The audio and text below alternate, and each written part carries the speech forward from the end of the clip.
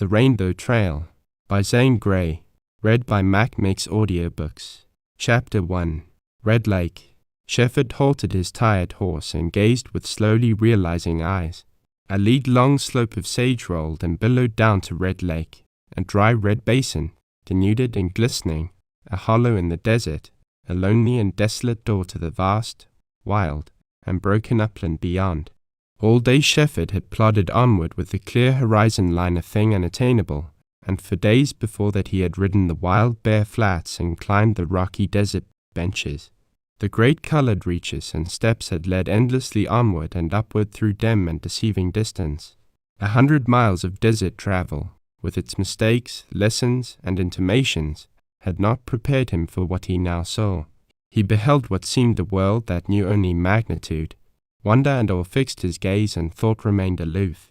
Then that dark and unknown northland flung a menace at him. An irresistible call had drawn him to this seamed and peaked border of Arizona, this broken battlemented wilderness of Utah upland, and at first sight they frowned upon him, as if to warn him not to search for what lay hidden beyond the ranges. But Shefford thrilled with both fear and exultation. That was the country which had been described to him. Far across the Red Valley, far beyond the ragged line of Black Mesa and Yellow Range, lay the wild canyon with its haunting secret. Red Lake must be his Rubicon. Either he must enter the unknown to seek, to strive, to find, or turn back and fail and never know and be always haunted.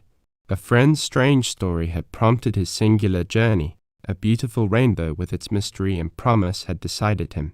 Once in his life he had answered a wild call to the kingdom of adventure within him, and once in his life he had been happy. But here in the horizon wide face of that upflung and cloven desert he grew cold. He faltered even while he felt more fatally drawn. As if impelled, Shefford started his horse down the sandy trail, but he checked his former far-reaching gaze. It was the month of April, and the waning sun lost heat and brightness. Long shadows crept down the slope ahead of him, and the scant sage deepened its gray. He watched the lizards shoot like brown streaks across the sand, leaving their slender tracks. He heard the rustle of pack rats as they darted into their brushy homes. The whir of a low-sailing hawk startled his horse. Like ocean waves the slope rose and fell, its hollows choked with sand, its ridgetops showing scantier growth of sage and grass and weed. The last ridge was a sand dune, beautifully ribbed and scalloped and lined by the wind, and from its knife-sharp crest a thin wavering sheet of sand blew, almost like smoke. Shefford wondered why the sand looked red at a distance, for here it seemed almost white. It rippled everywhere, clean and glistening, always leading down. Suddenly Shefford became aware of a house looming out of the bareness of the slope. It dominated that long white incline. Grim, lonely, forbidding, how strangely it harmonized with the surroundings. The structure was octagon-shaped, built of uncut stone, and resembled a fort. There was no door on the sides exposed to Shefford's gaze, but small apertures 2/3 the way up probably served as windows and portholes. The roof appeared to be made of poles covered with red earth. Like a huge cold rock on a wide plain, this house stood there on the windy slope. It was an outpost of the trader Presbry, of whom Shefford had heard at Flagstaff and Tuba. No living thing appeared in the limit of Shefford's vision. He gazed shudderingly at the unwelcoming habitation, at the dark eye-like windows, at the sweep of barren slope merging into the vast red valley, at the bold, bleak bluffs. Could anyone live here? The nature of that sinister valley forbade a home there, and the spirit of the place hovered in the silence and space. Shefford thought irresistibly of how his enemies would have consigned him to just such a hell. He thought bitterly and mockingly of the narrow congregation that had proved him a failure in the ministry, that had repudiated his ideas of religion and immortality and God, which had driven him, at the age of 24, from the calling forced upon him by his people. As a boy he had yearned to make himself an artist. His family had made him a clergyman. Fate had made him a failure only so far in his life. Something urged him to add, for in the lonely days and silent nights of the desert he had experienced a strange birth of hope. Adventure had called him, but it was a vague and spiritual hope, a dream of promise, a nameless attainment that fortified his wilder impulse. As he rode around a corner of the stone house his horse snorted and stopped. A lean, shaggy pony jumped at sight of him, almost displacing a red long-haired blanket that covered an Indian saddle. Quick thuds of hoofs and sand drew Shefford's attention to a corral made of peeled poles, and here he saw another pony. Shefford heard subdued voices. He dismounted and walked to an open door.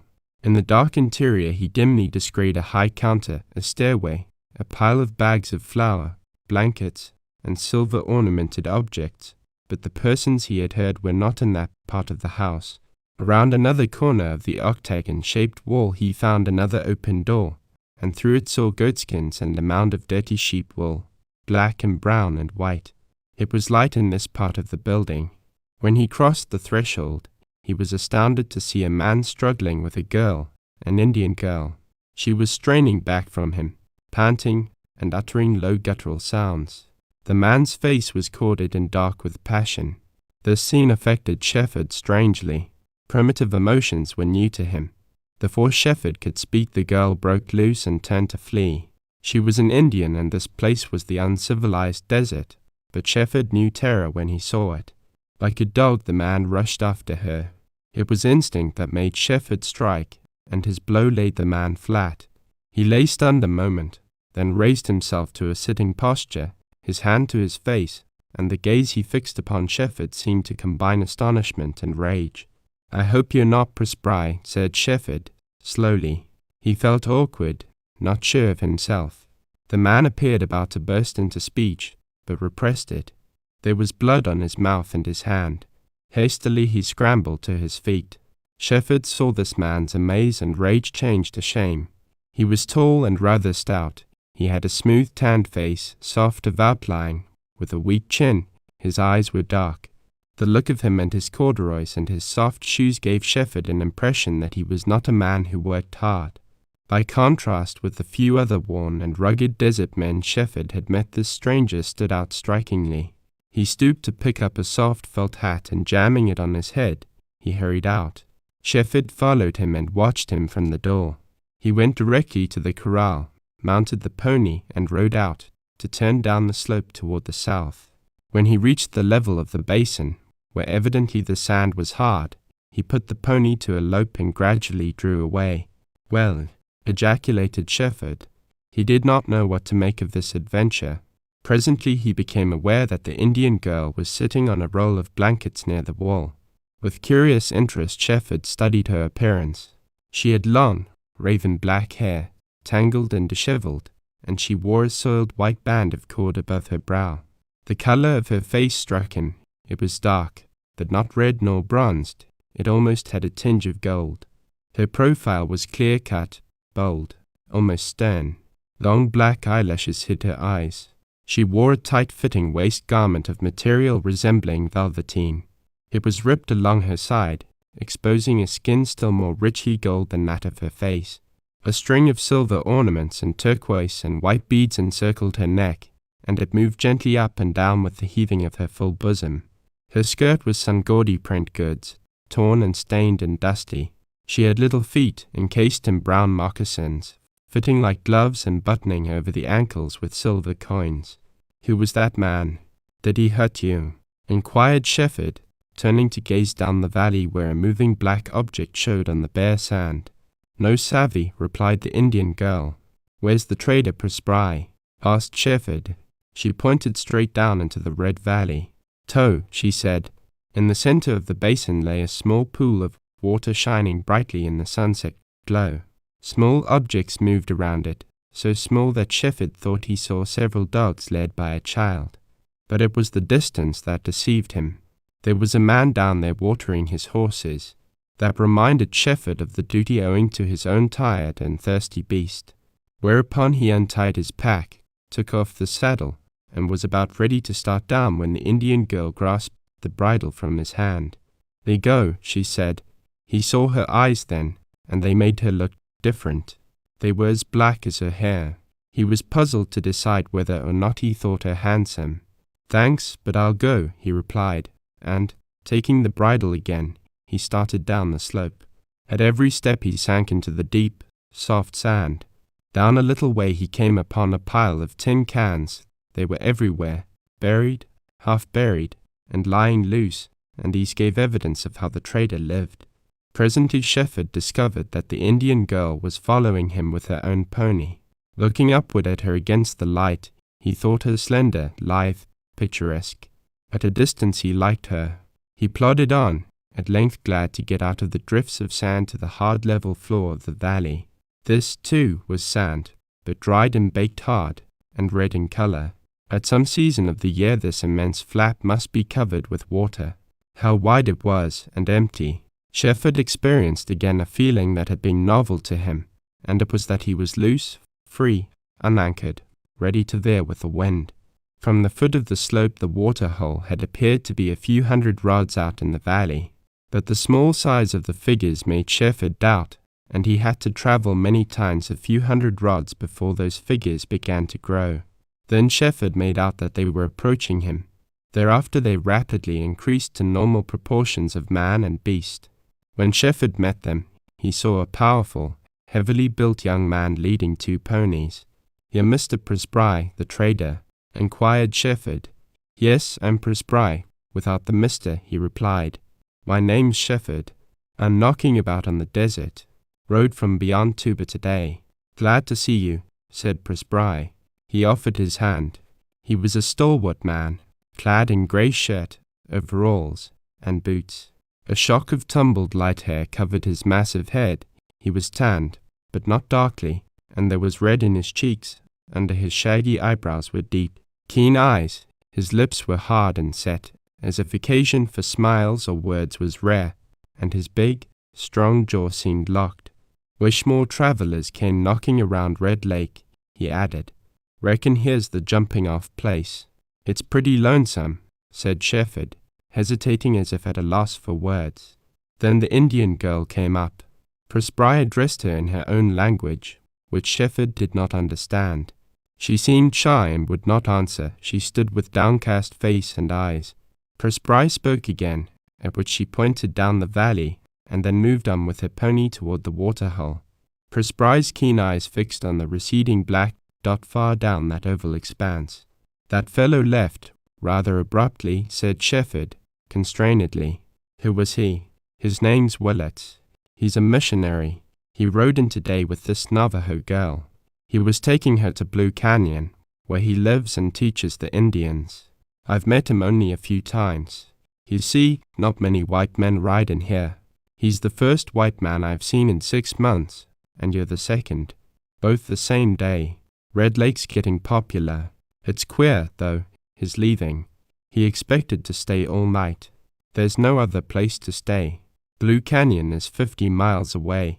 I'm sorry to say, no, I'm not sorry either, but I must tell you I was the cause of Mr. Willett's leaving," replied Shefford. "How so?" inquired the other. Then Shefford related the incident following his arrival. "Perhaps my action was hasty," he concluded, apologetically. "I didn't think. Indeed, I'm surprised at myself." Presbry made no comment, and his face was as hard to read as one of the distant bluffs. "But what did the man mean?" asked Shefford, conscious of a little heat. "I'm a stranger out here. I'm ignorant of Indians, how they're controlled. Still, I'm no fool. If Willets didn't mean evil, at least he was brutal." "He was teaching her religion," replied Presbry.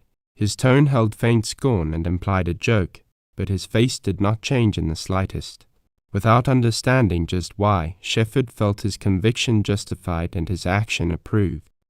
Then he was sensible of a slight shock of wonder and disgust. I was a minister of the gospel," he said to Presbry. "What you hint seems impossible. I can't believe it." "I didn't hint," replied Presbry, bluntly, and it was evident that he was a sincere, but close-mouthed, man. "Shefford, so you're a preacher. Did you come out here to try to convert the Indians?" "No, I said I was a minister. I am no longer. I'm just a wanderer." "I see. Well, the desert's no place for missionaries, but it's good for wanderers. They'll water your horse and take him up to the corral. You'll find some hay for him. I'll get grub ready." Shefford went on with his horse to the pool. The water appeared thick, green, murky, and there was a line of salty crust extending around the margin of the pool. The thirsty horse splashed in and eagerly bent his head. but he did not like the taste. Many times he refused to drink, yet always lowered his nose again. Finally he drank, though not his fill. Shefford saw the Indian girl drink from her hand. He scooped up a handful and found it too sour to swallow. When he turned to retrace his steps, she mounted her pony and followed him. A golden flare lit up the western sky, and silhouetted dark and lonely against it stood the trading post. Upon his return Shefford found the wind rising, and it chilled him. When he reached the slope, thin grey sheets of sand were blowing low, rising, whipping, falling, sweeping along with soft silken rustle. Sometimes the grey veils hid his boots. It was a long, toilsome climb up that yielding, dragging ascent, and he had already been lame and tired. By the time he had put his horse away, twilight was everywhere except in the west. The Indian girl left her pony in the corral and came like a shadow toward the house. Shefford had difficulty in finding the foot of the stairway. He climbed to enter a large loft, lighted by 2 lamps. Presbry was there, kneading biscuit dough in a pan. "Make yourself comfortable," he said. The huge loft was the shape of a half-octagon. A door opened upon the valley side, and here, too, there were windows. How attractive the place was in comparison with the impressions gained from the outside. The furnishings consisted of Indian blankets on the floor, 2 beds, a desk and table, several chairs and a couch, a gun rack full of rifles, innumerable silver-ornamented belts, bridles, and other Indian articles upon the walls, and in one corner a wood-burning stove with tea kettles steaming, and a great cupboard with shelves packed full of canned foods. Shefford leaned in the doorway and looked out. Beneath him on a roll of blankets sat the Indian girl, silent and motionless. He wondered what was in her mind, what she would do, how the trader would treat her. The slope now was a long slant of sheeted moving shadows of sand. Dusk had gathered in the valley. The bluffs loomed beyond. A pale star twinkled above. Shefford suddenly became aware of the intense nature of the stillness about him. Yet, as he listened to this silence, he heard an intermittent and immeasurably low moan, a fitful, mournful murmur. Assuredly it was only the wind. Nevertheless, it made his blood run cold. It was a different wind from that which had made music under the eaves of his Illinois home. This was a lonely, haunting wind, with desert hunger in it, and more which he could not name. Shefford listened to this spirit-brooding sound while he watched night envelop the valley. How black, how thick the mantle! Yet it brought no comforting sense of close-folded protection, of walls of soft sleep, of a home. Instead there was the feeling of space, of emptiness, of an infinite hall down which a mournful wind swept streams of murmuring sand. "Well, grub's about ready," said Presbry. "Got any water?" asked Shefford. "Sure, there in the bucket. It's rainwater. I have a tank here." Shefford's sore and blistered face felt better after he had washed off the sand and alkali dust. Better not wash your face often while you're in the desert. "Bad plan," went on Presbry, noting how gingerly his visitor had gone about his ablutions. "Well, come and eat." Shefford marked that if the trader did live a lonely life he fared well. There was more on the table than twice 2 men could have eaten. It was the first time in 4 days that Shefford had sat at a table, and he made up for lost opportunity. His host's actions indicated pleasure, yet the strange, hard face never relaxed, never changed. When the meal was finished, Presbry declined assistance, had a generous thought of the Indian girl, who, he said, could have a place to eat and sleep downstairs, and then with the skill and dispatch of an accomplished housewife cleared the table, after which work he filled a pipe and evidently prepared to listen. It took only one question for Shefford to find that the trader was starved for news of the outside world, and for an hour Shefford fed that appetite, even as he had been done by. But when he had talked himself out, there seemed indication of Presbry being more than a good listener. "How'd you come in?" he asked, presently. "By Flagstaff, across the Little Colorado, and through Moncopai. Did you stop at Monave?"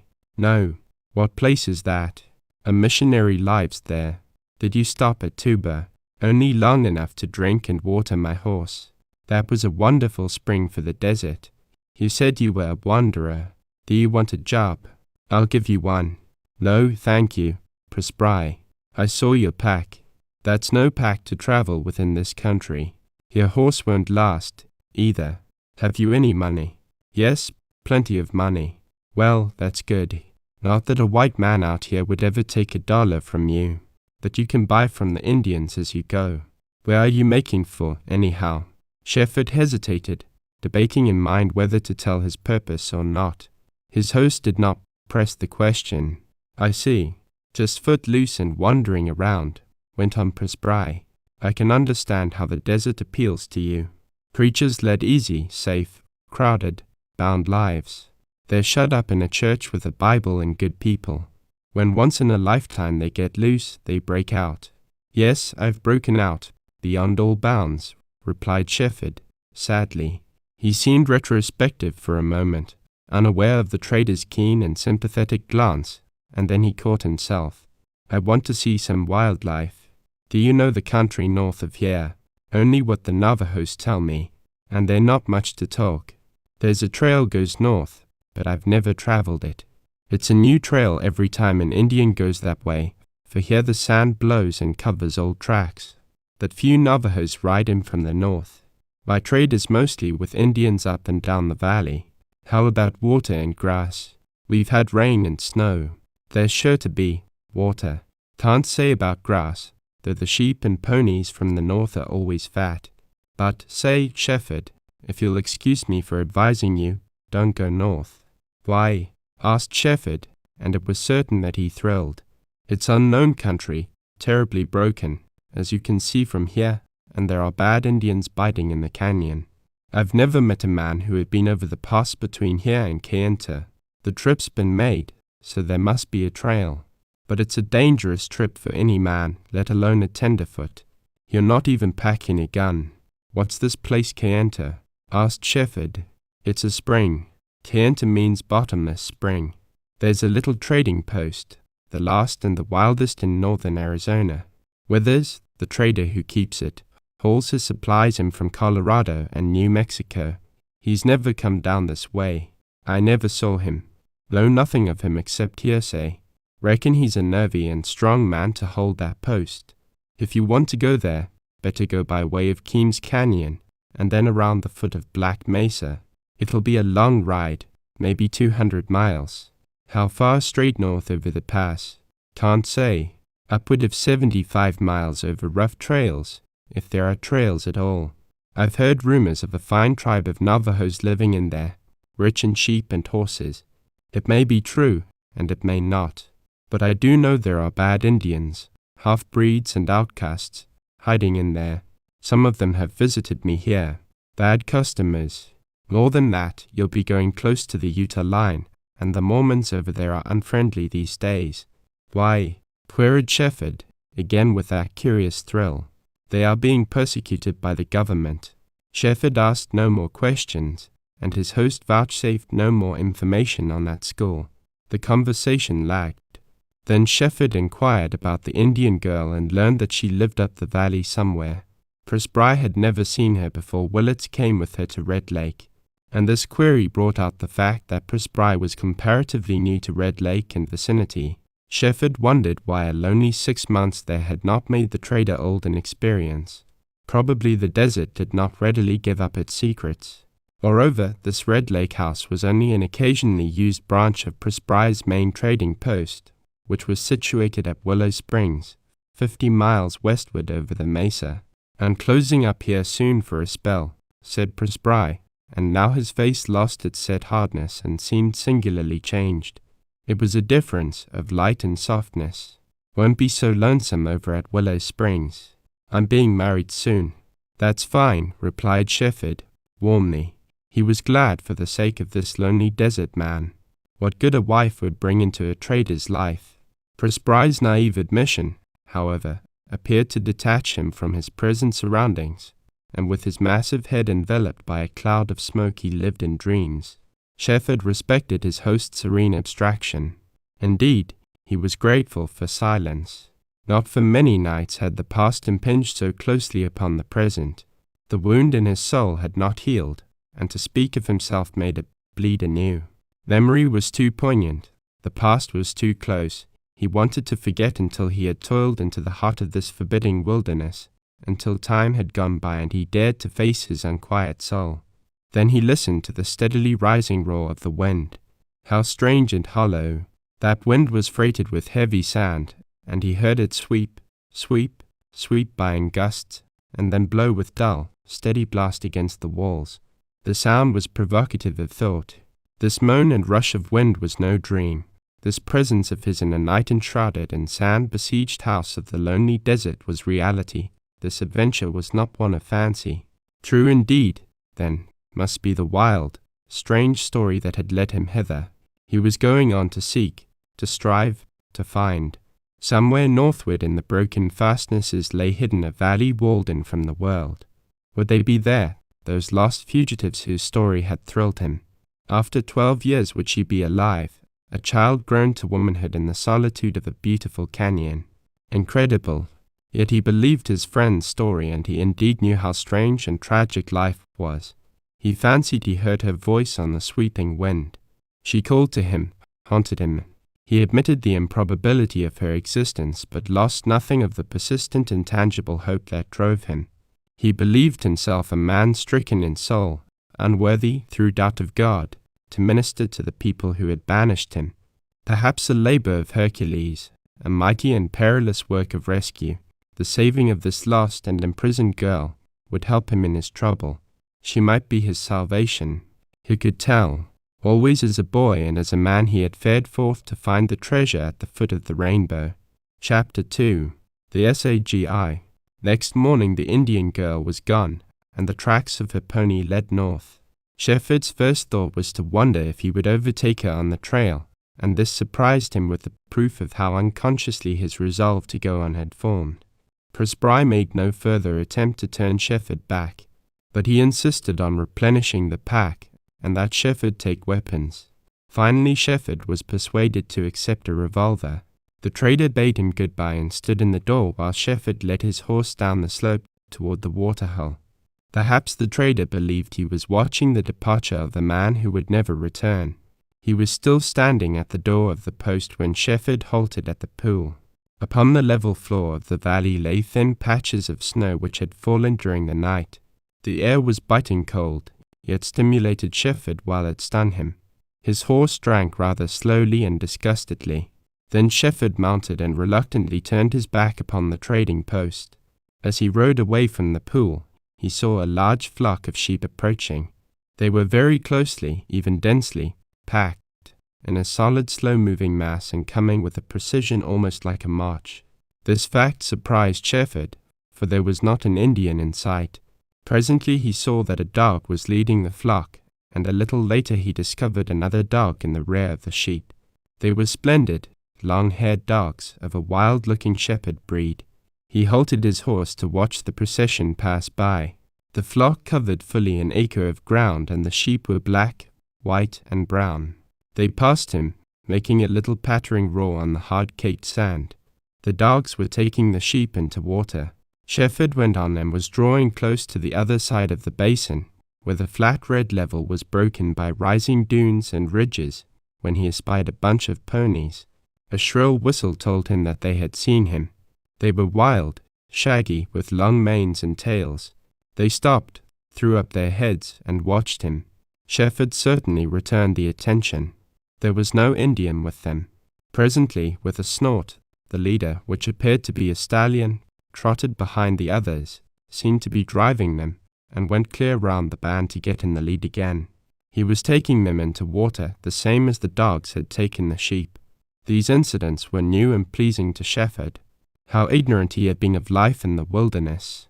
Once more he received subtle intimations of what he might learn out in the open, and it was with a less weighted heart that he faced the gateway between the huge yellow bluffs on his left and the slow rise of ground to the black mesa on his right.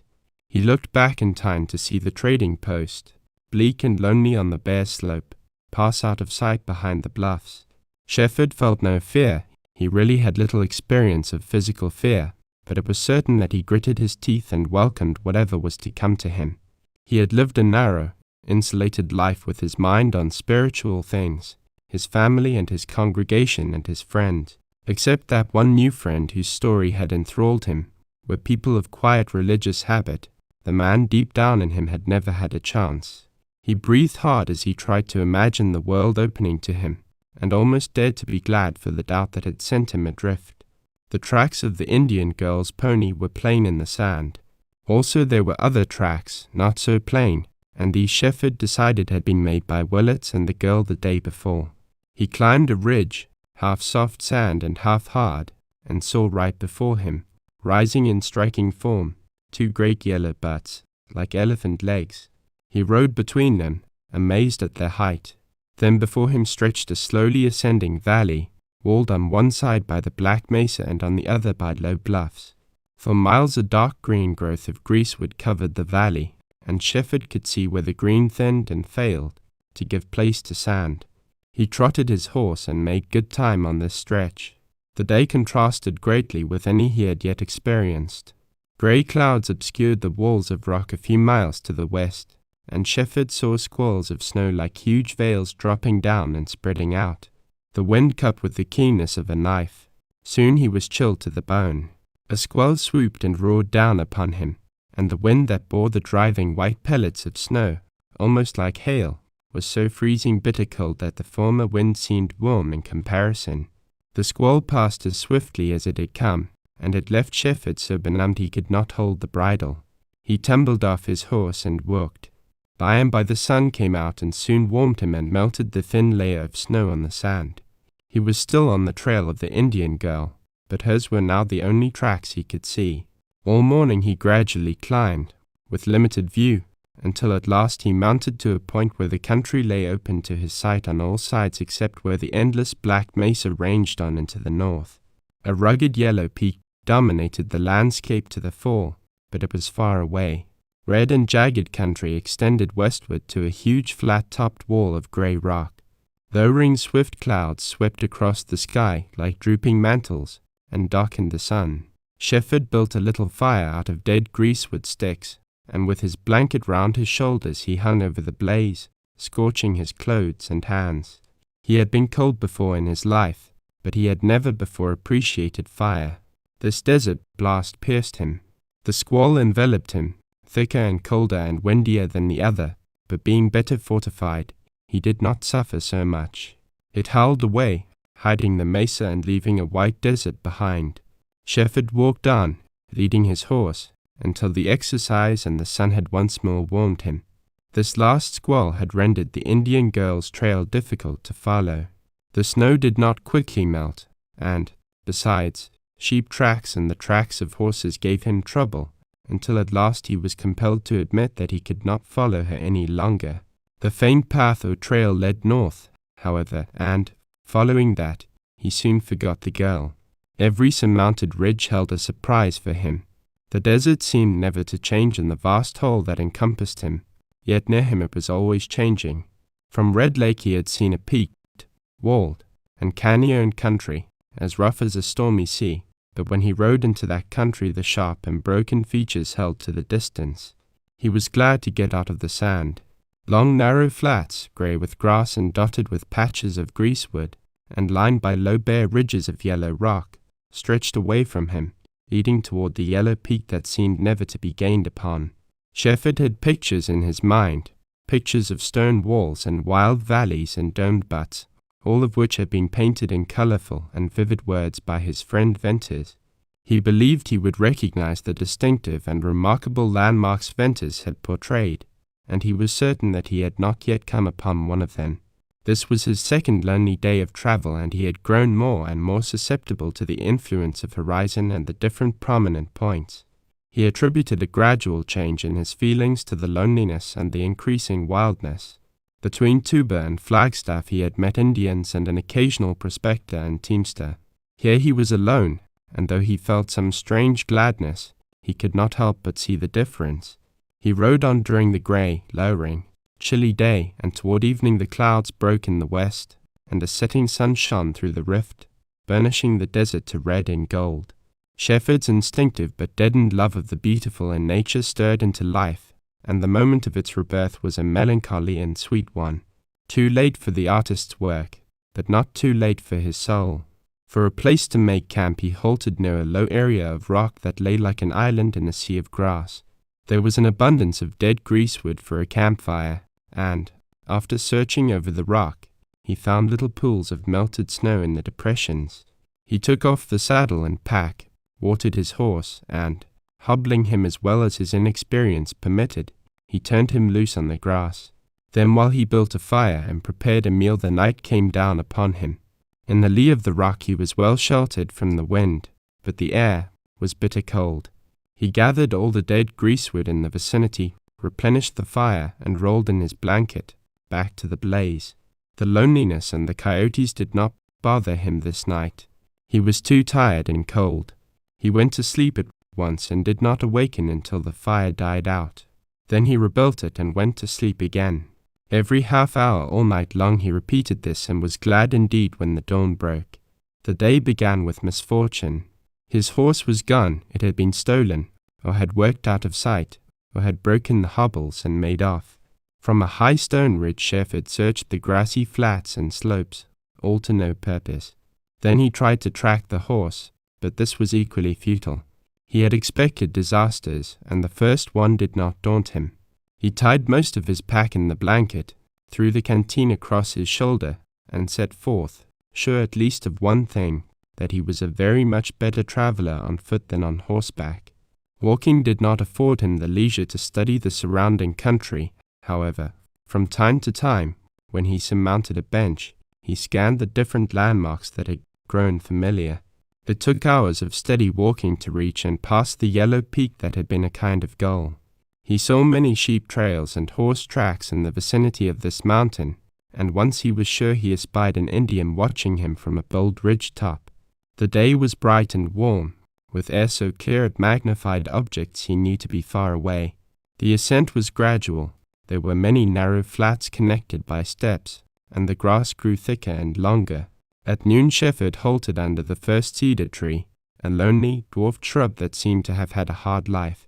From this point the rise of ground was more perceptible, and straggling cedars led the eye on to a purple slope that merged into green of pinon and pine. Could that purple be the sage Ventus had so feelingly described, or was it merely the purple of deceiving distance? Whatever it might be, it gave Shefford a thrill and made him think of the strange, shy, and lovely woman Ventus had won out here in this purple sage country. He calculated that he had ridden 30 miles the day before and had already travelled 10 miles today, and therefore could hope to be in the pass before night. Shefford resumed his journey with too much energy and enthusiasm to think of being tired, and he discovered presently that the straggling cedars and the slope beyond were much closer than he had judged them to be. He reached the sage to find it grey instead of purple, yet it was always purple a little way ahead, and if he half shut his eyes, it was purple near at hand. He was surprised to find that he could not breathe freely, or it seemed so, and soon made the discovery that the sweet, pungent, penetrating fragrance of sage and cedar had this strange effect upon him. This was an exceedingly dry and odorous forest, where every open space between the clumps of cedars was choked with luxuriant sage. The pinyons were higher up on the mesa and the pines still higher. Shefford appeared to lose himself. There were no trails. The black mesa on the right and the wall of stone on the left could not be seen, but he pushed on with what was either singular confidence or rash impulse, and he did not know whether that slope was long or short. Once at the summit he saw with surprise that it broke abruptly, and the descent was very steep and short on that side. Through the trees he once more saw the black mesa, rising to the dignity of a mountain, and he had glimpses of another flat, narrow valley, this time with a red wall running parallel with the mesa. He could not help but hurry down to get an unobstructed view. His eagerness was rewarded by a splendid scene, yet to his regret he could not force himself to believe it had any relation to the pictured scenes in his mind. The valley was 1/2 a mile wide, perhaps several miles long, and it extended in a curve between the cedar-sloped mesa and a looming wall of red stone. There was not a bird or a beast in sight. He found a well-defined trail, but it had not been recently used. He passed a low structure made of peeled logs and mud, with a dark opening like a door. It did not take him many minutes to learn that the valley was longer than he had calculated. He walked swiftly and steadily in spite of the fact that the pack had become burdensome. What lay beyond the jutting corner of the mesa had increasing fascination for him and acted as a spur. At last he turned the corner, only to be disappointed at sight of another cedar slope. He had a glimpse of a single black shaft of rock rising far in the distance, and it disappeared as his striding forward made the crest of the slope rise toward the sky. Again his view became restricted, and he lost the sense of a slow and gradual uplift of rock and an increase in the scale of proportion. Halfway up this ascent he was compelled to rest, and again the sun was slanting low when he entered the cedar forest. Soon he was descending, and he suddenly came into the open to face a scene that made his heart beat thick and fast. He saw lofty crags and cathedral spires, and a wonderful canyon winding between huge beetling red walls. He heard the murmur of flowing water.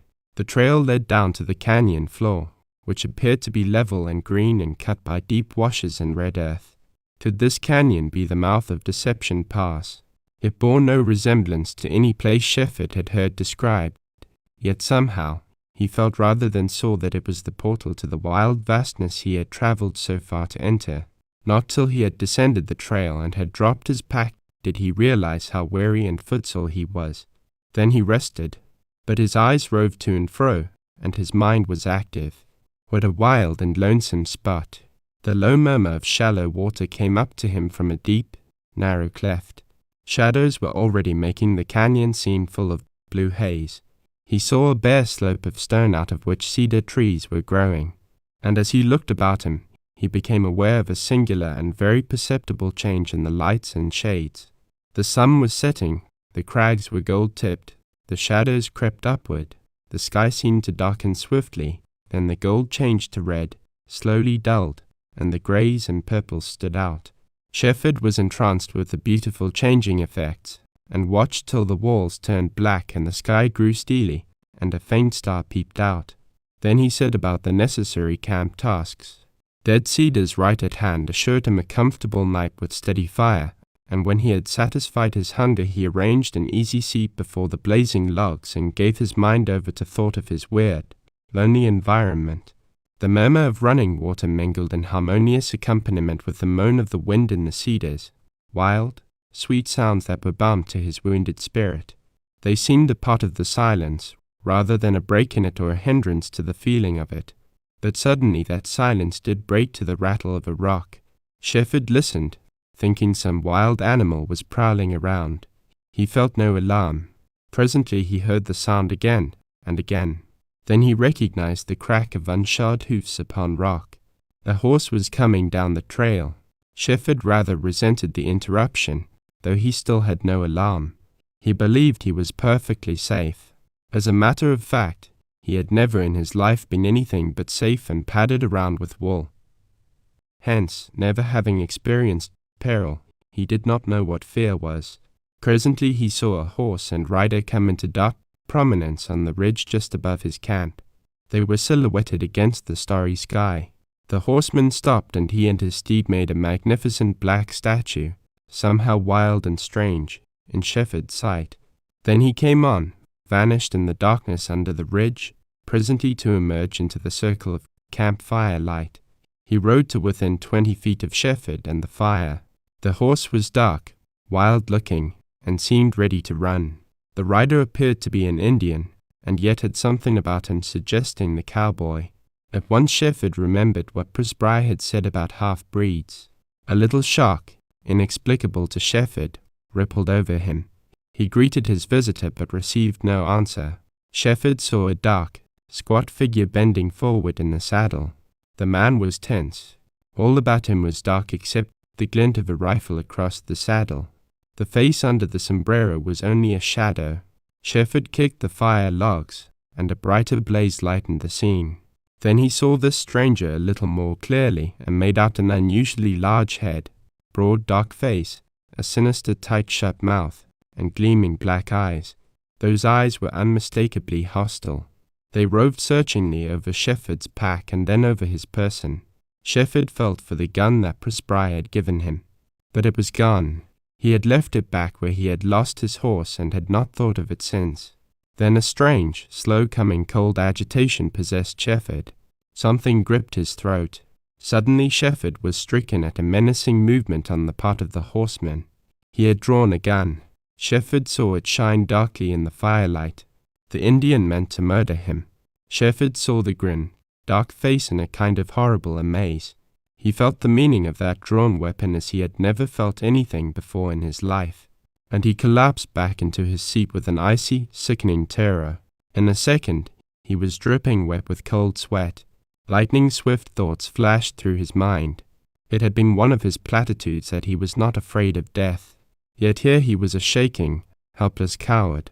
What had he learned about either life or death? Would this dark savage plunge him into the unknown? It was then that Shefford realized his hollow philosophy and the bittersweetness of life. He had a brain and a soul, and between them he might have worked out his salvation. But what were they to this ruthless night wanderer, this raw and horrible wildness of the desert? Incapable of voluntary movement, with tongue cleaving to the roof of his mouth, Shefford watched the horseman and the half-poised gun. It was not yet leveled. Then it dawned upon Shefford that the stranger's head was turned a little, his ear to the wind. He was listening. His horse was listening. Suddenly he straightened up, wheeled his horse, and trotted away into the darkness. But he did not climb the ridge down which he had come. Shefford heard the click of hoofs upon the stony trail. Other horses and riders were descending into the canyon. They had been the cause of his deliverance, and in the relaxation of feeling he almost fainted. Then he sat there, slowly recovering, slowly ceasing to tremble, divining that this situation was somehow to change his attitude toward life. 3 horses, 2 with riders, moved in dark shapes across the skyline above the ridge, disappeared as had Shefford's first visitor, and then rode into the light. Shefford saw 2 Indians, a man and a woman, then with surprise recognized the latter to be the Indian girl he had met at Red Lake. He was still more surprised to recognize in the 3rd horse the one he had lost at the last camp. Shefford rose, a little shaky on his legs, to thank these Indians for a double service. The man slipped from his saddle and his moccasined feet thudded lightly. He was tall, lithe, erect, a singularly graceful figure, and as he advanced Shefford saw a dark face and sharp, dark eyes. The Indian was bareheaded, with his hair bound in a band. He resembled the girl but appeared to have a finer face. "How do?" he said in a voice low and distinct. He extended his hand, and Shefford felt a grip of steel. He returned the greeting. Then the Indian gave Shefford the bridle of the horse and made signs that appeared to indicate the horse had broken his hobbles and strayed. Shefford thanked him. Thereupon the Indian unsaddled and led the horses away, evidently to water them. The girl remained behind. Shefford addressed her, but she was shy and did not respond.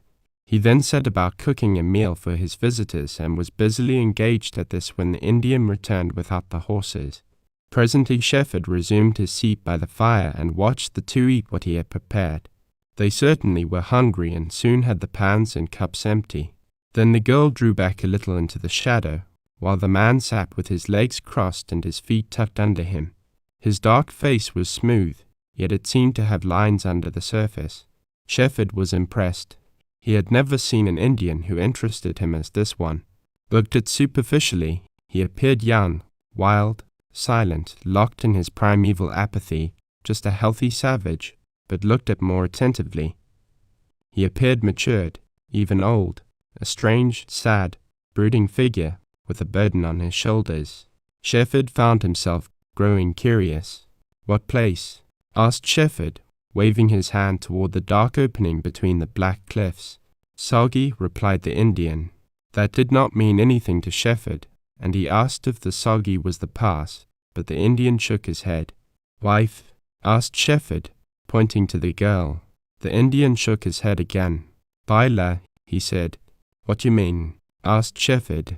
"What baila?" "Sister," replied the Indian. He spoke the word reluctantly, as if the white man's language did not please him, but the clearness and correct pronunciation surprised Shefford. "What name? What call her?" he went on. "Glen Nasper." "What your name?" inquired Shefford, indicating the Indian. "Last Tarbiga," answered the Indian. "Navajo." The Indian bowed with what seemed pride and stately dignity. "My name John Shefford." Come far way back toward rising sun. Come stay here long. Nas Tobigaz's dark eyes were fixed steadily upon Shefford. He reflected that he could not remember having felt so penetrating a gaze. But neither the Indian's eyes nor face gave any clue to his thoughts. Navajo no savvy Jesus Christ, said the Indian, and his voice rolled out low and deep. Shefford felt both amaze and pain. The Indian had taken him for a missionary. No, me no missionary, cried Shefford, and he flung up a passionately repudiating hand. A singular flash shot from the Indian's dark eyes. It struck Shefford even at this stinging moment when the past came back. Trade, buy wool, blanket. Queried Nas Tolbigar. No, replied Shefford. He want ride, wilk far. He waved his hand to indicate a wide sweep of territory. Me sick. Nas Tolbigar laid a significant finger upon his lungs. No, replied Shefford. Be strong. Sick here. And with motions of his hands he tried to show that his was a trouble of the heart.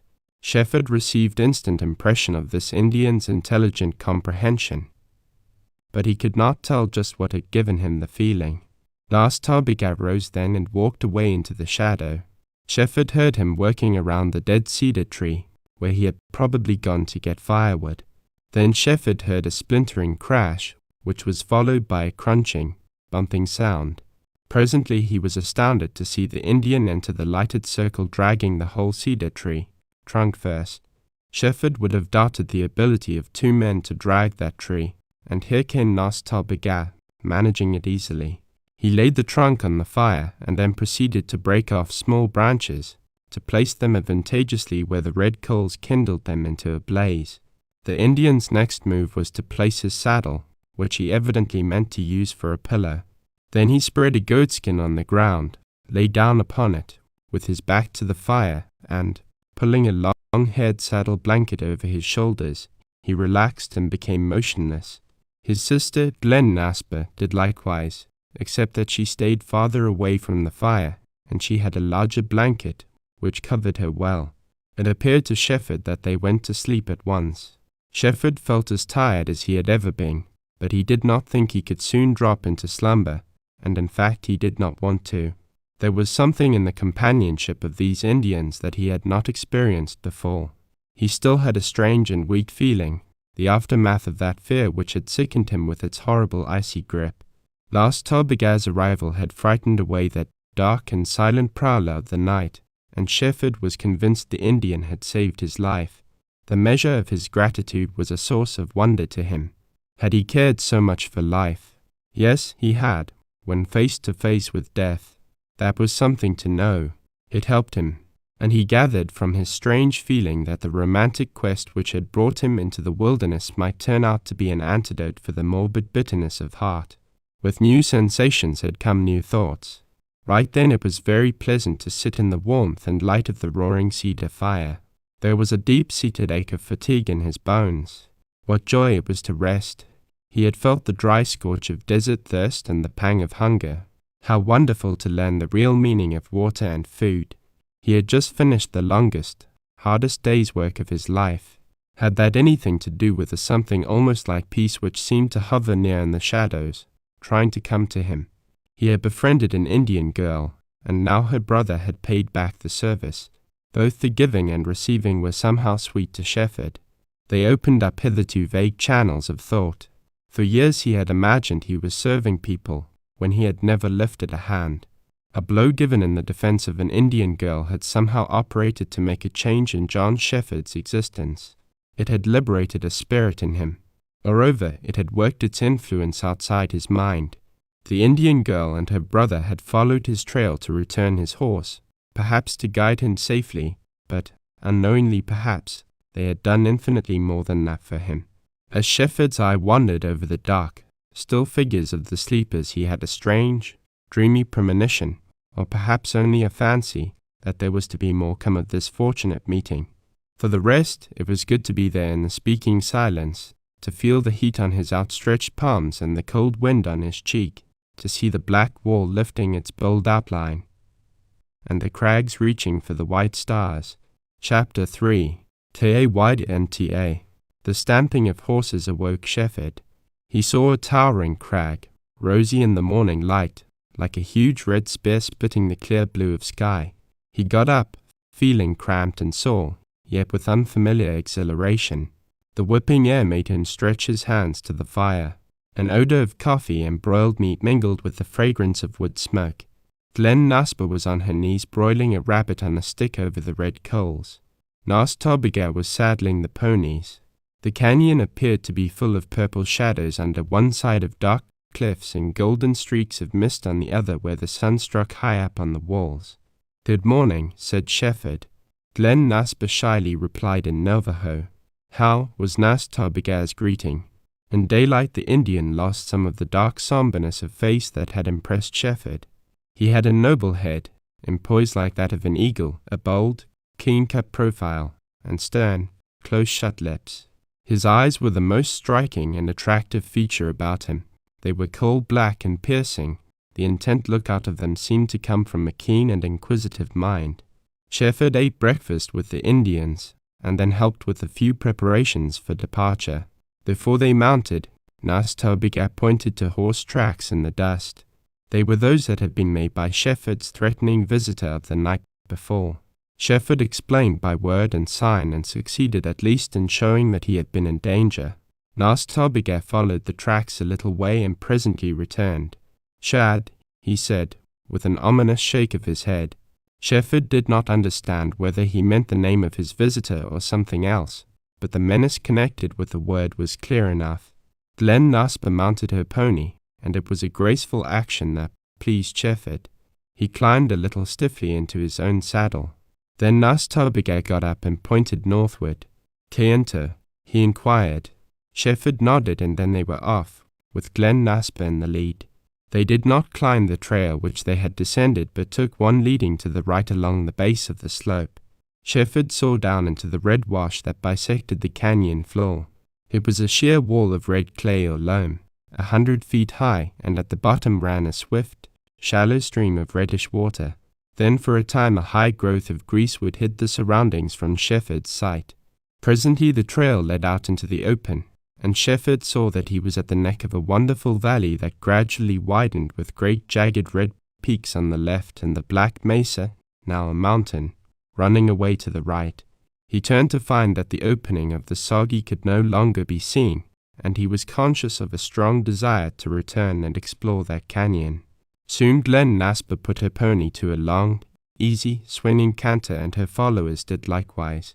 As they got outward into the valley, Shefford lost the sense of being overshadowed and crowded by the nearness of the huge walls and crags. The trail appeared level underfoot, but at a distance it was seen to climb. Shefford found where it disappeared over the foot of a slope that formed a graceful rising line up to the serrated flank of the mesa. The valley floor, widening away to the north, remained level and green. Beyond rose the jagged range of red peaks, all strangely cut and slanting. These distant deceiving features of the country held Shefford's gaze until the Indian drew his attention to things near at hand. Then Shefford saw flocks of sheep dotting the grey-green valley and bands of beautiful long-maned, long-tailed ponies. For several miles the scene did not change except that Shefford imagined he came to see where the upland plain ended or at least broke its level.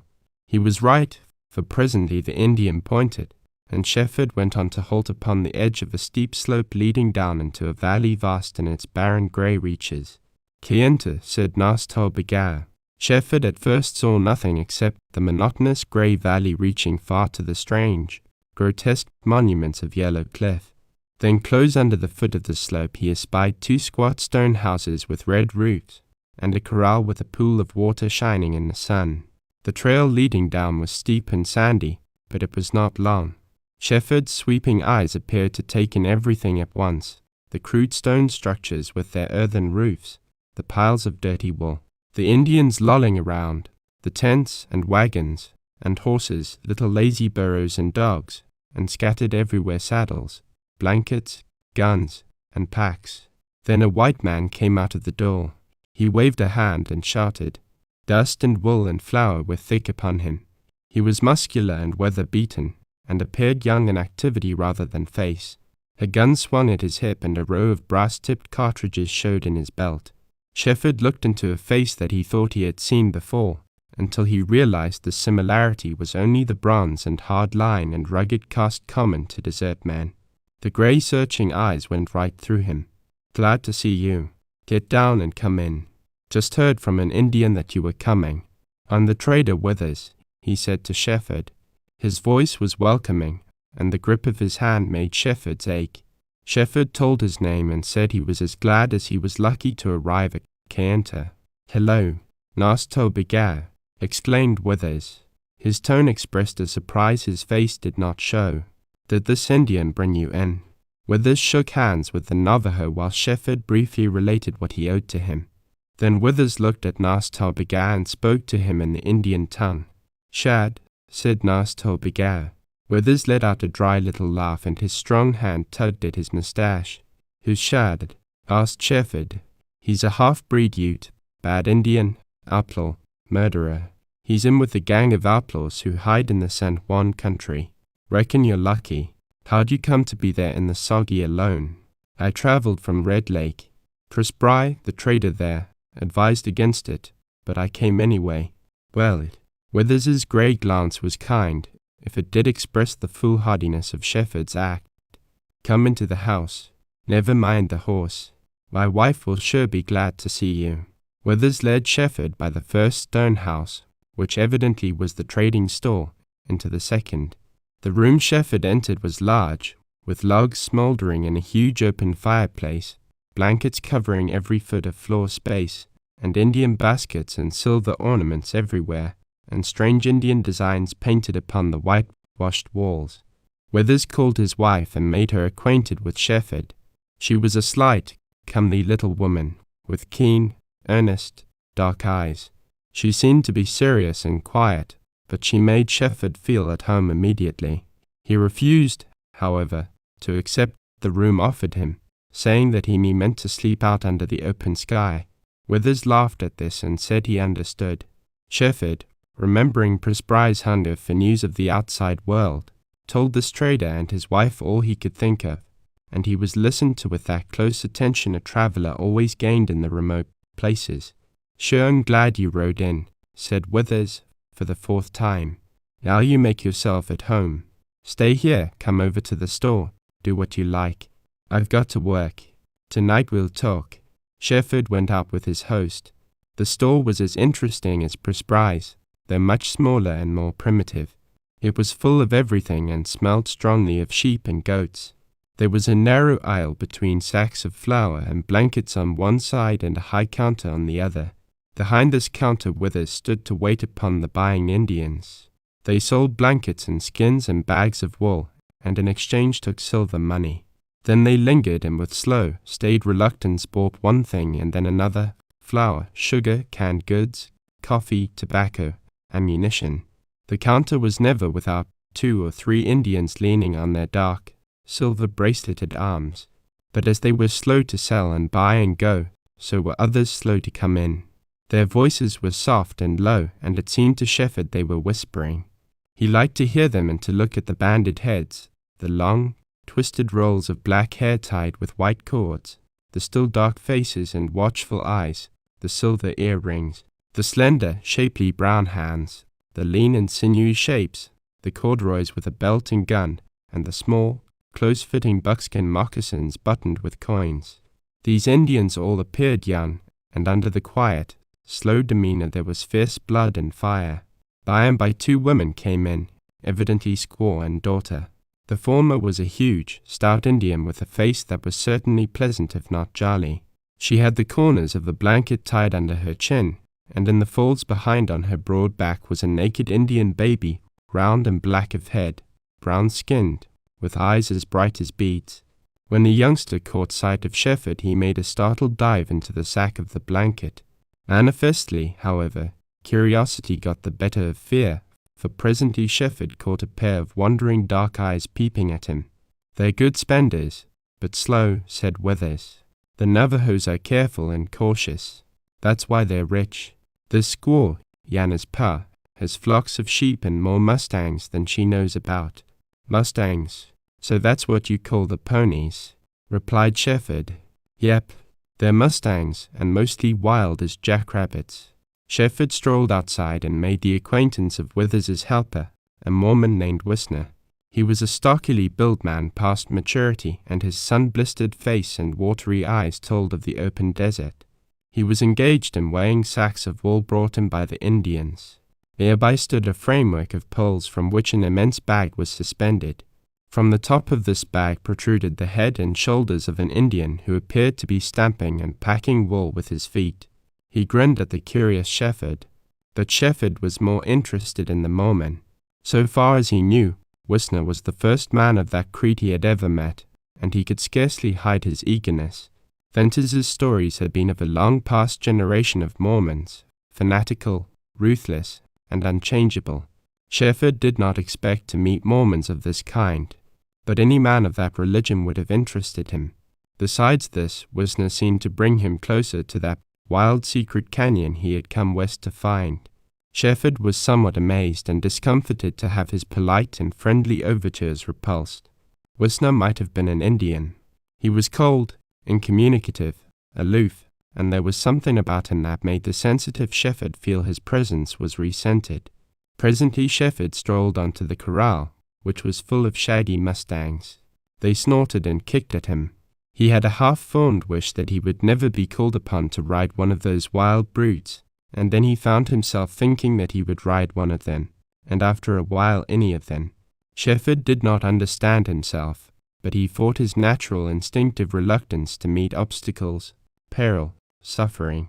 He traced the white-bordered little stream that made the pool in the corral, and when he came to where it oozed out of the sand under the bluff, he decided that was not the spring which had made Kayenta famous. Presently down below the trading post he saw a trough from which burros were drinking. Here he found the spring, a deep well of eddying water walled in by stones, and the overflow made a shallow stream meandering away between its borders of alkali, like a crust of salt. Shefford tasted the water, a bit, but it was good.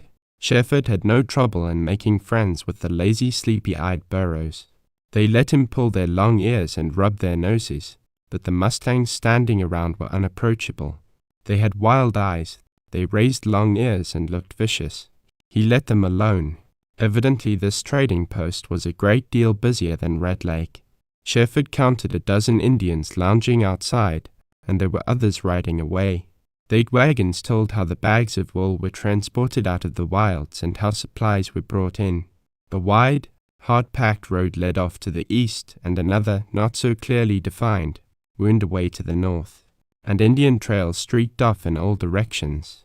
Shefford discovered, however, when he had walked off a mile or so across the valley to lose sight of the post, that the feeling of wildness and loneliness returned to him. It was a wonderful country. It held something for him besides the possible rescue of an imprisoned girl from a wild canyon.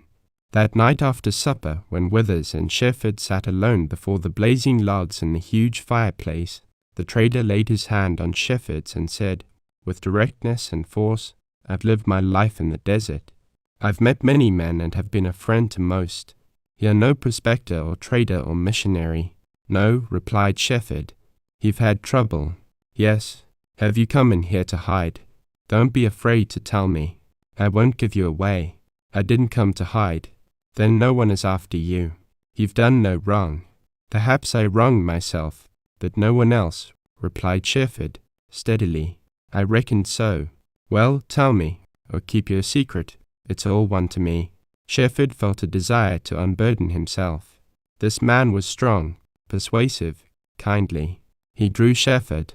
"You're welcome in Kayenta," went on Withers. "Stay as long as you like. I take no pay from a white man. If you want work, I have it aplenty." "Thank you. That is good. I need to work. We'll talk of it later. But just yet I can't tell you why I came to Kayenta, what I want to do, how long I shall stay. My thoughts put in words would seem so like dreams. Maybe they are dreams. Perhaps I'm only chasing a phantom. Perhaps I'm only hunting the treasure at the foot of the rainbow." "Well, this is the country for rainbows," laughed Withers. "In summer from June to August when it storms, we have rainbows that'll make you think you're in another world. The Navajos have rainbow mountains, rainbow canyons, rainbow bridges of stone. rainbow trails. It sure is rainbow country. That deep and mystic chord in Shefford thrilled. Here it was again, something tangible at the bottom of his dream. Withers did not wait for Shefford to say any more, and almost as if he read his visitor's mind, he began to talk about the wild country he called home. He had lived at Cantor for several years, hard and profitless years by reason of marauding outlaws. He could not have lived there at all but for the protection of the Indians. His father-in-law had been friendly with the Navajos and Paiutes for many years, and his wife had been brought up among them. She was held in peculiar reverence and affection by both tribes in that part of the country. Probably she knew more of the Indians' habits, religion, and life than any white person in the West. Both tribes were friendly and peaceable, but there were bad Indians, half-breeds, and outlaws that made the trading post a venture Withers had long considered precarious, and he wanted to move and intended to someday. His nearest neighbors in New Mexico and Colorado were 100 miles distant, and at some seasons the roads were impassable. To the north, however, 20 miles or so, was situated a Mormon village named Stonebridge. It lay across the Utah line. Withers did some business with this village, but scarcely enough to warrant the risks he had to run. During the last year he had lost several packed trains, one of which he had never heard of after it left Stonebridge. Stonebridge, exclaimed Shefford, and he trembled. He had heard that name. In his memory it had a place beside the name of another village Shefford longed to speak of to this trader. Yes, Stonebridge, replied Withers. Ever heard the name? I think so. Are there other villages in that part of the country? A few, but not close. Glaze is now only a water-hole. Bluff and Monticello are far north across the San Juan. There used to be another village, but that wouldn't interest you. Maybe it would, replied Shefford, quietly, but his hint was not taken by the trader. Withers suddenly showed a semblance of the aloofness Shefford had observed in Wisner. Withers, pardon an impertinence, I am deeply serious. Are you a Mormon? Indeed I'm not, replied the trader instantly. Are you for the Mormons or against them? Neither. I get along with them. I know them. I believe they are a misunderstood people. That's for them. No, I'm only fair-minded. Shefford paused, trying to curb his thrilling impulse, but it was too strong. You said there used to be another village. Was the name of it Cottonwoods? Withers gave a start and faced round to stare at Shefford in blank astonishment. Say, did you give me a straight story about yourself? He queried sharply. So far as I went, replied Shefford. You're no spy on the lookout for sealed wives. Absolutely not. I don't even know what you mean by sealed wives. Well, it's damn strange that you'd know the name Cottonwoods. Yes, that's the name of the village I meant, the one that used to be. It's gone now, all except a few stone walls. What became of it? Torn down by Mormons years ago. They destroyed it and moved away. I've heard Indians talk about a grand spring that was there once. It's gone, too. Its name was, let me see, Amber Spring, interrupted Shefford. By George, you're right, rejoined the trader, again amazed. Shefford, this beats me. I haven't heard that name for 10 years. I can't help seeing what a tenderfoot, stranger you are to the desert. Yet, here you are, speaking of what you should know nothing of. And there's more behind this. Shefford rose, unable to conceal his agitation. Did you ever hear of a rider named Venters? Rider? You mean a cowboy? Venters? No, I never heard that name. Did you ever hear of a gunman named Lassiter? Queried Shefford, with increasing emotion. No. Did you ever hear of a Mormon woman named Jane Withersteen? No. Shefford drew his breath sharply. He had followed a gleam. He had caught a fleeting glimpse of it. Did you ever hear of a child, a girl, a woman called Fay Larkin? Withers rose slowly with a paling face. If you're a spy it'll go hard with you, though I'm no Mormon, he said, grimly. Shefford lifted a shaking hand. I was a clergyman. Now I'm nothing, a wanderer, least of all a spy. Withers leaned closer to see into the other man's eyes. He looked long and then appeared satisfied. I've heard the name Fay Larkin, he said, slowly. I reckon that's all I'll say till you tell your story. Shefford stood with his back to the fire, and he turned the palms of his hands to catch the warmth. He felt cold.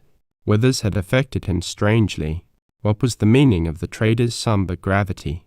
Why was the very mention of Mormons attended by something austere and secret? "My name is John Shefford. I am 24, began Shefford. "My family," here a knock on the door interrupted Shefford. "Come in," called Withers.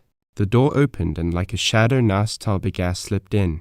He said something in Navajo to the trader. "How," he said to Shefford, and extended his hand.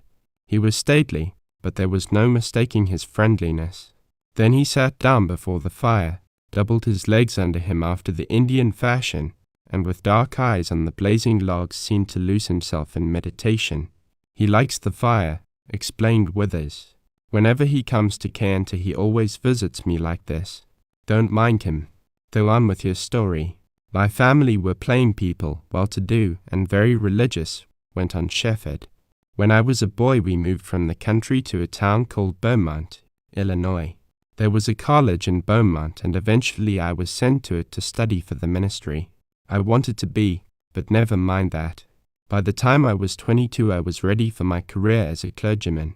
I preached for a year around at different places and then got a church in my hometown of Beaumont.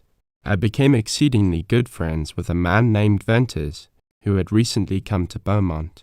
He was a singular man.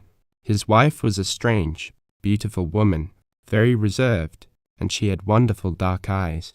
They had money and were devoted to each other, and perfectly happy.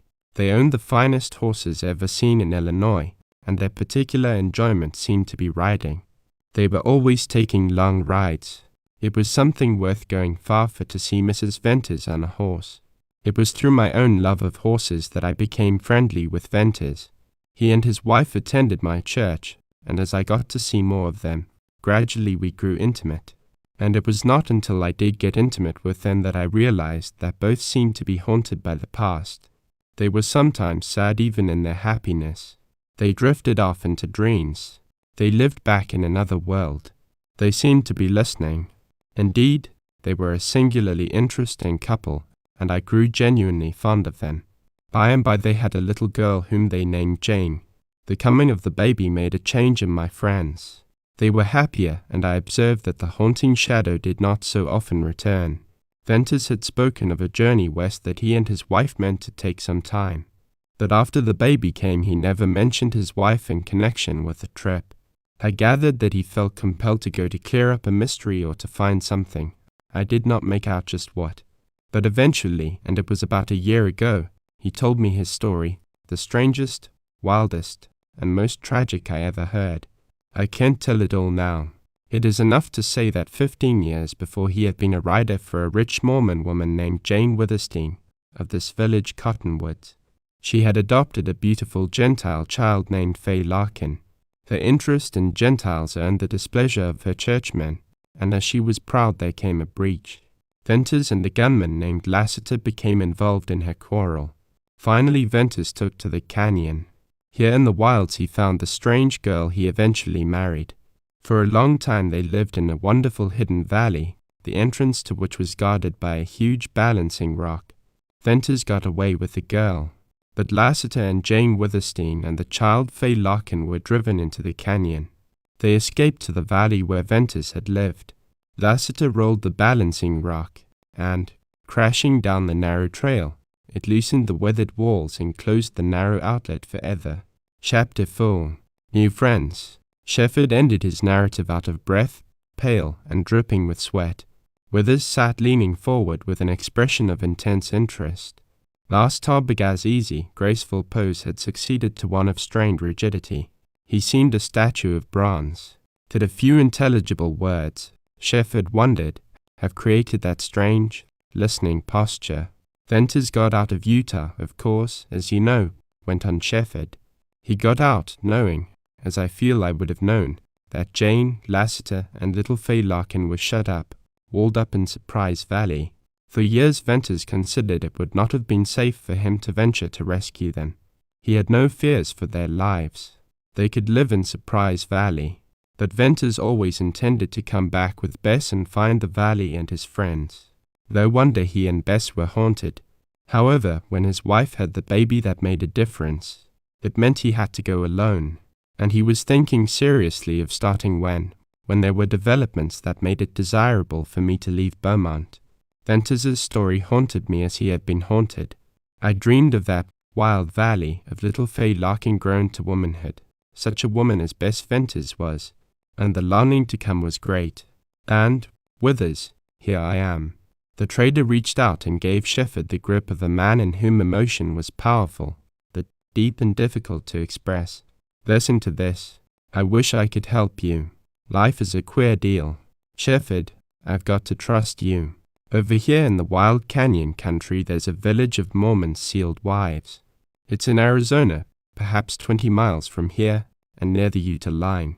When the United States government began to persecute or prosecute the Mormons for polygamy, the Mormons over here in Stonebridge took their sealed wives and moved them out of Utah, just across the line.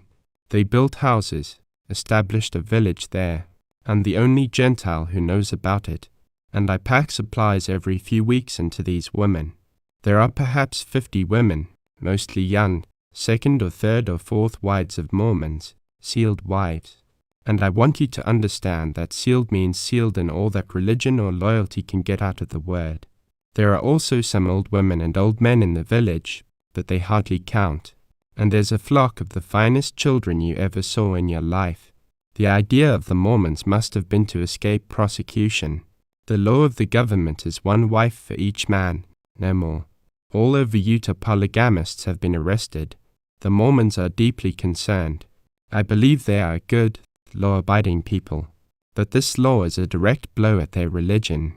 In my opinion, they can't obey both, and therefore they have not altogether given up plural wives. Perhaps they will some day. I have no proof, but I believe the Mormons of Stonebridge pay secret night visits to their sealed wives across the line in the lonely, hidden village. Now once over in Stonebridge I overheard some Mormons talking about a girl who was named Fay Larkin.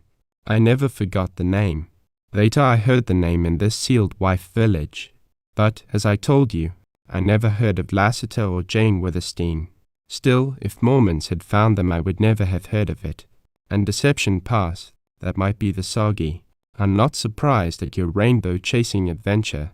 It's a great story. This Fay Larkin I've heard of might be your Fay Larkin. I almost believe so.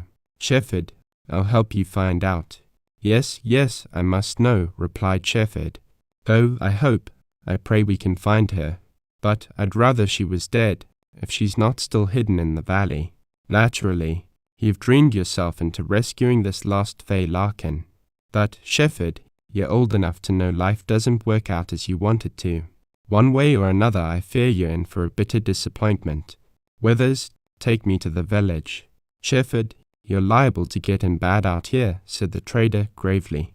I couldn't be any more ruined than I am now, replied Shefford, passionately. But there's risk in this, risk such as you never had, persisted Withers. I'll risk anything. Reckon this is a funny deal for a sheep trader to have on his hands, continued Withers. Shefford, I like you. I've a mind to see you through this. It's a damn strange story. I'll tell you what, I will help you. I'll give you a job packing supplies into the village. I meant to turn that over to a Mormon cowboy, Joe Lake. The job shall be yours, and I'll go with you first trip. Here's my hand on it. Now, Shefford, I'm more curious about you than I was before you told your story. What ruined you? As we're to be partners, you can tell me now. I'll keep your secret. Maybe I can do you good. Shefford wanted to confess, yet it was hard. Perhaps, had he not been so agitated, he would not have answered to impulse. But this trader was a man of the desert. He would understand. I told you I was a clergyman, said Shefford in low voice. I didn't want to be one, but they made me one. I did my best. I failed. I had doubts of religion, of the Bible, of God, as my church believed in them. As I grew older, thought and study convinced me of the narrowness of religion as my congregation lived it. I preached what I believed. I alienated them. They put me out, took my calling from me, disgraced me, ruined me. So that's all, explained Withers slowly. He didn't believe in the God of the Bible. Well, I've been in the desert long enough to know there is a God, but probably not the one your church worships. Shefford, go to the Navajo for a faith. Shefford had forgotten the presence of Nas Talbiga, and perhaps Withers had likewise. At this juncture the Indian rose to his full height, and he folded his arms to stand with the somber pride of a chieftain while his dark, inscrutable eyes were riveted upon Shefford. At that moment he seemed magnificent. How infinitely more he seemed than just a common Indian who had chanced to befriend a white man. The difference was obscure to Shefford, but he felt that it was there in the Navajo's mind. Nas Talbiga's strange look was not to be interpreted. Presently he turned and passed from the room. "By George!" cried Withers suddenly, and he pounded his knee with his fist. "I'd forgotten." "What?" ejaculated Shefford. "Why, that Indian understood every word we said. He knows English. He's educated. Well, if this doesn't beat me, let me tell you about Nas Talbiga." Withers appeared to be recalling something half forgotten. "Years ago, in 57, I think, Kit Carson with his soldiers chased the Navajo tribes and rounded them up to be put on reservations. But he failed to catch all the members of one tribe. They escaped up into Wild Canyon like the Sagi. The descendants of these fugitives live there now and are the finest Indians on earth, the finest because unspoiled by the white man. Well, as I got the story, years after Carson's roundup, one of his soldiers guided some interested travelers in here. When they left, they took an Indian boy with them to educate. From what I know of Navajos, I'm inclined to think the boy was taken against his parents' wish. Anyway, he was taken. That boy was Nas Talbiga. The story goes that he was educated somewhere. Years afterward, and perhaps not long before I came in here, he returned to his people. There have been missionaries and other interested fools who have given Indians a white man's education. In all the instances I know of, these educated Indians returned to their tribes, repudiating the white man's knowledge, habits, life, and religion. I have heard that Nas Talbiga came back, laid down the white man's clothes along with the education, and never again showed that he had known either. You have just seen how strangely he acted. It's almost certain he heard our conversation. Well, it doesn't matter. He won't tell. He can hardly be made to use an English word. Besides, he's a noble red man, if there ever was one. He has been a friend in need to me. If you stay long out here, you'll learn something from the Indians. Nas Talbiga has befriended you, too, it seems. I thought he showed unusual interest in you. Perhaps that was because I saved his sister, well, to be charitable, from the rather rude advances of a white man, said Shefford, and he proceeded to tell of the incident that occurred at Red Lake. "Willett," exclaimed Withers, with much the same expression that Presbry had used. "I never met him. That I know about him. He's, well, the Indians don't like him much. Most of the missionaries are good men, good for the Indians, in a way, but sometimes one drifts out here who is bad. A bad missionary teaching religion to savages. Queer, isn't it? The queerest part is the white people's blindness, the blindness of those who send the missionaries.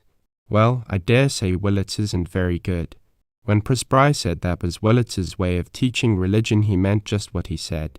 If Willits drifts over here, he'll be risking much.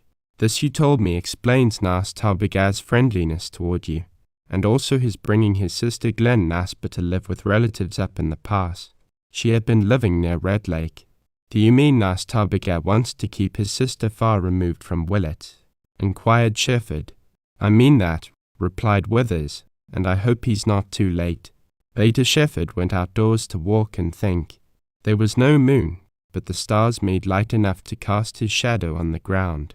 The dark, illimitable expanse of blue sky seemed to be glittering with numberless points of fire. The air was cold and still. A dreaming silence lay over the land. Shefford saw and felt all these things, and their effect was continuous and remained with him and helped calm him. He was conscious of a burden removed from his mind. Confession of his secret had been like tearing a thorn from his flesh, but, once done, it afforded him relief and a singular realization that out here it did not matter much. In a crowd of men all looking at him and judging him by their standards, he had been made to suffer. Here, if he were judged at all, it would be by what he could do, how he sustained himself and helped others. He walked far across the valley toward the low bluffs, but they did not seem to get any closer, and, finally, he stopped beside a stone and looked around at the strange horizon and up at the heavens. He did not feel utterly aloof from them, nor alone in a waste, nor a useless atom amid incomprehensible forces.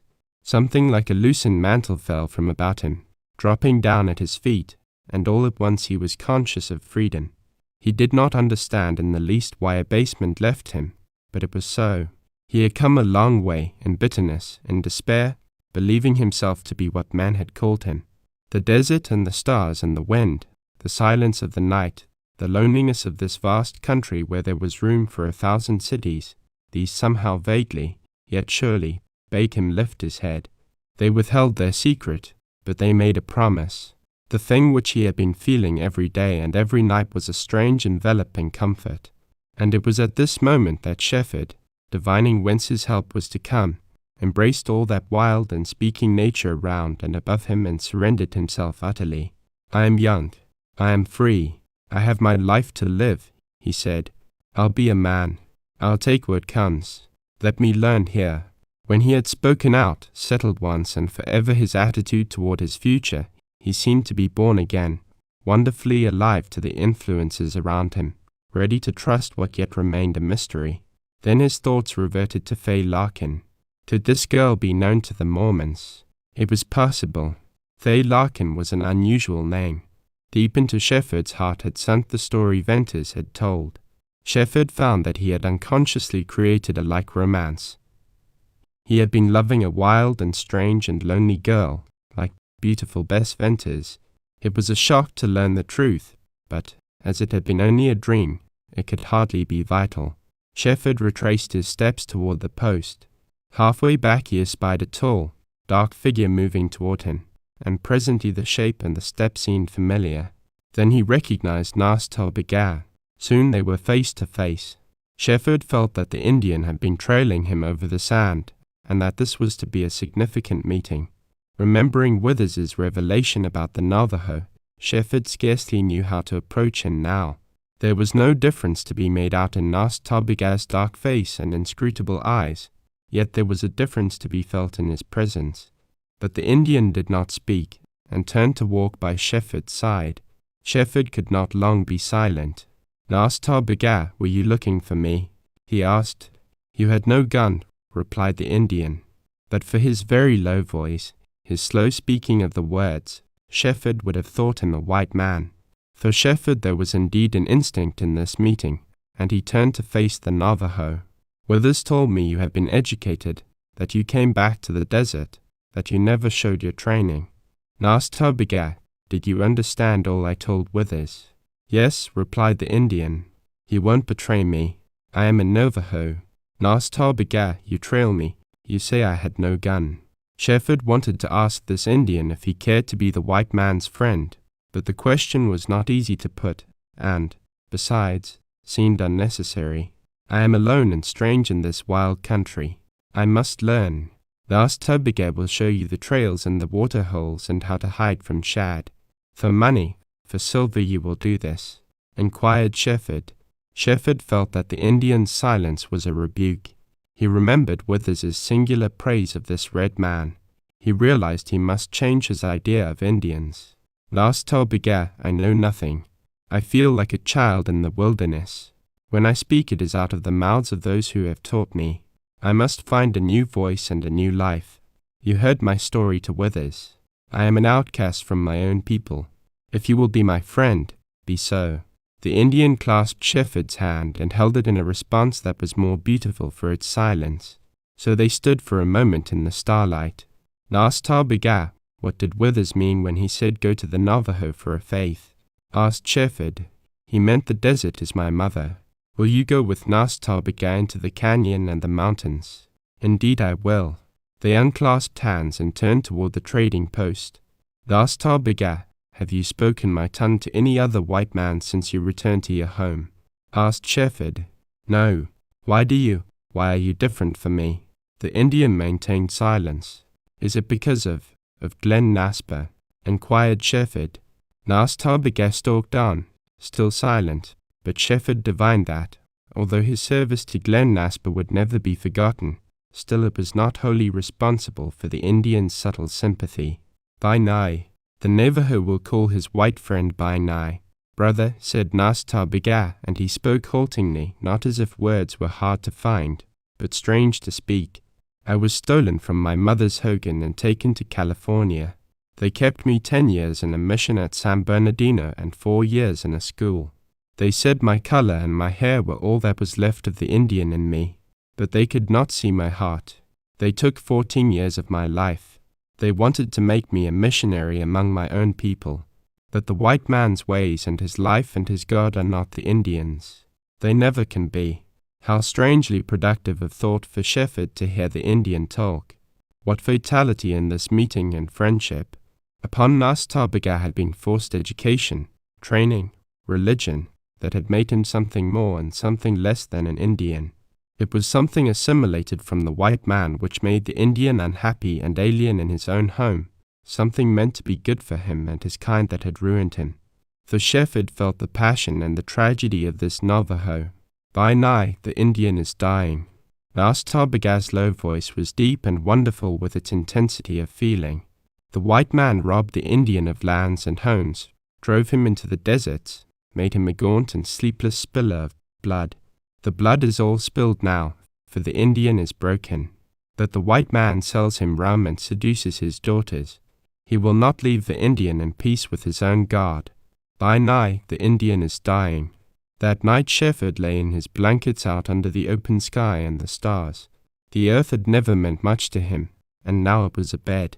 He had preached of the heavens, but until now had never studied them. An Indian slept beside him, and not until the grey of morning had blotted out the starlight did Shefford close his eyes. With break of the next day came full, varied, and stirring incidents to Shefford. He was strong, though unskilled at most kinds of outdoor tasks. Withers had worked for 10 men, if they could have been found. Shefford dug and packed and lifted till he was so sore and tired that rest was a blessing. He never succeeded in getting on a friendly footing with the Mormon Wisner, though he kept up his agreeable and kindly advances. He listened to the trader's wife as she told him about the Indians, and what he learned he did not forget, and his wonder and respect increased in proportion to his knowledge. One day there rode into Cairn the Mormon for whom Withers had been waiting. His name was Joe Lake. He appeared young, and slipped off his superb bay with a grace and activity that were astounding in one of his huge bulk. He had a still, smooth face, with the color of red bronze and the expression of a cherub, big, soft, dark eyes, and a winning smile. He was surprisingly different from Wisner or any Mormon character that Shefford had naturally conceived. His costume was that of the cowboy on active service, and he packed a gun at his hip. The handshake he gave Shefford was an ordeal for that young man and left him with his whole right side momentarily benumbed. "I sure am glad to meet you," he said in a lazy, mild voice, and he was taking friendly stock of Shefford when the bay mustang reached with vicious muzzle to bite at him. They gave a jerk on the bridle that almost brought the mustang to his knees. He reared then, snorted, and came down to plant his 4 feet wide apart, and watched his master with defiant eyes. This mustang was the finest horse Shefford had ever seen. He appeared quite large for his species, was almost red in color, had a racy and powerful build, and a fine thoroughbred head with dark, fiery eyes. He did not look mean, but he had spirit. "Lavi, you've sure got bad manners," said Lake, shaking the mustang's bridle. He spoke as if he were chiding a refractory little boy. "Didn't I break you better than that? What's this gentleman going to think of you? Trying to bite my ear off." Lake had arrived about the middle of the forenoon, and Withers announced his intention of packing at once for the trip. Indians were sent out on the ranges to drive in burros and mustangs. Shefford had his thrilling expectancy somewhat chilled by what he considered must have been Lake's reception of the trader's plan. Lake seemed to oppose him, and evidently it took vehemence and argument on Withers's part to make the Mormon tractable. But Withers won him over, and then he called Shefford to his side. "You fellows got to be good friends," he said. "You'll have charge of my packed trains. Nas Tarbiga wants to go with you." I'll feel safer about my supplies and stock than I've ever been. Joe, I'll back this stranger for all I'm worth. He's square. And, Shefford, Joe Lake is a Mormon of the younger generation. I want to start you right. You can trust him as you trust me.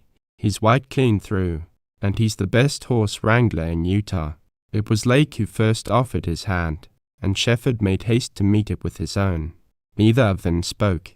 Shefford intuitively felt an alteration in Lake's regard, or at least a singular increase of interest.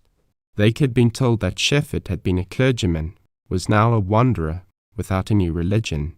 Again it seemed to Shefford that he owed a forming of friendship to this singular fact, and it hurt him. But strangely it came to him that he had taken a liking to a Mormon.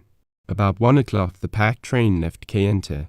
Nas Tarbiga led the way up the slope. Following him climbed half a dozen patient, plodding, heavily laden burros. Withers came next, and he turned in his saddle to wave goodbye to his wife. Joe Lake appeared to be busy keeping a red mule and a wild grey Mustang, and a couple of restive blacks in the trail. Shefford brought up in the rear. His mount was a beautiful black Mustang with 3 white feet, a white spot on his nose, and a mane that swept to his knees. His name's Nak Yal, Withers had said. It means 2 bits, or 25 cents. He ain't worth more. To look at Nak Yal had pleased Shefford very much indeed, but once upon his back, he grew dubious. The Mustang acted queer. He actually looked back at Shefford, and it was a look of speculation and disdain. Shefford took exception to Nak Yal's manner and to his reluctance to go, and especially to a habit the Mustang had of turning off the trail to the left. Shefford had managed some rather spirited horses back in Illinois, and though he was willing and eager to learn all over again, he did not enjoy the prospect of Lake and Withers seeing this black Mustang make a novice of him, and he guessed that was just what Nak Yal intended to do. However, once up over the hill, with Kayenta out of sight, Nak Yal trotted along fairly well, needing only now and then to be pulled back from his strange swinging to the left off the trail. The pack train traveled steadily and soon crossed the upland plain to descend into the valley again. Shefford saw the jagged red peaks with an emotion he could not name. The canyon between them were purple in the shadows, the great walls and slopes brightened to red, and the tips were gold in the sun. Shefford forgot all about his Mustang and the trail. Suddenly, with a pound of hoofs, Nak Yal seemed to rise. He leaped sidewise out of the trail, came down stiff-legged. Then Shefford shot out of the saddle. He landed so hard that he was stunned for an instant. Sitting up, he saw the Mustang bent down, eyes and ears showing fight, and his forefeet spread. He appeared to be looking at something in the trail. Shefford got up and soon saw what had been the trouble. A long, crooked stick, rather thick and black and yellow, lay in the trail, and any Mustang looking for an excuse to jump might have mistaken it for a rattlesnake. Nak Yal appeared disposed to be satisfied, and gave Shefford no trouble in mounting. The incident increased Shefford's dubiousness. These Arizona Mustangs were unknown quantities. Thereafter Shefford had an eye for the trail rather than the scenery, and this continued till the pack train entered the mouth of the Sulgi. Then those wonderful lofty cliffs, with their peaks and towers and spires, loomed so close and so beautiful that he did not care if Nak Yal did throw him. Along here, however, the Mustang behaved well, and presently Shefford decided that if it had been otherwise he would have walked. The trail suddenly stood on end and led down into the deep wash, where some days before he had seen the stream of reddish water. This day there appeared to be less water, and it was not so red. Nak Yal sank deep as he took short and careful steps down. The burros and other Mustangs were drinking, and Nak Yal followed suit. The Indian, with a hand clutching his Mustang's mane, rode up a steep, sandy slope on the other side that Shefford would not have believed any horse could climb. The burros plodded up and over the rim, with Withers calling to them. Joe Lake swung his rope and cracked the flanks of the grey mare, and the red mule, and the way the two kicked was a revelation and a warning to Shefford. When his turn came to climb the trail he got off and walked, an action that Nak Yal appeared fully to appreciate. From the head of this wash the trail wound away up the widening canyon, through greasewood flats and over grassy levels and across sandy stretches. The looming walls made the valley look narrow, yet it must have been half a mile wide. The slopes under the cliffs were dotted with huge stones and cedar trees. There were deep indentations in the walls, running back to form Box Canyon, choked with green of cedar and spruce and pinon. These notches haunted Shefford, and he was ever on the lookout for more of them. Withers came back to ride just in advance and began to talk. "Reckon this soggy canyon is your Deception Pass," he said. "It's sure a queer hole. I've been lost more than once, hunting mustangs in here. I've an idea Nas Ta Begar knows all this country. He just pointed out a cliff dwelling to me. See it? They're way up in that cave of the wall." Shefford saw a steep, rough slope leading up to a bulge of the cliff, and finally he made out strange little houses with dark, eye-like windows. He wanted to climb up there. Withers called his attention to more caves with what he believed were the ruins of cliff dwellings, and as they rode along the trader showed him remarkable formations of rock where the elements were slowly hollowing out a bridge. They came presently to a region of intersecting canyon, and here the breaking of the trail up and down the deep washes took Withers back to his task with the burros and gave Shefford more concern than he liked with Nack Yal. The mustang grew unruly and was continually turning to the left. Sometimes he tried to climb the steep slope. He had to be pulled hard away from the opening canyon on the left. It seemed strange to Shefford that the mustang never swerved to the right. This habit of Nack Yal's and the increasing caution needed on the trail took all of Shefford's attention. When he dismounted, however, he had a chance to look around, and more he was amazed at the increasing proportions and wildness of the soggy. He came at length to a place where a fallen tree blocked the trail. All of the rest of the pack train had jumped the log, but Nack Yal balked. Shefford dismounted, pulled the bridle over the mustang's head, and tried to lead him. Nack Yal, however, refused to budge, whereupon Shefford got a stick and, remounting, he gave the balky mustang a cut across the flank. Then something violent happened. Shefford received a sudden propelling jolt, and then he was rising into the air, and then falling. Before he alighted he had a clear image of Nack Yal in the air above him, bent double, and seemingly possessed of devils. Then Shefford hit the ground with no light thud. He was thoroughly angry when he got dizzily upon his feet, but he was not quick enough to catch the mustang. Nack Yal leaped easily over the log and went on ahead, dragging his bridle. Shefford hurried after him, and the faster he went just by so much the cunning Nack Yal accelerated his gait. As the pack train was out of sight somewhere ahead, Shefford could not call to his companions to halt his mount, so he gave up trying, and walked on now with free and growing appreciation of his surroundings. The afternoon had waned. The sun blazed low in the west in a notch of the canyon ramparts, and one wall was darkening into purple shadow while the other shone through a golden haze. It was a weird, wild world to Shefford, and every few strides he caught his breath and tried to realize actuality was not a dream. Nack Yal kept about 100 paces to the fore, and ever and anon he looked back to see how his new master was progressing. He varied these occasions by reaching down and nipping a tuft of grass. Evidently he was too intelligent to go on fast enough to be caught by Withers. Also he kept continually looking up the slope to the left as if seeking a way to climb out of the valley in that direction. Shefford thought it was well the trail lay at the foot of a steep slope that ran up to unbroken bluffs. The sun set and the canyon lost its red and its gold and deepened its purple. Shefford calculated he had walked 5 miles, and though he did not mind the effort, he would rather have ridden Nack Yal into camp. He mounted a cedar ridge, crossed some sandy washes, turned a corner of bold wall to enter a wide, green level. The mustangs were rolling and snorting. He heard the bray of a burro. A bright blaze of campfire greeted him, and the dark figure of the Indian approached to intercept and catch Nack Yal. When he stalked into camp, Withers wore a beaming smile, and Joe Lake, who was on his knees making biscuit dough in a pan, stopped proceedings and drawled, "Reckon Nack Yal bucked you off." "Bucked? Was that it? Well, he separated himself from me in a new and somewhat painful manner, to me." "Sure, I saw that in his eye," replied Lake, and Withers laughed with him. "Nack Yal never was well broke," he said, "but he's a good mustang, nothing like Joe's Navy or that gray mare Dynamite. All this Indian stock will buck on a man once in a while. "I'll take the bucking along with the rest," said Shefford. Both men liked his reply, and the Indian smiled for the first time. Soon they all sat round a spread tarpaulin and ate like wolves. After supper came the rest and talked before the campfire. Joe Lake was droll.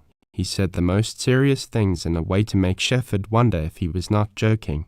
Withers talked about the canyon, the Indians, the mustangs, the scorpions running out of the heated sand, and to Shefford it was all like a fascinating book. Nas Tobika smoked in silence, his brooding eyes upon the fire. Chapter 5. On the trail. Shefford was awakened next morning by a sound he had never heard before, the plunging of hobbled horses on soft turf. It was clear daylight, with a ruddy color in the sky and a tinge of red along the canyon rim. He saw Withers, Lake, and the Indian driving the mustangs toward camp. The burros appeared lazy yet willing. That the mustangs and the mule Withers called Red, and the gray mare Dynamite were determined not to be driven into camp.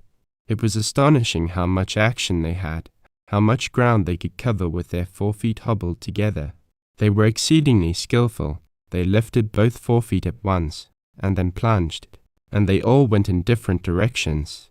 Nas Tobika darted in here and there to head off escape. Shefford pulled on his boots and went out to help. He got too close to the gray mare and, warned by a yell from Withers, he jumped back just in time to avoid her vicious heels. Then Shefford turned his attention to Nak Yal and chased him all over the flat in a futile effort to catch him. Nas Tobika came to Shefford's assistance and put a rope over Nak Yal's head. "Don't ever get behind one of these mustangs," said Withers, warningly, as Shefford came up. "You might be killed. Eat your bite now. We'll soon be out of here." Shefford had been late in awakening. The others had breakfasted. He found eating somewhat difficult in the excitement that ensued. Last Tobika held ropes which were round the necks of Red and Dynamite. The mule showed his cunning and always appeared to present his heels to Withers, who tried to approach him with a pack saddle. The patience of the trader was a revelation to Shefford, and at length Red was cornered by the 3 men. The pack saddle was strapped on, and then the packs. Red promptly bucked the packs off, and the work had to be done over again. Then Red dropped his long ears and seemed ready to be tractable. When Shefford turned his attention to Dynamite, he decided that this was his first sight of a wild horse. The gray mare had fiery eyes that rolled and showed the white. She jumped straight up, screamed, pawed, bit, and then plunged down to shoot her hind hoofs into the air as high as her head had been. She was amazingly agile, and she seemed mad to kill something. She dragged the Indian about, and when Joe Lake got a rope on her hind foot, she dragged them both. They lashed her with the ends of the lassos, which action only made her kick harder. She plunged into camp, drove Shefford flying for his life, knocked down 2 of the burros, and played havoc with the unstrapped packs. Withers ran to the assistance of Lake, and the 2 of them hauled back with all their strength and weight. They were both powerful and heavy men. Dynamite circled round and finally, after kicking the campfire to bits, fell down on her haunches in the hot embers. "Let her sit there," panted Withers, and Joe Lake shouted, "Burn up, you darn coyote." Both men appeared delighted that she had brought upon herself just punishment. Dynamite sat in the remains of the fire long enough to get burnt, and then she got up and meekly allowed Withers to throw a tarpaulin and a roll of blankets over her and tie them fast. Lake and Withers were sweating freely when this job was finished. "Say, is that a usual morning's task with the pack animals?" asked Shefford. "They're all pretty decent today, except Dynamite," replied Withers. "She's got to be worked out." Shefford felt both amusement and consternation. The sun was just rising over the ramparts of the canyon, and he had already seen more difficult and dangerous work accomplished than 6 men of his type could do in a whole day. He liked the outlook of his new duty as Withers' assistant, but he felt helplessly inefficient. Still, all he needed was experience. He passed over what he anticipated would be pain and peril. The cost was of no moment. Soon the pack train was on the move, with the Indian leading.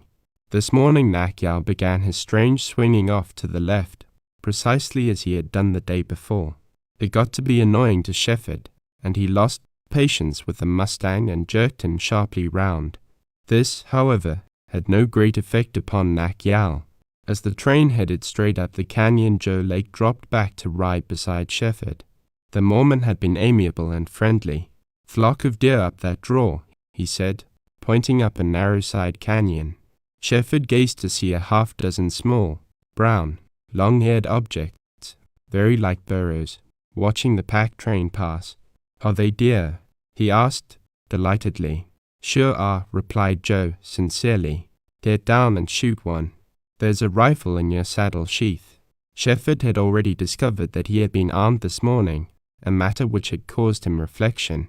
These animals certainly looked like deer.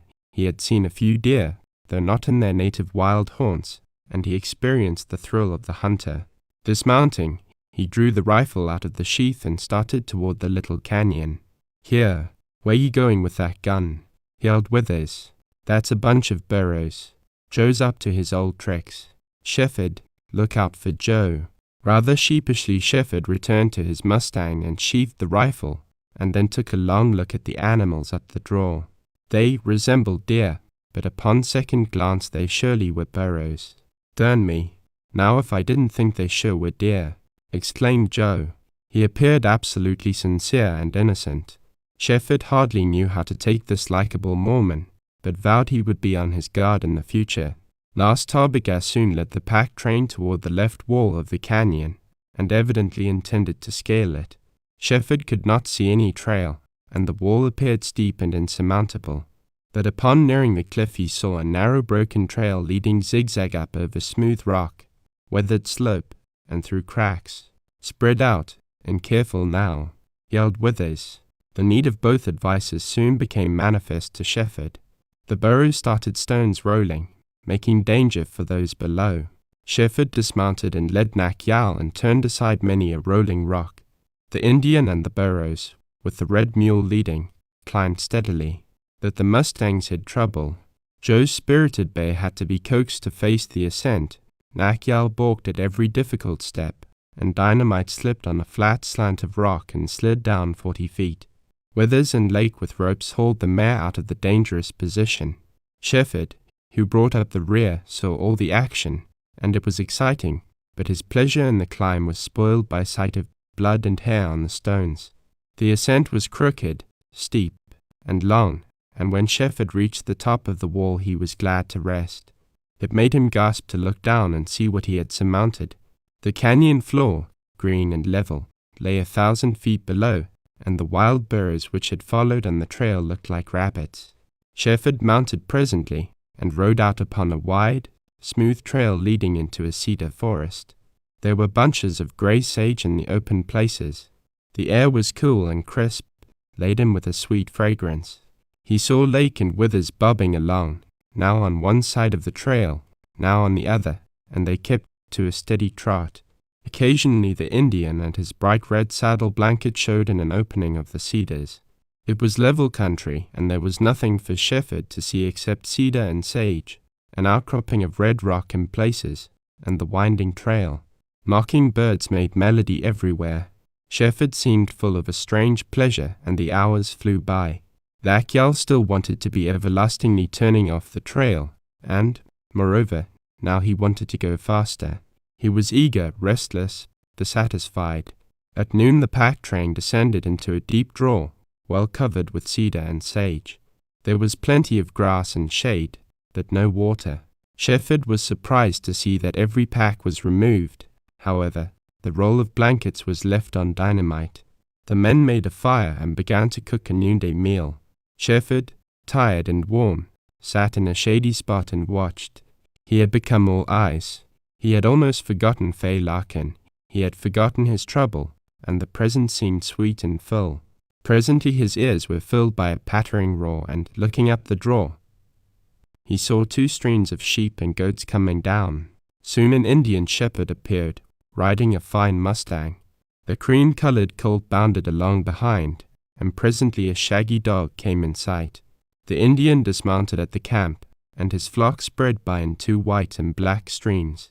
The dog went with them. Withers and Joe shook hands with the Indian, whom Joe called Navi, and Shefford lost no time in doing likewise. Then Nas Tarbiga came in, and he and the Navajo talked. When the meal was ready, all of them sat down round the canvas. The shepherd did not tie his horse. Presently Shefford noticed that Mack had returned to camp and was acting strangely. Evidently he was attracted by the Indian's mustang or the cream-colored colt. At any rate, Mack hung around, tossed his head, whinnied in a low, nervous manner, and looked strangely eager and wild. Shefford was at first amused, then curious. Mack approached too close to the mother of the colt, and she gave him a sounding kick in the ribs. Mack uttered a plaintive snort and backed away, to stand, crestfallen, with all his eagerness and fire vanished. Last Tarbiga pointed to the mustang and said something in his own tongue. Then Withers addressed the visiting Indian, and they exchanged some words, whereupon the trader turned to Shefford. I bought Mack from this Indian 3 years ago. This mare is Mack mother. He was born over here to the south. That's why he always swung left off the trail. He wanted to go home. Just now he recognized his mother and she wailed away and gave him a whack for his pains. She's got a cold now and probably didn't recognize Mack, but he's broken-hearted. The trader laughed, and Joe said, "You can't tell what these darn mustangs will do." Shefford felt sorry for Mack, and when it came time to saddle him again found him easier to handle than ever before. Mack stood with head down, broken-spirited. Shefford was the first to ride up out of the draw, and once upon the top of the ridge he halted to gaze, wide-eyed and entranced. A rolling, endless plain sloped down beneath him, and led him onto a distant round-topped mountain. To the right a red canyon opened its jagged jaws, and away to the north rose a walled and strange sea of curved ridges, crags, and domes. Last Tarbiga rode up then, leading the pack train. "By nigh, that is Natsis," he said, pointing to the mountain, Navajo Mountain, and there in the north are the canyon. Shefford followed the Indian down the trail and soon lost sight of that wide green and red wilderness. Last Tarbiga turned at an intersecting trail, rode down into the canyon, and climbed out on the other side. Shefford got a glimpse now and then of the black dome of the mountain, but for the most part the distant points of the country were hidden. They crossed many trails and went up and down the sides of many shallow canyon. Troops of wild mustangs whistled at them, stood on ridge tops to watch, and then dashed away with manes and tails flying. Withers rode forward presently and halted the pack train. He had some conversation with Nas Tarbiga, whereupon the Indian turned his horse and trotted back, to disappear in the cedars. "I'm some worried," explained Withers. "Joe thinks he saw a bunch of horsemen trailing us. My eyes are bad and I can't see far. The Indian will find out. I took a roundabout way to reach the village because I'm always dodging Shad." This communication lent an added zest to the journey. Shefford could hardly believe the truth that his eyes and his ears brought to his consciousness. He turned in behind Withers and rode down the rough trail, helping the mustang all in his power. It occurred to him that Mack had been entirely different since that meeting with his mother in the draw. He turned no more off the trail. He answered readily to the rein. He did not look afar from every ridge. Shefford conceived a liking for the mustang. Withers turned sidewise in his saddle and let his mustang pick the way. "Another time we'll go up round the base of the mountain, where you can look down on the grandest scene in the world," said he. 200 miles of wind-worn rock, all smooth and bare, without a single straight line, canyon, caves, bridges, the most wonderful country in the world. Even the Indians haven't explored it. It's haunted, for them, and they have strange gods. The Navajos will hunt on this side of the mountain, but not on the other. That north side is consecrated ground. My wife has long been trying to get the Navajos to tell her the secret of Nanazosh. Nanazosh means Rainbow Bridge. The Indians worship it, but as far as she can find out only a few have ever seen it. I imagine it'd be worth some trouble. Maybe that's the bridge Venters talked about, the one overarching the entrance to Surprise Valley, said Shefford. "It might be," replied the trader. "You've got a good chance of finding out. Nas Tarbiga is the man. You stick to that Indian. Well, we start down here into this canyon, and we go down some, I reckon. In half an hour you'll see sago lilies and Indian paintbrush and vermilion cactus. About the middle of the afternoon, the packed train and its drivers arrived at the hidden Mormon village. Lassiter had not returned from his scout back along the trail. Shefford's sensibilities had all been overstrained, but he had left in him enthusiasm and appreciation that made the situation of this village a fairyland. It was a valley, a canyon floor, so long that he could not see the end, and perhaps a quarter of a mile wide. The air was hot, still, and sweetly odorous of unfamiliar flowers. Tenon and cedar trees surrounded the little log and stone houses, and along the walls of the canyon stood sharp-pointed, dark green spruce trees. These walls were singular of shape and color. They were not imposing in height, but they waved like the long, undulating swell of a sea. Every foot of surface was perfectly smooth, and the long curved lines of darker tinge that streaked the red followed the rounded line of the slope at the top.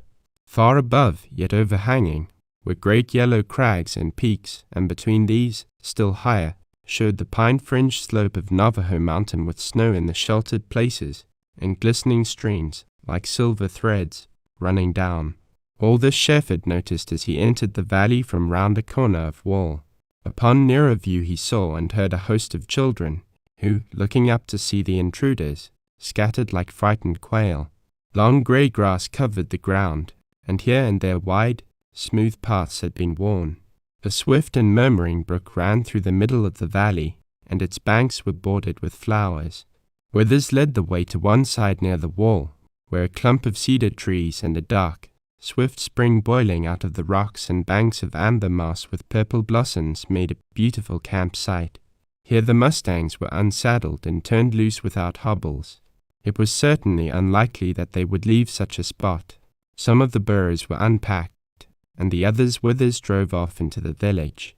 "Sure is pretty nice," said Joe, wiping his sweaty face. "I'll never want to leave. It suits me to lie on this moss. Take a drink of that spring." Shefford complied with alacrity and found the water cool and sweet, and he seemed to feel it all through him. Then he returned to the mossy bank. He did not reply to Joe. In fact, all his faculties were absorbed in watching and feeling, and he lay there long after Joe went off to the village. The murmur of water, the hum of bees, the songs of strange birds, the sweet, warm air, the dreamy summer somnolence of the valley, all these added drowsiness to Shefford's weary lassitude, and he fell asleep. When he awoke, Nas Tarbigat was sitting near him and Joe was busy near a campfire. "Hello, Nas Tarbigat," said Shefford. "Was there any one trailing us?" The Navajo nodded. Joe raised his head and with forceful brevity said, "Shad." "Shad," echoed Shefford, remembering the dark, sinister face of his visitor that night in the Sadi. "Joe, is it serious, his trailing us?" "Well, I don't know how darn serious it is, but I'm scared to death," replied Lake.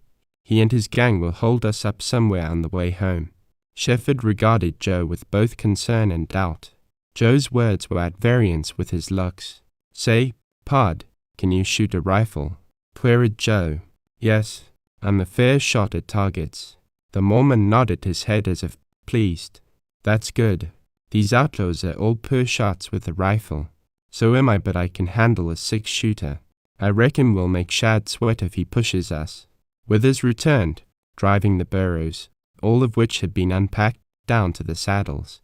2 grey-bearded men accompanied him. One of them appeared to be very old and venerable, and walked with a stick.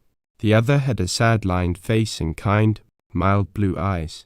Shefford observed that Lake seemed unusually respectful. Withers introduced these Mormons merely as Smith and Henninger. They were very cordial and pleasant in their greetings to Shefford. Presently another, somewhat younger, man joined the group, a stalwart, jovial fellow with ruddy face.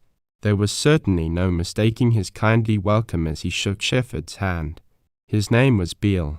The 3 stood round the campfire for a while, evidently glad of the presence of fellow men and to hear news from the outside. Finally they went away, taking Joe with them. Withers took up the task of getting supper where Joe had been made to leave it. "Shefford, listen," he said, presently, as he knelt before the fire. "I told them right out that you'd been a Gentile clergyman, that you'd gone back on your religion. It impressed them and you've been well received. I'll tell the same thing over at Stonebridge. You'll get in right. Of course I don't expect they'll make a Mormon of you, but they'll try to. Meanwhile you can be square and friendly all the time you're trying to find your Fay Larkin. Tomorrow you'll meet some of the women. They're good souls, but, like any woman, crazy for news. Think what it is to be shut up in here between these walls. Withers, I'm intensely interested, replied Shefford, and excited, too. Shall we stay here long? I'll stay a couple of days, then go to Stonebridge with Joe. He'll come back here, and when you both feel like leaving, and if Nas Tobiga thinks it's safe, you'll take a trail over to some Indian hokens and pack me out a load of skins and blankets. My boy, you've all the time there is, and I wish you luck. This isn't a bad place to loaf. I always get sentimental over here. Maybe it's the women. Some of them are pretty, and one of them, Shefford, they call her the Sago Lily. Her first name is Mary, I'm told. Don't know her last name. She's lovely, and I'll bet you'd forget Fay Larkin in a flash. Only be careful. You dropped in here with rather peculiar credentials, so to speak, as my helper and as a man with no religion. You'll not only be fully trusted, but you'll be welcome to these lonely women. So be careful. Remember, it's my secret belief they are sealed wives and are visited occasionally at night by their husbands. I don't know this, but I believe it. And you're not supposed to dream of that. How many men in the village? Asked Shefford. 3. You met them. Have they wives? Asked Shefford, curiously. Wives? Well, I guess, but only one each that I know of. Joe Lake is the only unmarried Mormon I've met, and no men, strangers, cowboys, outlaws, ever come to this village. Except to Indians. It seems to be a secret so far, replied the trader earnestly, but it can't be kept secret. I've said that time after time over in Stonebridge. With Mormons it's sufficient unto the day is the evil thereof. What'll happen when outsiders do learn and ride in here? There'll be trouble, maybe bloodshed. Mormon women are absolutely good, but they're human and want and need a little life. And, strange to say, Mormon men are pig-headedly jealous. Why, if some of the cowboys I knew in Durango would ride over here, there'd simply be hell. But that's a long way, and probably this village will be deserted before news of it ever reaches Colorado. There's more danger of Shad and his gang coming in. Shad's half-peed. He must know of this place. And he's got some white outlaws in his gang. Come on. Grub's ready, and I'm too hungry to talk. Later, when shadows began to gather in the valley and the lofty peaks above were gold in the sunset glow, Withers left camp to look after the straying mustangs, and Shefford strolled to and fro under the cedars. The lights and shades in the Sagi that first night had moved into enthusiastic watchfulness, but here they were so weird and beautiful that he was enraptured. He actually saw great shafts of gold and shadows of purple streaming from the peaks down into the valley. It was day on the heights and twilight in the valley. The swiftly changing colors were like rainbows. While he strolled up and down, several women came to the spring and filled their buckets. They wore shawls or hoods and their garments were somber, but, nevertheless, they appeared to have youth and comeliness. They saw him, looked at him curiously, and then, without speaking, went back on the well-trodden path. Presently down the path appeared a woman, a girl in lighter garb. It was almost white. She was shapely and walked with free, graceful step, reminding him of the Indian girl, Glen Naspa. This one wore a hood shaped like a huge sunbonnet and it concealed her face. She carried a bucket. When she reached the spring and went down the few stone steps, Shefford saw that she did not have on shoes. As she braced herself to lift the bucket, her bare foot clung to the mossy stone. It was a strong, sinewy, beautiful foot, instinct with youth. He was curious enough, he thought, but the awakening artist in him made him more so. She dragged at the full bucket and had difficulty in lifting it out of the hole. Shefford strode forward and took the bucket handle from her. "Won't you let me help you?" he said, lifting the bucket. "Indeed, it's very heavy." "Oh, thank you," she said, without raising her head. Her voice seemed singularly young and sweet. He had not heard a voice like it. She moved down the path and he walked beside her. He felt embarrassed, yet more curious than ever. He wanted to say something, to turn and look at her, but he kept on for a dozen paces without making up his mind. Finally he said, "Do you really carry this heavy bucket?" "Why, it makes my arm ache. Twice every day, morning and evening," she replied, "and very strong."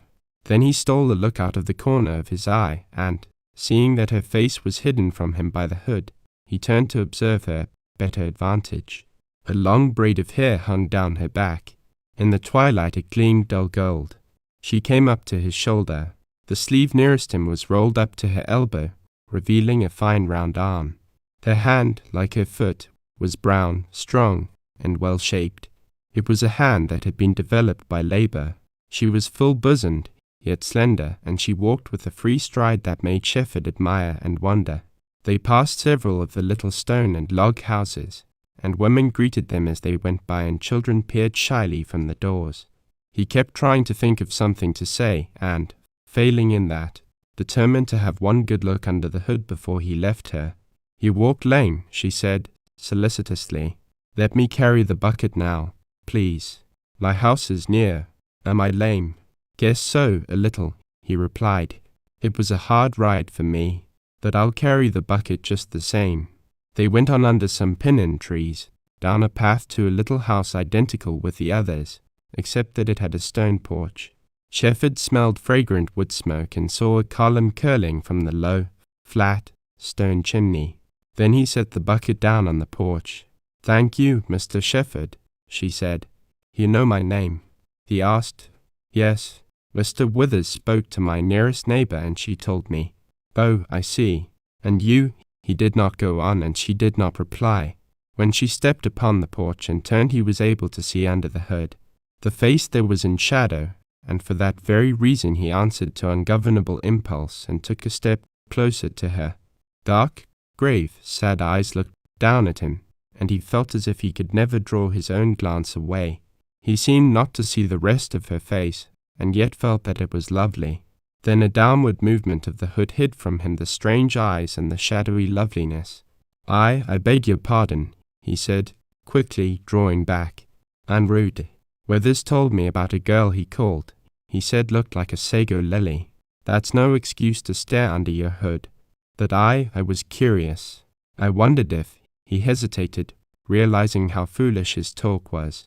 She stood a moment, probably watching him, but he could not be sure, for her face was hidden. "They call me that," she said. "But my name is Mary." "Mary what?" he asked. "Just Mary," she said, simply. "Good night." He did not say good night and could not have told why. She took up the bucket and went into the dark house. Shefford hurried away into the gathering darkness. Chapter 6. In the hidden valley. Shefford had hardly seen her face, yet he was more interested in a woman than he had ever been before. Still, he reflected, as he returned to camp, he had been under a long strain. He was unduly excited by this new and adventurous life, and these, with the mystery of this village, were perhaps accountable for a state of mind that could not last. He rolled in his blankets on the soft bed of moss, and he saw the stars through the needle-like fringe of the pinyons. It seemed impossible to fall asleep. The two domed peaks split the sky, and back of them, looming dark and shadowy, rose the mountain. There was something cold, austere, and majestic in their lofty presence, and they made him feel alone, yet not alone.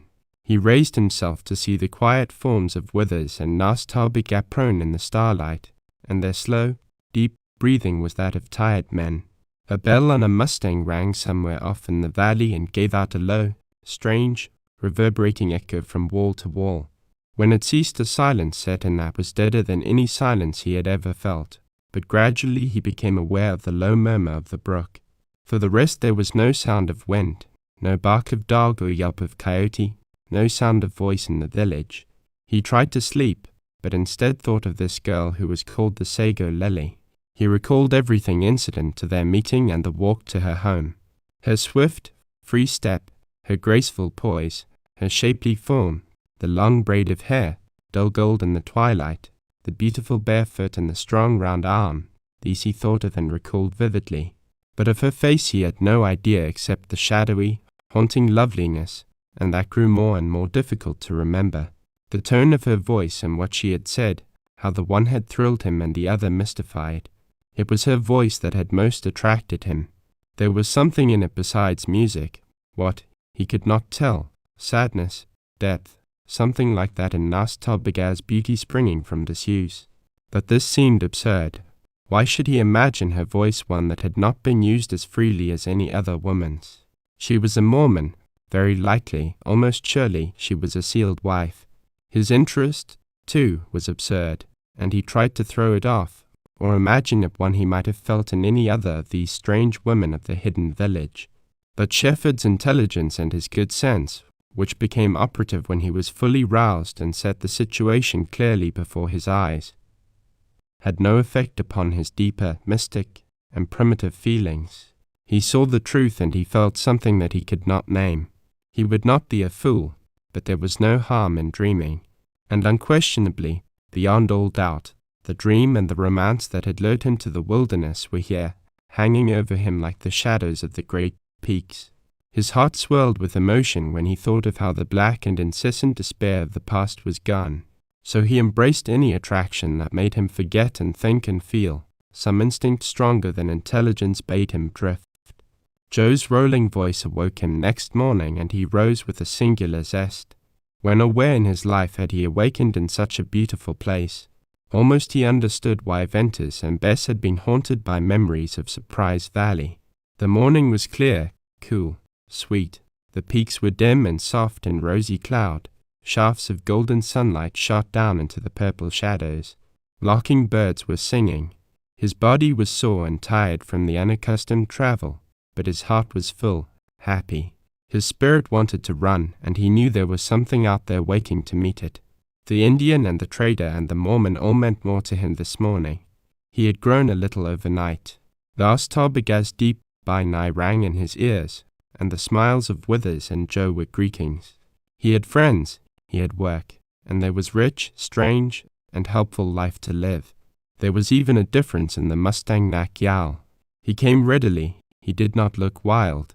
He had a friendly eye, and Shefford liked him more. What is there to do? Asked Shefford, feeling equal to 100 tasks. No work, replied the trader with a laugh, and he drew Shefford aside. I'm in no hurry. I like it here, and Joe never wants to leave. Today you can meet the women. Make yourself popular. I've already made you that. These women are most all young and lonesome. Talk to them. Make them like you. Then someday you may be safe to ask questions. Last night I wanted to ask old Mother Smith if she ever heard the name Fay Larkin, but I thought better of it. If there's a girl here or at Stonebridge of that name, we'll learn it. If there's mystery, we'd better go slow. Mormons are hell on secret and mystery, and to pry into their affairs is to queer yourself. My advice is, just be as nice as you can be, and let things happen. Fay Larkin. All in a night Shefford had forgotten her. Why? He pondered over the matter, and then the old thrill, the old desire, came back. Shefford, what do you think Nas Tobigaz said to me last night? Asked Withers in lower voice. Haven't any idea, replied Shefford, curiously. We were sitting beside the fire. I saw you walking under the cedars. You seemed thoughtful. That keen Indian watched you, and he said to me in Navajo, Bainai has lost his God. He has come far to find a wife. Nas Tobigaz is his brother. He meant he'll find both God and wife for you. I don't know about that, but I say take the Indian as he thinks he is, your brother. Long before I knew Nas Tobigaz well, my wife used to tell me about him. He's a sage and a poet, the very spirit of this desert. He's worth cultivating for his own sake. But more, remember, if Fay Larkin is still shut in that valley, the Navajo will find her for you. I shall take Nas Tobigaz as my brother and be proud, replied Shefford. There's another thing. Do you intend to confide in Joe? I hadn't thought of that. Well, it might be a good plan. But wait until you know him better and he knows you. He's ready to fight for you now. He's taken your trouble to heart. You wouldn't think Joe is deeply religious. Yet he is. He may never breathe a word about religion to you. Now, Shefford, go ahead. You've struck a trail. It's rough, but it'll make a man of you. It'll lead somewhere. And singularly fortunate, I, who had lost all friends. Withers, I am grateful. I'll prove it. I'll show. Withers's upheld hand checked further speech, and Shefford realized that beneath the rough exterior of this desert trader there was fine feeling. These men of crude toil and wild surroundings were beginning to loom up large in Shefford's mind. The day began leisurely. The men were yet at breakfast when the women of the village began to come one by one to the spring. Joe Lake made friendly and joking remarks to each, and as each one passed on down the path he poised a biscuit in one hand and a cup of coffee in the other, and with his head cocked sidewise like an owl he said, "Reckon I've got to get me a woman like her." Shefford saw and heard, yet he was all the time half unconsciously watching with strange eagerness for a white figure to appear. At last he saw her, the same girl with the hood, the same swift step. A little shock or quiver passed over him, and at the moment all that was explicable about it was something associated with regret. Joe Lake whistled and stared. "I haven't met her," he muttered. "That's the Sago Lily," said Withers. "Reckon I'm going to carry that bucket," went on Joe, "and queer yourself with all the other women who've been to the spring." "Don't do it," Joe advised the trader. "But her bucket's bigger," protested Joe weakly. "That's true, but you ought to know Mormons. If she'd come first, all right. As she didn't, why, don't single her out." Joe kept his seat. The girl came to the spring. A low good morning came from under the hood. Then she filled her bucket and started home. Shefford observed that this time she wore moccasins and she carried the heavy bucket with ease. When she disappeared he had again the vague, inexplicable sensation of regret. Joe Lake breathed heavily. "Reckon I've got to get me a woman like her," he said. But the former jocose tone was lacking and he appeared thoughtful. Withers first took Shefford to the building used for a school. It was somewhat larger than the other houses, had only one room with 2 doors and several windows. It was full of children of all sizes and ages, sitting on rude board benches. There were 100 of them, sturdy, healthy, rosy boys and girls, clad in homemade garments. The young woman teacher was as embarrassed as her pupils were shy, and the visitors withdrew without having heard a word of lessons. Withers then called upon Smith, Henninger, and Beale and their wives. Shefford found himself cordially received, and what little he did say showed him how he would be listened to when he cared to talk. These folk were plain and kindly, and he found that there was nothing about them to dislike. The men appeared mild and quiet, and when not conversing seemed austere. The repose of the women was only on the surface. Underneath he felt their intensity, especially in many of the younger women, whom he met in the succeeding hour, did he feel this power of restrained emotion. This surprised him, as did also the fact that almost every one of them was attractive and some of them were exceedingly pretty. He became so interested in them all as a whole that he could not individualize one. They were as widely different in appearance and temperament as women of any other class, but it seemed to Shefford that one common trait united them, and it was a strange, check yearning for something that he could not discover. Was it happiness? They certainly seemed to be happy, far more so than those millions of women who were chasing phantoms. Were they really sealed wives, as Withers believed, and was this unnatural wifehood responsible for the strange intensity? At any rate he returned to camp with the conviction that he had stumbled upon a remarkable situation. He had been told the last names of only 3 women, and their husbands were in the village. The names of the others were Ruth, Rebecca, Joan. He could not recall them all. They were the mothers of these beautiful children. The fathers, as far as he was concerned, were as intangible as myths. Shefford was an educated clergyman, a man of the world, and, as such, knew women in his way.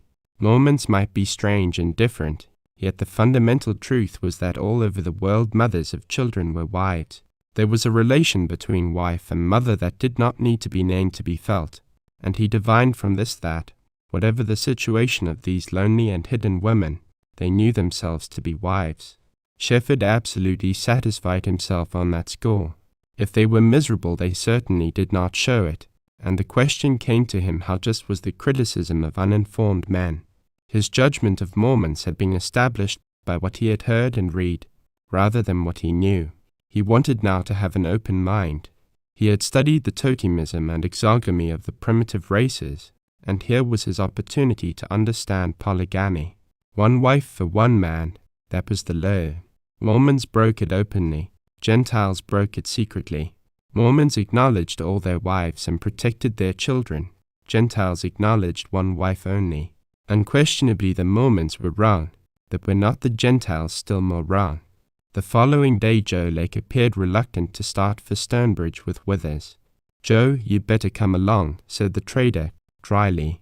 "I reckon you've seen a little too much of the Sago Lily." Lake offered no reply, but it was evident from his sober face that Withers had not hit short of the mark. Withers rode off, with a parting word to Shefford, and finally Joe somberly mounted his bay and trotted down the valley. As Nas Tobiga had gone off somewhere to visit Indians, Shefford was left alone. He went into the village and made himself useful and agreeable. He made friends with the children and he talked to the women until he was hoarse. Their ignorance of the world was a spur to him, and never in his life had he had such an attentive audience. And as he showed no curiosity, asked no difficult questions, gradually what reserve he had noted wore away, and the end of the day saw him on a footing with them that Withers had predicted. By the time several like days had passed, it seemed from the interest and friendliness of these women that he might have lived long among them. He was possessed of wit and eloquence and information, which he freely gave, and not with selfish motive. He liked these women. He liked to see the somber shape pass from their faces, to see them brighten.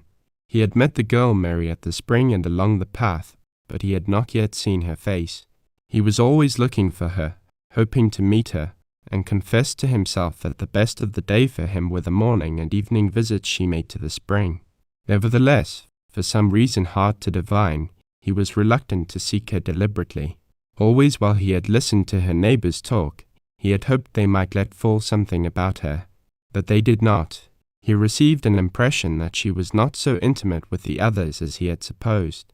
They all made one big family. Still, she seemed a little outside. He could bring no proofs to strengthen this idea. He merely felt it, and many of his feelings were independent of intelligent reason.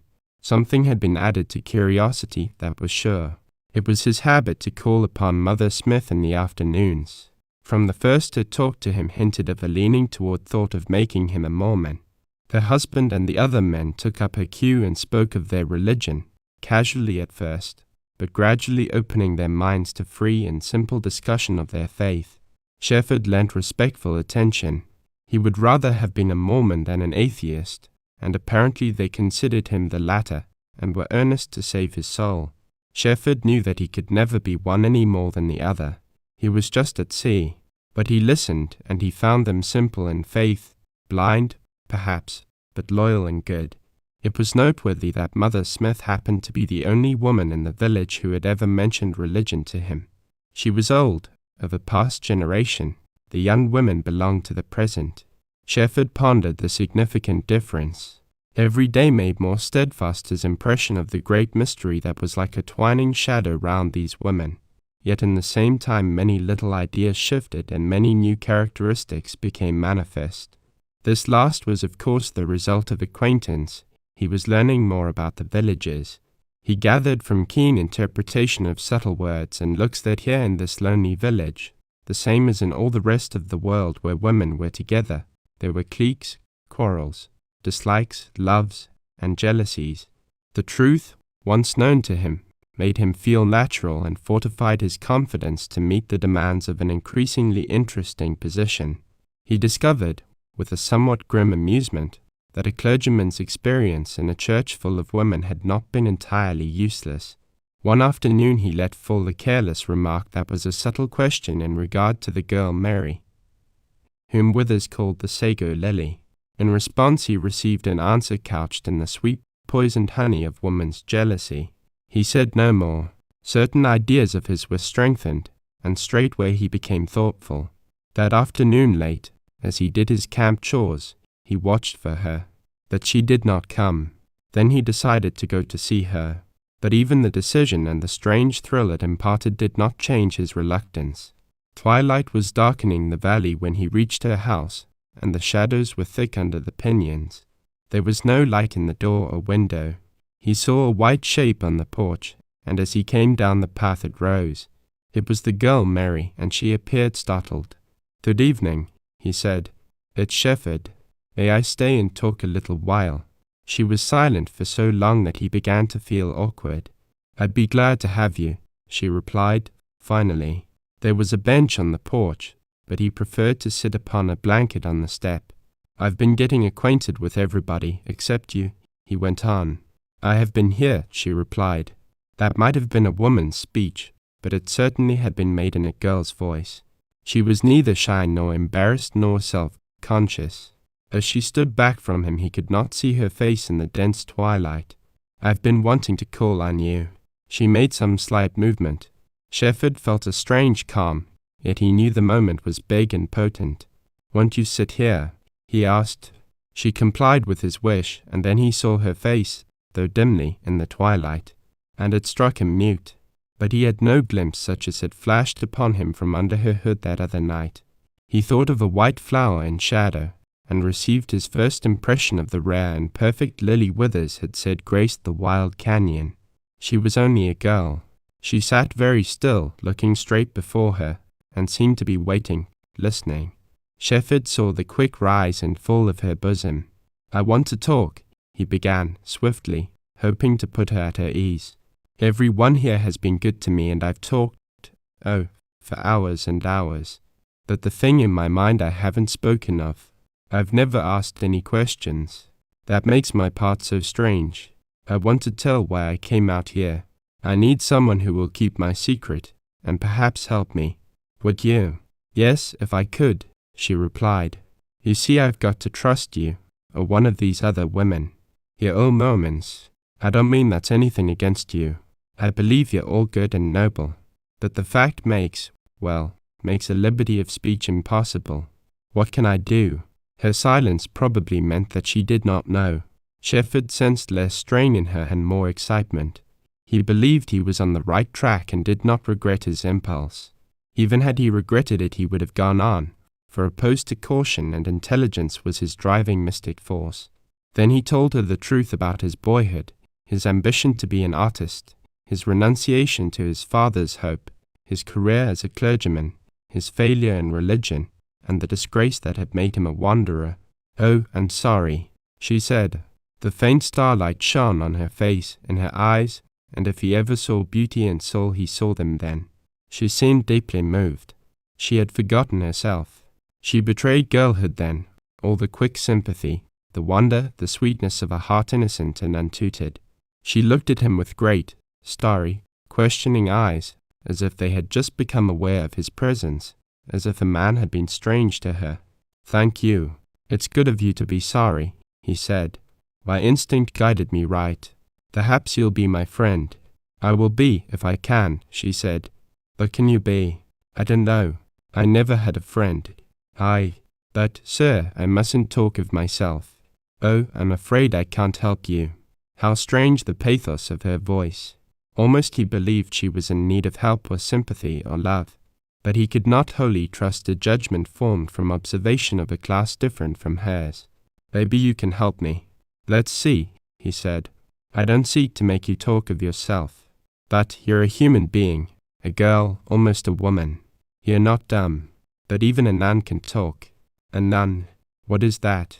"Well, a nun is a sister of mercy, a woman consecrated to God, who has renounced the world.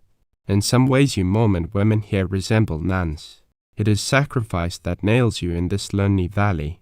You see how I talk. One word, one thought brings another, and I speak what perhaps should be unsaid. And it's hard, because I feel I could unburden myself to you." "Tell me what you want," she said.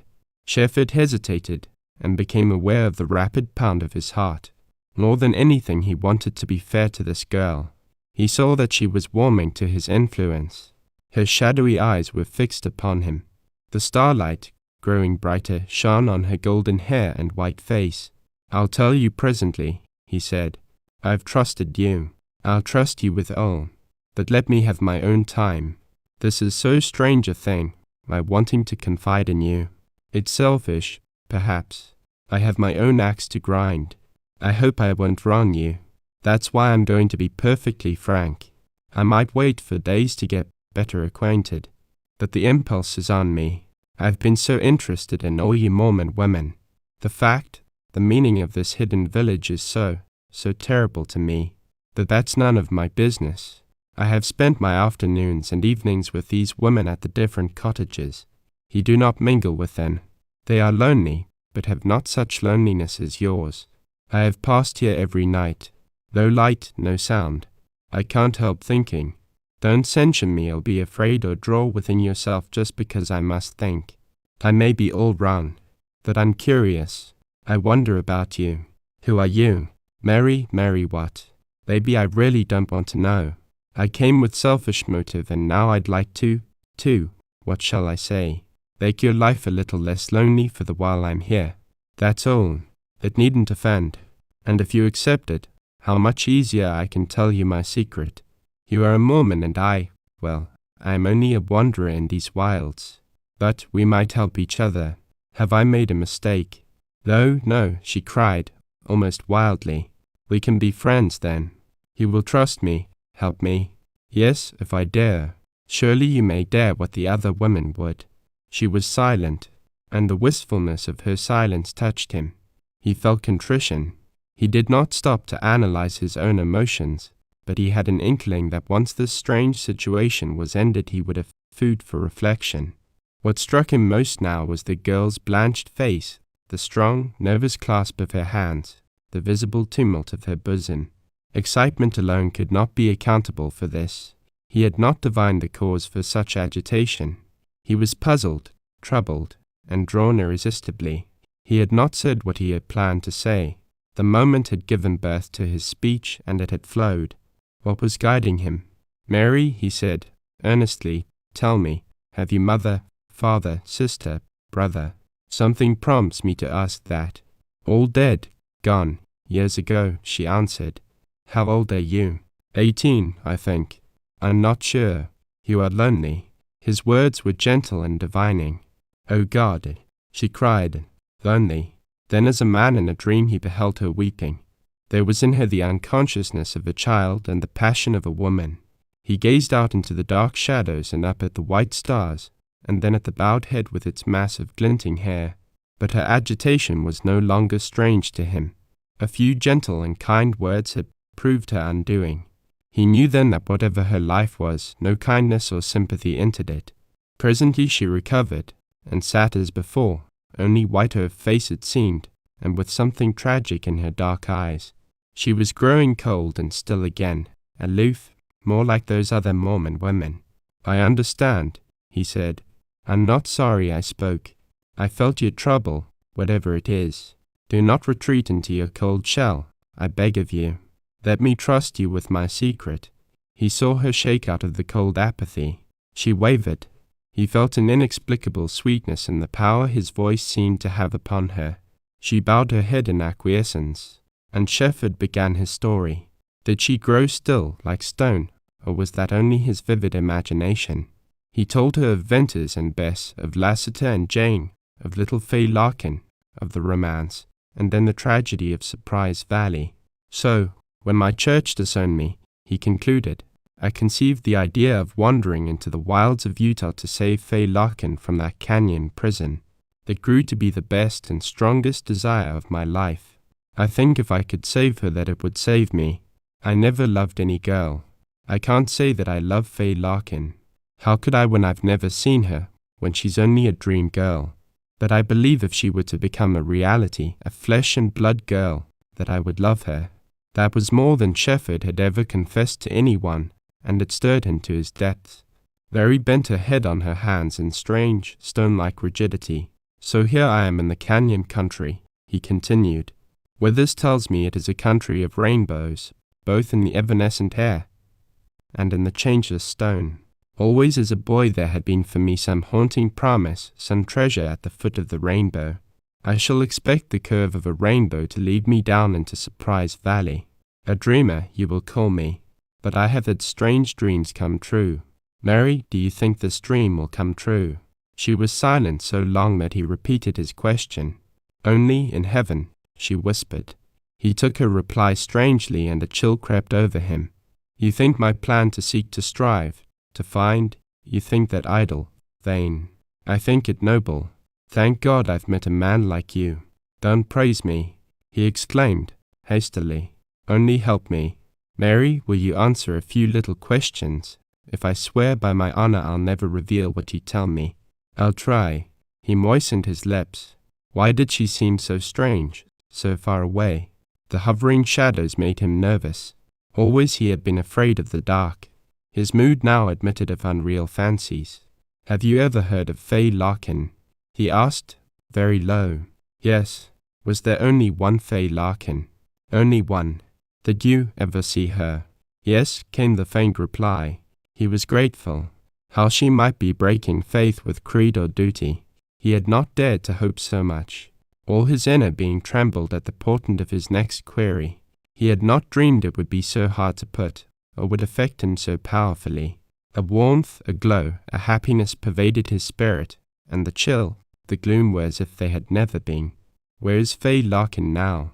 He asked, huskily. He bent over her, touched her, leaned close to catch her whisper. She is dead. Slowly Shefford rose, with a sickening shock, and then in bitter pain he strode away into the starlight. Chapter 7. Sago Lilies. The Indian returned to camp that night, and early the next day, which was Sunday, Withers rode in, accompanied by a stout, grey-bearded personage wearing a long black coat. Bishop Kane, this is my new man, John Shefford, said the trader. Shefford acknowledged the introduction with the respectful courtesy evidently in order, and found himself being studied intently by clear blue eyes. The bishop appeared old, dry, and absorbed in thought. He spoke quaintly, using in every speech some biblical word or phrase, and he had an air of authority. He asked Shefford to hear him preach at the morning service, and then he went off into the village. Guess he liked your looks, remarked Withers. He certainly sized me up, replied Shefford. Well, what could you expect? Sure, I never heard of a deal like this. A handsome young fellow left alone with a lot of pretty Mormon women. You'll understand when you learn to know Mormons. Bishop Kane's a square old chap. Crazy on religion, maybe, but otherwise he's a good fellow. I made the best stand I could for you. The Mormons over at Stonebridge were huffy because I hadn't consulted them before fetching you over here. If I had, of course you'd never have gotten here. It was Joe Lake who made it all right with them. Joe's well thought of, and he certainly stood up for you. I owe him something, then, replied Shefford. Hope my obligations don't grow beyond me. Did you leave Joe at Stonebridge? Yes. He wanted to stay, and I had work there that'll keep him a while.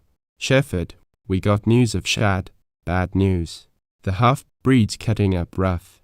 His gang shot up some Paiutes over here across the line. Then he got run out of Durango a few weeks ago for murder. A posse of cowboys trailed him, but he slipped them. He's a fox. You know he was trailing us here. He left the trail, Nas Tobiga said. I learned at Stonebridge that Shad is well disposed toward Mormons. It takes the Mormons to handle Indians. Shad knows of this village, and that's why he shunted off our trail. But he might hang down in the pass and wait for us. I think I'd better go back to Kayenta alone, across country. You stay here till Joe and the Indian think it safe to leave. He'll be going up on the slope of Navajo to load a packed train, and from there it may be well to go down West Canyon to Red Lake, and home over the divide, the way you came. Joe will decide what's best, and you might as well buckle on a gun and get used to it. Sooner or later you'll have to shoot your way through. Shefford did not respond with his usual enthusiasm, and the omission caused the trader to scrutinize him closely. What's the matter? He queried. There's no light in your eye today. You look a little shady. I didn't rest well last night, replied Shefford. I'm depressed this morning, but I'll cheer up directly. Did you get along with the women? Very well indeed, and I've enjoyed myself. It's a strange, beautiful place. Do you like the women? Yes. Have you seen much of the Sago Lily? No. I carried her bucket one night, and saw her only once again. I've been with the other women most of the time. It's just as well you didn't run off and into Mary. Joe's sick over her. I never saw a girl with a face and form to equal hers. There's danger here for any man, Shefford, even for you who think you've turned your back on the world. Any of these Mormon women may fall in love with you. They can't love their husbands. That's how I figure it. Religion holds them, not love. And the peculiar thing is this, their second, third, or fourth wives, all sealed. That means their husbands are old, have picked them out for youth and physical charms, have chosen the very opposite to their first wives, and then have hidden them here in this lonely hole. Did you ever imagine so terrible a thing? No, Withers, I did not. Maybe that's what depressed you. Anyway, my hunch is worth taking. Be as nice as you can, Shefford. Lord knows it would be good for these poor women if every last one of them fell in love with you. That won't hurt them so long as you keep your head. Savvy, perhaps I seem rough and coarse to a man of your class. Well, that may be, but human nature is human nature, and in this strange and beautiful place you might love an Indian girl, let alone the Sago lily. That's all. I sure feel better with that load off my conscience. Hope I don't offend. No, indeed. I thank you, Withers, replied Shefford, with his hand on the trader's shoulder. You are right to caution me. I seem to be wild, thirsting for adventure, chasing a gleam. In these unstable days I can't answer for my heart, but I can for my honor. These unfortunate women are as safe with me as they are with you and Joe. Withers uttered a blunt laugh. See here, son, look things square in the eye. Men of violent, lonely, toilsome lives store up hunger for the love of woman. Love of a strange woman, if you want to put it that way. It's nature. It seems all the beautiful young women in Utah are corralled in this valley. When I come over here I feel natural, but I'm not happy. I'd like to make love to that flower-faced girl, and I'm not ashamed to own it. I've told Molly, my wife, and she understands. As for Joe, it's much harder for him. Joe never has had a wife or sweetheart. I tell you he's sick, and if I'd stay here a month I'd be sick. Withers had spoken with fire in his eyes, with grim humor on his lips, with uncompromising brutal truth. What he admitted was astounding to Shefford, but, once spoken, not at all strange. The trader was a man who spoke his inmost thought, and what he said suddenly focused Shefford's mental vision clear and whole upon the appalling significance of the tragedy of those women, especially of the girl whose life was lonelier, sadder, darker than that of the others. Withers, trust me, replied Shefford. All right, make the best of a bad job, said the trader, and went off about his tasks. Shefford and Withers attended the morning service, which was held in the schoolhouse. Exclusive of the children, every inhabitant of the village was there. The women, except the few eldest, were dressed in white and looked exceedingly well. Manifestly they had bestowed care upon this Sabbath morning's toilet. One thing surely this dress occasion brought out, and it was evidence that the Mormon women were not poor, whatever their misfortunes might be. Jewelry was not wanting, nor fine lace, and they all wore beautiful wild flowers of the kind unknown to Shefford. He received many a bright smile. He looked for Mary, hoping to see her face for the first time in the daylight, but she sat far forward and did not turn. He saw her graceful white neck, the fine lines of her throat, and her colorless cheek. He recognized her, yet in the light she seemed a stranger. The service began with a short prayer and was followed by the singing of a hymn. Nowhere had Shefford heard better music or sweeter voices. How deeply they affected him. Had any man ever fallen into a stranger adventure than this? He had only to shut his eyes to believe it all the creation of his fancy. The square log cabin with its red mud between the chinks and a roof like an Indian hogan. The old bishop in his black coat, standing solemnly, his hand beating time to the tune. The few old women, dignified and stately. The many young women, fresh and handsome, lifting their voices. Shefford listened intently to the bishop's sermon. In some respects it was the best he had ever heard. In others it was impossible for an intelligent man to regard seriously. It was very long, lasting an hour and a half, and the parts that were helpful to Shefford came from the experience and wisdom of a man who had grown old in the desert. The physical things that had molded characters of iron, the obstacles that only strong, patient men could have overcome, the making of homes in the wilderness, showed the greatness of this alien band of Mormons. Shefford conceded greatness to them, but the strange religion, the narrowing down of the world to the soil of Utah, the intimations of prophets on earth who had direct converse with God, the austere self-conscious omnipotence of this old bishop. These were matters that Shefford felt he must understand better and see more favorably, if he were not to consider them impossible. Immediately after the service, forgetting that his intention had been to get the long-waited-for look at Mary in the light of the sun, Shefford hurried back to camp and to a secluded spot among the cedars. Strikingly, it had come to him that the fault he had found in Gentile religion he now found in the Mormon religion. An old question returned to haunt him. Were all religions the same in blindness? As far as he could see, religion existed to uphold the founders of a church, a creed. The church of his own kind was a place where narrow men and women went to think of their own salvation. They did not go there to think of others. And now Shefford's keen mind saw something of Mormonism and found it wanting. Bishop King was a sincere, good, mistaken man.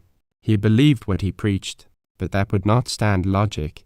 He taught blindness, and mostly it appeared to be directed at the women. Was there no religion divorced from power? No religion as good for one man as another? No religion in the spirit of brotherly love?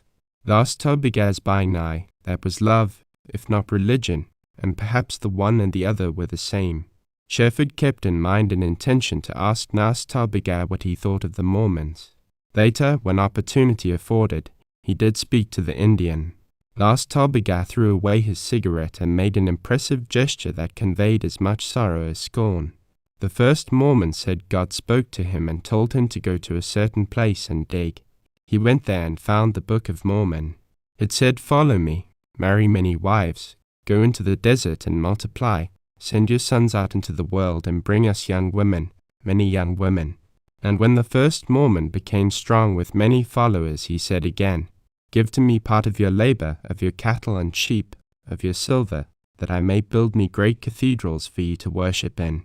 And I will commune with God and make it right and good that you have more wives." That is Mormonism. Nas Tobigaz, you mean the Mormons are a great and good people blindly following a leader. Yes, and the leader builds for himself, not for them. That is not religion. He has no God but himself. They have no God. They are blind like the Mokies who have the creeping growths on their eyes. They have no God they can see and hear and feel, who is with them day and night. It was late in the afternoon when Bishop Kane rode through the camp and halted on his way to speak to Shefford. He was kind and fatherly. "Young man, are you open to faith?" he questioned gravely. "I think I am," replied Shefford, thankful he could answer readily. "Then come into the fold. You are a lost sheep. Away on the desert I heard its cry. God bless you. Visit me when you ride to Stonebridge." He flicked his horse with a cedar branch and trotted away beside the trader, and presently the green-choked neck of the valley hid them from view. Shefford could not have said that he was glad to be left behind, and yet neither was he sorry. That Sabbath evening, as he sat quietly with Nas Tobigaz, watching the sunset gilding the peaks, he was visited by 3 of the young Mormon women, Ruth, Joan, and Hester. They deliberately sought him and merrily led him off to the village and to the evening service of singing and prayer. Afterward he was surrounded and made much of. He had been popular before, but this was different. When he thoughtfully wended his way campward under the quiet stars, he realized that the coming of Bishop Kane had made a subtle change in the women. That change was at first hard to define, but from every point by which he approached it he came to the same conclusion. The bishop had not objected to his presence in the village. The women became natural, free, and unrestrained. 12 or 20 young and attractive women thrown much into companionship with one man. He might become a Mormon. The idea made him laugh, but upon reflection it was not funny, it sobered him. What a situation! He felt instinctively that he ought to fly from this hidden valley, but he could not have done it, even had he not been in the trader's employ. The thing was provokingly seductive. It was like an Arabian Nights tale. What could these strange, fatally bound women do? Would any one of them become involved in sweet toils such as were possible to him? He was no fool. Already eyes had flashed and lips had smiled. 1,000 like thoughts whirled through his mind, and when he had calmed down somewhat, 2 things were not lost upon him: an intricate and fascinating situation, with no end to its possibilities, threatened and attracted him, and the certainty that, whatever change the bishop had inaugurated, it had made these poor women happier. The latter fact weighed more with Shefford than fears for himself. His word was given to Withers. He would have felt just the same without having bound himself. Still, in the light of the trader's blunt philosophy, and of his own assurance that he was no fool, Shefford felt it incumbent upon him to accept a belief that there were situations no man could resist without an anchor. The ingenuity of man could not have devised a stranger, a more enticing, a more overpoweringly fatal situation. Fatal in that it could not be left untried. Shefford gave in and clicked his teeth as he let himself go, and suddenly he thought of her whom these bitter women called the Sago Lily. The regret that had been his returned with thought of her, the saddest disillusion of his life, the keenest disappointment, the strangest pain, would always be associated with her. He had meant to see her face once, clear in the sunlight, so that he could always remember it, and then never go near her again. And now it came to him that if he did see much of her, these other women would find him like the stone wall in the valley. Folly. Perhaps it was, but she would be safe, maybe happier. When he decided, it was certain that he trembled. Then he buried the memory of Fay Larkin. Next day Shefford threw himself with all the boy left in him into the work and play of the village. He helped the women and made games for the children, and he talked or listened. In the early evening he called on Ruth, chatted a while, and went on to see Joan, and from her to another. When the valley became shrouded in darkness, he went unseen down the path to Mary's lonely home. She was there, a white shadow against the black. When she replied to his greeting, her voice seemed full, broken, eager to express something that would not come. She was happier to see him than she should have been, Shefford thought. He talked, swiftly, eloquently, about whatever he believed would interest her. He stayed long, and finally left, not having seen her face except in pale starlight and shadow, and the strong clasp of her hand remained with him as he went away under the pinions. Days passed swiftly. Joe Lake did not return. The Indian rode in and out of camp, watered and guarded the pack burros and the mustangs. Shefford grew strong and active. He made gardens for the women. He cut cords of firewood. He dammed the brook and made an irrigation ditch. He learned to love these fatherless children, and they loved him. In the afternoons there was leisure for him and for the women. He had no favorites, and let the occasion decide what he should do and with whom he should be. They had little parties at the cottages and picnics under the cedars. He rode up and down the valley with Ruth, who could ride a horse as no other girl he had ever seen. He climbed with Hester. He walked with Joan. Mostly he contrived to include several at once in the little excursions, though it was not rare for him to be out alone with one. It was not a game he was playing. More and more, as he learned to know these young women, he liked them better, he pitied them, he was good for them. It shamed him, hurt him, somehow, to see how they tried to forget something when they were with him. Not improbably a little of it was coquetry, as natural as a laugh to any pretty woman. But that was not what hurt him. It was to see Ruth or Rebecca, as the case might be, full of life and fun, thoroughly enjoying some jest or play, all of a sudden be strangely recalled from the wholesome pleasure of a girl to become a deep and somber woman. The crimes in the name of religion. How he thought of the blood and the ruin laid at the door of religion. He wondered if that was so with Nas Tarbegaz's religion, and he meant to find out some day. The women he liked best he imagined the least religious, and they made less effort to attract him. Every night in the dark he went to Mary's home and sat with her on the porch. He never went inside. For all he knew, his visits were unknown to her neighbors. Still, it did not matter to him if they found out. To her he could talk as he had never talked to anyone. She liberated all his thought and fancy. He filled her mind. As there had been a change in the other women, so was there in Mary. However, it had no relation to the bishop's visit. The time came when Shefford could not but see that she lived and dragged through the long day for the sake of those few hours in the shadow of the stars with him. She seldom spoke. She listened. Wonderful to him, sometimes she laughed, and it seemed the sound was a ghost of childhood pleasure. When he stopped to consider that she might fall in love with him, he drove the thought from him. When he realized that his folly had become sweet and that the sweetness imperiously drew him, he likewise cast off that thought. The present was enough, and if he had any treasures of mind and heart he gave them to her. She never asked him to stay, but she showed that she wanted him to. That made it hard to go. Still, he never stayed late. The moment of parting was like a break. Her goodbye was sweet, low music. It lingered on his ear. It bade him come tomorrow night, and it sent him away into the valley to walk under the stars, a man fighting against himself.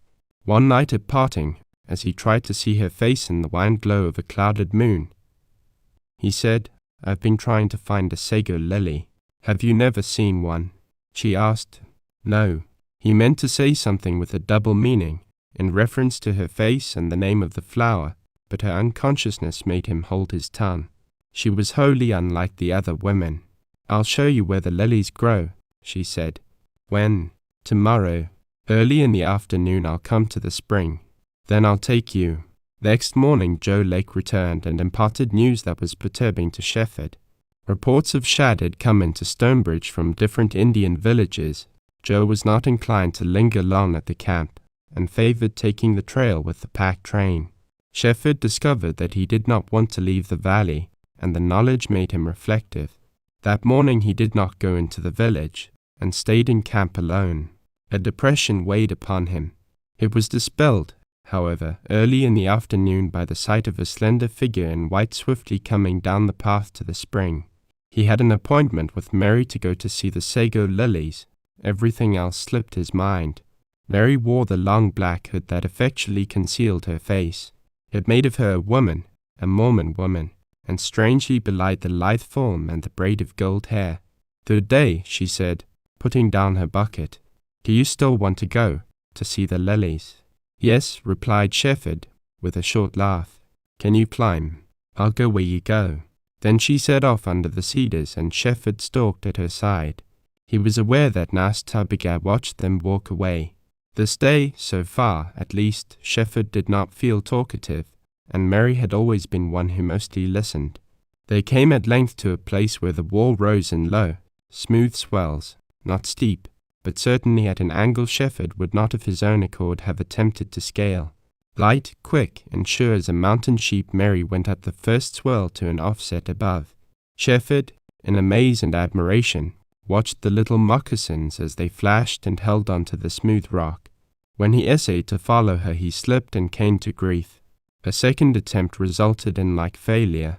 Then he backed away from the wall, to run forward fast and up the slope, only to slip halfway up and fall again. He made light of the incident, but she was solicitous. When he assured her he was unhurt, she said he had agreed to go where she went. "But I'm not a bird," he protested. "Take off your boots. Then you can climb. When we get over the wall it'll be easy," she said. In his stocking feet he had no great difficulty walking up the first bulge of the walls, and from there she led him up the strange waves of wind-worn rock. He could not attend to anything save the red, polished rock under him, and so saw little. The ascent was longer than he would have imagined, and steep enough to make him pant, but at last a huge round summit was reached. From here he saw down into the valley where the village lay. But for the lazy columns of blue smoke curling up from the pinyons, the place would have seemed uninhabited. The wall on the other side was about level with the one upon which he stood. Beyond rose other walls and cliffs, up and up to the great towering peaks between which the green and black mountain loomed. Facing the other way, Shefford had only a restricted view. There were low crags and smooth stone ridges, between which were aisles green with cedar and pinon.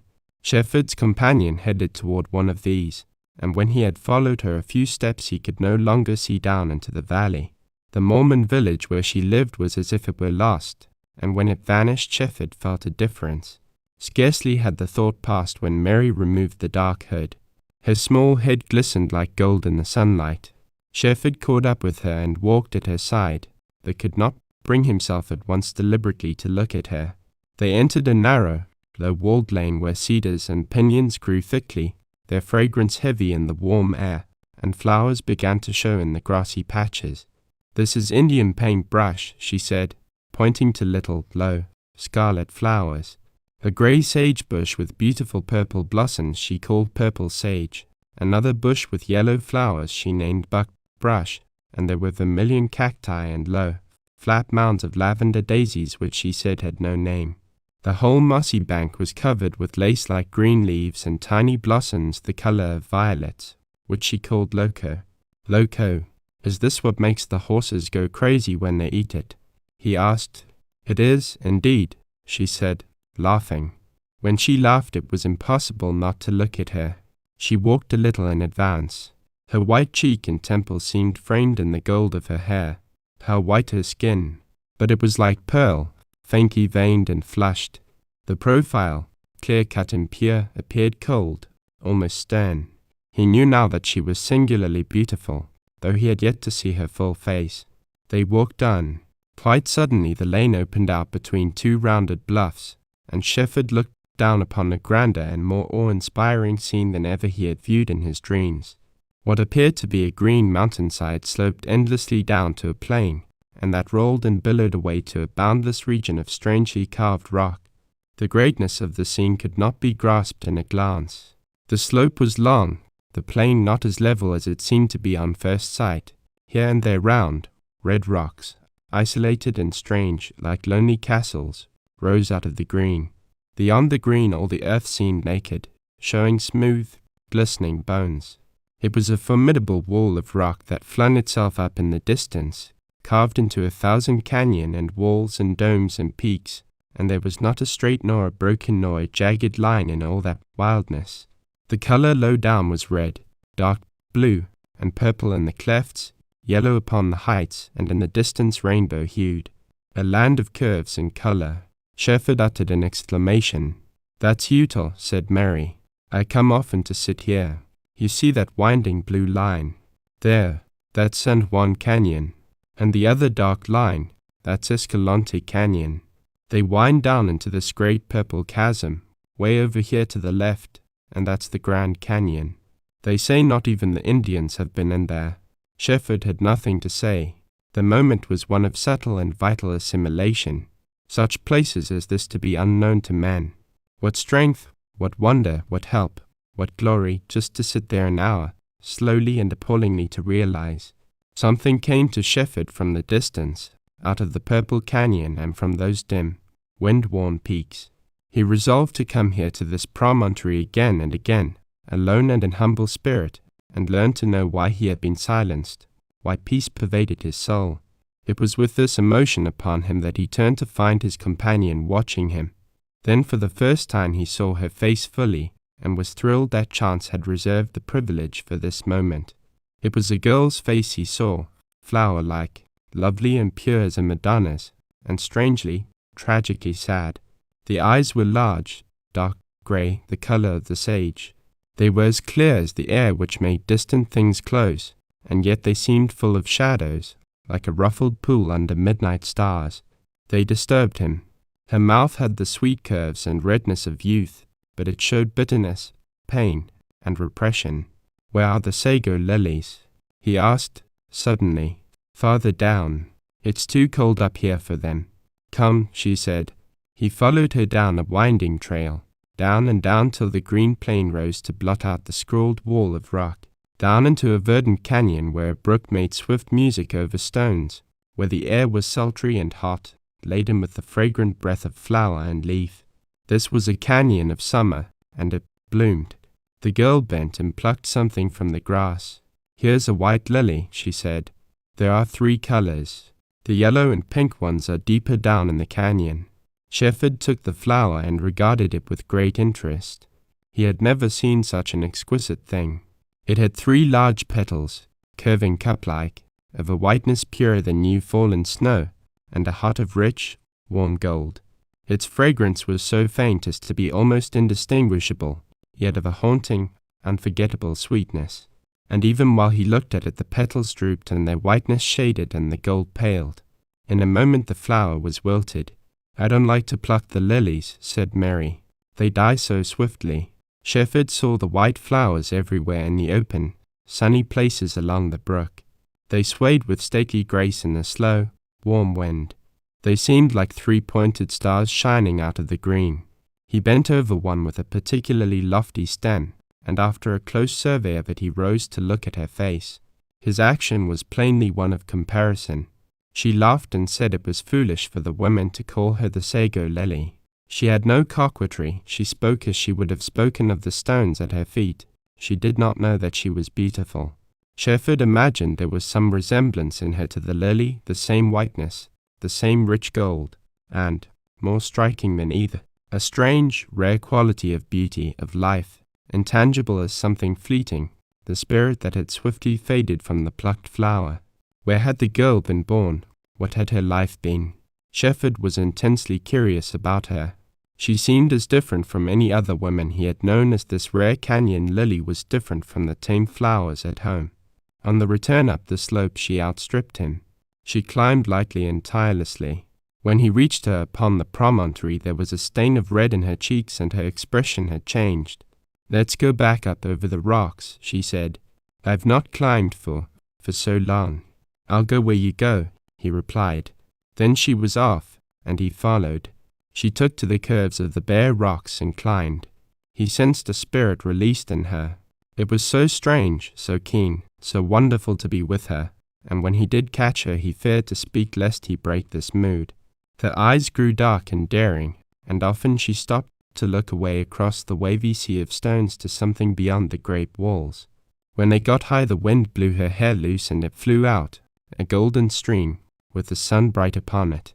He saw that she changed her direction, which had been in line with the two peaks, and now she climbed toward the heights. They came to a more difficult ascent, where the stone still held to the smooth curves, yet was marked by steep bulges and slants and crevices. Here she became a wild thing. She ran, she leaped. She would have left him far behind had he not called. Then she appeared to remember him and waited. Her face had now lost its whiteness. It was flushed, rosy, warm. "Where did you ever learn to run over rocks this way?" He panted. "All my life I've climbed," she said. "Oh, it's so good to be up on the walls again, to feel the wind, to see." Thereafter he kept close to her, no matter what the effort. He would not miss a moment of her, if he could help it. She was wonderful. He imagined she must be like an Indian girl, or a savage who loved the lofty places and the silence. When she leaped she uttered a strange, low, sweet cry of wildness and exultation. Shefford guessed she was a girl freed from her prison, forgetting herself, living again youthful hours. Still she did not forget him. She waited for him at the bad places, lent him a strong hand, and sometimes let it stay long in his clasp. Tireless and agile, sure-footed as a goat, fleet and wild she leaped and climbed and ran until Shefford marveled at her. This adventure was indeed fulfillment of a dream. Perhaps she might lead him to the treasure at the foot of the rainbow. But that thought, sad with memory daring forth from its grave, was irrevocably linked with a girl who was dead. He could not remember her, in the presence of this wonderful creature who was as strange as she was beautiful. When Shefford reached for the brown hand stretched forth to help him in a leap, when he felt its strong clasp, the youth and vitality and life of it, he had the fear of a man who was running towards a precipice and who could not draw back. This was a climb, a lark, a wild race to the Mormon girl, bound now in the village, and by the very freedom of it she betrayed her bonds. To Shefford it was also a wild race, but toward one show girl he dared not name. They went on, and at length, hand in hand, even where no steep step or wide fissure gave reason for the clasp. But she seemed unconscious. They were nearing the last height, a bare eminence, when she broke from him and ran up the smooth stone. When he surmounted it she was standing on the very summit, her arms wide, her full breast heaving, her slender body straight as an Indian's, her hair flying in the wind and blazing in the sun. She seemed to embrace the west, to reach for something afar, to offer herself to the wind and distance. Her face was scarlet from the exertion of the climb, and her broad brow was moist. Her eyes had the piercing light of an eagle's, though now they were dark. Shefford instinctively grasped the essence of this strange spirit, primitive and wild. She was not the woman who had met him at the spring. She had dropped some side of her with that Mormon hood, and now she stood totally strange. She belonged up here, he divined. She was a part of that wildness.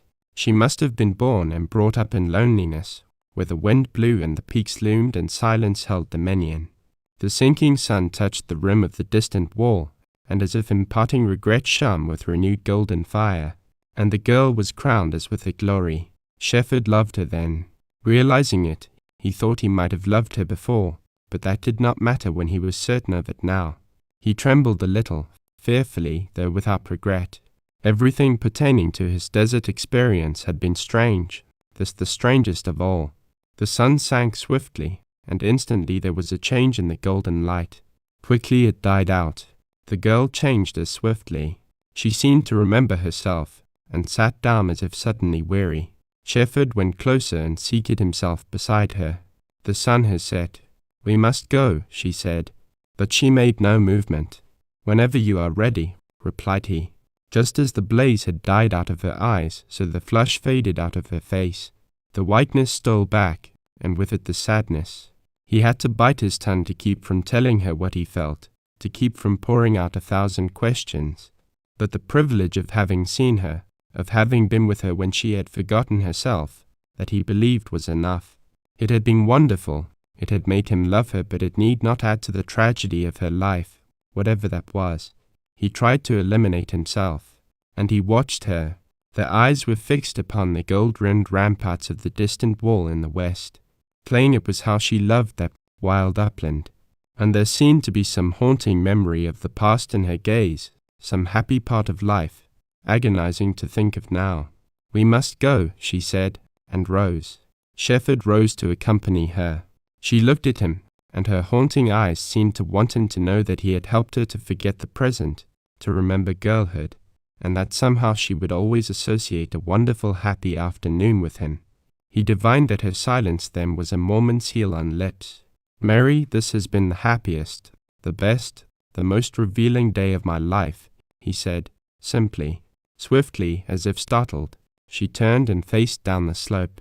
At the top of the wall above the village she put on the dark hood, and with it that somber something which was Mormon.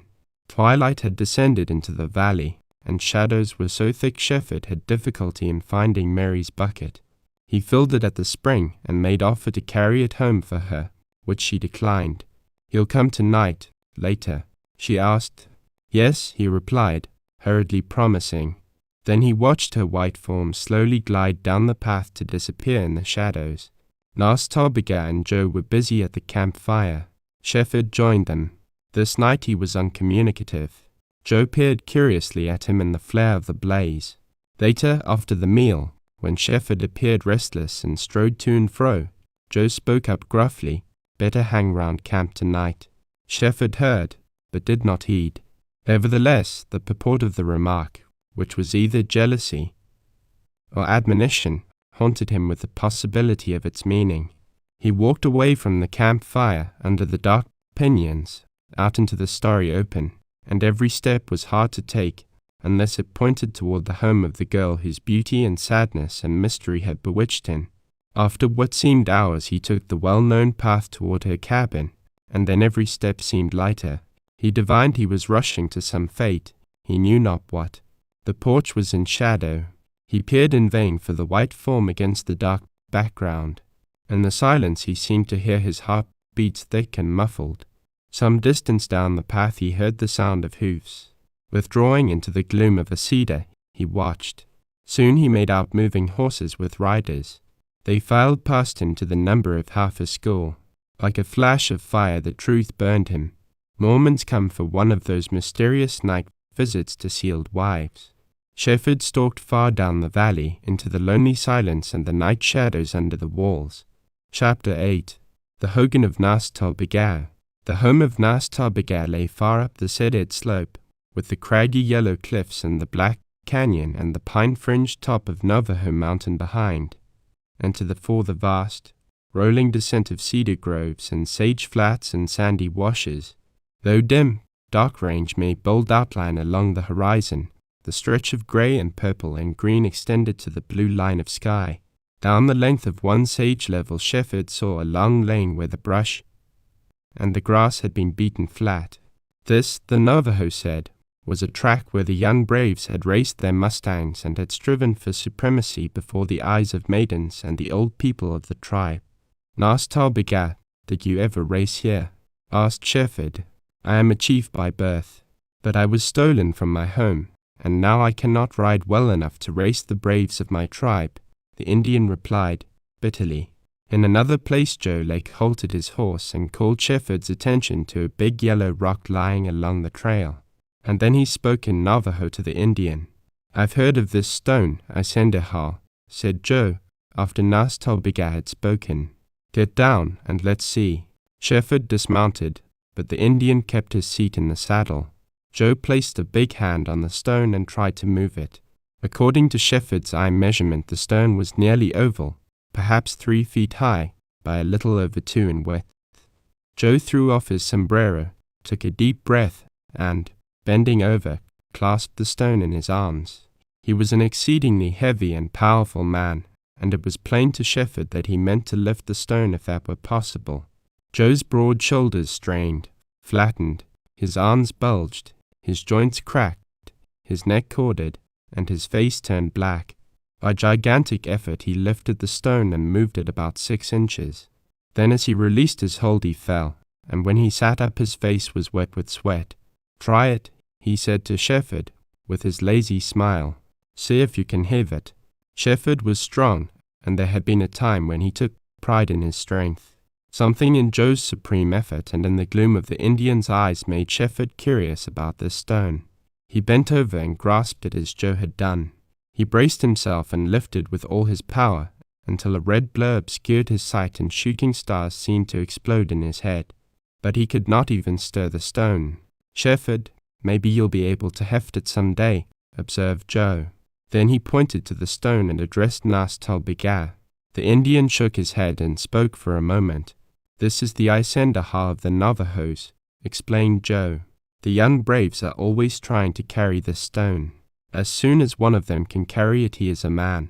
He who carries it farthest is the biggest man, and just so soon as any Indian can no longer lift it, he is old.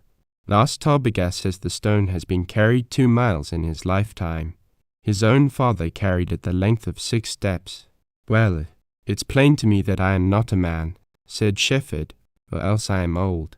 Joe Lake drawled his lazy laugh and, mounting, rode up the trail. But Shefford lingered beside the Indian. By nigh, said Naastal Begat, I am a chief of my tribe, but I have never been a man. I never lifted that stone. See what the pale-face education has done for the Indian. The Navajo's bitterness made Shefford thoughtful. Could greater injury be done to man than this, to rob him of his heritage of strength? Joe drove the bobbing pack train of burros into the cedars where the smoke of the hogans curled upward, and soon the whistling of mustangs, the barking of dogs, the bleating of sheep, told of his reception, and presently Shefford was in the midst of an animated scene. Great, woolly, fierce dogs, like wolves, ran out to meet the visitors. Sheep and goats were everywhere, and little lambs scarcely able to walk, with others frisky and frolicsome. There were pure white lambs, and some that appeared to be painted, and some so beautiful with their fleecy white all except black faces or ears or tails or feet. They ran right under Nakyal's legs and bumped against Shefford, and kept bleating their thin-piped welcome. Under the cedars surrounding the several hogans were mustangs that took Shefford's eye. He saw an iron grey with white mane and tail sweeping to the ground, and a fiery black, wilder than any other beast he had ever seen, and a pinto as wonderfully painted as the little lambs, and, most striking of all, a pure, cream-coloured mustang with grace and fine lines and beautiful mane and tail, and, strange to see, eyes as blue as azure. This albino mustang came right up to Shefford, an action in singular contrast with that of the others, and showed a tame and friendly spirit toward him and Nakyal. Indeed, Shefford had reason to feel ashamed of Nakyal's temper or jealousy. The first Indians to put in an appearance were a flock of children, half naked, with tangled manes of raven-black hair, and skin like gold bronze. They appeared bold and shy by turns. Then a little, sinewy man, old and beaten and grey, came out of the principal hogan. He wore a blanket round his bent shoulders. His name was Hosteen Doten, and it meant gentle man. His fine, old, wrinkled face lighted with a smile of kindly interest. His squaw followed him, and she was as venerable as he. Shefford caught a glimpse of the shy, dark Glen Nasper, Nas Tobiga's sister, but she did not come out. Other Indians appeared, coming from adjacent hogans. Nas Tobiga turned the mustangs loose among those Shefford had noticed, and presently there rose a snorting, whistling, kicking, plunging melee. A cloud of dust hid them, and then a thudding of swift hoofs told of a run through the cedars. Joe Lake began picking over stacks of goat skins and bags of wool that were piled against the hogan. "Reckon we'll have one grand job packing out this load," he growled. "It's not so heavy, but awkward to pack." It developed, presently, from talk with the old Navajo, that this pile was only a half of the load to be packed to Kayenta, and the other half was round the corner of the mountain in the camp of Paiutes. Hosteen Doughton said he would send to the camp and have the Paiutes bring their share over. The suggestion suited Joe, who wanted to save his burros as much as possible. Accordingly, a messenger was dispatched to the Paiute camp, and Shefford, with time on his hands and poignant memory to combat, decided to recall his keen interest in the Navajo and learn, if possible, what the Indian's life was like.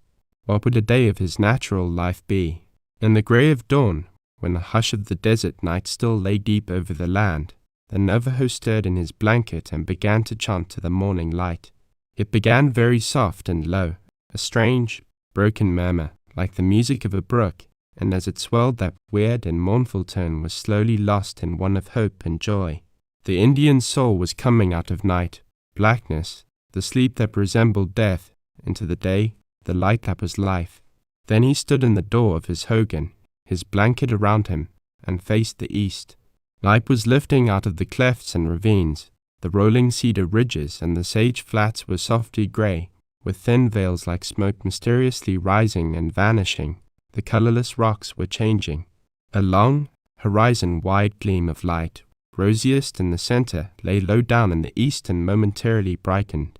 One by one the stars in the deep blue sky paled and went out, and the blue dome changed and lightened. Light had vanished on invisible wings, and silence broke to the music of a mockingbird. The rose in the east deepened, a wisp of cloud turned gold, dim distant mountains showed dark against the red, and low down in a notch a rim of fire appeared. Over the soft ridges and valleys crept a wondrous transfiguration. It was as if every blade of grass, every leaf of sage, every twig of cedar, the flowers, the trees, the rocks came to life at sight of the sun. The red disk rose, and a golden fire burned over the glowing face of that lonely waste. The Navajo, dark, stately, inscrutable, faced the sun, his god. This was his great spirit. The desert was his mother, but the sun was his life. To the keeper of the winds and rains, to the master of light, to the maker of fire, to the giver of life, the Navajo sent up his prayer. Of all the good things of the earth let me always have plenty. Of all the beautiful things of the earth let me always have plenty. Peacefully let my horses go, and peacefully let my sheep go. God of the heavens, give me many sheep and horses. God of the heavens, help me to talk straight. Goddess of the earth, my mother, let me walk straight. Now all is well, now all is well, now all is well, now all is well. Hope and faith were his. A chief would be born to save the vanishing tribe of Navajos. A bride would rise from a wind, kiss of the lilies in the moonlight. He drank from the clear, cold spring bubbling from under mossy rocks. He went into the cedars, and the tracks and the trails told him of the visitors of night. His mustangs whistled to him from the ridge tops, standing clear with heads up and manes flying, and then trooped down through the sage. The shepherd dogs, guardians of the flocks, barked him a welcome, and the sheep bleated and the lambs pattered round him. In the hogan by the warm, red fire his women baked his bread and cooked his meat, and he satisfied his hunger. Then he took choice meat to the hogan of a sick relative, and joined in the song and the dance and the prayer that drove away the evil spirit of illness. Down in the valley, in a sandy, sunny place, was his cornfield, and here he turned in the water from the ditch, and worked a while, and went his contented way. He loved his people, his women, and his children. To his son he said, "Be bold and brave. Grow like the pine. Work and ride and play that you may be strong. Talk straight. Love your brother. Give half to your friend. Honor your mother that you may honor your wife. Pray and listen to your gods. Then with his gun and his mustang he climbed the slope of the mountain. He loved the solitude, but he was never alone. There were voices on the wind and steps on his trail. The lofty pine, the lichened rock, the tiny bluebell, the seared crag, all whispered their secrets. For him their spirits spoke. In the morning light old Stoneface, the mountain, was a red god calling him to the chase. He was a brother of the eagle, at home on the heights where the wind swept and the earth lay revealed below. In the golden afternoon, with the warm sun on his back and the blue canyon at his feet, he knew the joy of doing nothing. He did not need rest, for he was never tired. The sage-sweet breath of the open was thick in his nostrils. The silence that had so many whisperings was all about him. The loneliness of the wild was his. His falcon eye saw mustang and sheep, the puff of dust down on the cedar level, the Indian riding on a distant ridge, the grey walls, and the blue clefts. Here was home, still free, still wild, still untainted. He saw with the eyes of his ancestors. He felt them around him. They had gone into the elements from which their voices came on the wind. They were the watchers on his trails. At sunset he faced the west, and this was his prayer. Great Spirit, God of my fathers, keep my horses in the night. Keep my sheep in the night. Keep my family in the night. Let me wait to the day. Let me be worthy of the light. Now all is well. Now all is well. Now all is well. Now all is well. And he watched the sun go down and the gold sink from the peaks and the red die out of the west, and the grey shadows creep out of the canyon to meet the twilight and the slow, silent, mysterious approach of night with its gift of stars. Night fell. The white stars blinked. The wind sighed in the cedars. The sheep bleated. The shepherd dogs bayed the morning coyotes. And the Indian lay down in his blankets with his dark face tranquil in the starlight. All was well in his lonely world. Phantoms hovered. Illness lingered. Injury and pain and death were there. The shadow of a strange white hand flitted across the face of the moon. But now all was well. The Navajo had prayed to the God of his fathers. Now all was well. And this, thought Shefford in revolt, was what the white man had killed in the Indian tribes, was reaching out now to kill in this wild remnant of the Navajos. The padre, the trapper, the trader, the prospector, and the missionary, so the white man had come, some of him good, no doubt, but more of him evil. And the young brave learned a thirst that could never be quenched at the cold, sweet spring of his forefathers, and the young maiden burned with a fever in her blood, and lost the sweet, strange, wild fancies of her tribe. Joe Lake came to Shefford and said, Withers told me you had a mix-up with a missionary at Red Lake. Yes, I regret to say, replied Shefford. About Glen Nasper. Yes, Nas Tarbegaz's sister. Withers just mentioned it. Who was the missionary? Willett, Sir Presbry, the trader, said. What he looked like. Shefford recalled the smooth, brown face, the dark eyes, the weak chin, the mild expression, and the soft, lax figure of the missionary. Can't tell by what you said, went on Joe, but I'll bet a peso to a horse hair that's the fellow who's been here. Old Hostine Doughton just told me. First visits he ever had from the priest with the long gown. That's what he called the missionary. These old fellows will never forget what's come down from father to son about the Spanish padres. Well, anyway, Willits has been here twice after Glen Nasper. The old chap is impressed, but he doesn't want to let the girl go. I'm inclined to think Glen Nasper would as soon go as stay. She may be a Navajo, but she's a girl. She won't talk much. Where's Nas Tarbegaz? Asked Shefford. He rode off somewhere yesterday. Perhaps to the Paiute camp. These Indians are slow. They may take a week to pack that load over here. But if Nas Tarbegaz or someone doesn't come with a message today, I'll ride over there myself. Joe, what do you think about this missionary? Queried Shefford, bluntly. Reckon there's not much to think, unless you see him or find out something. I heard of Willits before Withers spoke of him. He's friendly with Mormons. I understand he's worked for Mormon interests, some way or other. That's on the quiet. Savvy. This matter of him coming after Glen Nasper, reckon that's all right. The missionaries all go after the young people. What be the use to try to convert the old Indians? No, the missionary's work is to educate the Indian, and, of course, the younger he is the better. You approve of the missionary. Shefford, if you understood a Mormon you wouldn't ask that. Did you ever read or hear of Jacob Hamblin? Well, he was a Mormon missionary among the Navajos. The Navajos were as fierce as Apaches till Hamblin worked among them. He made them friendly to the white man. That doesn't prove he made converts of them, replied Shefford, still bluntly. No, for the matter of that, Hamblin let religion alone. He made presents, then traded with them, then taught them useful knowledge.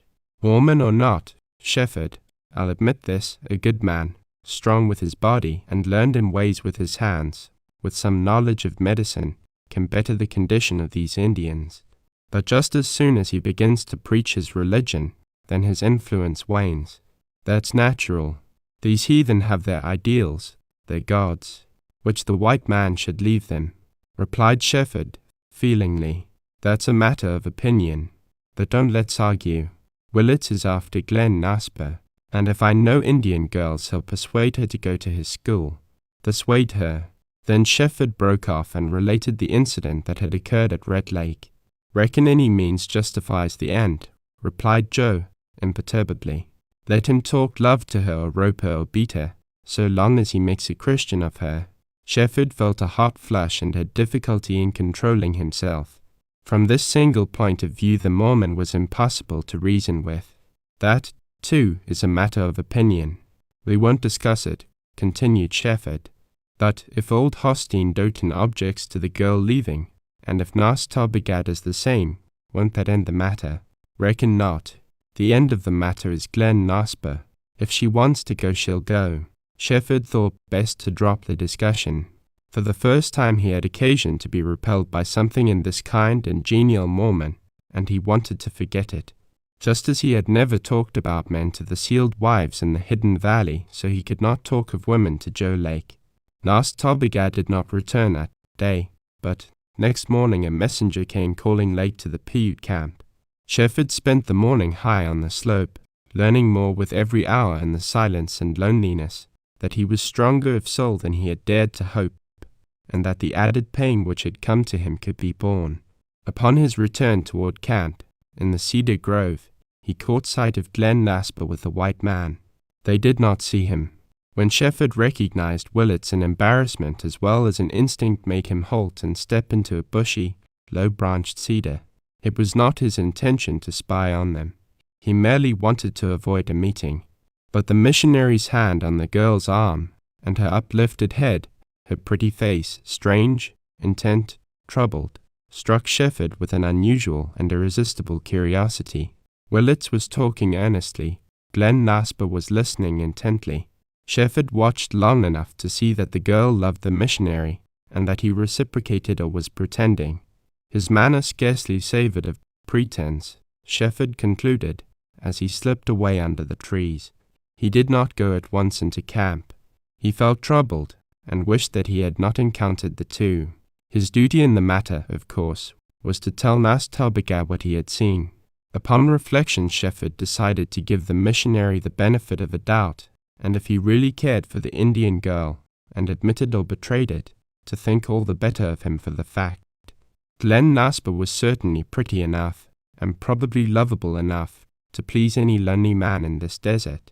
The pain and the yearning in Shefford's heart made him lenient. He had to fight himself, not to forget, for that was impossible, but to keep rational and sane when a white flower-like face haunted him and a voice called. The cracking of hard hoofs on stones caused him to turn toward camp, and as he emerged from the cedar grove he saw 3 Indian horsemen ride into the cleared space before the hogans. They were superbly mounted and well armed, and impressed him as being different from Navajos. Perhaps they were Paiutes. They dismounted and led the mustangs down to the pool below the spring.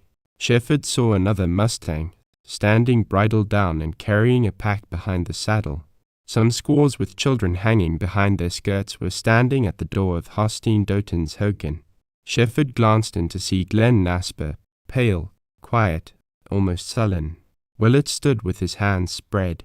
The old Navajo's seamed face worked convulsively as he tried to lift his bent form to some semblance of dignity, and his voice rolled out, sonorously, "Me no savvy Jesus Christ.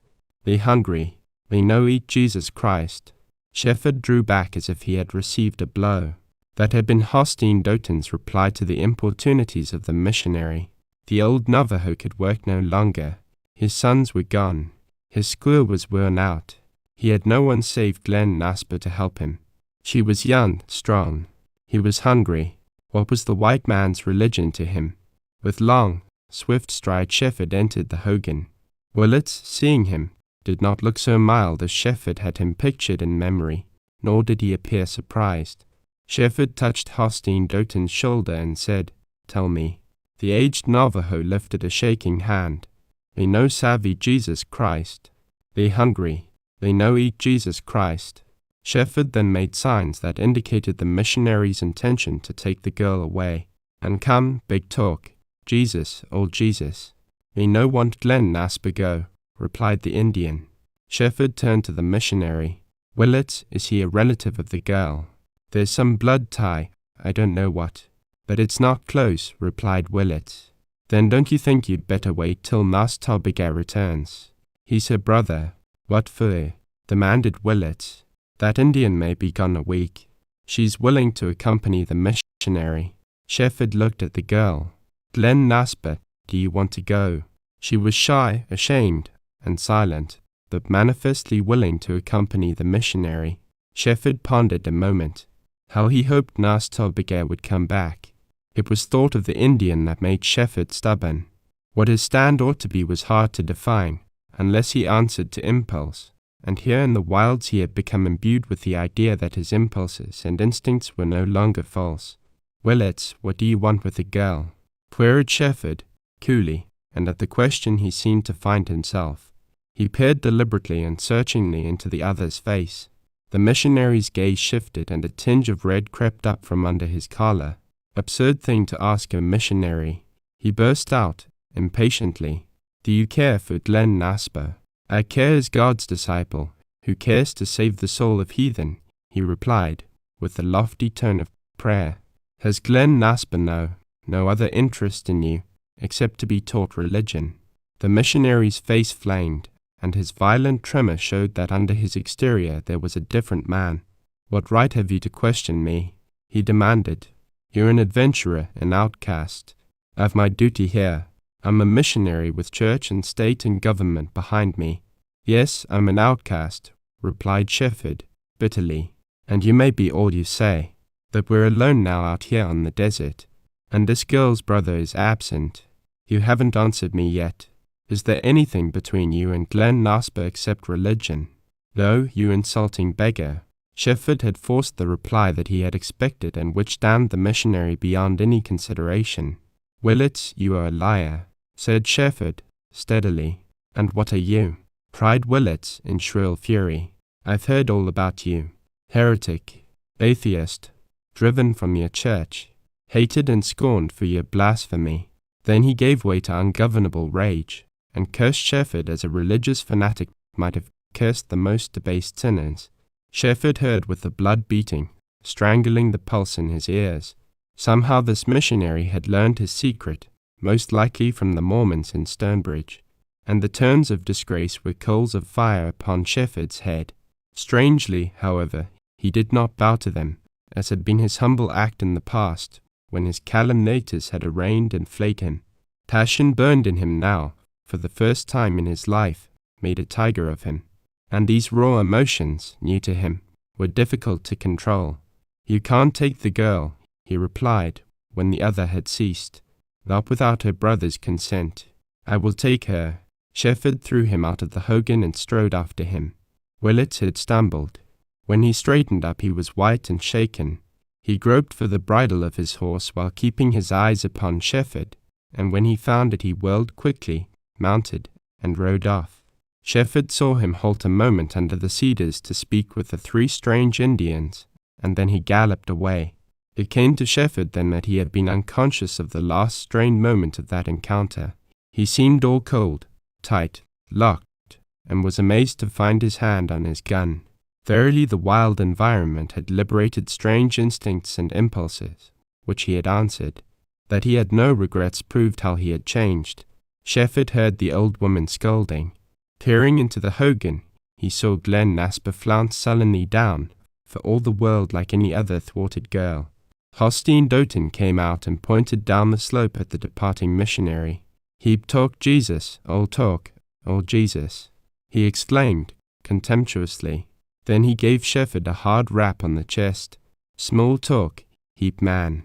The matter appeared to be adjusted for the present, but Shefford felt that he had made a bitter enemy and perhaps a powerful one. He prepared and ate his supper alone that evening, for Joe Lake and Nas Talbigad did not put in an appearance. He observed that the 3 strange Indians, whom he took for Paiutes, kept to themselves, and, so far as he knew, had no intercourse with any one at the camp. This would not have seemed unusual, considering the taciturn habit of Indians, had he not remembered seeing Willett speak to the trio. What had he to do with them? Shefford was considering the situation with vague doubts when, to his relief, the 3 strangers rode off into the twilight. Then he went to bed. He was awakened by violence. It was the grey hour before dawn. Dark forms knelt over him. The cloth pressed down hard over his mouth. Strong hands bound it while other strong hands held him. He could not cry out. He could not struggle. A heavy weight, evidently a man, held down his feet. Then he was rolled over, securely bound, and carried, to be thrown like a sack over the back of a horse. All this happened so swiftly as to be bewildering. He was too astounded to be frightened. As he hung head downward, he saw the legs of the horse and a dim trail. A stirrup swung to and fro, hitting him in the face.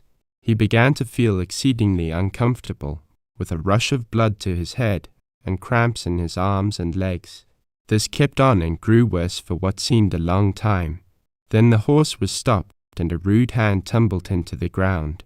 Again he was rolled over on his face. Strong fingers plucked at his clothes, and he believed he was being searched. His captors were as silent as if they had been dumb. He felt when they took his pocketbook and his knife and all that he had. Then they cut, tore, and stripped off all his clothing. He was lifted, carried a few steps, and dropped upon what seemed a soft, low mound, and left lying there, still tied and naked. Shefford heard the rustle of sage and the dull thud of hoofs as his assailants went away. His first sensation was one of immeasurable relief. He had not been murdered. Robbery was nothing, and though roughly handled, he had not been hurt. He associated the assault with the 3 strange visitors of the preceding day. Still, he had no proof of that. Not the slightest clue remained to help him ascertain who had attacked him.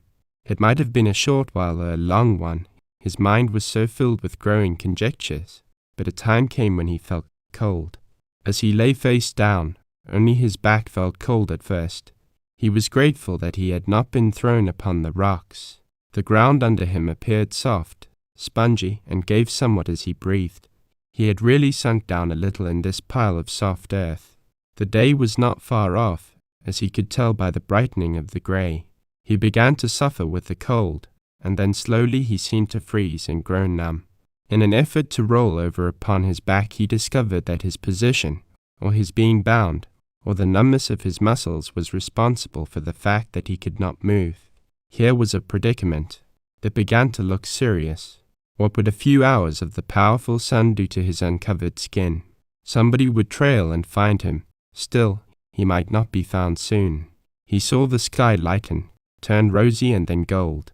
The sun shone upon him, but some time elapsed before he felt its warmth.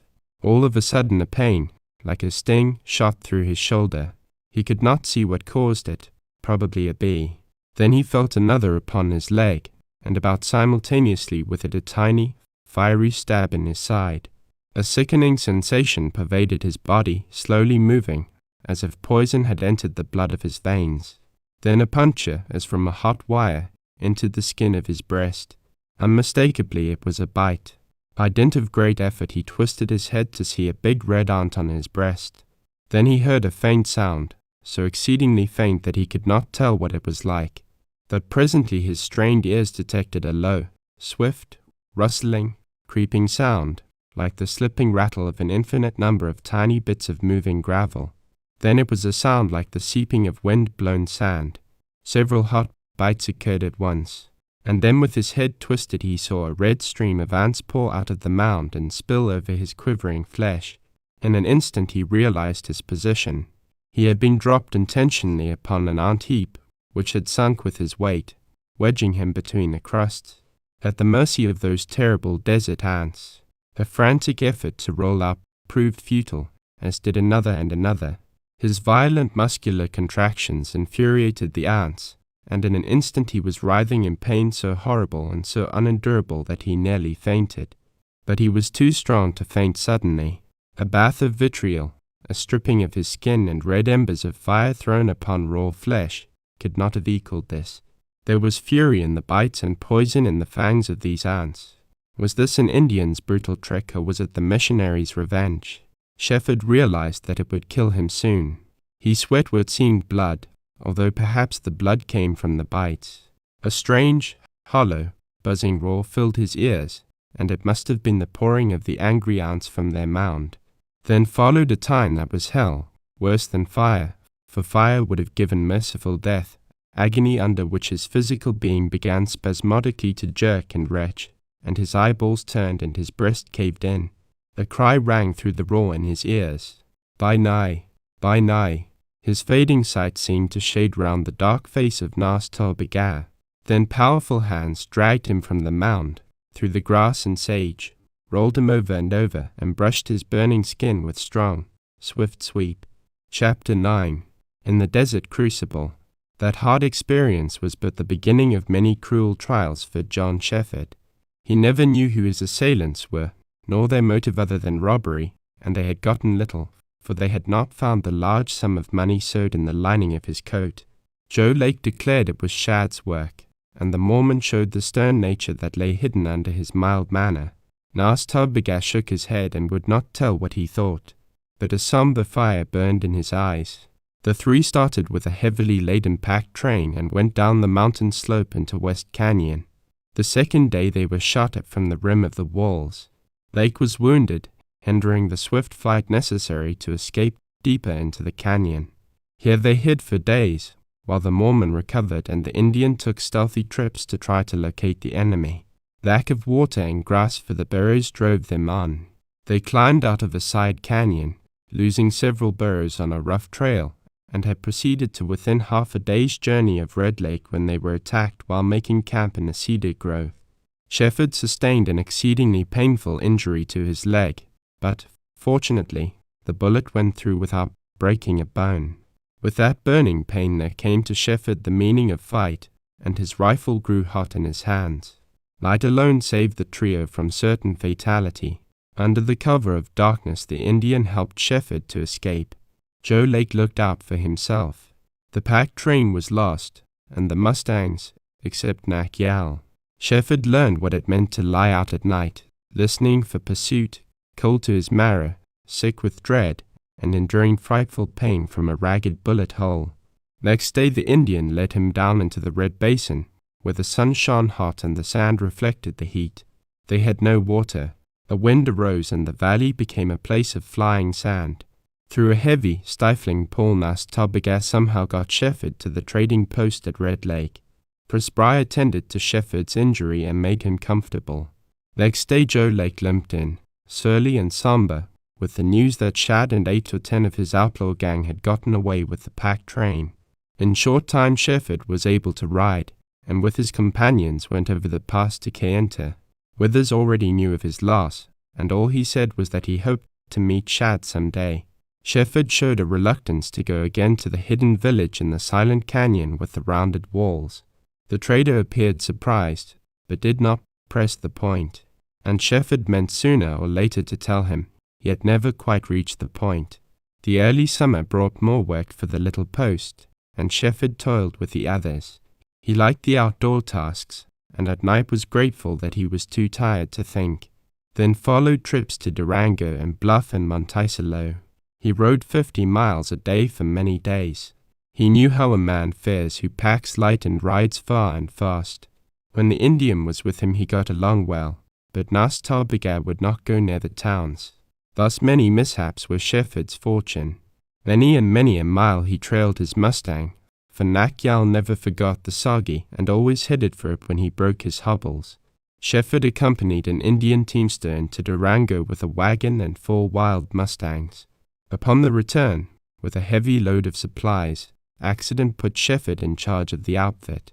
In despair he had to face the hardest task that could have been given him, to take care of a crippled Indian, catch, water, feed, harness, and drive 4 wild Mustangs that did not know him and tried to kill him at every turn, and to get that precious load of supplies home to Kayenta. That he accomplished it proved to hint the possibilities of the man, for both endurance and patience. From that time he never gave up in the front of any duty. In the absence of an available Indian he rode to Durango and back in record time. Upon one occasion he was lost in a canyon for days, with no food and little water. Upon another he went through a sandstorm in the open desert, facing it for 40 miles and keeping to the trail. When he rode into Kayenta that night, the trader, in grim praise, said there was no worse to endure. At Monticello, Shefford stood off a band of desperadoes, and this time Shefford experienced a strange, sickening shock in the wounding of the man. Later he had other fights, but in none of them did he know whether or not he had shed blood. The heat of midsummer came, when the blistering sun shone, and a hot blast blew across the sand, and the furious storms made floods in the washes. Day and night Shefford was always in the open, and any one who had ever known him in the past would have failed to recognize him now. In the early fall, with Nas Tarbigar as companion, he set out to the south of Kayenta upon long-neglected business of the trader. They visited Red Lake, Blue Canyon, Keen's Canyon, Oribai, the Moki villages, Tuba, Monkopai, and Monave. This trip took many weeks and gave Shefford all the opportunity he wanted to study the Indians and the conditions nearer to the border of civilization. He learned the truth about the Indians and the missionaries. Upon the return trip he rode over the trail he had followed alone to Red Lake and thence on to the Sagi, and it seemed that years had passed since he first entered this wild region which had come to be home, years that had molded him in the stern and fiery crucible of the desert. Chapter 10. Stonebrige. In October, Shefford arranged for a hunt in the Crescent Mountains with Joe Lake and Nas Tarbigar. The Indian had gone home for a short visit, and upon his return the party expected to start. But Nas Tarbigar did not come back. Then the arrival of a Pede with news that excited Withers and greatly perturbed Lake convinced Shefford that something was wrong. The little trading post seldom saw such disorder. Certainly Shefford had never known the trader to neglect work. Joe Lake threw a saddle on a Mustang he would have scorned to notice in an ordinary moment, and without a word of explanation or farewell rode hard to the north on the Stonebridge Trail. Shefford had long since acquired patience. He was curious, but he did not care particularly what was in the wind. However, when Withers came out and sent an Indian to drive up the horses, Shefford could not refrain from a query. "I hate to tell you," replied the trader. "Go on," added Shefford, quickly. "Did I tell you about the government sending a Supreme Court judge out to Utah to prosecute the polygamists?" "No," replied Shefford. "I forgot to, I reckon. You've been away a lot." "Well, there's been hell up in Utah for 6 months. Lately this judge and his men have worked down into southern Utah. He visited Bluff and Monticello a few weeks ago. Now what do you think?" "Withers. Is he coming to Stonebridge?" "He's there now. Someone betrayed the whereabouts of the hidden village over in the canyon. All the women have been arrested and taken to Stonebridge. The trial begins today." "Arrested?" echoed Shefford, blankly. "Those poor, lonely, good women. What unearthly, sealed wives," exclaimed Withers, tersely. "This judge is after the polygamists. They say he's absolutely relentless. But women can't be polygamists. Their husbands are the ones wanted. Sure, that the prosecutors have got to find the sealed wives, the second wives, to find the law-breaking husbands. That'll be a job, or I don't know moments. Are you going to ride over to Stonebridge with me?" Shefford shrank at the idea. Months of toil and pain and travail had not been enough to make him forget the strange girl he had loved, but he had remembered only a poignant intervals, and the lapse of time had made thought of her a dream like that sad dream which had lured him into the desert. With the query of the trader came a bittersweet regret. "Let her come with me," said Withers. "Have you forgotten the Sago Lily? She'll be put on trial. That girl, that child. Shefford, you know she hasn't any friends.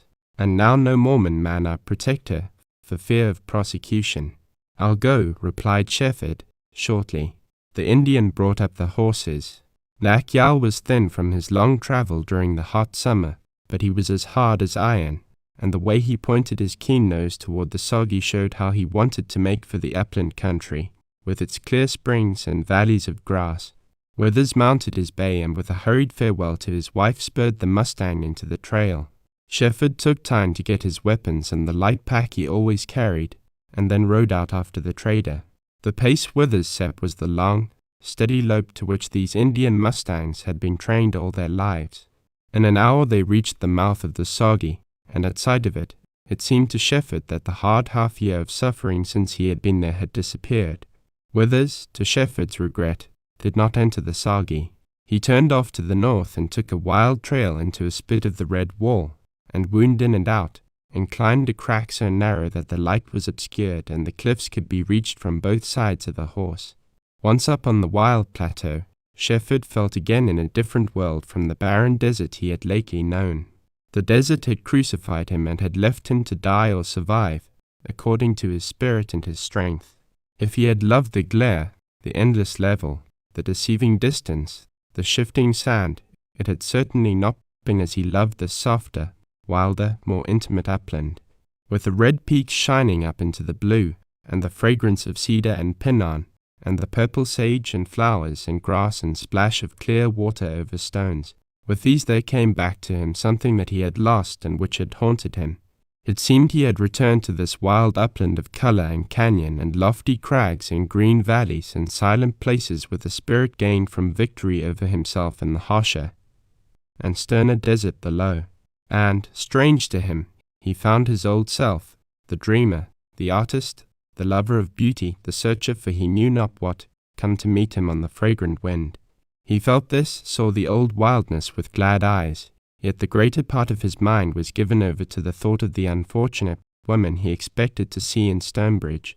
Withers was harder to follow, to keep up with, than an Indian. For one thing he was a steady and tireless rider, and for another there were times when he had no mercy on a horse. Then an Indian always found easier steps in the trail and shorter cuts. Withers put his mount to some bad slopes, and Shefford had no choice but to follow. But they crossed the great, broken bench of upland without mishap, and came out upon a promontory of a plateau from which Shefford saw a wide valley and the dark green alfalfa fields of Stonebridge. Stonebridge lay in the center of a fertile valley surrounded by pink cliffs. It must have been a very old town, certainly far older than Bluff or Monticello, though smaller, and evidently it had been built to last. There was one main street, very wide, that divided the town and was crossed at right angles by a stream spanned by a small natural stone bridge. A line of poplar trees shaded each footpath. The little log cabins and stone houses and cottages were half hidden in foliage now tinted with autumn colors. Toward the center of the town the houses and stores and shops fronted upon the street and along one side of a green square, or plaza. Here were situated several edifices, the most prominent of which was a church built of wood, whitewashed, and remarkable, according to Withers, for the fact that not a nail had been used in its construction. Beyond the church was a large, low structure of stone, with a split shingle roof, and evidently this was the town hall.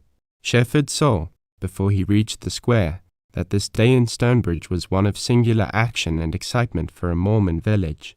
The town was full of people, and, judging from the horses hitched everywhere and the big canvas-covered wagons, many of the people were visitors. A crowd surrounded the hall, a dusty, booted, spurred, shirt-sleeved and sombreroed assemblage that did not wear the hallmark Shefford had come to associate with Mormons. They were riders, cowboys, horse wranglers, and some of them Shefford had seen in Durango. Navajos and Paiutes were present, also, but they loitered in the background. Withers drew Shefford off to the side where, under a tree, they hitched their horses. "Never saw Stonebridge full of a riffraff gang like this today," said Withers. "I'll bet the Mormons are wild. There's a tough outfit from Durango. If they can get anything to drink, or if they've got it, Stonebridge will see smoke today. Come on, I'll get in that hole." But before Withers reached the hole, he started violently and pulled up short, then, with apparent unconcern, turned to lay a hand upon Shefford. The trader's face had blanched and his eyes grew hard and shiny like flint. He gripped Shefford's arm. "Look, over to your left," he whispered. "See that gang of Indians there, by the big wagon? See the short Indian with the chaps? He's got a face big as a ham, dark, fierce. That's Shad. You ought to know him. Shad and his outfit here. How's that for nerve? But he pulls a rein with the Mormons." Shefford's keen eye took in a lounging group of 10 or 12 Indians and several white men. They did not present any great contrast to the other groups except that they were isolated, appeared quiet and watchful, and were all armed. A bunch of lean, racy mustangs, restive and spirited, stood nearby in charge of an Indian. Shefford had to take a second and closer glance to distinguish the half-breed. At once he recognized in Shad the broad-faced squat Indian who had paid him a threatening visit that night long ago in the mouth of the Soggy. A fire ran along Shefford's veins and seemed to concentrate in his breast. Shad's dark, piercing eyes alighted upon Shefford and rested there. Then the half-breed spoke to one of his white outlaws and pointed at Shefford. His action attracted the attention of others in the gang, and for a moment Shefford and Withers were treated to a keen-eyed stare. The trader cursed low. "Maybe I wouldn't like to mix it with that damned breed," he said. "But what chance have we with that gang? Besides, we're here on other and more important business. All the same, before I forget, let me remind you that Shad has had you spotted ever since you came out here. A friendly Paiute told me only lately. Shefford, did any Indian between here and Flagstaff ever see that bunch of money you persist in carrying?" "Why, yes, I suppose so, way back in Tuba, when I first came out," replied Shefford. "Oh, well, Shad's after that. Come on now, let's get inside the hole." The crowd opened for the trader, who appeared to be known to everybody. A huge man with a bushy beard blocked the way to a shut door. "Hello, mate," said Withers. "Let us in." The man opened the door, permitted Withers and Shefford to enter, and then closed it.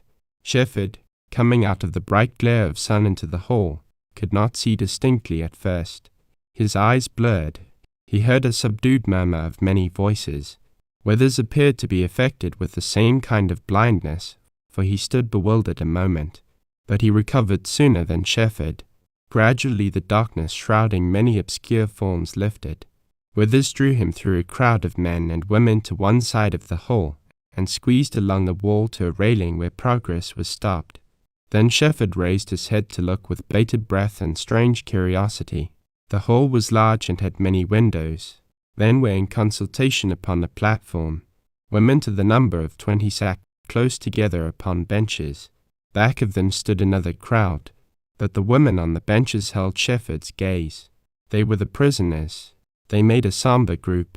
Some were hooded, some veiled, all clad in dark garments except one on the front bench, and she was dressed in white. She wore a long hood that concealed her face. Shefford recognized the hood and then the slender shape. She was Mary, she whom her jealous neighbors had named the Sago Lily. At sight of her, a sharp pain pierced Shefford's breast. His eyes were blurred when he forced them away from her, and it took a moment for him to see clearly. Withers was whispering to him or to someone near at hand, but Shefford did not catch the meaning of what was said. He paid more attention. However, Withers ceased speaking. Shefford gazed upon the crowd back of him.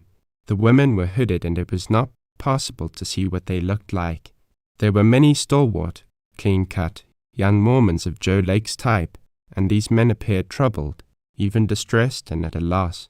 There was little about them resembling the stern, quiet, somber austerity of the more matured men, and nothing at all of the strange, aloof, serene impassiveness of the grey-bearded old patriarchs. These venerable men were the Mormons of the old school, the sons of the pioneers, the ruthless fanatics, Instinctively Shefford felt that it was in them that polygamy was embodied. They were the husbands of the sealed wives. He conceived an absorbing curiosity to learn if his instinct was correct, and hard upon that followed a hot, hateful eagerness to see which one was the husband of Mary. "There's Bishop Kane," whispered Withers, nudging Shefford, "and there's Waggoner with him." Shefford saw the bishop, and then beside him a man of striking presence. "Who's Waggoner?" asked Shefford as he looked. "He owns more than any Mormon in southern Utah," replied the trader. "He's the biggest man in Stonebridge, that's sure, but I don't know his relation to the church. They don't call him elder or bishop, but I'll bet he's some pumpkins. He never had any use for me or any Gentile. A close-fisted, tight-lipped Mormon, a skinflint if I ever saw one. Just look him over." Shefford had been looking, and considered it unlikely that he would ever forget this individual called Waggoner. He seemed old, 60 at least, yet at that only in the prime of a wonderful physical life. Unlike most of the others, he wore his grizzled beard close-cropped, so close that it showed the lean, wolfish line of his jaw. All his features were of striking sharpness. His eyes, of a singularly brilliant blue, were yet cold and pale. The brow had a serious, thoughtful cast. Long furrows sloped down the cheeks. It was a strange, secretive face, full of a power that Shefford had not seen in another man's, full of intelligence and thought that had not been used as Shefford had known them used among men. The face mystified him. It had so much more than the strange aloofness so characteristic of his fellows. Waggoner had 5 wives and 55 children before the law went into effect, whispered Withers. "Nobody knows and nobody will ever know how many he's got now. That's my private opinion." Somehow, after Withers told that, Shefford seemed to understand the strange power in Waggoner's face. Absolutely it was not the force, the strength given to a man from his years of control of men. Shefford, long schooled now in his fair-mindedness, fought down the feelings of other years, and waited with patience. Who was he to judge Waggoner or any other Mormon? But whenever his glance strayed back to the quiet, slender form in white, when he realized again and again the appalling nature of this court, his heart beat heavy and labored within his breast. Then a bustle among the men upon the platform appeared to indicate that proceedings were about to begin. Some men left the platform, several sat down at a table upon which were books and papers, and others remained standing.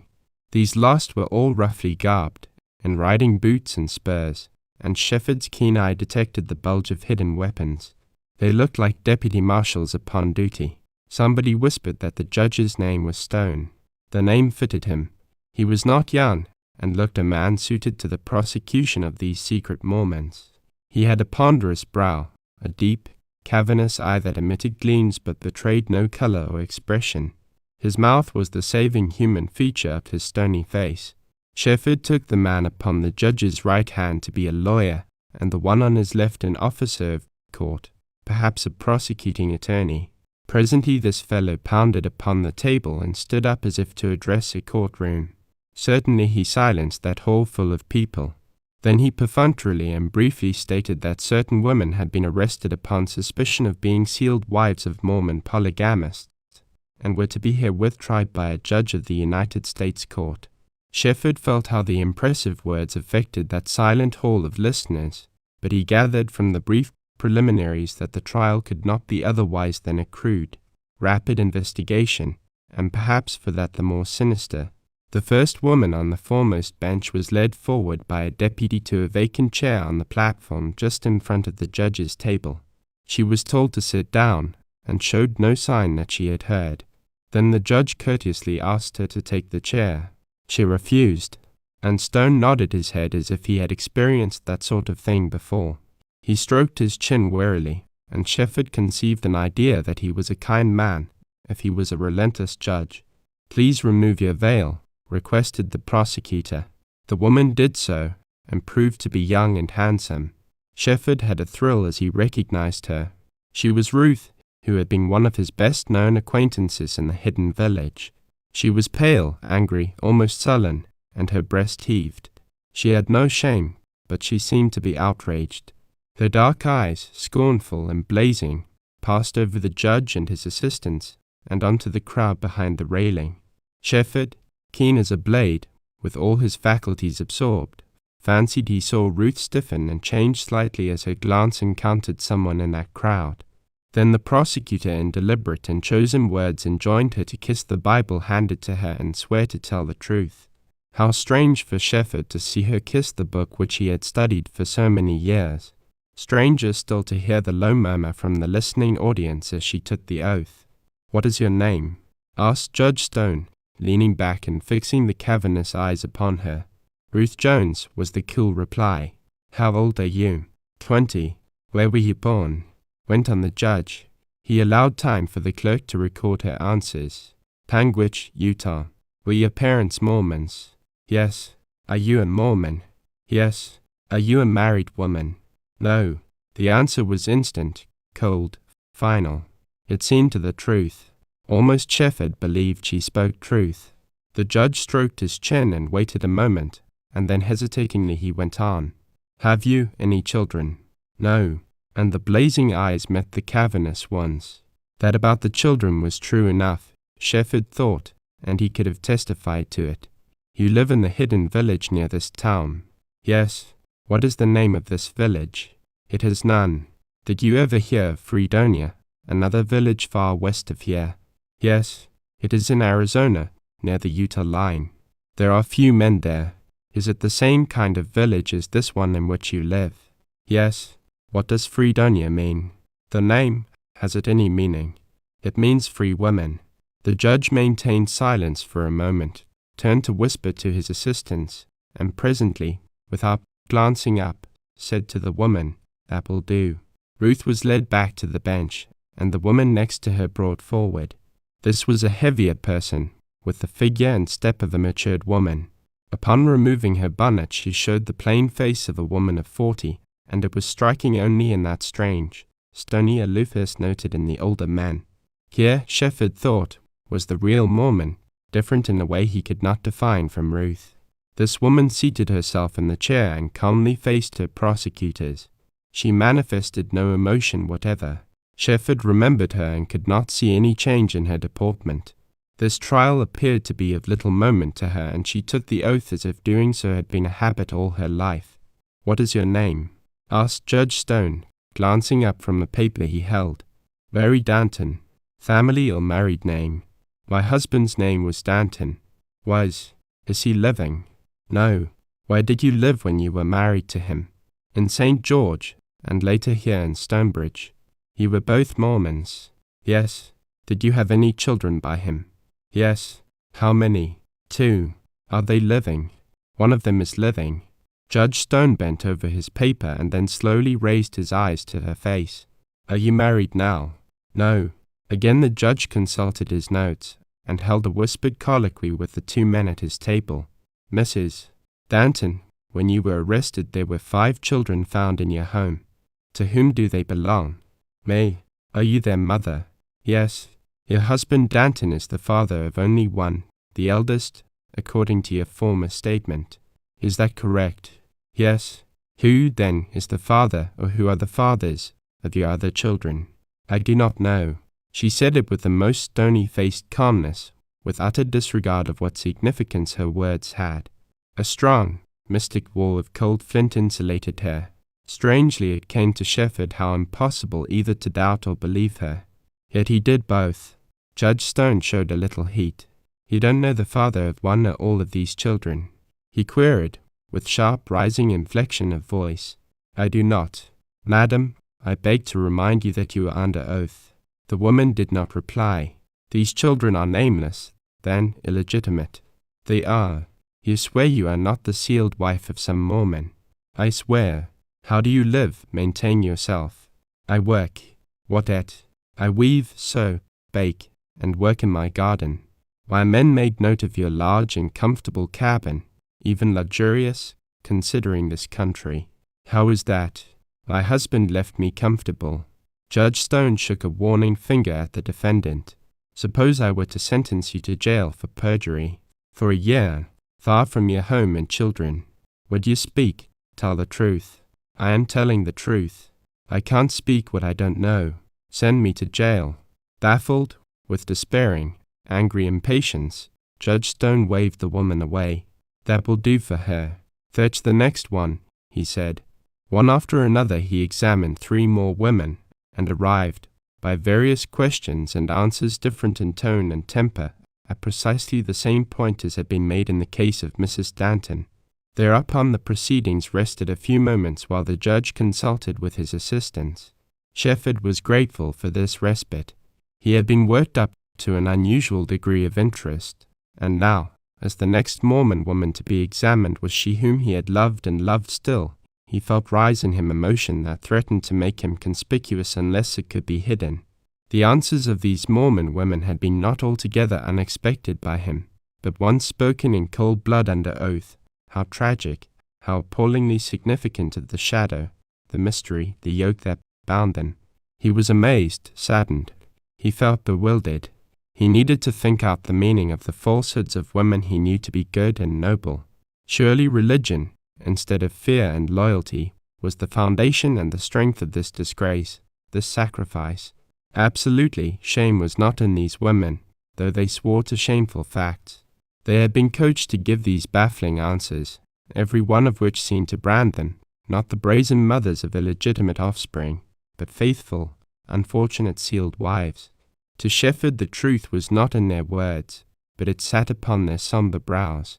Was it only his heightened imagination, or did the silence and the suspense grow more intense when a deputy led that dark-hooded, white-clad, slender woman to the defendant's chair? She did not walk with the poise that had been manifest in the other women, and she sank into the chair as if she could no longer stand. "Please remove your hood," requested the prosecutor. How well Shefford remembered the strong, shapely hands. He saw them tremble at the knot of ribbon, and that tremor was communicated to him in a sympathy which made his pulses beat. He held his breath while she removed the hood, and then there was revealed, he thought, the loveliest and the most tragic face that ever was seen in a courtroom. A low, whispering murmur that swelled like a wave ran through the hall, and by it Shefford divined, as clearly as if the fact had been blazoned on the walls, that Mary's face had been unknown to these villagers.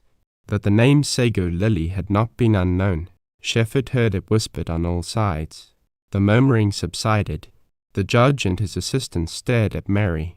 As for Shefford, there was no need of his personal feeling to make the situation dramatic. Not improbably Judge Stone had tried many Mormon women, but manifestly this one was different. Unhooded, Mary appeared to be only a young girl, and a court, confronted suddenly with her youth and the suspicion attached to her, could not but have been shocked. Then her beauty made her seem, in that somber company, indeed the white flower for which she had been named. But more likely it was her agony that bound the court into silence which grew painful. Perhaps the thought that flashed into Shefford's mind was telepathic. It seemed to him that every watcher there realized that in this defendant the judge had a girl of softer mold, of different spirit, and from her the bitter truth could be wrung. Mary faced the court and the crowd on that side of the platform. Unlike the other women, she did not look at or seem to see any one behind the railing. Shefford was absolutely sure there was not a man or a woman who caught her glance. She gazed afar, with eyes strained, humid, fearful. When the prosecutor swore her to the oath, her lips were seen to move, but no one heard her speak. "What is your name?" asked the judge. "Larry." Her voice was low, with a slight tremor. "What's your other name?" "I won't tell." Her singular reply, the tones of her voice, her manner before the judge, marked her with strange simplicity. It was evident that she was not accustomed to questions. "What were your parents' names?" "I won't tell," she replied, very low.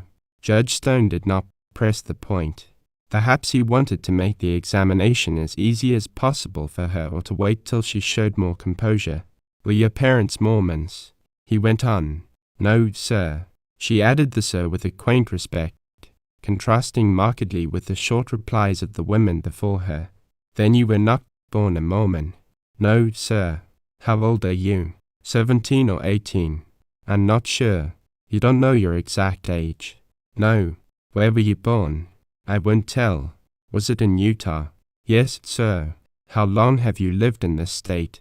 "Always, except last year." "And that's been over in the hidden village where you were arrested?" "Yes."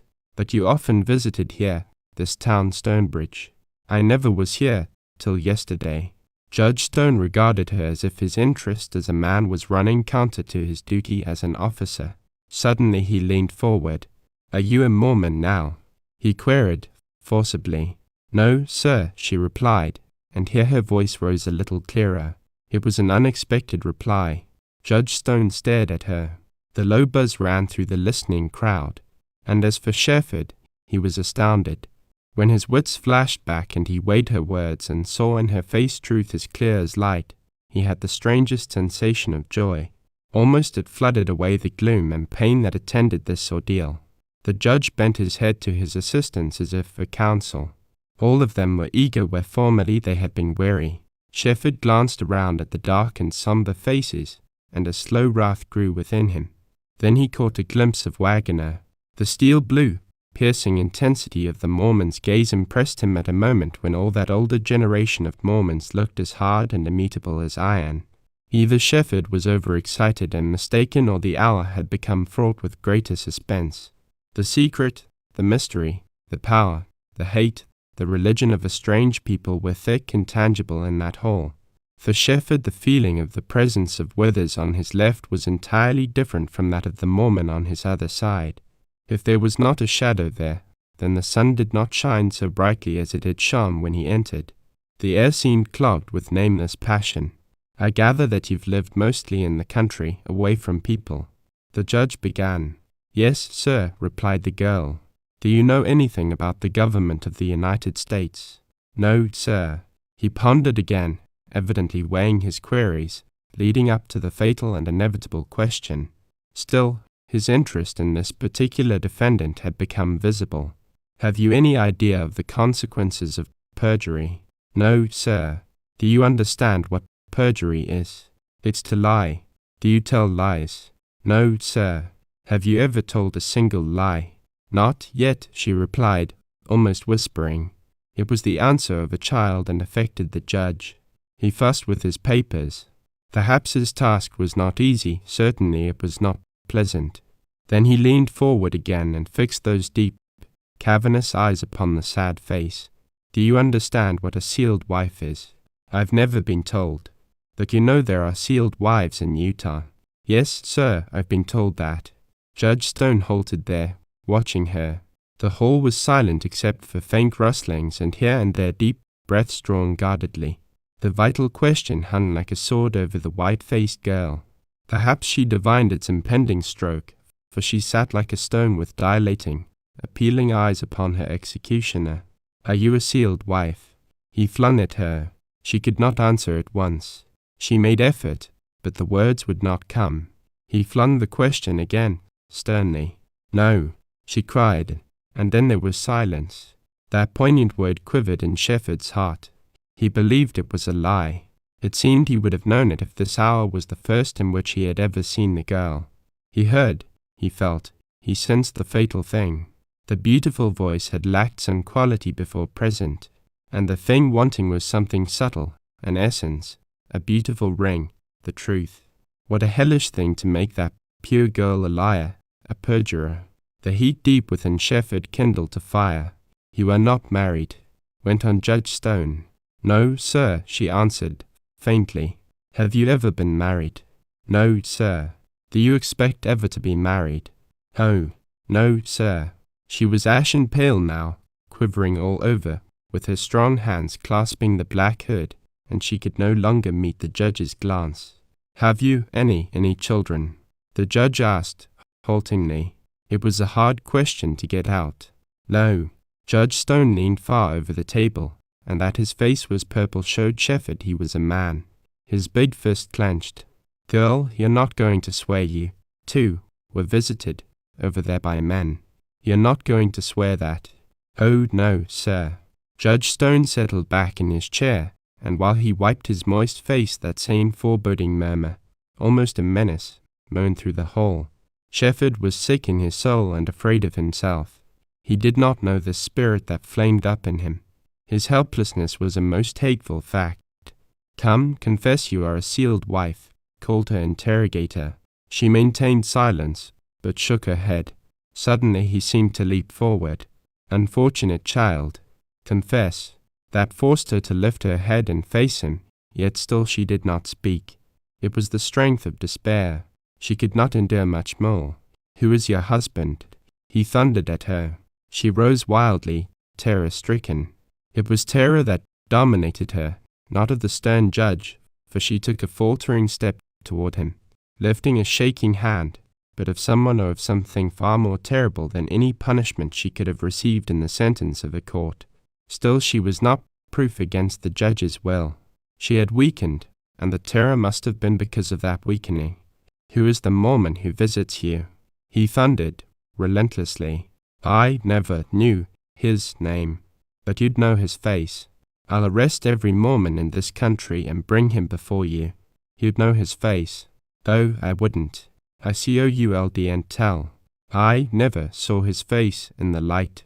The tragic beauty of her, the certainty of some monstrous crime to youth and innocence, the presence of an agony and terror that unfathomably seemed not to be for herself. These transfixed the court and the audience, and held them silenced, till she reached up blindly and then sank in a heap to the floor. Chapter 11. After the trial, Shefford might have leaped over the railing but for Withers's restraining hand, and when there appeared to be some sign of kindness in those other women for the unconscious girl, Shefford squeezed through the crowd and got out of the hall. The gang outside that had been denied admittance pressed upon Shefford, with jest and curious query, and a good nature that jarred upon him. He was far from gentle as he jostled off the first importuning fellows. The others, gaping at him, opened a lane for him to pass through. Then there was a hand laid on his shoulder that he did not shake off. Lassiter loomed dark and tall beside him. Neither the trader nor Joe Lake nor any white man Shefford had met influenced him as this Navajo. Lassiter, you here, too? I guess the whole country is here. We waited at Kayenta. What kept ye so long? The Indian, always slow to answer, did not open his lips till he drew Shefford apart from the noisy crowd. Aye nigh, there is sorrow in the Hogan of Hosteen Doten, he said. Glen Nasper, exclaimed Shefford. My sister is gone from the home of her brother. She went away alone in the summer. Blue Canyon. She went to the missionary. Nastabiga, I thought I saw her there, but I wasn't sure.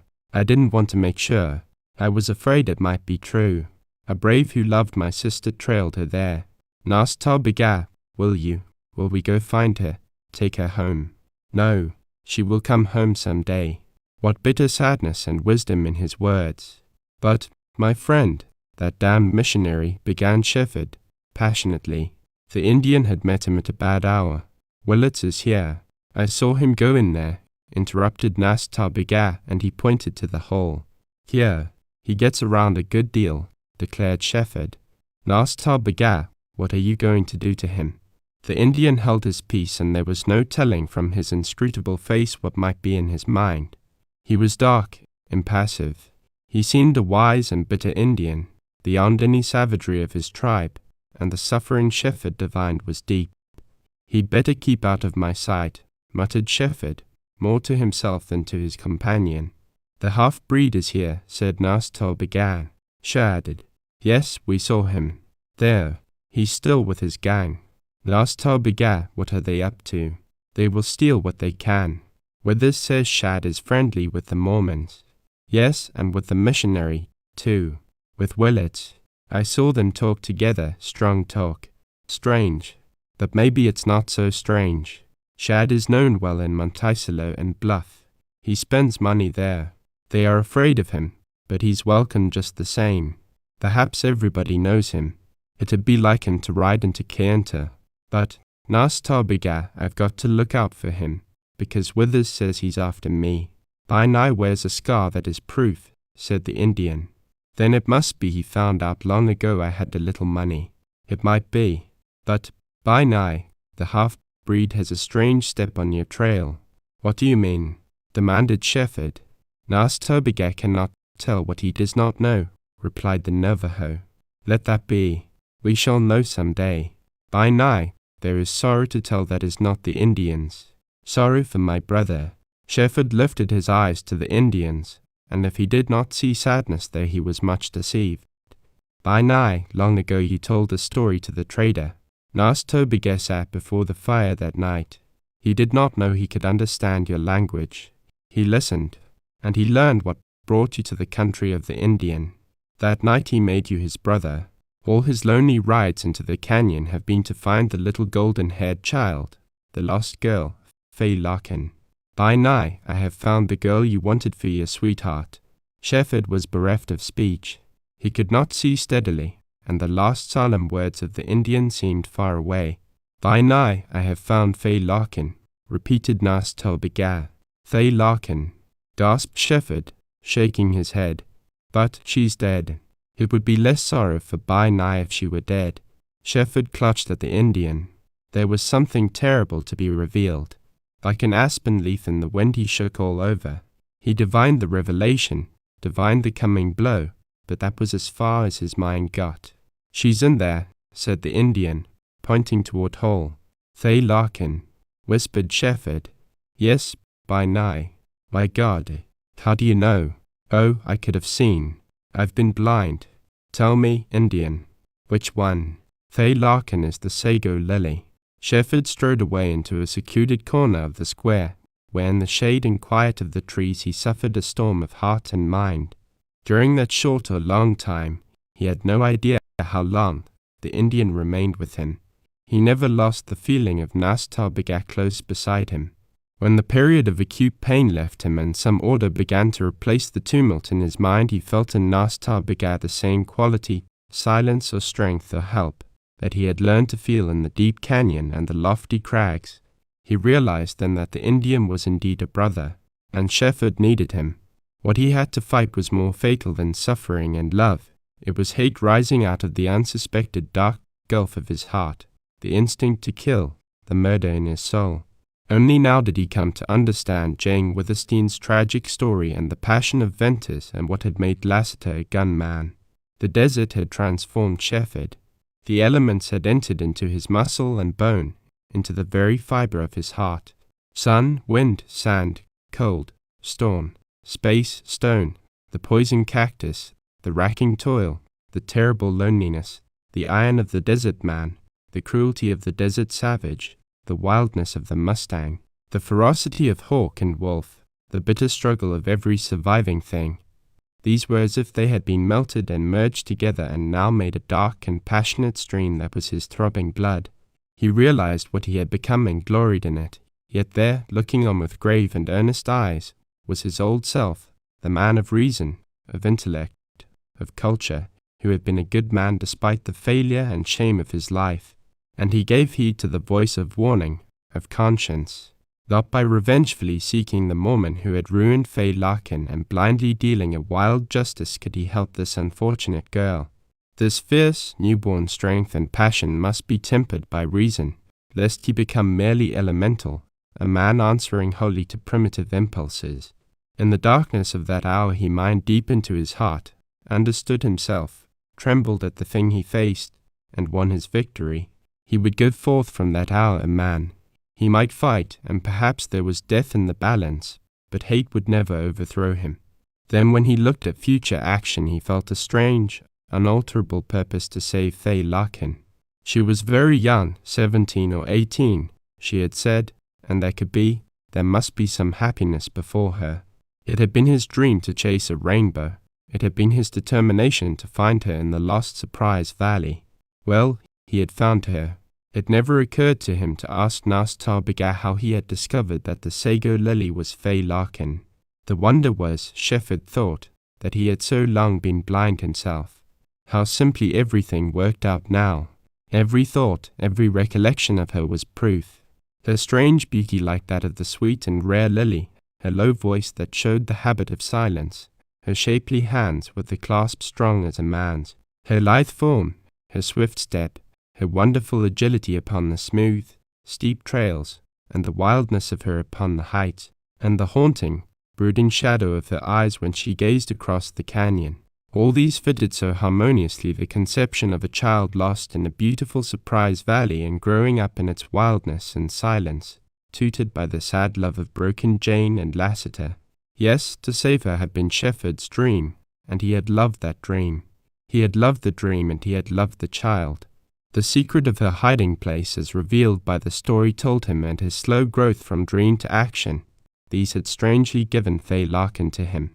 Then had come the bitter knowledge that she was dead. In the light of this subsequent revelation, how easy to account for his loving Mary, too. Never would she be Mary again to him. Fay Larkin and the Sago Lily were one and the same. She was here, near him, and he was powerless for the present to help her or to reveal himself. She was held back there in that gloomy hall among those somber Mormons, alien to the women, bound in some fatal way to one of the men, and now, by reason of her weakness in the trial, surely to be hated. Thinking of her past and her present, of the future, and that secret Mormon whose face she had never seen, Shefford felt a sinking of his heart, a terrible cold pang in his breast, a fainting of his spirit. She had sworn she was no sealed wife, but had she not lied? So, then, how utterly powerless he was. But here to save him, to uplift him, came that strange mystic insight which had been the gift of the desert to him. She was not dead. He had found her. What mattered obstacles, even that implacable creed to which she had been sacrificed, in the face of this blessed and overwhelming truth? It was as mighty as the love suddenly dawning upon him. A strong and terrible and deathly sweet wind seemed to fill his soul with the love of her. It was her fate that had drawn him, and now it was her agony, her innocence, her beauty that bound him for all time. Patience and cunning and toil, passion and blood, the unquenchable spirit of a man to save, these were nothing to give, life itself were little, could he but free her. Patience and cunning. His sharpening mind cut these out as his greatest assets for the present, and his thoughts flashed like light through his brain. Judge Stone and his court would fail to convict any Mormon in Stonebridge, just the same as they had failed in the northern towns. They would go away, and Stonebridge would fall to the slow, sleepy tenor of its former way. The hidden village must become known to all men, honest and outlawed, in that country, but this fact would hardly make any quick change in the plans of the Mormons. They did not soon change. They would send the sealed wives back to the canyon and, after the excitement had died down, visit them as usual. Nothing, perhaps, would ever change these old Mormons but death. Shefford resolved to remain in Stonebridge and ingratiate himself deeper into the regard of the Mormons. He would find work there, if the sealed wives were not returned to the hidden village. In case the women went back to the valley, Shefford meant to resume his old duty of driving Withers's pack trains. Wanting that opportunity, he would find some other work, some excuse to take him there. In due time he would reveal to Fay Larkin that he knew her. How the thought thrilled him. She might deny, might persist in her fear, might fight to keep her secret. But he would learn it, hear her story, hear what had become of Jane Withersteen and Lassiter, and if they were alive, which now he believed he would find them, and he would take them and Fay out of the country. The duty, the great task, held a grim fascination for him. He had a foreboding of the cost. He had a dark realization of the force he meant to oppose. There were duty here and pity and unselfish love, but these alone did not actuate Shefford. Mystically fate seemed again to come like a gleam and bid him follow. When Shefford and Nas Tarbiga returned to the town hall, the trial had been ended. The hall was closed, and only a few Indians and cowboys remained in the square, and they were about to depart. On the street, however, and the paths and in the doorways of stores were knots of people, talking earnestly. Shefford walked up and down, hoping to meet Withers or Joe Lake. Nas Tarbiga said he would take the horses to water and feed and then return. There were indications that Stonebridge might experience some of the excitement and perhaps violence common to towns like Monticello and Durango. There was only one saloon in Stonebridge, and it was full of roistering cowboys and horse wranglers. Shefford saw the bunch of mustangs, in charge of the same Indian, that belonged to Shad and his gang. The men were inside, drinking. Next door was a tavern called Hopewell House, a stone structure of some pretensions. There were Indians lounging outside. Shefford entered through a wide door and found himself in a large bare room, boarded like a loft, with no ceiling except the roof. The place was full of men and noise. Here he encountered Joe Lake talking to Bishop Kane and other Mormons. Shefford got a friendly greeting from the bishop, and then was well received by the strangers, to whom Joe introduced him. "Have you seen Withers?" asked Shefford. "Reckon he's around somewhere," replied Joe. "Better hang up here, for he'll drop in sooner or later." "When are you going back to Kayenta?" went on Shefford. "Hard to say. We'll have to call off our hunt. Nas Tobagai's here, too." "Yes, I've been with him." The older Mormons drew aside, and then Joe mentioned the fact that he was half-starved. Shefford went with him into another clapboard room, which was evidently a dining room. There were half a dozen men at the long table. The seat at the end was a box, and scarcely large enough or safe enough for Joe and Shefford, but they risked it. "Saw you in the hall," said Joe. "Hell, wasn't it?" "Joe, I never knew how much I dared say to you, so I don't talk much." "But it was hell," replied Shefford. "You needn't be so scared of me," spoke up Joe, testily. That was the first time Shefford had heard the Mormon speak that way. "I'm not scared, Joe, but I like you, respect you. I can't say so much of your people." "Did you stick out the hole, Mex?" asked Joe.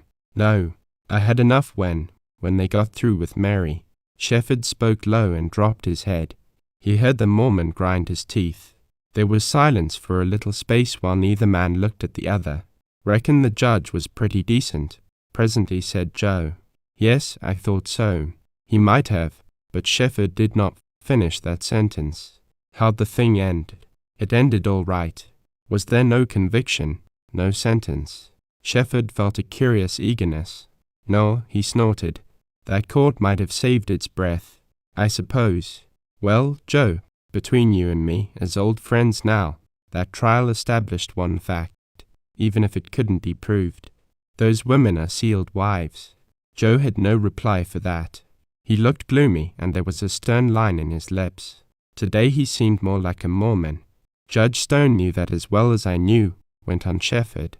"Any man of penetration could have seen it. What an ordeal that was for good women to go through. I know they're good.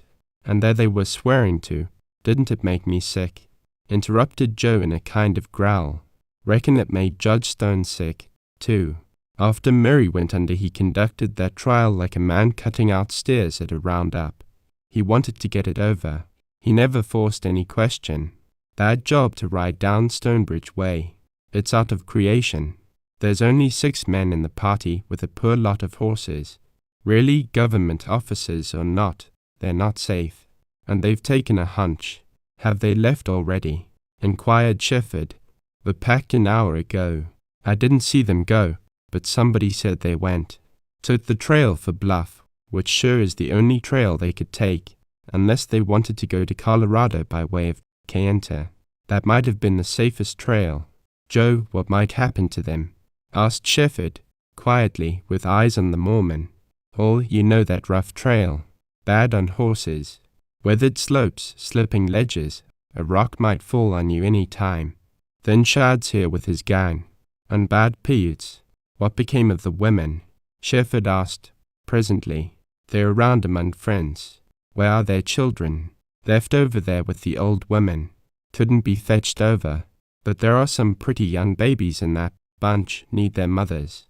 "I should think so," replied Shefford, constrainedly. "When will their mothers get back to them?" "Tonight, maybe, if this mob of cowpunchers and wranglers get out of town. It's a bad mix, Shefford. Here's a hunch on that. These fellows will get full of whiskey, and trouble might come if they approach the women." "You mean they might get drunk enough to take the oaths of those poor women, take the meaning literally, pretend to believe the women what they swore they were?" "Reckon you've got the hunch," replied Joe, gloomily. "My God, Lan, that would be horrible," exclaimed Shefford. "Horrible or not, it's liable to happen. The women can be kept here yet a while. Reckon there won't be any trouble here. It'll be over there in the valley. Shefford, getting the women over there safe is a job that's been put to me. I've got a bunch of fellows already. Can I count on you? I'm glad to say you're well thought of. Bishop Kane liked you, and what he says goes." "Yes, Joe, you can count on me," replied Shefford. They finished their meal then and repaired to the big office room of the house. Several groups of men were there and loud talk was going on outside. Shefford saw Withers talking to Bishop Kane and 2 other Mormons, both strangers to Shefford. The trader appeared to be speaking with unwanted force, emphasizing his words with energetic movements of his hands. "Reckon something's up," whispered Joe, hoarsely. "It's been in the air all day." Withers must have been watching for Shefford. "Here's Shefford now," he said to the trio of Mormons, as Joe and Shefford reached the group. "I want you to hear him speak for himself." "What's the matter?" asked Shefford. "Give me a hunch and I'll put in my say-so," said Joe Lake. "Shefford, it's the matter of a good name more than a job," replied the trader. "A little while back I told the bishop I meant to put you on the pack job over to the valley, same as when you first came to me. Well, the bishop was pleased and said he might put something in your way. Just now I ran in here to find you, not wanted. When I kicked I got the straight hunch. Willits has said things about you. One of them, the one that sticks in my craw, was that you'd do anything, even pretend to be inclined toward Mormonism, just to be among those Mormon women over there. Willits is your enemy, and he's worse than I thought. Now I want you to tell Bishop Kane why this missionary is bitter toward you." "Gentlemen, I knocked him down," replied Shefford, simply. "What for?" inquired the bishop, in surprise and curiosity. Shefford related the incident which had occurred at Red Lake and that now seemed again to come forward faithfully. "You insinuate he had evil intent toward the Indian girl," queried Kane. "I insinuate nothing. I merely state what led to my acting as I did. Principles of religion, sir. No, a man's principles." Withers interposed in his blunt way. "Bishop, did you ever see Glen Nasper?" "No. She's the prettiest Navajo in the country. Willits was after her, that's all." "My dear man, I can't believe that of a Christian missionary. We've known Willits for years. He's a man of influence. He has money back of him. He's doing a good work. You hint of a love relation." "No, I don't hint," replied Withers, impatiently. "I know. It's not the first time I've known a missionary to do this sort of thing. Nor is it the first time for Willits. Bishop Kane, I live among the Indians. I see a lot I never speak of. My work is to trade with the Indians, that's all. That I'll not have Willits or any other damned hypocrite run down my friend here. John Shefford is the finest young man that ever came to me in the desert, and he's got to be put right before you all or I'll not set foot in Stonebridge again. Willits was after Glen Nasper. Shefford punched him, and later threw him out of the old Indian's hogan up on the mountain. That explains Willits's enmity. He was after the girl. What's more, gentlemen, he got her," added Shefford. "Glen Nasper has not been home for 6 months. I saw her at Blue Canyon. I would like to face this Willits before you all." "Easy enough," replied Withers, with a grim chuckle.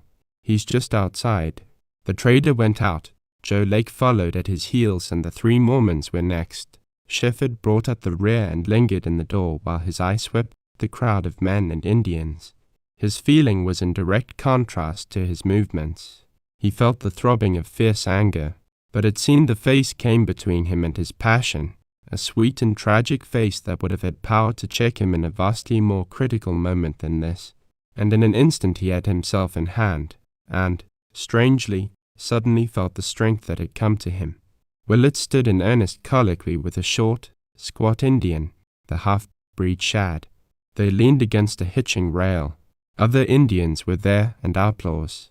It was a mixed group, rough and hard-looking. "Hey, Willits," called the trader, and his loud, ringing voice, not pleasant, stilled the movement and sound. When Willits turned, Shefford was halfway across the wide walk. The missionary not only saw him, but also Nas Tarbaga, who was striding forward. Joe Lake was ahead of the trader, the Mormons followed with decision, and they all confronted Willits. He turned pale. Shad had cautiously moved along the rail, nearer to his gang, and then they, with the others of the curious crowd, drew closer. "Willits, here's Shefford. Now say it to his face," declared the trader.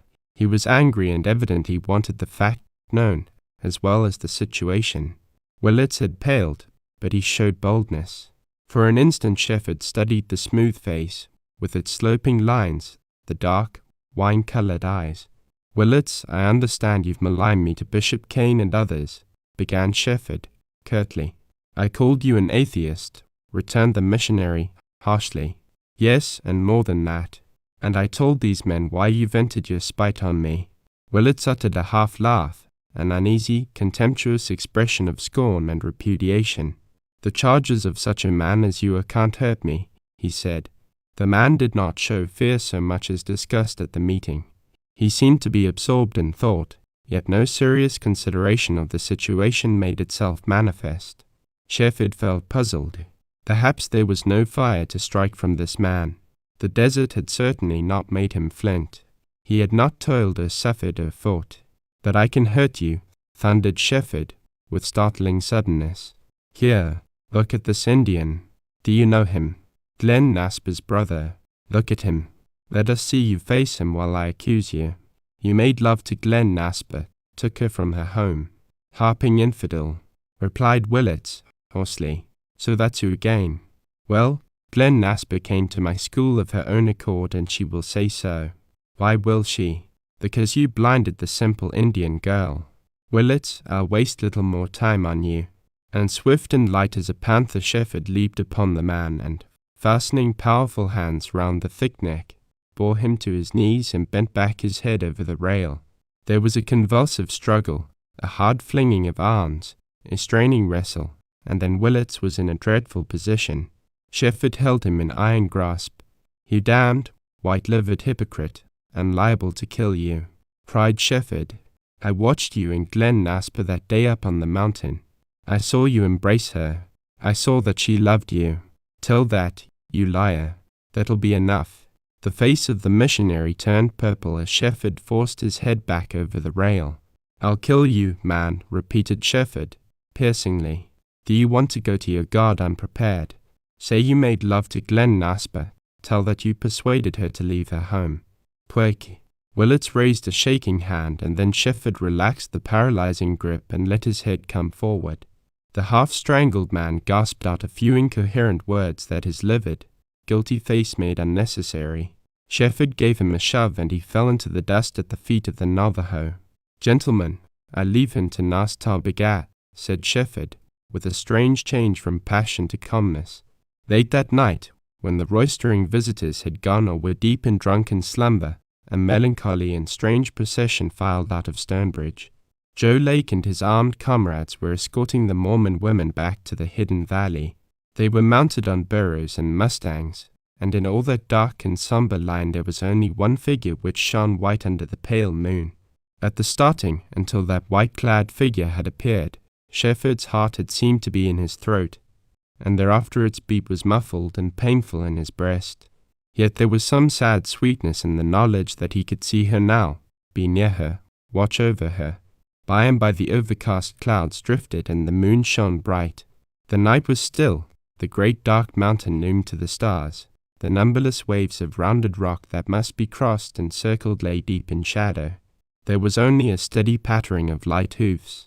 Shefford's place was near the end of the line, and he kept well back, riding close to one woman and then another. No word was spoken. These sealed wives rode where their mounts were led or driven, as blind in their hoods as veiled Arab women in palanquins, and their heads drooped wearily and their shoulders bent, as if under a burden. It took an hour of steady riding to reach the ascent to the plateau, and here, with the beginning of rough and smooth and shadowed trail, the work of the escort began. The line lengthened out, and each man kept to the several women assigned to him. Shefford had 3, and one of them was the girl he loved. She rode as if the world and time and life were naught to her.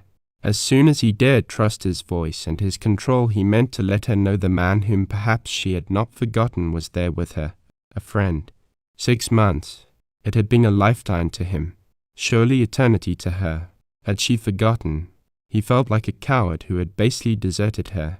Oh, had he only known!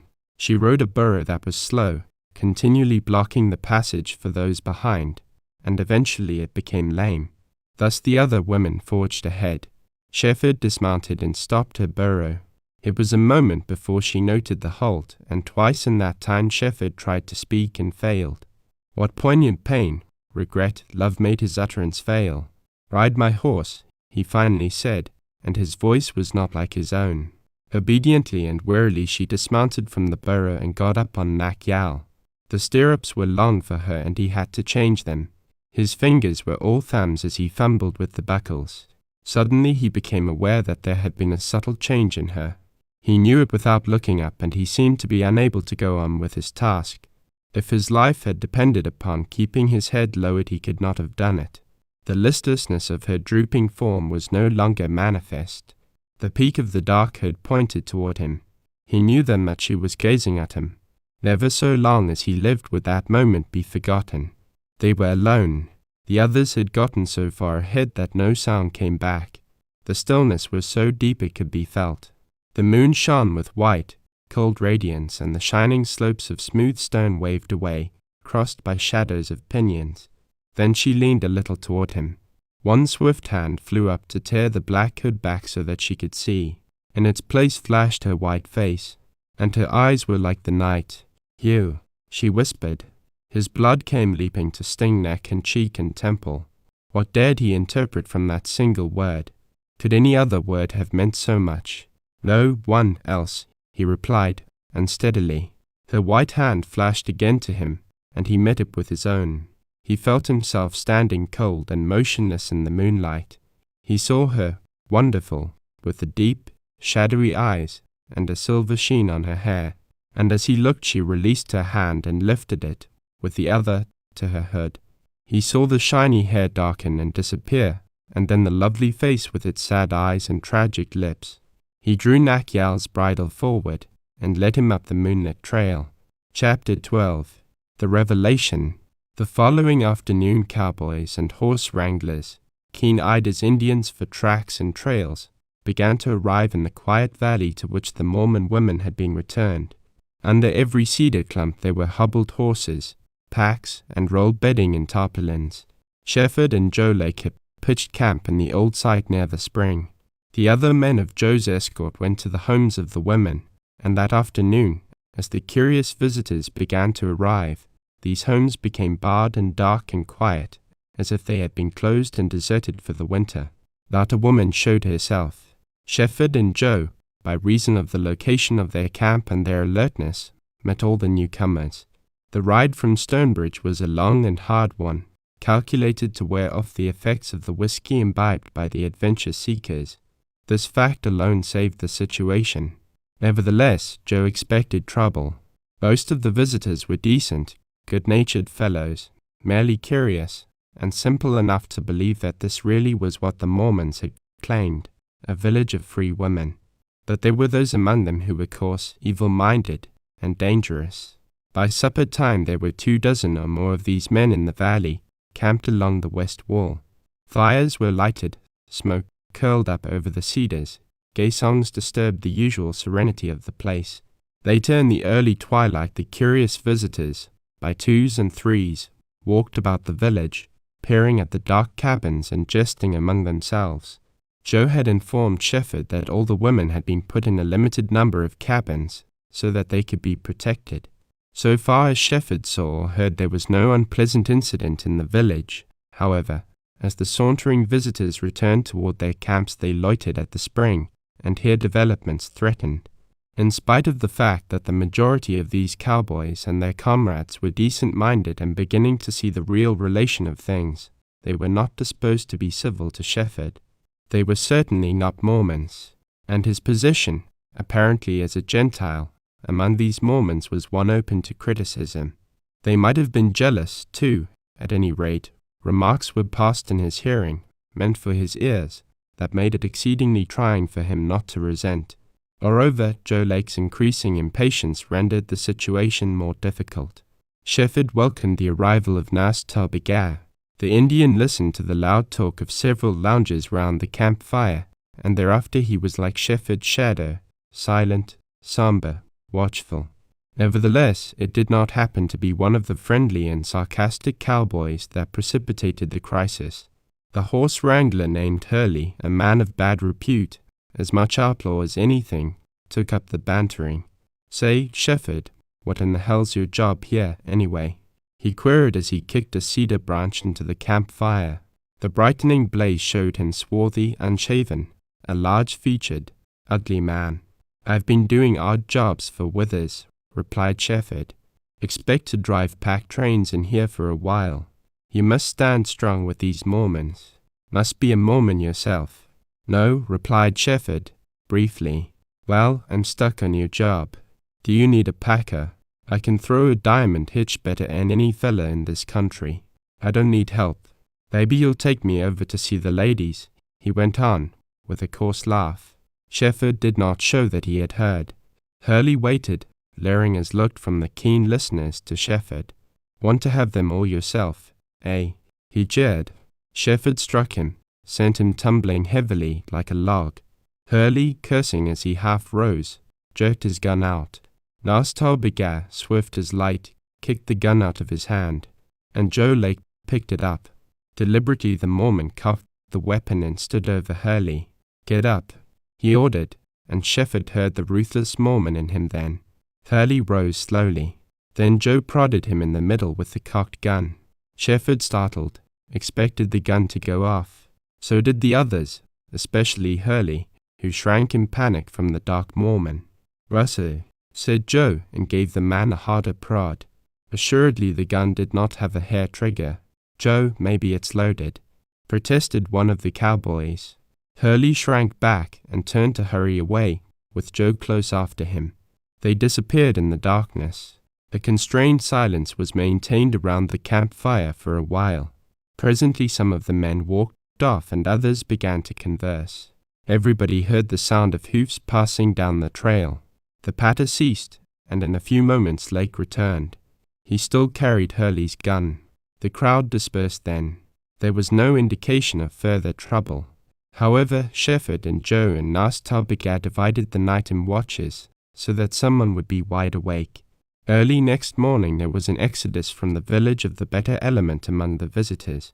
"No fun hanging round here," one of them expressed it, and as good-naturedly as they had come they rode away.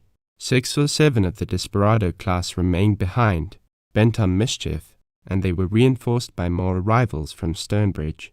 They avoided the camp by the spring, and when Shefford and Lake attempted to go to them they gave them a wide berth. This caused Joe to assert that they were up to some dirty work. All morning they lounged around under the cedars, keeping out of sight, and evidently the reinforcement from Stonebridge had brought liquor. When they gathered together at their camp, half drunk, all noisy, some wanting to swagger off into the village and others trying to hold them back, Joe Lake said, grimly, that somebody was going to get shot. Indeed, Shefford saw that there was every likelihood of bloodshed. "Reckon we'd better take to one of the cabins," said Joe. Thereupon the 3 repaired to the nearest cabin and, entering, kept watch from the windows. During a couple of hours, however, they did not see or hear anything of the ruffians. Then came a shot from over in the village, a single yell, and, after that, a scattering volley. The silence and suspense which followed were finally broken by hoof beats. Nastaubega called Joe and Shefford to the window he had been stationed at. From here they saw the unwelcome visitors ride down the trail, to disappear in the cedars toward the outlet of the valley.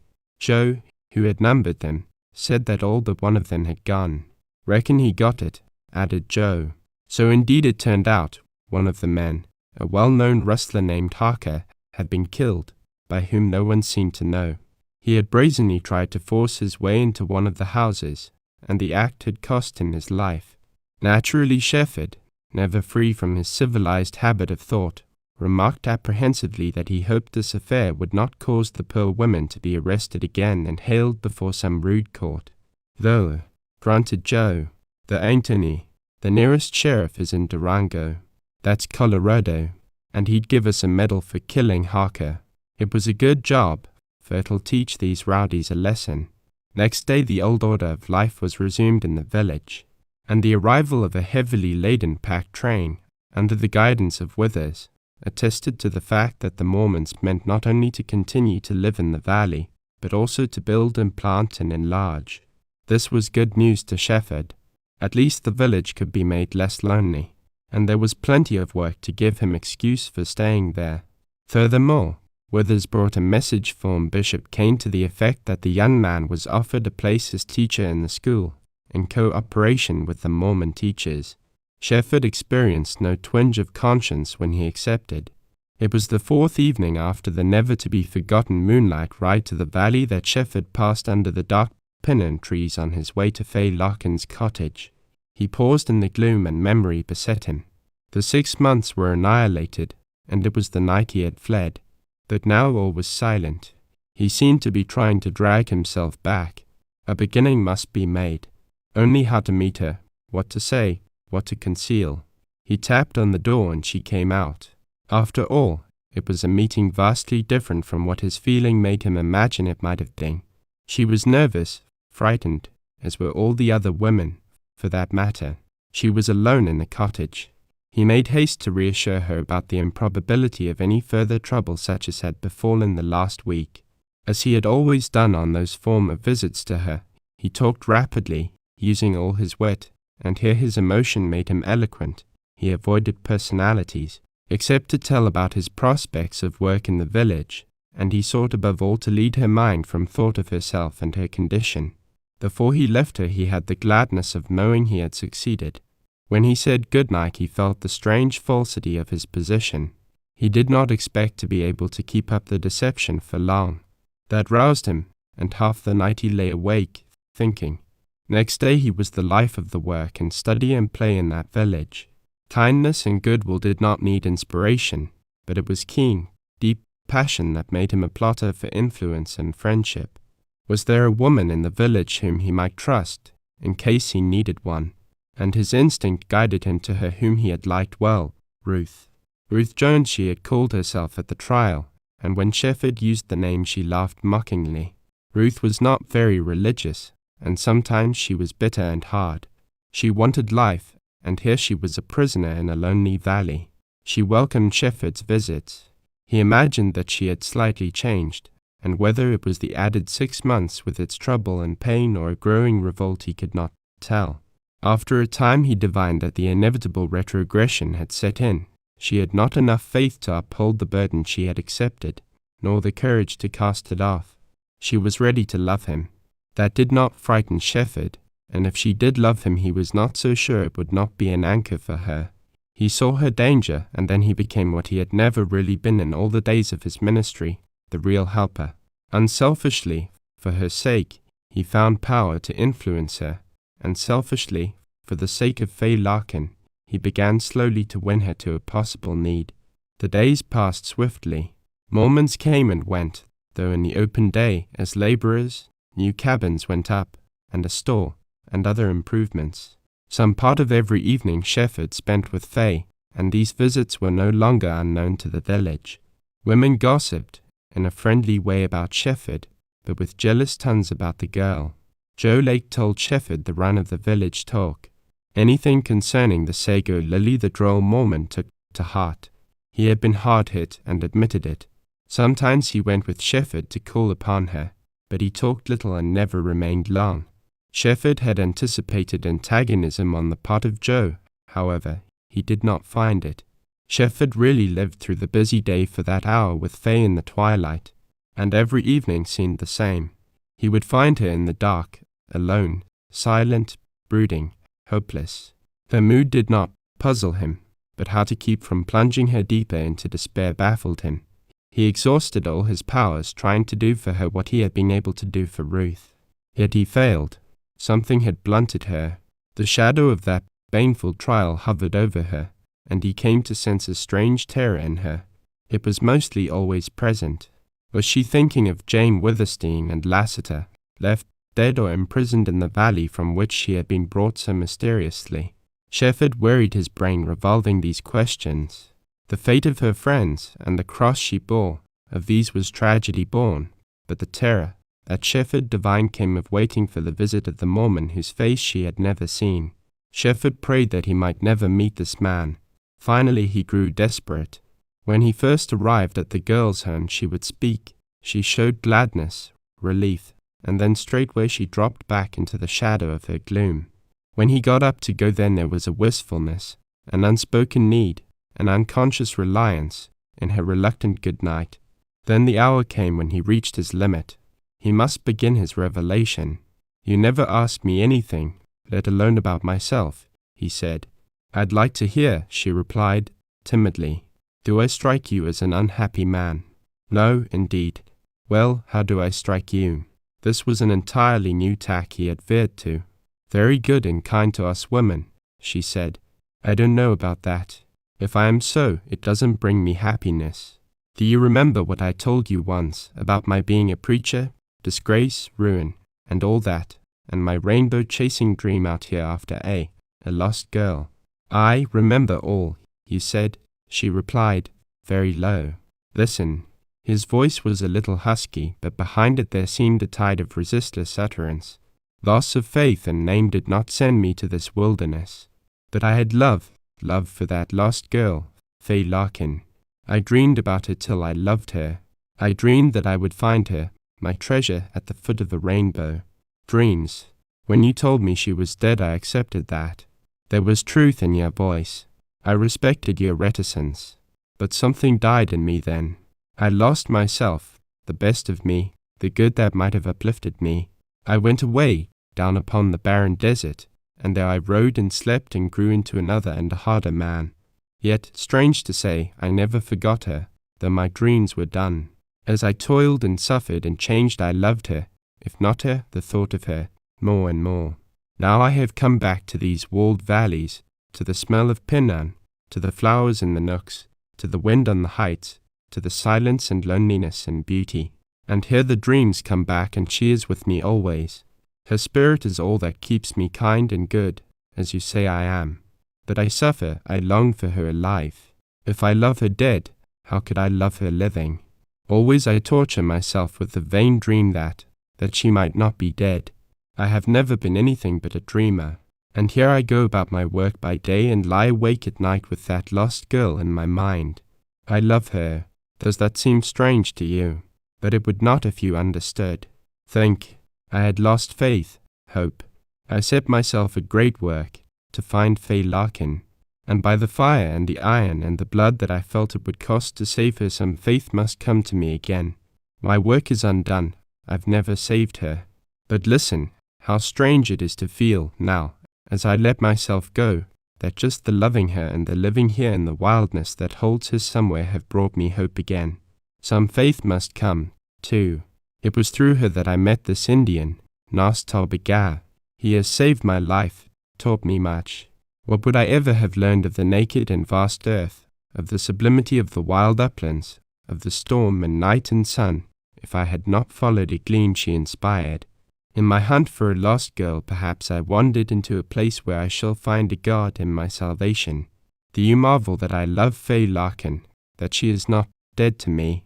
Do you marvel that I love her, when I know, was she alive, chained in a canyon, or bound, or lost in any way, my destiny would lead me to her, and she should be saved? Shefford ended, overcome with emotion. In the dusk he could not see the girl's face, but the white form that had drooped so listlessly seemed now charged by some vitalizing current. He knew he had spoken irrationally, still he held it no dishonor to have told her he loved her as one dead. If she took that love to the secret heart of living Fay Larkin, then perhaps a spirit might lighten her darkened soul. He had no thought yet that Fay Larkin might ever belong to him. He divined a crime, he had seen her agony, and this avowal of his was only one step toward her deliverance. Softly she rose, retreating into the shadow. Forgive me if I disturb you, distress you, he said. I wanted to tell you. She was somehow known to you. I am not happy, and are you happy? Let her memory be a bond between us. Good night. Good night. Faintly as the faintest whisper breathed her reply, and, though it came from a child forced into womanhood, it whispered of girlhood not dead, of sweet incredulity, of amazed tumult, of a wandering, frantic desire to run and hide, of the bewilderment incident to a first hint of love. Shefford walked away into the darkness. The whisper filled his soul. Had a word of love ever been spoken to that girl? Never, not the love which had been on his lips. Fay Larkin's lonely life spoke clearly in her whisper. Next morning, as the sun gilded the looming peaks and shafts of gold slanted into the valley, she came swiftly down the path to the spring. Shefford paused in his task of chopping wood. Joe Lake, on his knees, with his big hands and a pan of dough, lifted his head to stare. She had left off the somber black hood, and, although that made a vast difference in her, still it was not enough to account for what struck both men. "Good morning," she called, brightly. They both answered, but not spontaneously. She stopped at the spring and with one sweep of her strong arm filled the bucket and lifted it. Then she started back down the path and, pausing opposite the camp, set the bucket down. "Joe, do you still pride yourself on your sourdough?" she asked. "Reckon I do," replied Joe, with a grin. "I've heard your boasts, but never tasted your bread," she went on. "I'll ask you to eat with us some day. Don't forget," she replied, and then shyly she looked at Shefford. She was like the fresh dawn, and the gold of the sun shone on her head. "Have you chopped all that wood so early?" she asked. "Sure," replied Shefford, laughing. "I have to get up early to keep Joe from doing all the camp chores." She smiled, and then to Shefford she seemed to gleam, to be radiant. It'd be a lovely morning to climb, way high. "Why, yes, it would," replied Shefford, awkwardly. "I wish I didn't have my work. Joe, will you climb with me some day?" "I should smile I will," declared Joe, "but I can run right up the walls. I reckon, Mary, it wouldn't surprise me to see you fly." "Do you mean I'm like a canyon swallow or an angel?" Then, as Joe stared speechlessly, she said goodbye and, taking up the bucket, went on with her swift, graceful step. "She's perked up," said the Mormon, staring after her. "Never heard her say more in yes or no till now." "She did seem bright," replied Shefford. He was stunned. What had happened to her? Today this girl had not been Mary, the sealed wife, or the sago lily alien among Mormon women. Then it flashed upon him. She was Fay Larkin. She who had regarded herself as dead had come back to life. In one short night what had transformed her, what had taken place in her heart. Shefford dared not accept, nor allow lodgment in his mind, a thrilling idea that he had made her forget her misery. "Shefford, did you ever see her like that?" asked Joe. "Never. Haven't you something to do with it?" "Maybe I have." I hope so. Reckon you've seen how she's faded since the trial." "No," replied Shefford, swiftly, "but I've not seen her face in daylight since then." "Well, take my hunch," said Joe soberly. "She's begun to fade like the canyon lily when it's broken. And she's going to die unless, why man," ejaculated Shefford. "Didn't you see?" "Sure I see," interrupted the Mormon. "I see a lot you don't. She's so white you can look through her. She's grown thin, all in a week. She doesn't eat." "Oh, I know, because I've made it my business to find out. It's no news to the women, but they'd like to see her die. And she will die unless, my God," exclaimed Shefford, huskily. "I never noticed, I never thought. Joe, hasn't she any friends?" "Sure, you and Ruth and me. They be nice to Abigail, too. He watches her a good deal. We can do so little when she needs so much." "Nobody can help her, unless it's you," went on the Mormon. "That's plain talk. She seemed different this morning. Why, she was alive. She talked. She smiled. Shefford, if you cheer her up, I'll go to hell for you." The big Mormon, on his knees, with his hands in a pan of dough and his shirt all covered with flour, presented an incongruous figure of the man actuated by pathos and passion. Yet the contrast made his emotion all the simpler and stronger. Shefford grew closer to Joe in that moment. "Why do you think I can cheer her, help her?" queried Shefford. "I don't know, but she's different with you. It's not that you're a Gentile, though, for all the women are crazy about you. You talk to her. You have power over her, Shefford. I feel that. She's only a kid." "Who is she, Joe? Where did she come from?" asked Shefford, very low, with his eyes cast down. "I don't know. I can't find out. Nobody knows. It's a mystery to all the younger Mormons, anyway." Shefford burned to ask questions about the Mormon whose sealed wife the girl was, but he respected Joe too much to take advantage of him in a poignant moment like this. Besides, it was only jealousy that made him burn to know the Mormon's identity, and jealousy had become a creeping, insidious, growing fire. He would be wise not to add fuel to it. He rejected many things before he thought of one that he could voice to his friend. Joe, it's only her body that belongs to. Her soul is lost to. John Shefford, let that go. My mind's tired. I've been taught so, and I'm not bright. That, after all, men are much alike. The thing with you and me is this, we don't want to see her grave. Love spoke there. The Mormon had seized upon the single elemental point that concerned him and his friend in their relation to this unfortunate girl. His simple, powerful statement united them. It gave the lie to his hint of denseness. It stripped the truth naked. It was such a wonderful, thought-provoking statement that Shefford needed time to ponder how deep the Mormon was. To what limit would he go? Did he mean that here, between two men who loved the same girl, class, duty, honor, creed were nothing if they stood in the way of her deliverance and her life? Joe Lake, you Mormons are impossible, said Shefford, deliberately. You don't want to see her grave. So long as she lives, remains on the earth, white and gold like the flower you call her, that's enough for you. It's her body you think of, and that's the great and horrible error in your religion. The death of the soul is infinitely worse than death of the body. I have been thinking of her soul. So here we stand, you and I, you to save her life, I to save her soul. What will you do? Why, John, I'd turn Gentile, he said, with terrible softness.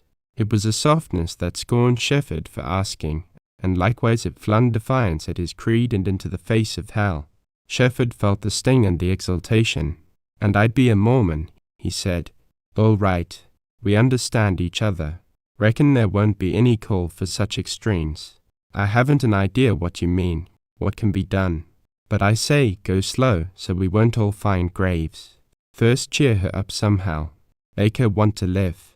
But go slow, John, and don't be with her late.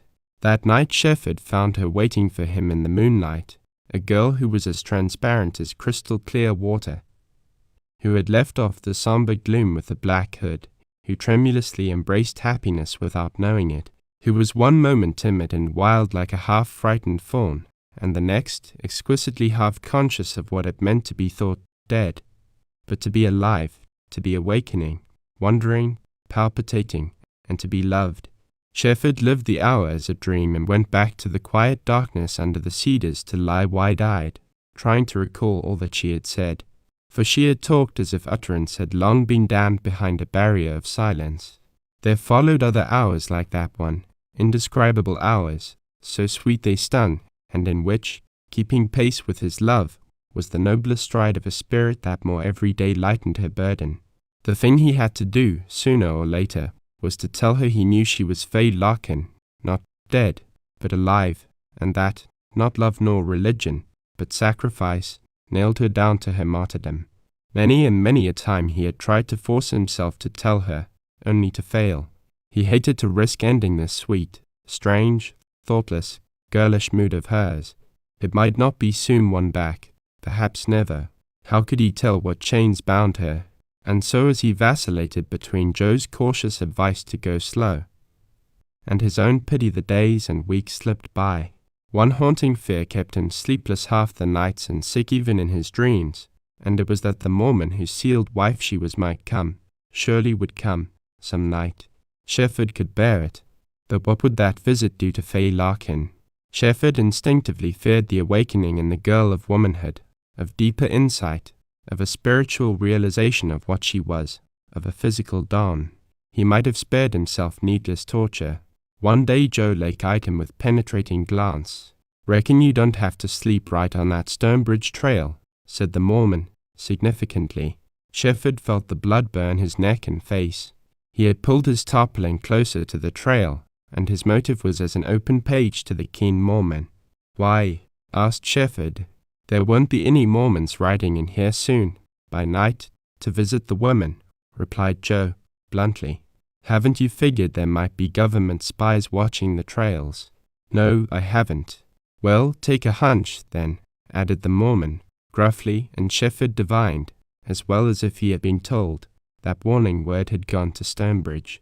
Gone despite the fact that Nas Tabiga had reported every trail free of watchers. There was no sign of any spies, cowboys, outlaws, or Indians in the vicinity of the valley. A passionate gratitude to the Mormon overcame Shefford, and the unreasonableness of it, the nature of it, perturbed him greatly. But something hammered into his brain. If he loved one of these sealed wives, how could he help being jealous? The result of Joe's hint was that Shefford put off the hour of revelation, lived in his dream, helped the girl grow farther and farther away from her trouble, until that inevitable hour arrived when he was driven by accumulated emotion as much as the exigency of the case. He had not often walked with her beyond the dark shade of the pinyons round the cottage, but this night, when he knew he must tell her, he led her away down the path, through the cedar grove to the west end of the valley where it was wild and lonely and sad and silent. The moon was full and the great peaks were crowned as with snow. The coyote uttered his cutting cry. There were a few melancholy notes from a night bird of the stone walls.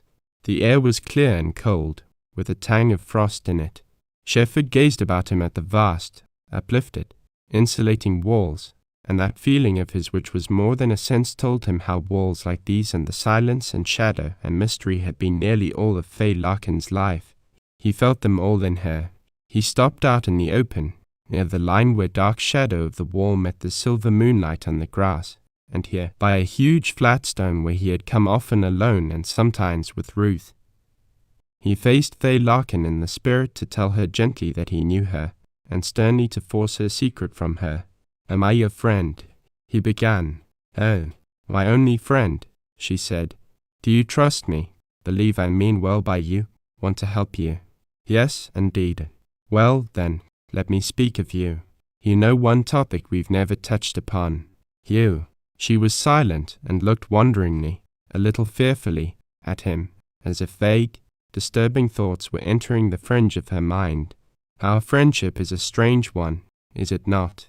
He went on. "How do I know? I never had any other friendship." "What do you mean by strange?" "Well, I'm a young man.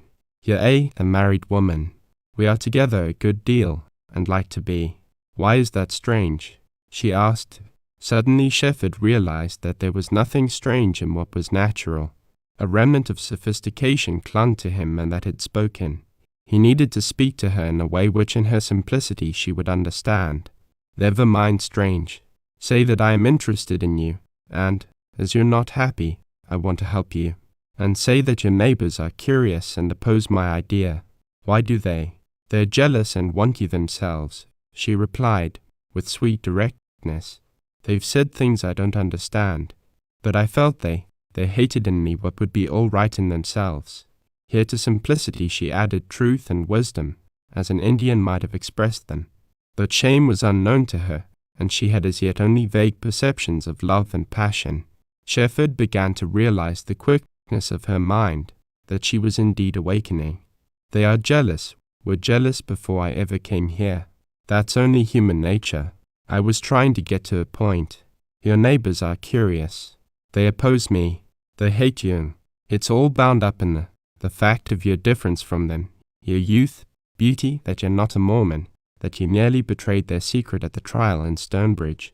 Please, please don't speak of that," she faltered. "But I must," he replied, swiftly. "That trial was a torture to you. It revealed so much to me. I know you are a sealed wife. I know there has been a crime. I know you've sacrificed yourself. I know that love and religion have nothing to do with what you are. Now, is not all that true?"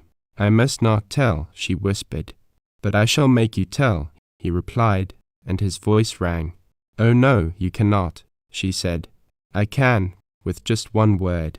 Her eyes were great, starry, shadowy gulfs, dark in the white beauty of her face. She was calm now. She had strength. She invited him to speak the word, and the wistful, tremulous quiver of her lips was for his earnest thought of her. "Wait a little," said Shefford, unsteadily. "I'll come to that presently. Tell me this, have you ever thought of being free?" "Free," she echoed, and there was singular depth and richness in her voice. That was the first spark of fire he had struck from her. Long ago, the minute I was unwatched, I'd have leaped from a wall had I dared. Oh, I wasn't afraid. I'd love to die that way, but I never dared. "Why?" queried Shefford, piercingly. She was silent then. Suppose I offered to give you freedom that meant life. I couldn't take it. Why? Oh, my friend, don't ask me any more. I know, I can see, you want to tell me, you need to tell. But I daren't. Won't you trust me? I do. Then tell me. No. The moment had come. How sad, tragic, yet glorious for him. It would be like a magic touch upon this lovely, cold, white ghost of Fay Larkin, transforming her into a living, breathing girl. He held his love as a thing aloof, and, as such, intangible because of the living death she believed she lived. It had no warmth and intimacy for them. What might it not become with a lightning flash of revelation? He dreaded, yet he was driven to speak. He waited, swallowing hard, fighting the tumultuous storm of emotion, and his eyes dimmed. What did I come to this country for? He asked, suddenly, in ringing, powerful voice. To find a girl, she whispered. I've found her. She began to shake. He saw a white hand go to her breast. Where's Surprise Valley? How were you taken from Jane Withersteen and Lassiter? I know they're alive. But where? She seemed to turn to stone. Fay Larkin, I know you, he cried, brokenly. She slipped off the stone to her knees, swayed forward blindly with her hands reaching out, her head falling back to let the moon fall full upon the beautiful, snow-white, tragically convulsed face. Chapter 13. The Story of Surprise Valley. Oh, I remember so well. Even now I dream of it sometimes. I hear the roll and crash of falling rock, like thunder. We rode and rode. Then the horses fell. Uncle Jim took me in his arms and started up the cliff. Mother Jane climbed close after us. They kept looking back. Down there in the grey valley came the Mormons. I see the first one now. He rode a white horse. That was Tull. Oh, I remember so well. And I was 5 or 6 years old. We climbed up and into dark canyon and wound in and out. Then there was the narrow white trail, straight up, with the little cut steps and the great, red, ruined walls. I looked down over Uncle Jim's shoulder. I saw Mother Jane dragging herself up. Uncle Jim's blood spotted the trail. He reached a flat place at the top and fell with me. Mother Jane crawled up to us. Then she cried out and pointed. Tull was way below, climbing the trail. His men came behind him. Uncle Jim went to a great, tall rock and leaned against it. There was a bloody hole in his hand. He pushed the rock. It rolled down, banging the loose walls. They crashed and crashed. Then all was terrible thunder and red smoke. I couldn't hear, I couldn't see. Uncle Jim carried me down and down out of the dark and dust into a beautiful valley all red and gold, with a wonderful arch of stone over the entrance. I don't remember well what happened then for what seemed a long, long time. I can feel how the place looked, but not so clear as it is now in my dreams. I seem to see myself with the dogs, and with Mother Jane, learning my letters, marking with red stone on the walls. But I remember now how I felt when I first understood we were shut in forever, shut in Surprise Valley where Venters had lived so long. I was glad. The Mormons would never get me. I was 7 or 8 years old then. From that time all is clear in my mind. Venters had left supplies and tools and grain and cattle and burros, so we had a good start to begin life there. He had killed off the wildcats and kept the coyotes out, so the rabbits and quail multiplied till there were thousands of them. We raised corn and fruit, and stored what we didn't use. Mother Jane taught me to read and write with the soft red stone that marked well on the walls. The years passed. We kept track of time pretty well. Uncle Jim's hair turned white and Mother Jane grew grey. Every day was like the one before. Mother Jane cried sometimes, and Uncle Jim was sad because they could never be able to get me out of the valley. It was long before they stopped looking and listening for someone. Venters would come back, Uncle Jim always said. But Mother Jane did not think so. I loved Surprise Valley. I wanted to stay there always. I remembered Cottonwoods, how the children there hated me, and I didn't want to go back. The only unhappy times I ever had in the valley were when Ring and Whitty, my dogs, grew old and died. I roamed the valley. I climbed to every nook upon the mossy ledges. I learned to run up the steep cliffs. I could almost stick on the straight walls. Mother Jane called me a wild girl. We had put away the clothes we wore when we got there, to save them, and we made clothes of skins. I always laughed when I thought of my little dress, how I grew out of it. I think Uncle Jim and Mother Jane talked less as the years went by, and after I'd learned all she could teach me, we didn't talk much. I used to scream into the caves just to hear my voice, and the echoes would frighten me. The older I grew, the more I was alone. I was always running round the valley. I would climb to a high place and sit there for hours, doing nothing. I just watched and listened. I used to stay in the cliff dwellers' caves and wander about them. I loved to be out in the wind, and my happiest time was in the summer storms with the thunder echoes under the walls. At evening it was such a quiet place. After the night birds' cry, no sound. The quiet made me sad, but I loved it. I loved to watch the stars as I lay awake. So it was beautiful and happy for me there till 2 years or more ago there was a bad storm, and one of the great walls caved. The walls were always weathering, slipping.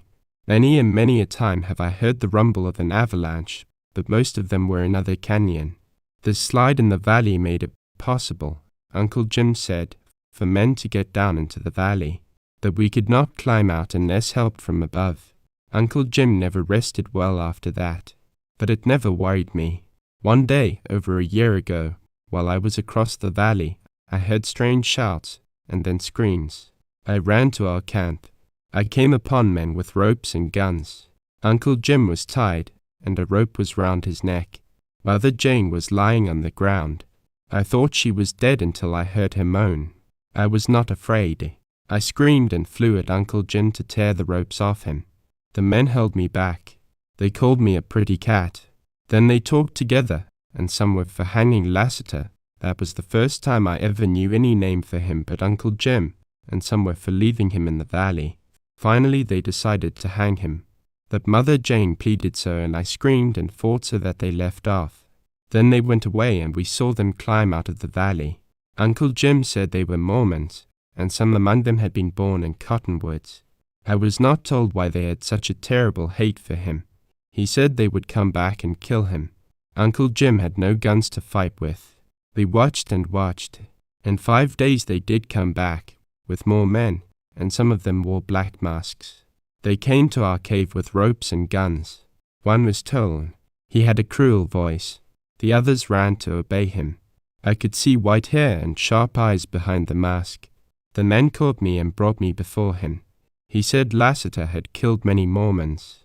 He said Lassiter had killed his father and should be hanged. But Lassiter would be let live, and Mother Jane could stay with him, both prisoners there in the valley, if I would marry the Mormon. I must marry him, accept the Mormon faith, and bring up my children as Mormons. If I refused, they would hang Lassiter, leave the heretic Jane Withersteen alone in the valley, and take me and break me to their rule. I agreed, but Mother Jane absolutely forbade me to marry him. Then the Mormons took me away. It nearly killed me to leave Uncle Jim and Mother Jane. I was carried and lifted out of the valley, and rode a long way on a horse. They brought me here, to the cabin where I live, and I have never been away except that time, to Stonebridge. Only little by little did I learn my position. Bishop Kane was kind, but stern, because I could not be quick to learn the faith. I am not a sealed wife, but they're trying to make me one. The Master Mormon, he visited me often, at night, till lately. He threatened me. He never told me a name, except St. George. I don't know him, except his voice. I never saw his face in the light. Thay Larkin ended her story. Toward its close, Shefford had grown involuntarily restless, and when her last tragic whisper ceased, all his body seemed shaken with the terrible violence of his joy. He strode to and fro in the dark shadow of the stone. The receding blood left him cold, with a pricking, sickening sensation over his body, but there seemed to be an overwhelming tide accumulating deep in his breast, a tide of passion and pain. He dominated the passion, but the ache remained, and he returned to the quiet figure on the stone. Thay Larkin, he exclaimed, with a deep breath of relief that the secret was disclosed. So you're not a wife. You're free. Thank heaven. that I felt it was sacrifice. I knew there had been a crime. The crime it is. You child, you can't understand what crime. Oh, almost I wish you and Jane and Lassiter had never been found. But that's wrong of me. 1 year of agony, that shall not ruin your life. I will take you away. Where? She whispered.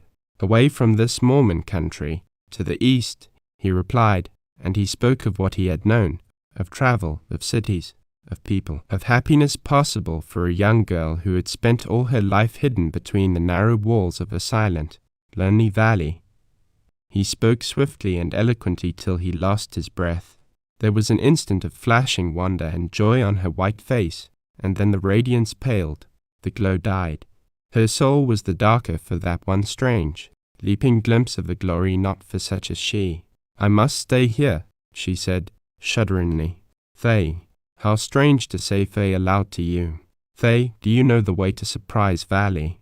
I don't know where it is, but I could go straight to it, she replied. Take me there. Show me your beautiful valley. Let me see where you ran and climbed and spent so many lonely years. How I'd love to, but I dare not. And why should you want me to take you? We can run and climb here. I mean to save Jane Withersteen and Lassiter, he declared. She uttered a little cry of pain.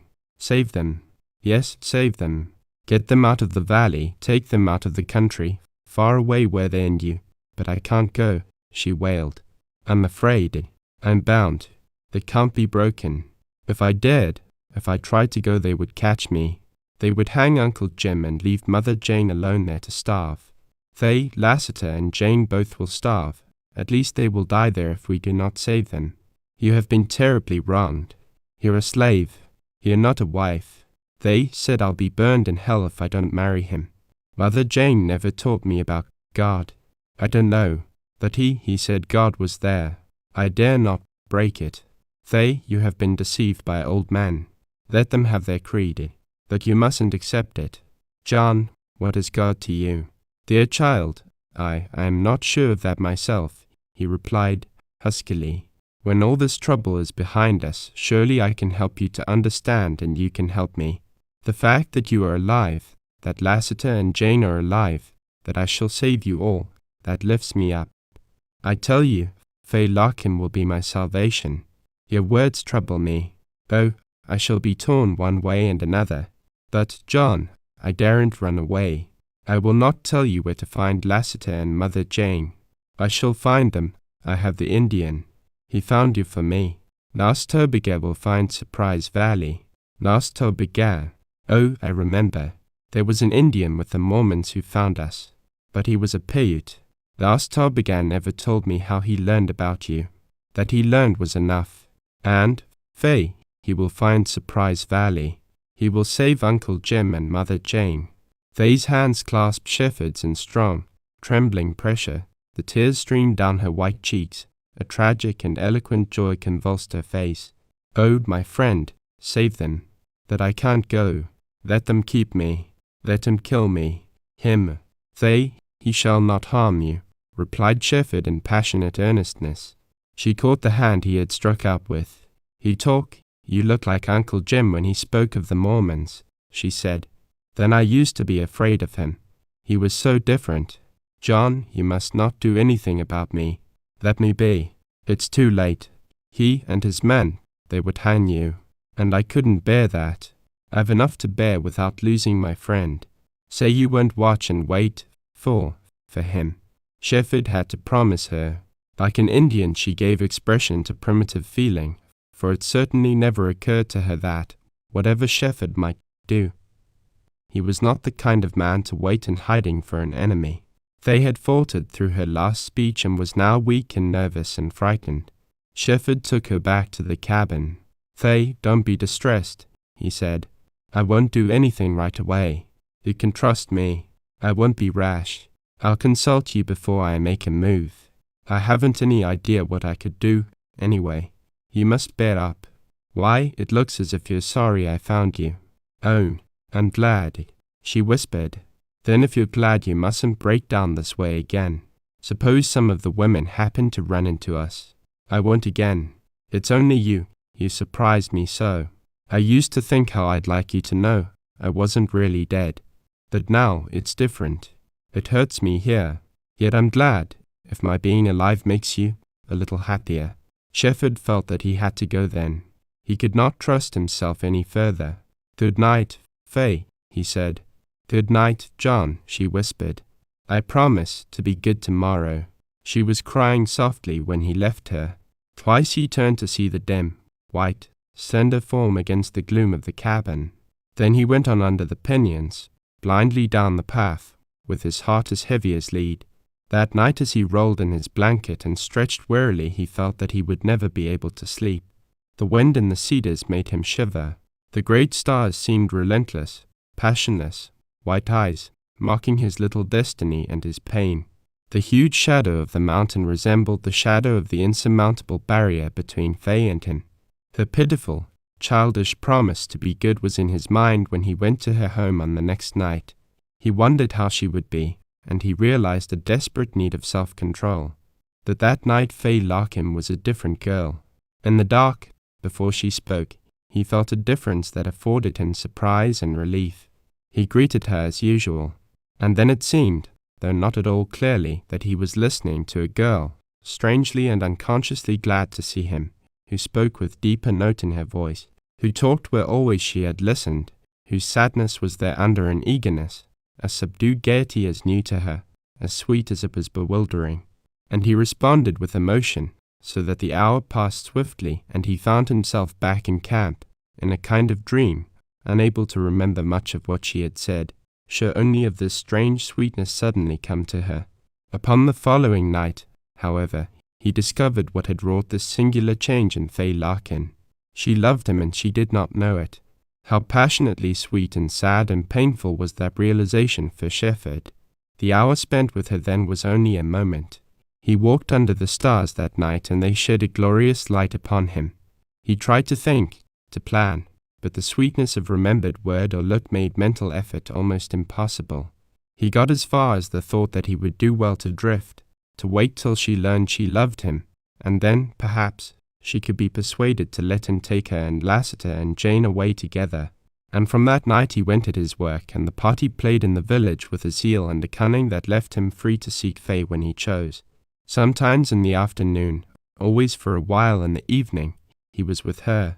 They climbed the walls, and sat upon a lonely height to look afar. They walked under the stars, and the cedars, and the shadows of the great cliffs. She had a beautiful mind. Listening to her, he imagined he saw down into beautiful Surprise Valley with all its weird shadows, its colored walls and painted caves, its golden shafts of morning light and the red haze at sunset, and he felt the silence that must have been there, and the singing of the wind in the cliffs, and the sweetness and fragrance of the flowers, and the wildness of it all. Love had worked a marvelous transformation in this girl who had lived her life in a canyon. The burden upon her did not weigh heavily. She could not have an unhappy thought. She spoke of the village, of her Mormon companions, of daily happenings, of Stonebridge, of many things in a matter-of-fact way that showed how little they occupied her mind. She even spoke of sealed wives in a kind of dreamy abstraction. Something had possession of her, something as strong as the nature which had developed her, and in its power she, in her simplicity, was utterly unconscious, a watching and feeling girl. A strange, witching, radiant beauty lurked in her smile, and Shefford heard her laugh in his dreams. The weeks slipped by. The black mountain took on a white cap of snow. In the early mornings there was ice in the crevices on the heights and frost in the valley. In the sheltered canyon where sunshine seemed to linger it was warm and pleasant, so that winter did not kill the flowers. Shefford waited so long for Faye's awakening that he believed it would never come, and, believing, had not the heart to force it upon her.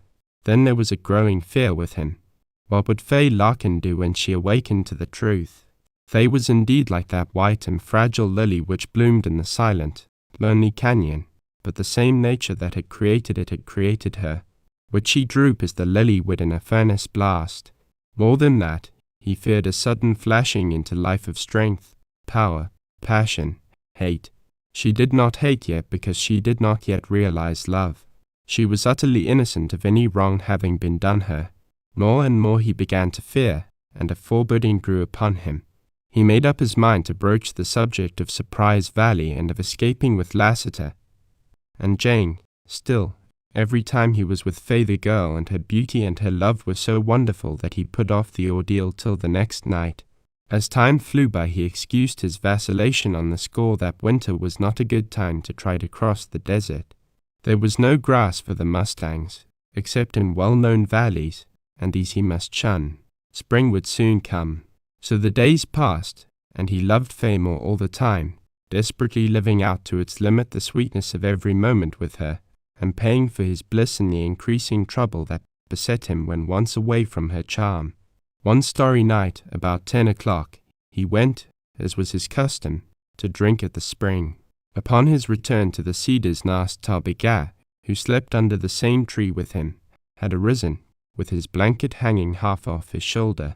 "Listen," said the Indian. Shefford took one glance at the dark, somber face, with its inscrutable eyes, now so strange and piercing, and then, with a kind of cold excitement, he faced the way the Indian looked, and listened. But he heard only the soft moan of the night wind in the cedars. Lars Talbigak kept the rigidity of his position for a moment, and then he relaxed, and stood at ease. Shefford knew the Indian had made a certainty of what must have been a doubtful sound, and Shefford leaned his ear to the wind and strained his hearing. Then the soft night breeze brought a faint patter, the slow trot of horses on a hard trail. Someone was coming into the village at a late hour. Shefford thought of Joe Lake. But Joe lay right behind him, asleep in his blankets. It could not be Withers, for the trader was in Durango at that time. Shefford thought of Willett and Shad. "Who's coming?" he asked low of the Indian. Nas Tarbiga pointed down the trail without speaking. Shefford peered through the white dim haze of starlight, and presently he made out moving figures. Horses with riders, a string of them, 1, 2, 3, 4, 5, and he counted up to 11. 11 horsemen riding into the village. He was amazed, and suddenly keenly anxious. This visit might be one of Shad's raids. "Shad's gang," he whispered. "No, by nigh," replied Nas Tarbiga, and he drew Shefford farther into the shade of the cedars. His voice, his action, the way he kept a hand on Shefford's shoulder, all this told much to the young man. Mormons come on a night visit. Shefford realized it with a slight shock. Then, swift as a lightning flash, he was rent by another shock, one that brought cold moisture to his brow and to his heart a flame of hell. He was shaking when he sank down to find the support of a log. Like a shudder, the Indian silently moved away. Shefford watched the 11 horses pass the camp, go down the road, to disappear in the village. They vanished, and the soft clip-clops of hoofs died away. There was nothing left to prove he had not dreamed, nothing to prove it except this sudden terrible demoralization of his physical and spiritual being. While he peered out into the valley, toward the black patch of cedars and pinyons that hid the cabins, moments and moments passed, and in them he was gripped with cold and fire. Was the Mormon who had abducted Faye, the man with the cruel voice, was he among those 11 horsemen? He might not have been. What a torturing hope! But vain, for inevitably he must be among them. He was there in the cabin already. He had dismounted, tied his horse, had knocked on her door. Did he need to knock? No, he would go in. He would call her in that cruel voice, and then... Shefford pulled a blanket from his bed and covered his cold and trembling body. He had sunk down off the log, was leaning back upon it. The stars were pale, far off, and the valley seemed unreal. He found himself listening with sick and terrible earnestness, trying to hear against the thrum and beat of his heart, straining to catch a sound in all that cold, star-blanched, silent valley. But he could hear no sound. It was as if death held the valley in its perfect silence. How he hated that silence. There ought to have been a million horrible, bellowing demons making the night hideous. Did the stars serenely look down upon the lonely cabins of these exiles? Was there no thunderbolt to drop down from that dark and looming mountain upon the silent cabin where tragedy had entered? In all the world, under the sea and the abysmal caves, in the vast spaces of the air, there was no such terrible silence as this. A scream, a long cry, a moan, These were natural to a woman, and why did not one of these sealed wives, why did not Fay Larkin, damn this everlasting acquiescent silence? Perhaps she would fly out of her cabin, come running along the path. Shefford peered into the bright patches of starlight and into the shadows of the cedars, but he saw no moving form in the open, no dim white shape against the gloom, and he heard no sound, not even a whisper of wind in the branches overhead. Last Tolbegar returned to the shade of the cedars and, lying down on his blankets, covered himself and went to sleep. The fact seemed to bring bitter reality to Shefford. Nothing was going to happen. The valley was to be the same this night as any other night. Shefford accepted the truth. He experienced a kind of self-pity. The night he had thought so much about, prepared for, and had forgotten had now arrived. Then he threw another blanket round him, and, cold, dark, grim, he faced that lonely vigil, meaning to sit there, wide-eyed, to endure and to wait. Jealousy and pain, following his frenzy, abided with him long hours, and when they passed he divined that selfishness passed with them. What he suffered then was for Fay Larkin and for her sisters in misfortune. He grew big enough to pity these fanatics. The fiery, racing tide of blood that had made of him only an animal had cooled with thought of others. Still he feared that stultifying thing which must have been hate. What a tempest had raged within him. This blood of his, that had received a stronger strain from his desert life, might in a single moment flood out reason and intellect and make him a vengeful man. So in those starlit hours that dragged interminably he looked deep into his heart and tried to fortify himself against a dark and evil moment to come. That night, and the valley seemed a tomb, did he alone keep wakeful. The sky was a darker blue, the stars burned a whiter fire, the peaks stood looming in vast, tranquil sentinels of that valley, and the wind rose to sigh, to breathe, to mourn through the cedars. It was a sad music. The Indian lay prone, dark-faced to the stars. Joe Lake lay prone, sleeping as quietly, with his dark face exposed to the starlight.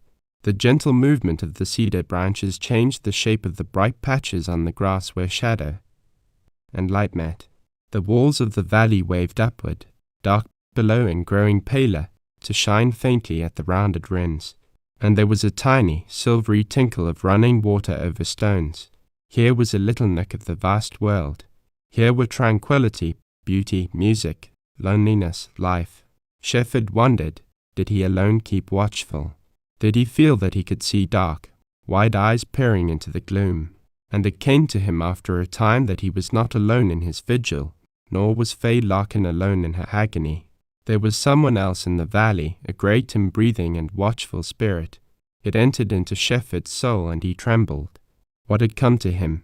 And he answered, only added pain and new love, and a strange strength from the firmament and the peaks and the silence and the shadows. The bright belt with its 3 radiant stars sank behind the western wall, and there was a paler gloom upon the valley.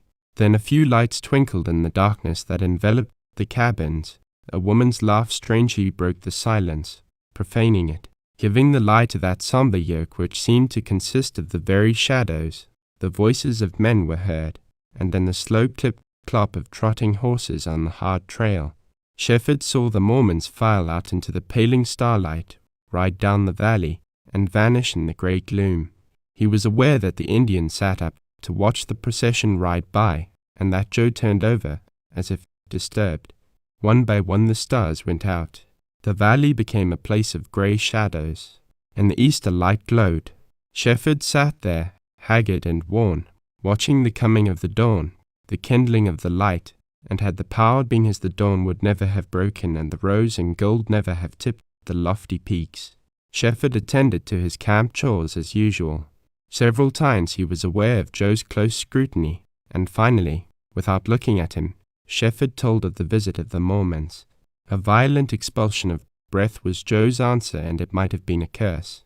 Straightway Joe ceased his cheery whistling and became as somber as the Indian. The camp was silent. The men did not look at one another.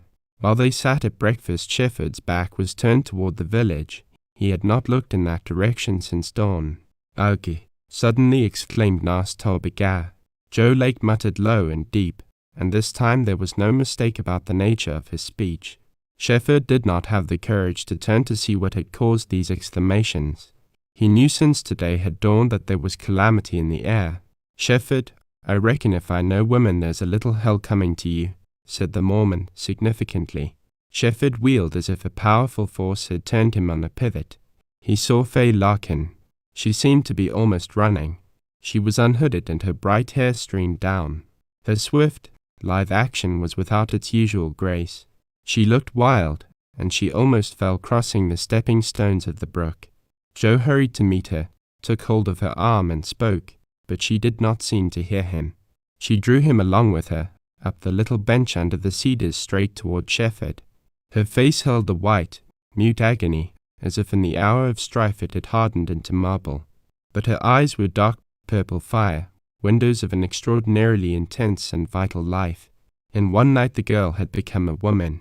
But the blight Shefford had dreaded to see, the withering of the exquisite soul and spirit and purity he had considered inevitable, just as inevitable as the death of something similar in the flower she resembled, when it was broken and defiled. Nothing of this was manifest in her. Straight and swiftly she came to him back in the shade of the cedars and took hold of his hands. "Last night he came," she said. "Yes, Fay, I know," replied Shefford, haltingly. He was tremblingly conscious of amaze at her, of something wonderful in her. She did not heed Joe, who stepped aside a little. She did not see Nas Tarbiga, who sat motionless on a log, apparently oblivious to her presence. "You knew he came." "Yes, Fay. I was awake when they rode in. I watched them. I sat up all night. I saw them ride away. If you knew when he came, why didn't you run to me, to get to me before he did?" The question was unanswerable. It had the force of a blow. It stunned him. Its sharp, frank directness sprang from a simplicity and a strength that had not been nurtured in the life he had lived. So far men had wandered from truth and nature. "I came to you as soon as I was able," she went on. "I must have fainted. I just had to drag myself around. And now I can tell you." He was powerless to reply, as if she had put another unanswerable question. What did she mean to tell him? What might she not tell him? She loosed her hands from his and lifted them to his shoulders, and that was the first conscious action of feeling, of intimacy, which he had ever shown. It quite robbed Shefford of strength, and in spite of his sorrow there was an indefinable thrill in her touch. He looked at her, saw the white and gold beauty that was hers yesterday and seemed changed today, and he recognized Fay Larkin in a woman he did not know. "Listen. He came." "Fay, don't tell me," interrupted Shefford. "I will tell you," she said. Did the instinct of love teach her how to mitigate his pain? Shefford felt that, as he felt the newborn strength in her. "Listen," she went on. "He came when I was undressing for bed. I heard the horse. He knocked on the door. Something terrible happened to me then. I felt sick and my head wasn't clear. I remember next, his being in the room. The lamp was out. I couldn't see very well. He thought I was sick and he gave me a drink and let the air blow in on me through the window. I remember I lay back in the chair and I thought, and I listened. When would you come? I didn't feel that you could leave me there alone with him. For his coming was different this time. That pain like a blade in my side. When it came I was not the same. I loved you. I understood then. I belonged to you. I couldn't let him touch me. I had never been his wife. When I realized this, that he was there, that you might suffer for it, I cried right out. He thought I was sick. He worked over me. He gave me medicine. And then he prayed. I saw him in the dark, on his knees, praying for me. That seemed strange. Yet he was kind, so kind that I begged him to let me go. I was not a Mormon. I couldn't marry him. I begged him to let me go. Then he thought I had been deceiving him. He fell into a fury. He talked for a long time. He called upon God to visit my sins upon me. He tried to make me pray, but I wouldn't, and then I fought him. I'd have screamed for you had he not smothered me. I got weak, and you never came. I know I thought you would come, but you didn't. Then I gave out, and after some time I must have fainted. Fay, for heaven's sake, how could I come to you? Burst out Shefford, hoarse and white with remorse, passion, pain. If I'm any man's wife, I'm yours. It's a thing you feel, isn't it? I know that now, that I want to know what to do. Thane, he cried, huskily, I'm sick of it all. If it weren't for you, I'd climb the wall and throw myself off. That would be easy for me. I'd love to die that way. All my life I've been high up on the walls. To fall would be nothing. Oh, you mustn't talk like that. Do you love me? She asked, with a low and deathless sweetness. Love you, with all my heart. Nothing can change that. Do you want me, as you used to want the Fay Larkin lost in Surprise Valley? Do you love me that way? I understand things better than before, but still, not all. I am Fay Larkin. I think I must have dreamed of you all my life. I was glad when you came here. I've been happy lately. I forgot, till last night. Maybe it needed that to make me see I've loved you all the time. Then I fought him like a wildcat. Tell me the truth. I feel I'm yours. Is that true? If I'm not, I'll not live another hour. Something holds me up. I'm the same. Do you want me? Yes, Fay Larkin, I want you, replied Shefford, steadily, with his grip on her arms. Then take me away. I don't want to live here another hour. Fay, I'll take you. But it can't be done at once. We must plan. I need help. There are Lassiter and Jane to get out of Surprise Valley. Give me time, dear, give me time. It'll be a hard job, and we must plan so we can positively get away. Give me time, Fay. Suppose he comes back? She queried, with a singular depth of voice. We'll have to risk that, replied Shefford, miserably. But he won't come soon. He said he would, she flashed. Shefford seemed to freeze inwardly with her words. Love had made her a woman, and now the woman in her was speaking. She saw the truth as he could not see it, and the truth was nature. She had been hidden all her life from the world, from knowledge as he had it, yet when love betrayed her womanhood to her she acquired all its subtlety. If I wait and he does come, will you keep me from him? She asked. How can I? I'm staking all on the chance of his not coming soon. But, Fay, if he does come and I don't give up our secret, how on earth can I keep you from him? Demanded Shefford. If you love me you will do it, she said, as simply as if she were fate. But how? Cried Shefford, almost beside himself. You are a man. Any man would save the woman who loves him from the beast. How would Lassiter do it? Lassiter, you can kill him. It was there, deep and full in her voice, the strength of the elemental forces that had surrounded her, primitive passion and hate and love, as they were in woman in the beginning. By God! Shefford cried aloud with his spirit when all that was red in him sprang again into a flame of hell. That was what had been wrong with him last night. He could kill this stealthy night rider, and now, face to face with Fay, who had never been so beautiful and wonderful as in this hour when she made love the only and the sacred thing of life, now he had it in him to kill. Yet murder, even to kill a brute, that was not for John Shefford, not the way for him to save a woman. Reason and wisdom still fought the passion in him. If he could but cling to them, have them with him in the dark and contending hour. She leaned against him now, exhausted, her soul in her eyes, and they saw only him. Shefford was all but powerless to resist the longing to take her into his arms, to hold her to his heart, to let himself go. Did not her love give her to him? Shefford gazed helplessly at the stricken Joe Lake, at the somber Indian, as if from them he expected help. I know him now, said Fay, breaking the silence with startling suddenness. What? I've seen him in the light. I flashed a candle in his face. I saw it. I know him now. He was there at Stonebridge with us, and I never knew him. But I know him now. His name is, for God's sake don't tell me who he is, implored Shefford. Ignorance was Shefford's safeguard against himself.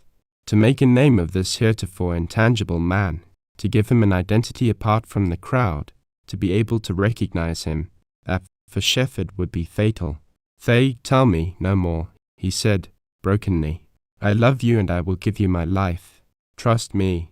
I swear I'll save you. Will you take me away soon? Yes. She appeared satisfied with that and dropped her hands and moved back from him. A light flitted over her white face, and her eyes grew dark and humid, losing their fire and changing, shadowing thought of submission, of trust, of hope. "I can lead you to Surprise Valley," she said. "I feel the way. It's there," and she pointed to the west. "They will go soon. I must plan. I'll see you tonight.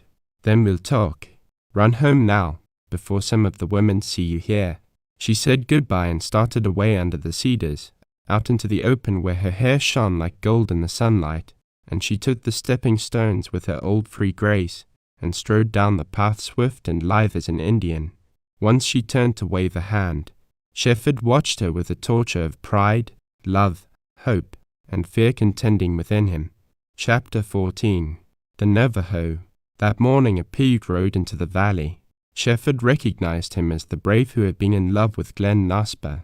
The moment Nas Tarbigas saw this visitor, he made a singular motion with his hands, a motion that somehow to Shefford suggested despair, and then he waited, somber and statuesque, for the messenger to come to him. It was the Paiute who did all the talking, and that was brief. Then the Navajo stood motionless, with his hands crossed over his breast. Shefford drew near and waited. "Lie nigh," said the Navajo. "Nas Tarbigas said his sister would come home some day. Glen Naspa is in the hogan of her grandfather." He spoke in his usual slow, guttural voice, and he might have been bronze for all the emotion he expressed. Yet Shefford instinctively felt the despair that had been hinted to him, and he put his hand on the Indian's shoulder. "If I am the Navajo's brother, then I am brother to Glen Naspa," he said. "I will go with you to the hogan of Hosteen Doten." Nas Tarbigas went away into the valley for the horses. Shefford hurried to the village, made his excuses at the school, and then called to explain to Faye that trouble of some kind had come to the Indian. Soon afterward he was riding Nack Yal on the rough and winding trail up through the broken country of cliffs and canyon to the great league long sage and cedar slope of the mountain. It was weeks since he had ridden the Mustang. Nack Yal was fat and lazy. He loved his master, but he did not like the climb, and so fell far behind the lean and wiry pony that carried Nas Tarbigas. The sage levels were as purple as the haze of the distance, and there was a bittersweet tang on the strong, cool wind. The sun was gold behind the dark line of fringe on the mountain top. A flock of sheep swept down one of the sage levels, looking like a narrow stream of white and black and brown. It was always amazing for Shefford to see how swiftly these Navajo sheep grazed along. Wild mustangs plunged out of the cedar clumps and stood upon the ridges, whistling defiance or curiosity, and their manes and tails waved in the wind. Shefford mounted slowly to the cedar bench in the midst of which were hidden the few hogans, and he halted at the edge to dismount and take a look at that downward sweeping world of color, of white space, at the wild desert upland which from there unrolled its magnificent panorama. Then he passed on into the cedars. How strange to hear the lambs bleating again. Lambing time had come early, but still spring was there in the new green of grass, in the bright upland flower. He led his Mustang out of the cedars into the cleared circle. It was full of colts and lambs, and there were the shepherd dogs and a few old rams and ewes. But the circle was a quiet place this day. There were no Indians in sight. Shefford loosened the saddle girths on Nack Yal and, leaving him to graze, went toward the hogan of Hosteen Doten. A blanket was hung across the door. Shefford heard a low chanting. He waited beside the door till the covering was pulled in, then he entered. Hosteen Doten met him, clasped his hand. The old Navajo could not speak. His fine face was working in grief. Tears streamed from his dim old eyes and rolled down his wrinkled cheeks. His sorrow was no different from a white man's sorrow. Beyond him Shefford saw Nas Tarbigas standing with folded arms, somehow terrible in his somber impassiveness. At his feet crouched the old woman, Hosteen Doten's wife, and beside her, prone and quiet, half covered with a blanket, lay Glen Naspa. She was dead. To Shefford she seemed older than when he had last seen her, and she was beautiful, calm, cold, dark, with only bitter lips to give the light a peace. There was a story in those lips. At her side, half hidden under the fold of blanket, lay a tiny bundle. Its human shape startled Shefford. Then he did not need to be told the tragedy. When he looked again at Glen Naspa's face, he seemed to understand all that had made her older, to feel the pain that had lined and set her lips. She was dead, and she was the last of Nas Tarbega's family. In the old grandfather's agony, in the wild chant of the stricken grandmother, in the brother's stern and terrible calmness, Shefford felt more than the death of a loved one. The shadow of ruin, of doom, of death hovered over the girl and her family and her tribe and her race. There was no consolation to offer these relatives of Glen Naspa. Shefford took one more fascinated gaze at her dark, eloquent, prophetic face, at the tragic tiny shape by her side, and then with bowed head he left the hogan. Outside he paced to and fro, with an aching heart for Nas Tarbega, with something of the white man's burden of crime toward the Indian weighing upon his soul. Old Hostine Doten came to him with shaking hands and words memorable of the time Glen Naspa left his hogan. "Me no savvy Jesus Christ. Me hungry. Me no eat Jesus Christ." That seemed to be all of his trouble that he could express to Shefford. He could not understand the religion of the missionary, this Jesus Christ who had called his granddaughter away, and the great fear of an old Indian was not death, but hunger. Shefford remembered a custom of the Navajos, a thing barbarous looked at with a white man's mind. If an old Indian failed on a long march, he was enclosed by a wall of stones, given plenty to eat and drink, and left there to die in the desert. Not death did he fear, but hunger. Old Hostine Doten expected to starve, now that the young and strong squaw of his family was gone. Shefford spoke in his halting Navajo and assured the old Indian that Nas Tarbega would never let him starve. At sunset Shefford stood with Nas Tarbega facing the west. The Indian was magnificent in repose. He watched the sun go down upon the day that had seen the burial of the last of his family. He resembled an impassive destiny, upon which no shocks fell. He had the light of that flaring golden sky in his face, the majesty of the mountain in his mien, the silence of the great gulf below on his lips. This educated Navajo, who had reverted to the life of his ancestors, found in the wildness and loneliness of his environment a strength no white teaching could ever have given him. Shefford sensed in him a measureless grief, an impenetrable gloom, a tragic acceptance of the meaning of Glen Naspa's ruin and death, the vanishing of his race from the earth. Death had written the law of such bitter truth round Glen Naspa's lips, and the same truth was here in the grandeur and gloom of the Navajo. "By nigh," he said, with the beautiful sonorous roll in his voice, "Glen Naspa is in her grave, and there are no paths to the place of her sleep.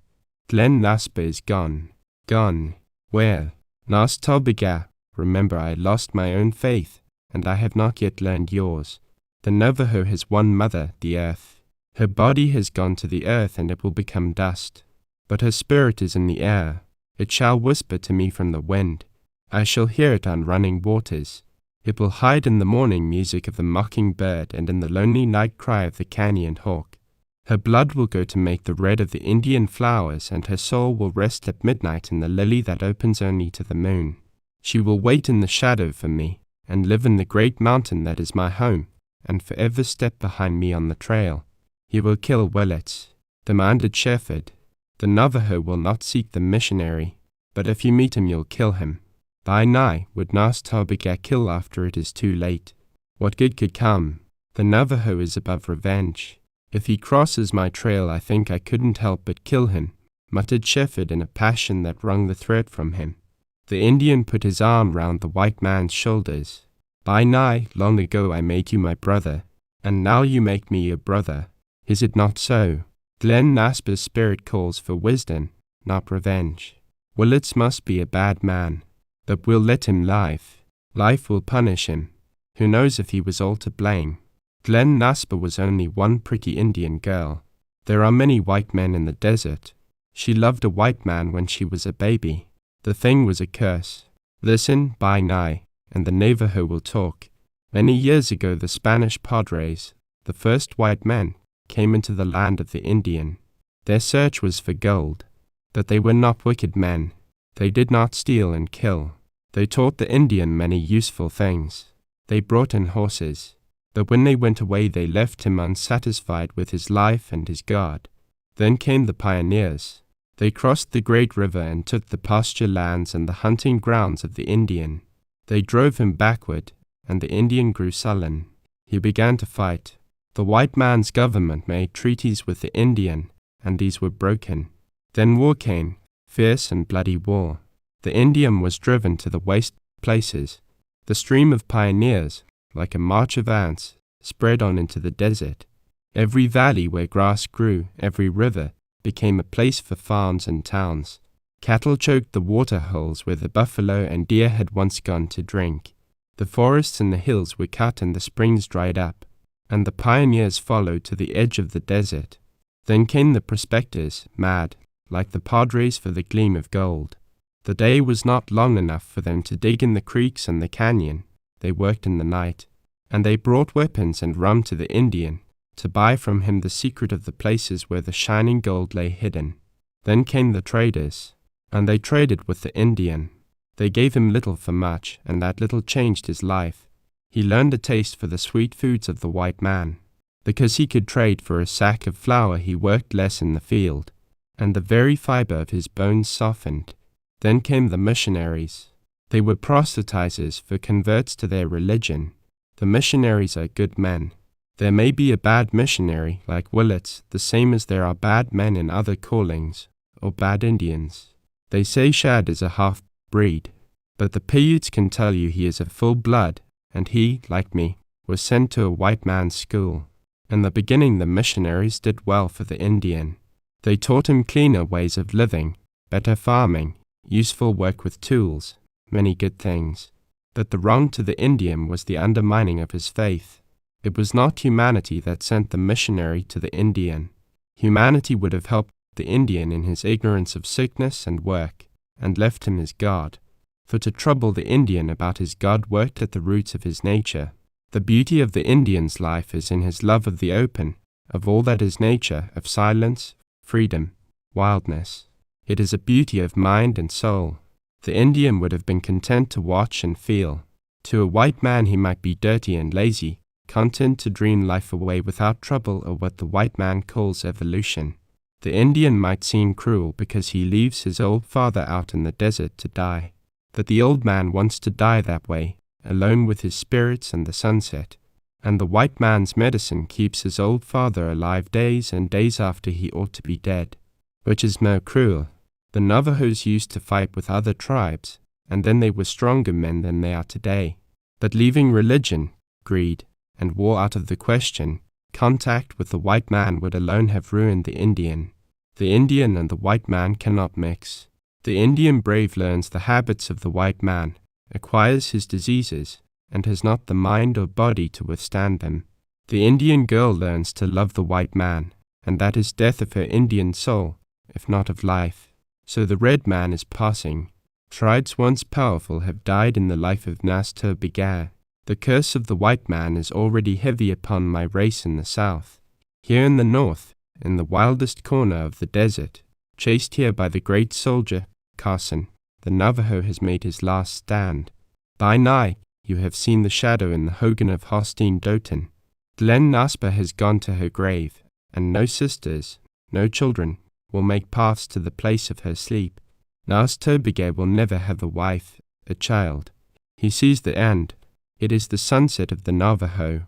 By nigh, the Navajo is dying, dying, dying. Chapter 15. Wild Justice. A crescent moon hung above the lofty peak over the valley, and a train of white stars ran along the bold rim of the western wall. A few young frogs peeped plaintively. The night was cool, yet had a touch of balmy spring, and a sweeter fragrance, as if the cedars and pinyons had freshened in the warm sun of that day. Shefford and Fay were walking in the aisles of moonlight and the patches of shade, and Nas-Tur Begar, more than ever a shadow of his white brother, followed them silently. "Fay, it's growing late. Feel the doom," said Shefford. "Come, I must take you back. But the time's so short." "I have said nothing that I wanted to say," she replied. "Say it quickly, then, as we go. After all, it's only, will you take me away soon?" "Yes, very soon. The Indian and I have talked, but we've made no plan yet. There are only 3 ways to get out of this country. By Stonebridge, by Kayenta and Durango, and by Red Lake. We must choose one. All are dangerous. We must lose time finding Surprise Valley. I hoped the Indian could find it. Then we'd bring Lassiter and Jane here and hide them near till dark. then take you and go. That would give us a night start. But you must help us to Surprise Valley. I can go right to it, blindfolded or in the dark. Oh, John, Harry, I dread the wait. He might come again. Joe says they won't come very soon. Is it far where we're going? Out of the country. 10 days hard riding. Oh, that night ride to and from Stonebridge nearly killed me. But I could walk very far and climb forever. Faye will get out of the country if I have to carry you. When they arrived at the cabin, Faye turned on the porch step and, with her face nearer a level with his, white and sweet in the moonlight, with her eyes shining and unfathomable, she was more than beautiful. You've never been inside my house, she said. Come in. I've something for you. But it's late, he remonstrated. I suppose you've got me a cake or pie, something to eat. You women all think Joe and I have to be fed. No, you'd never guess. Come in, she said, and the rare smile on her face was something Shefford would have gone far to see. Well, then, for a minute, he crossed the porch, the threshold, and entered her home. Her dim, white shape moved in the darkness, and he followed into a room where the moon shone through the open window, giving soft, mellow, shadowy light. He discerned objects, but not clearly, for his senses seemed absorbed in the strange warmth and intimacy of being for the first time with her in her home. No, it's not good to eat, she said, and her laugh was happy. Here, suddenly, she abruptly ceased speaking. Shefford saw her plainly, and the slender form had stiffened, alert and strained. She was listening. What was that? She whispered. I didn't hear anything, he whispered back. He stepped softly nearer the open window and listened. Clip-cloppy, clip-cloppy, clip-cloppy. Hard hoofs on the hard path outside. A strong and rippling thrill went over Shefford. In the soft light her eyes seemed unnaturally large and black and fearful. Clip-cloppy, clip-cloppy. The horse stopped outside. Then followed a metallic clink of spur against stirrup, thud of boots on hard ground, heavy footsteps upon the porch. A swift, cold contraction of throat, of breast, convulsed Shefford. His only thought was that he could not think. Ho, Mary! A voice liberated both Shefford's muscle and mind, a voice of strange, vibrant power. Authority of religion and cruelty of will, these Mormon attributes constituted that power, and Shefford suffered a transformation which must have been ordered by demons. That sudden flame seemed to curl and twine and shoot along his veins with blasting force. A rancorous and terrible cry leaped to his lips. Ho, Mary! Then came a heavy tread across the threshold of the outer room. Shefford dared not look at Faye, yet dimly from the corner of his eye he saw her, a pale shadow, turned to stone, with her arms out. If he looked, if he made sure of that, he was lost. When had he drawn his gun? It was there, a dark and glinting thing in his hand. He must fly, not through cowardice and fear, but because in one more moment he would kill a man. Swift as the thought he dove through the open window, and, leaping up, he ran under the dark pinions toward camp. Joe Lake had been out late himself. He sat by the fire, smoking his pipe. He must have seen or heard Shefford coming, for he rose with unwonted alacrity, and he kicked the smouldering logs into a flickering blaze. Shefford, realizing his deliverance, came panting, staggering into the light. The Mormon uttered an exclamation. Then he spoke, anxiously, but what he said was not clear in Shefford's thick and throbbing ears. He dropped his pipe, a sign of perturbation, and he stared. But Shefford, without a word, lunged swiftly away into the shadow of the cedars. He found relief in action. He began a steep ascent of the east wall, a dangerous slant he had never dared even in daylight, and he climbed it without a slip. Danger, steep walls, perilous heights, night, and black canyon the same. These he never thought of. But something drove him to desperate effort, that the hours might seem short. The red sun was tipping the eastern wall when he returned to camp, and he was neither calm nor sure of himself nor ready for sleep or food. Only he had put the night behind him. The Indian showed no surprise. But Joe Lake's jaw dropped and his eyes rolled. Moreover, Joe bore a singular aspect, the exact nature of which did not at once dawn upon Shefford. By God, You've got nerve, or you're crazy, he ejaculated hoarsely. Then it was Shefford's turn to stare. The Mormon was haggard, grieved, frightened, and utterly amazed. He appeared to be trying to make certain of Shefford's being there in the flesh and then to find reason for it. "I've no nerve and I am crazy," replied Shefford. "But, Joe, what do you mean? Why do you look at me like that? I reckon if I get you a horse that'll square us. Did you come back for him? He'd better hit the trail quick." "It's you now who are crazy," burst out Shefford. "Wish to God I was," replied Joe. It was then Shefford realized catastrophe, and cold fear gnawed at his vitals, so that he was sick. "Joe, what has happened?" he asked, with the blood thick in his heart. "Hadn't you better tell me?" demanded the Mormon, and a red wave blotted out the haggard shade of his face. "You talk like a fool," said Shefford, sharply, and he strode right up to Joe. "See here, Shefford, we've been pards. You're making it hard for me. Reckon you ain't square." Shefford shot out a long arm and his hand clutched the Mormon's burly shoulder. "Why am I not square? What do you mean?" Joe swallowed hard and gave himself a shake. Then he eyed his comrade steadily. "I was afraid you'd kill him. I reckon I can't blame you. I'll help you get away. And I'm a Mormon. Do you take the hunch? But don't deny you killed him." "Killed whom?" gasped Shefford. "Her husband." Shefford seemed stricken by a slow, paralyzing horror. The Mormon's changing face grew huge and indistinct and awful in his sight. He was clutched and shaken in Joe's rude hands, yet scarcely felt them. Joe seemed to be bellowing at him, but the voice was far off. Then Shefford began to see, to hear through some cold and terrible deadness that had come between him and everything. "Say you killed him," hoarsely supplicated the Mormon. Shefford had not yet control of speech. Something in his gaze appeared to drive Joe frantic. "Damn you, tell me quick. Say you killed him. If you want to know my stand, why, I'm glad. Shefford, don't look so stony. For her sake, say you killed him."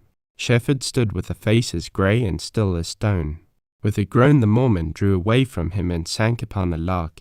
He bowed his head, his broad shoulders heaved. Husky sounds came from him. Then with a violent wrench he plunged to his feet and shook himself like a huge, savage dog. "Reckon it's no time to weaken," he said, huskily, and with the words a dark, hard, somber bitterness came to his face. "Where is she?" whispered Shefford. "Shut up in the schoolhouse," he replied. Did she? She neither denied nor confessed." "Have you seen her?" "Yes." "How did she look?"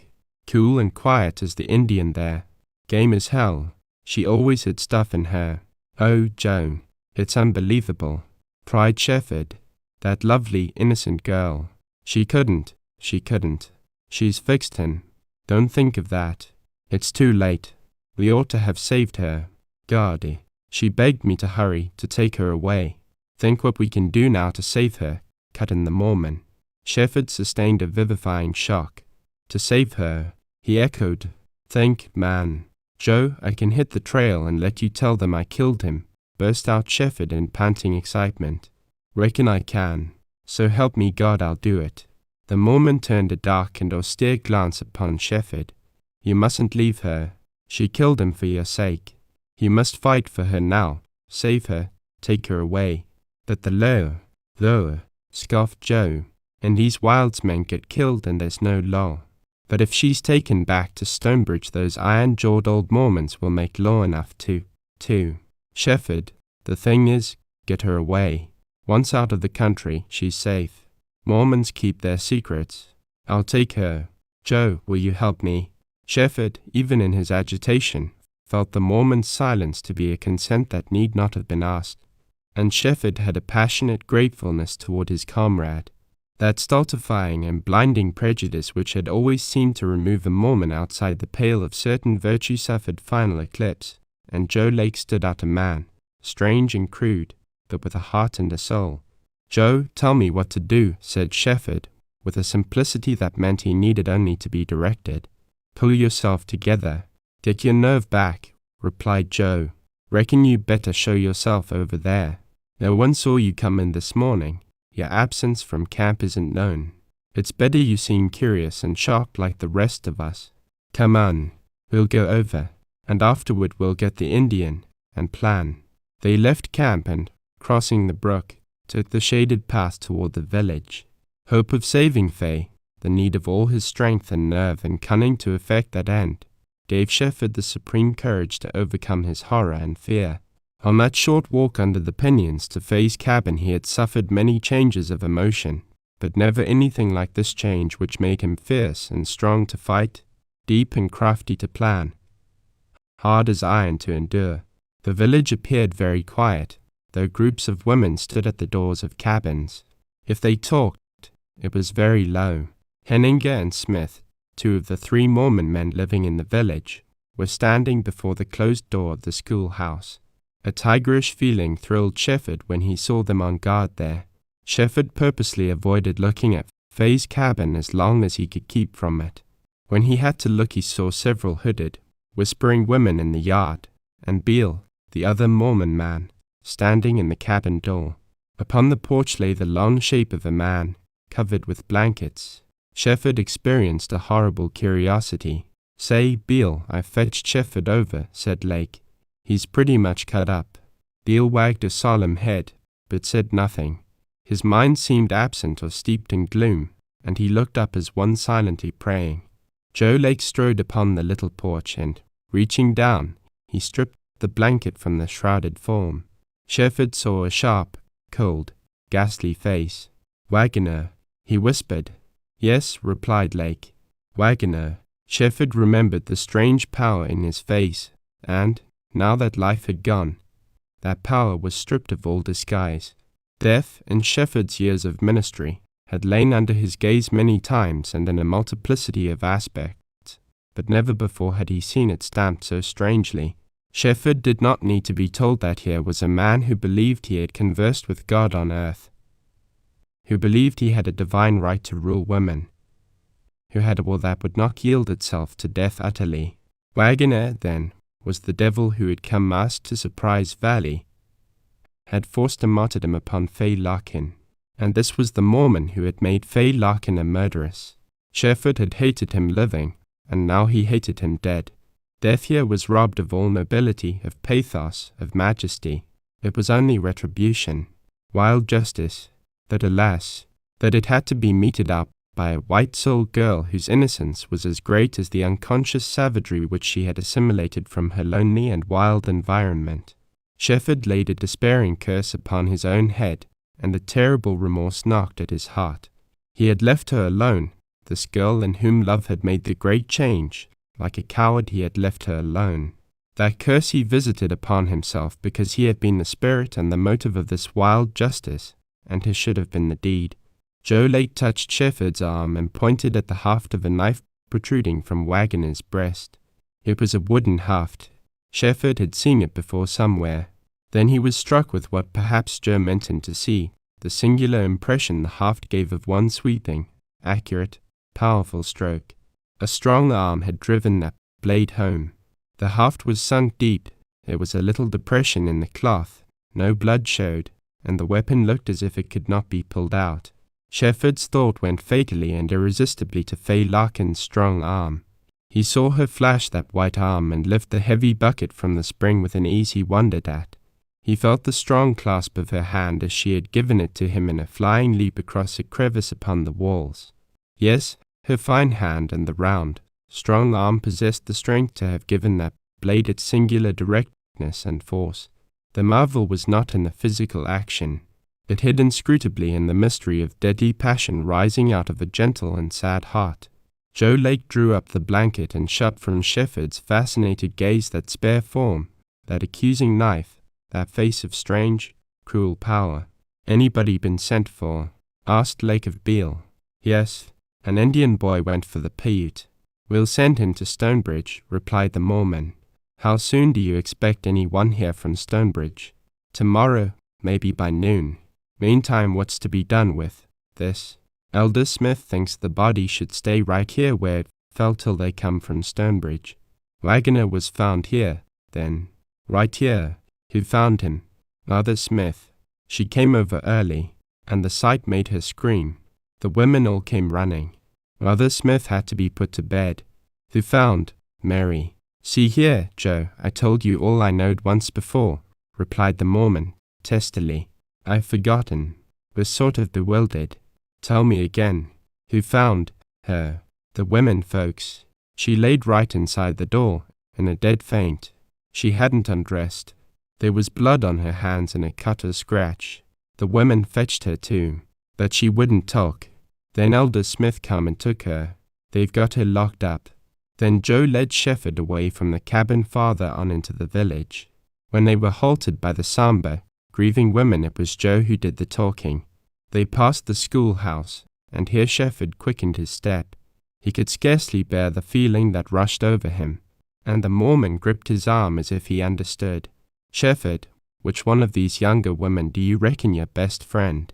Ruth, asked Lake, earnestly. Ruth, by all means. Just lately I haven't seen her often, but we've been close friends.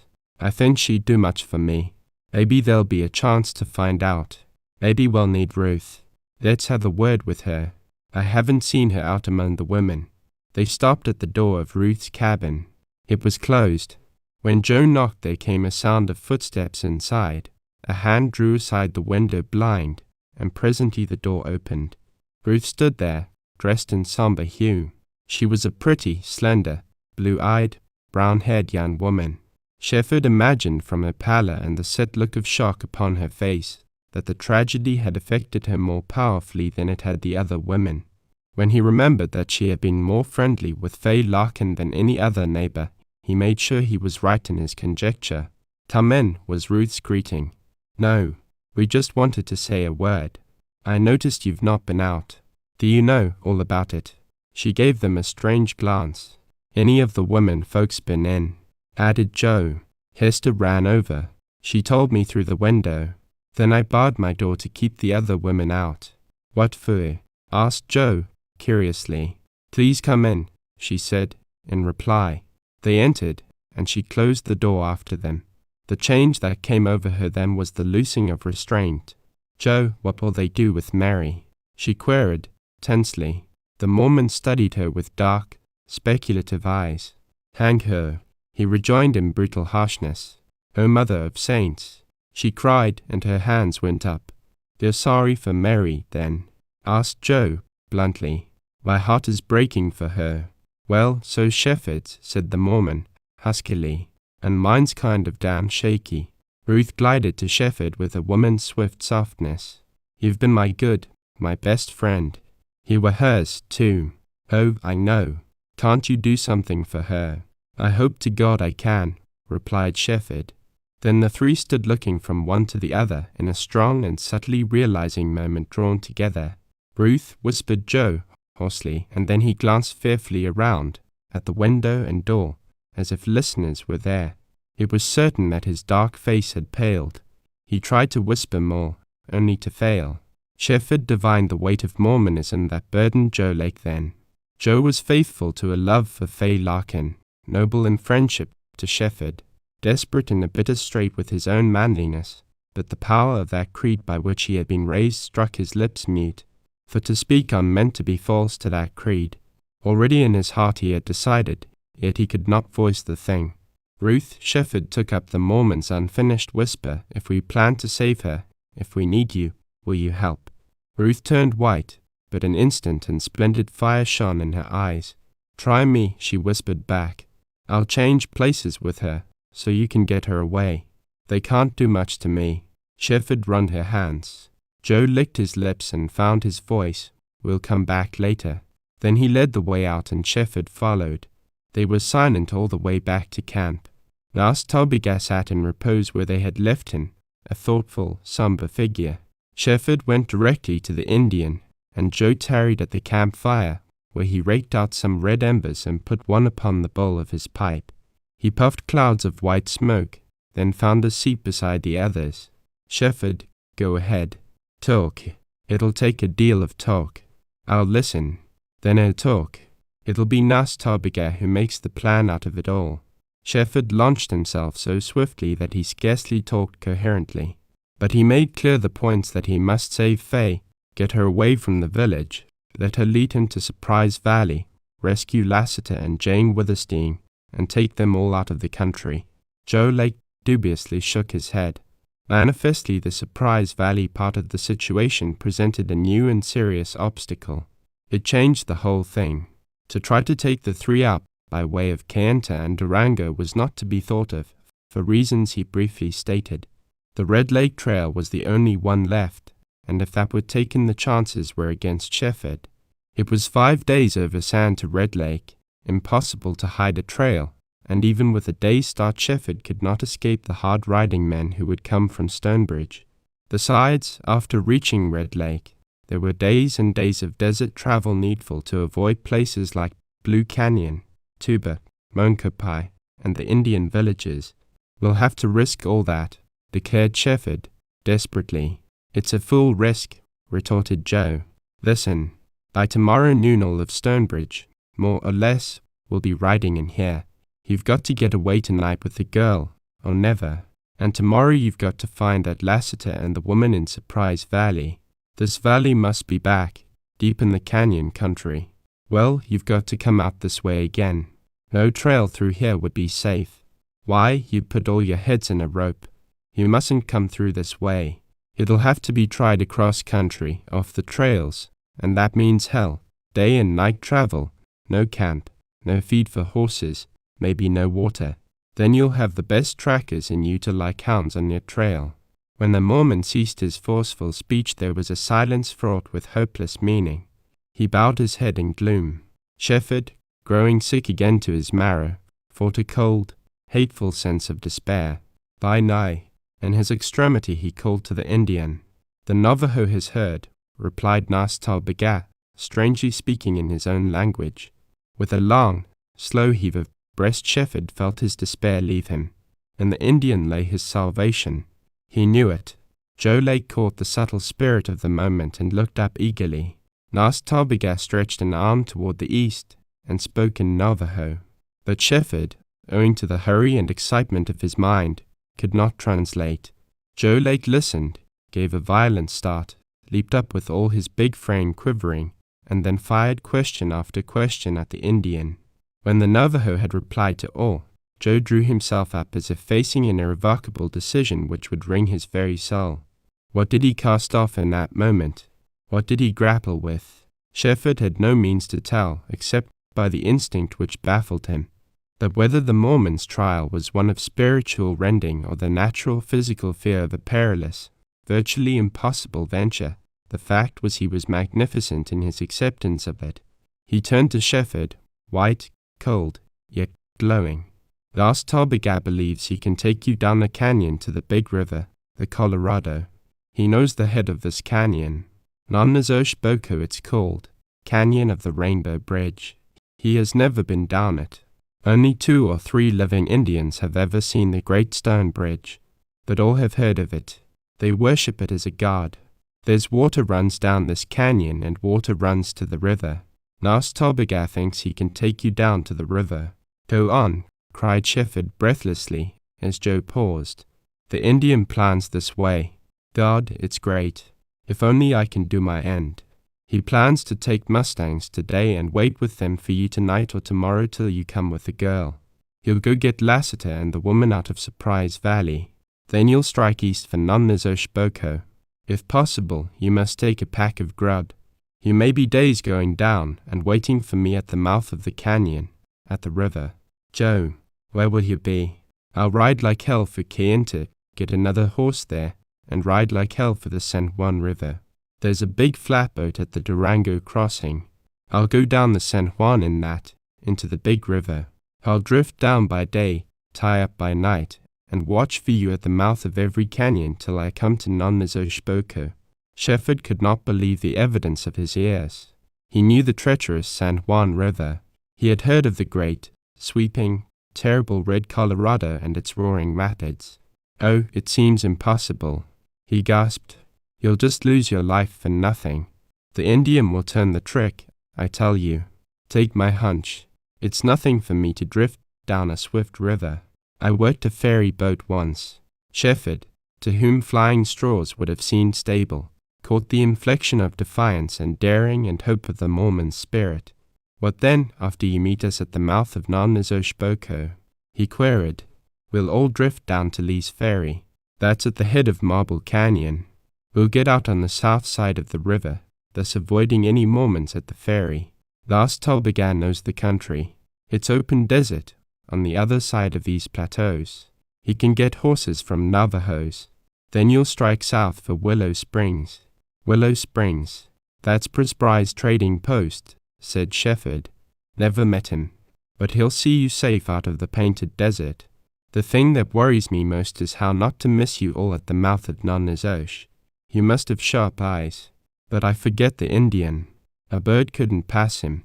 And suppose Nonnazosh Boko has a steep-walled, narrow mouth opening into a rapids.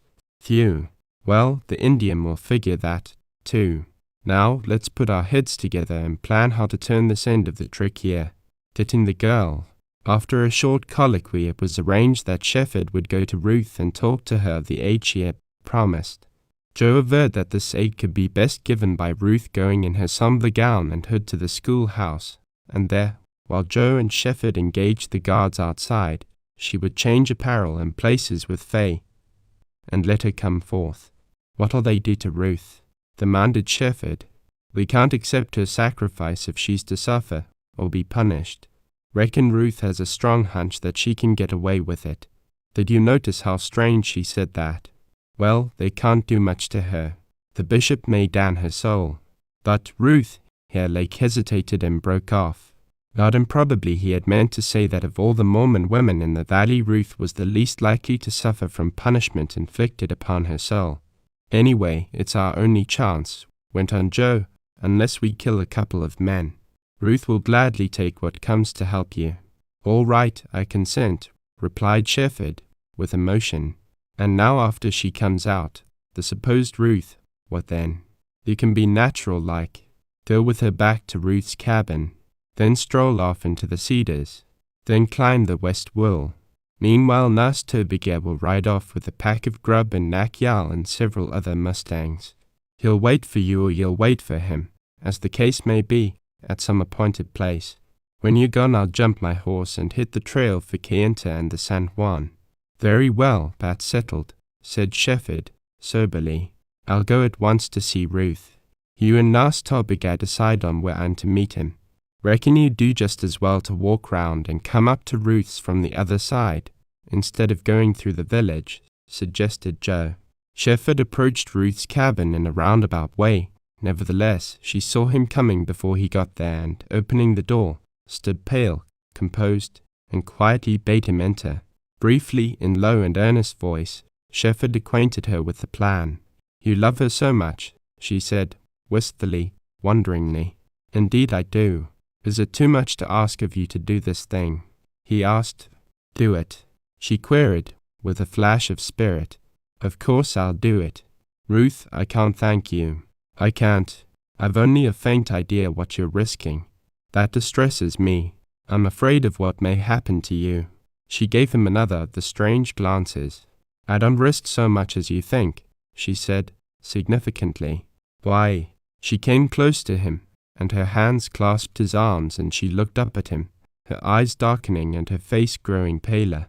"Will you swear to keep my secret?" she asked, very low. "Yes, I swear. I was one of Waggoner's sealed wives." "God Almighty," broke out Shefford, utterly overwhelmed. "Yes, that's why I say I don't risk so much. I will make up a story to tell the bishop and everybody. I'll tell that Waggoner was jealous, that he was brutal to Mary, that I believed she was goaded to her mad deed, that I thought she ought to be free. They'll be terrible, but what can they do to me? My husband is dead, and if I have to go to hell to keep from marrying another married Mormon, I'll go."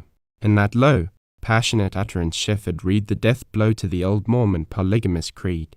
In the uplift of his spirit, in the joy at this revelation, he almost forgot the stern matter at hand. Ruth and Joe Lake belonged to a younger generation of Mormons. Their nobility in this instance was in part a revolt at the conditions of their lives. Doubt was knocking at Joe Lake's heart, and conviction had come to this young sealed wife, bitter and hopeless while she had been fettered, strong and mounting now that she was free. In a flash of inspiration, Shefford saw the old order changing. The Mormon creed might survive, but that part of it which was an affront to nature, a horrible yoke on women's necks, was doomed. It could not live. It could never have survived more than a generation or two of religious fanatics. Shefford had marked a different force and religious fervor in the younger Mormons, and now he understood them. "Ruth, you talk wildly," he said, "but I understand. I see. You are free and you're going to stay free. It stuns me to think of that man of many wives. What did you feel when you were told he was dead?" "I dare not think of that. It makes me wicked, and he was good to me. Listen. Last night about midnight he came to my window and woke me. I got up and let him in. He was in a terrible state. I thought he was crazy. He walked the floor and called on his saints and prayed. When I wanted to light a lamp he wouldn't let me. He was afraid I'd see his face. That I saw well enough in the moonlight, and I knew something had happened. So I soothed and coaxed him. He had been a man as close-mouthed as a stone. Yet then I got him to talk. He had gone to Mary's, and upon entering, thought he heard someone with her. She didn't answer him at first. When he found her in her bedroom she was like a ghost. He accused her. Her silence made him furious. Then he berated her, brought down the wrath of God upon her, threatened her with damnation, all of which she never seemed to hear. But when he tried to touch her she flew at him like a she-panther. That's what he called her. She said she'd kill him, and she drove him out of her house. He was all weak and unstrung, and I believe scared, too, when he came to me. She must have been a fury. Those quiet, gentle women are furies when they're once roused. Well, I was hours up with him and finally he got over it. He didn't pray any more. He paced the room. It was just daybreak when he said the wrath of God had come to him. I tried to keep him from going back to Mary, but he went. An hour later the woman ran to tell me he had been found dead at Mary's door. Ruth, she was mad, driven. She didn't know what she was doing, said Shefford, brokenly. She was always a strange girl, more like an Indian than anyone I ever knew. We called her the Sago Lily. I gave her the name. She was so sweet, lovely, white and gold, like those flowers. And to think, oh, it's horrible for her. You must save her. If you get her away there never will be anything come of it. The Mormons will hush it up. Ruth, time is flying, rejoined Shefford, hurriedly. I must go back to Joe. He'll be ready for us when we come. Wear something loose, easily thrown off, and don't forget the long hood. I'll be ready and watching, she said. The sooner the better, I'd say.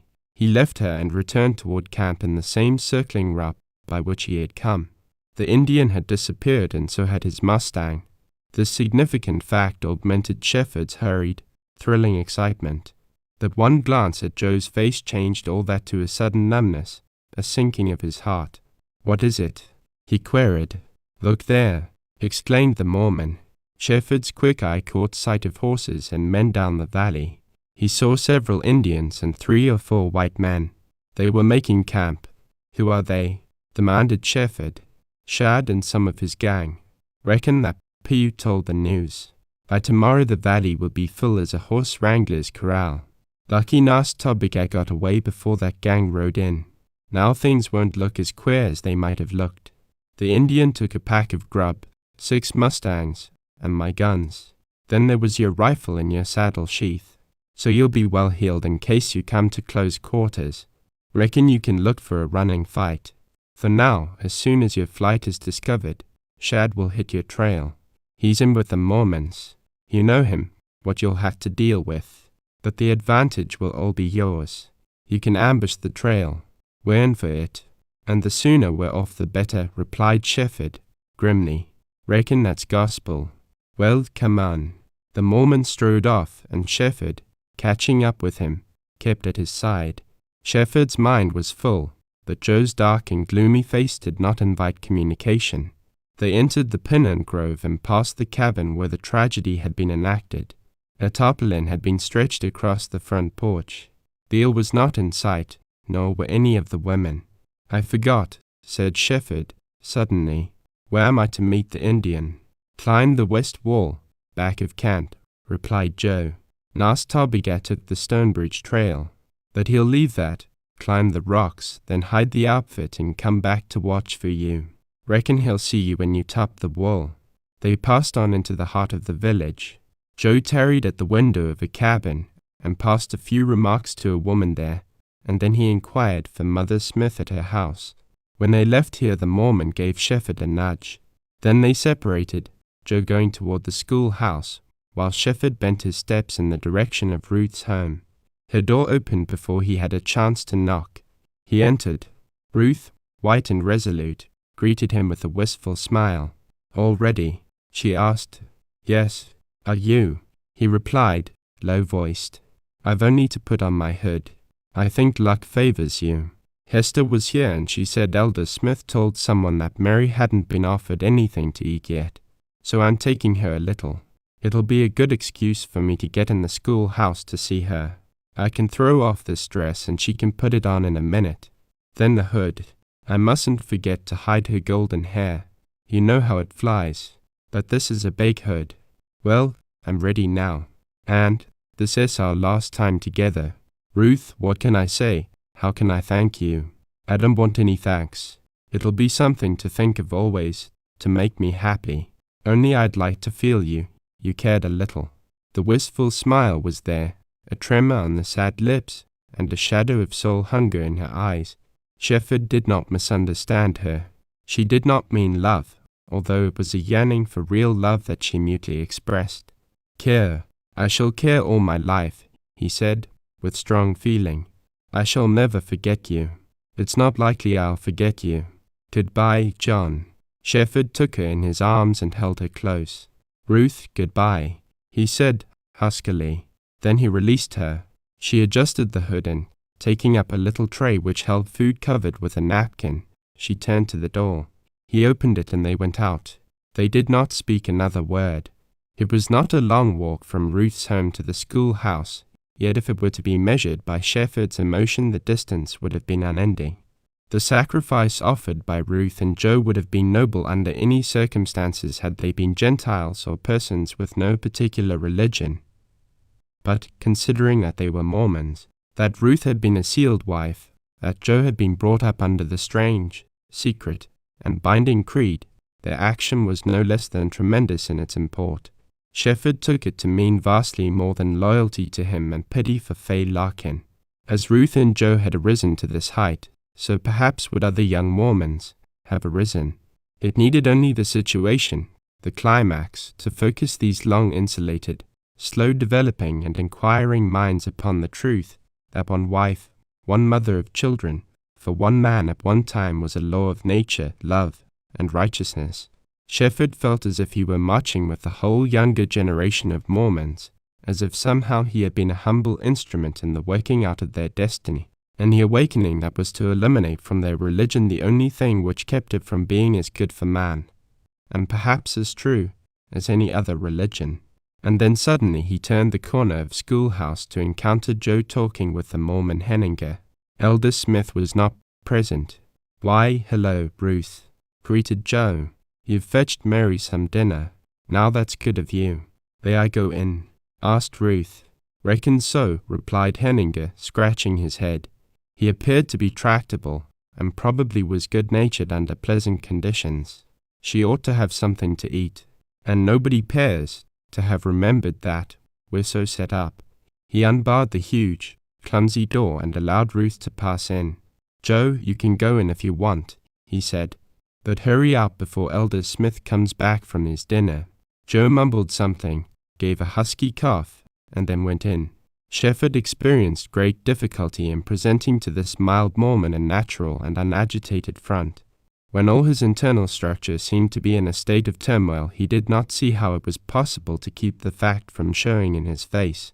So he turned away and took aimless steps here and there. "'Pears like we'd have rain," observed Henninger. "It's right warm and them clouds are unseasonable." "Yes," replied Shefford. "Hope so. A little rain would be good for the grass. Joe tells me Shad rode in, and some of his fellers. So I see. About 8 in the party." Shefford was gritting his teeth and preparing to endure the ordeal of controlling his mind and expression when the door opened and Joe stalked out. He had his sombrero pulled down so that it hid the upper half of his face. His lips were a shade of healthy color. He stood there with his back to the door. "Say, what Mary needs is quiet, to be left alone," he said. "Ruth says if she rests, sleeps a little, she won't get fever. Henninger, don't let anybody disturb her till night." "All right, Joe," replied the millman, "and I take it good of Ruth and you to concern yourselves." A slight tap on the inside of the door sent Shefford's pulses to throbbing. Joe opened it with a strong and vigorous sweep that meant more than the mere action. "Ruth, reckon you didn't stay long," he said, and his voice rang clear. "Sure you feel sick and weak." "Why, seeing her flustered even me." A slender, dark-garbed woman wearing a long black hood stepped uncertainly out. She appeared to be Ruth. Shefford's heart stood still because she looked so like Ruth. But she did not step steadily. She seemed dazed. She did not raise the hooded head. "Go home," said Joe, and his voice rang a little louder. "Take her home, Shefford. Or, better, walk her round, son. She's faintish. And see here, Henninger." Shefford led the girl away with a hand in apparent carelessness on her arm. After a few rods she walked with a freer step and then a swifter. He found it necessary to make that hold on her arm a real one, so as to keep her from walking too fast. No one, however, appeared to observe them. When they passed Ruth's house, then Shefford began to lose his fear that this was not Fay Larkin. He was far from being calm or clear-sighted. He thought he recognized that free step. Nevertheless, he could not make sure. When they passed under the trees, crossed the brook, and turned down along the west wall, then doubt ceased in Shefford's mind. He knew this was not Ruth. Still, so strange was his agitation, so keen his suspense, that he needed confirmation of ear, of eye. He wanted to hear her voice, to see her face. Yet just as strangely there was a twist of feeling, a reluctance, a sadness that kept off the moment. They reached the low, slow swelling slant of wall and started to ascend. How impossible not to recognize Fay Larkin now in that swift grace and skill on the steep wall. Still, though he knew her, he perversely clung to the unreality of the moment. But when a long braid of dead gold hair tumbled from under the hood, then his heart leaped. That identified Fay Larkin. He had freed her. He was taking her away. Then a sadness embittered his joy. As always before, she distanced him in the ascent to the top. She went on without looking back. But Shefford had an irresistible desire to look again and the last time at this valley where he had suffered and loved so much. Chapter 16. Surprise Valley. From the summit of the wall the plateau waved away in red and yellow ridges, with here and there little valleys green with cedar and pinon. Upon one of these ridges, silhouetted against the sky, appeared the stalking figure of the Indian. He had espied the fugitives. He disappeared in a niche and presently came again into view round a corner of cliff. Here he waited, and soon Shefford and Fay joined him. "By nigh, it is well," he said. Shefford eagerly asked for the horses, and Nastarbiga silently pointed down the niche, which was evidently an opening into one of the shallow canyon. Then he led the way, walking swiftly. It was Shefford, and not Fay, who had difficulty in keeping close to him. This speed caused Shefford to become more alive to the business, instead of the feeling of the flight. The Indian entered a crack between low cliffs, a very narrow canyon full of rocks and clumps of cedars, and in a half hour or less he came to where the mustangs were halted among some cedars. 3 of the mustangs, including Mack, were saddled, 1 bore a small pack, and the remaining 2 had blankets strapped on their backs. "Fay, can you ride in that long skirt?" asked Shefford. How strange it seemed that his first words to her were practical when all his impassioned thought had been only mute. That the instant he spoke he experienced a relief, a relaxation. "I'll take it off," replied Fay, just as practically, and in a twinkling she slipped out of both waist and skirt. She had worn them over the short white flannel dress with which Shefford had grown familiar. As Mack appeared to be the safest mustang for her to ride, Shefford helped her upon him and then attended to the stirrups. When he had adjusted them to the proper length he drew the bridle over Nakyal's head and, upon handing it to her, found himself suddenly looking into her face. She had taken off the hood, too. The instant their eyes met, he realized that she was strangely afraid to meet his glance, as he was to meet hers. That seemed natural, but her face was flushed and there were unmistakable signs upon it of growing excitement, of mounting happiness. Save for that fugitive glance, she would have been the Fay Larkin of yesterday. How he had expected her to look he did not know, but it was not like this. And never had he felt her strange quality of simplicity so powerfully. "Have you ever been here, through this little canyon?" he asked. "Oh yes, lots of times." "He'll be able to lead us to Surprise Valley, you think?" "I know it. I shall see Uncle Jim and Mother Jane before sunset." "I hope you do," he replied, a little shakily. "Perhaps we'd better not tell them of about what happened last night." Her beautiful, grave, and troubled glance returned to meet his, and he received a shock that he considered was amaze. And after more swift consideration he believed he was amazed because that look, instead of betraying fear or gloom or any haunting shadow of darkness, betrayed apprehension for him, grave, sweet, troubled love for him. She was not thinking of herself at all, of what he might think of her, of a possible gulf between them, of a vast and terrible change in the relation of soul to soul. He experienced a profound gladness. Though he could not understand her, he was happy that the horror of Waggoner's death had escaped her. He loved her, he meant to give his life to her, and right then and there he accepted the burden of her deed and meant to bear it without ever letting her know of the shadow between them. "They will forget what's behind us," he said. "Now to find Surprise Valley. Lead on. Mack Yal is gentle. Tell him the way you want to go. We'll follow." Shefford mounted the other saddled Mustang, and they set off, Fay in advance. Presently they rode out of this canyon up to level cedar-patched, solid rock, and here Fay turned straight west. Evidently she had been over the ground before. The heights to which he had climbed with her were up to the left, great slopes and looming promontories, and the course she chose was as level and easy as any he could have picked out in that direction. When a mile or more of this up and down travel had been traversed, Fay halted and appeared to be at fault. The plateau was losing its rounded, smooth, wavy characteristics, and to the west grew bolder, more rugged, more cut up into low crags and buttes. After a long, sweeping glance, Fay headed straight for this rougher country. Thereafter from time to time she repeated this action. "Fay, how do you know you're going in the right direction?" asked Shefford, anxiously. "I never forget any ground I've been over. I keep my eyes close ahead. All that seems strange to me is the wrong way. What I've seen before must be the right way, because I saw it when they brought me from Surprise Valley." Shefford had to acknowledge that she was following an Indian's instinct for ground he had once covered. Still Shefford began to worry, and finally dropped back to question Nas Talbigar. "Thine eye, she has the eye of a Navajo," replied the Indian. "Look, iron-shod horses have passed here. See the marks in the stone." Shefford indeed made out faint-cut tracks that would have escaped his own sight. They had been made long ago, but they were unmistakable. "She's following the trail by memory. She must remember the stones, trees, sage, cactus," said Shefford in surprise.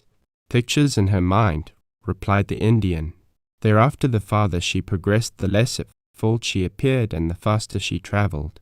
She made several miles an hour, and about the middle of the afternoon entered upon the more broken region of the plateau. View became restricted. Low walls and ruined cliffs of red rock with cedars at their base, and gullies growing into canyon and canyon opening into larger ones. These were passed and crossed and climbed and rimmed in travel that grew more difficult as the going became wilder. Then there was a steady ascent, up and up all the time, though not steep, until another level, green with cedar and pinon, was reached. It reminded Shefford of the forest near the mouth of the Sagi. It was so dense he could not see far ahead of Fay, and often he lost sight of her entirely. Presently he rode out of the forest into a strip of purple sage. It ended abruptly, and above that abrupt line, seemingly far away, rose a long, red wall. Instantly he recognized that to be the opposite wall of a canyon which as yet he could not see. Fay was acting strangely, and he hurried forward. She slipped off Mack Yal and fell, sprang up and ran wildly, to stand upon a promontory, her arms uplifted, her hair a mass of moving gold in the wind, her attitude one of wild and eloquent significance. Shefford ran, too, and as he ran the red wall in his eager sight seemed to enlarge downward, deeper and deeper, and then it merged into a strip of green. Suddenly beneath him yawned a red-walled gulf, a deceiving gulf seen through transparent haze, a softly shining green and white valley, strange, wild, beautiful, like a picture in his memory. Surprise Valley, he cried, in wondering recognition. Faye Larkin waved her arms as if they were wings to carry her swiftly downward, and her plaintive cry fitted the wildness of her manner, and the lonely height where she leaned. Shefford drew her back from the rim. "Faye, we are here," he said. "I recognize the valley. I miss only one thing, the arch of stone." His words seemed to recall her to reality. The arch that fell when the wall slipped in the great avalanche. "See, there is the place. We can get down there. Oh, let us hurry." The Indian reached the rim and his falcon gaze swept the valley. "Augie," he exclaimed. He, too, recognized the valley that he had vainly sought for half a year. "Bring the lassos," said Shefford. With Faye leading, they followed the rim toward the head of the valley. Here the wall had caved in, and there was a slope of jumbled rock 1,000 feet wide and more than that in depth. It was easy to descend because there were so many rocks waist high that afforded a handhold. Shefford marked, however, that Faye never took advantage of these. More than once he paused to watch her. Swiftly she went down. She stepped from rock to rock. Lightly she crossed cracks and pits. She ran along the sharp and broken edge of a long ledge. She poised on a pointed stone and, sure-footed as a mountain sheep, she sprang to another that had scarce surface for a foothold. Her moccasins flashed, seemed to hold wondrously on any angle, and when a rock tipped or slipped with her she leaped to a surer stand. Shefford watched her performance, so swift, agile, so perfectly balanced, showing such wonderful accord between eye and foot, and then when he swept his gaze down upon that wild valley where she had roamed alone for 12 years he marveled no more. The farther down he got, the greater became the size of rocks, until he found himself amid huge pieces of cliff as large as houses. He lost sight of Faye entirely, and he anxiously threaded a narrow, winding, descending way between the broken masses. Finally he came out upon flat rock again. Faye stood on another rim, looking down. He saw that the slide had moved far out into the valley, and the lower part of it consisted of great sections of wall. In fact, the base of the great wall had just moved out with the avalanche, and this much of it held its vertical position. Looking upward, Shefford was astounded and thrilled to see how far he had descended, how the walls leaned like a great, wide, curving, continuous rim of mountain. "Here, told Faye. "Here's where they got down, where they brought me up. Here are the sticks they used. They stuck them in this crack, down to that ledge." Shefford ran to his side and looked down. There was a narrow spit in this section of wall, and it was perhaps 60 feet in depth. The floor of rock below led out in a ledge, with a sheer drop to the valley level. As Shefford gazed, pondering on a way to descend lower, the Indian reached his side. He had no sooner looked than he proceeded to act. Selecting one of the sticks, which were strong pieces of cedar, well hewn and trimmed, he jammed it between the walls of the crack till it stuck fast. Then sitting astride this one he jammed in another some 3 feet below. When he got down upon that one it was necessary for Shefford to drop him a third stick. In a comparatively short time the Indian reached the ledge below. Then he called for the lassos. Shefford threw them down. His next move was an attempt to assist Faye, but she slipped out of his grasp and descended the ladder with a swiftness that made him hold his breath.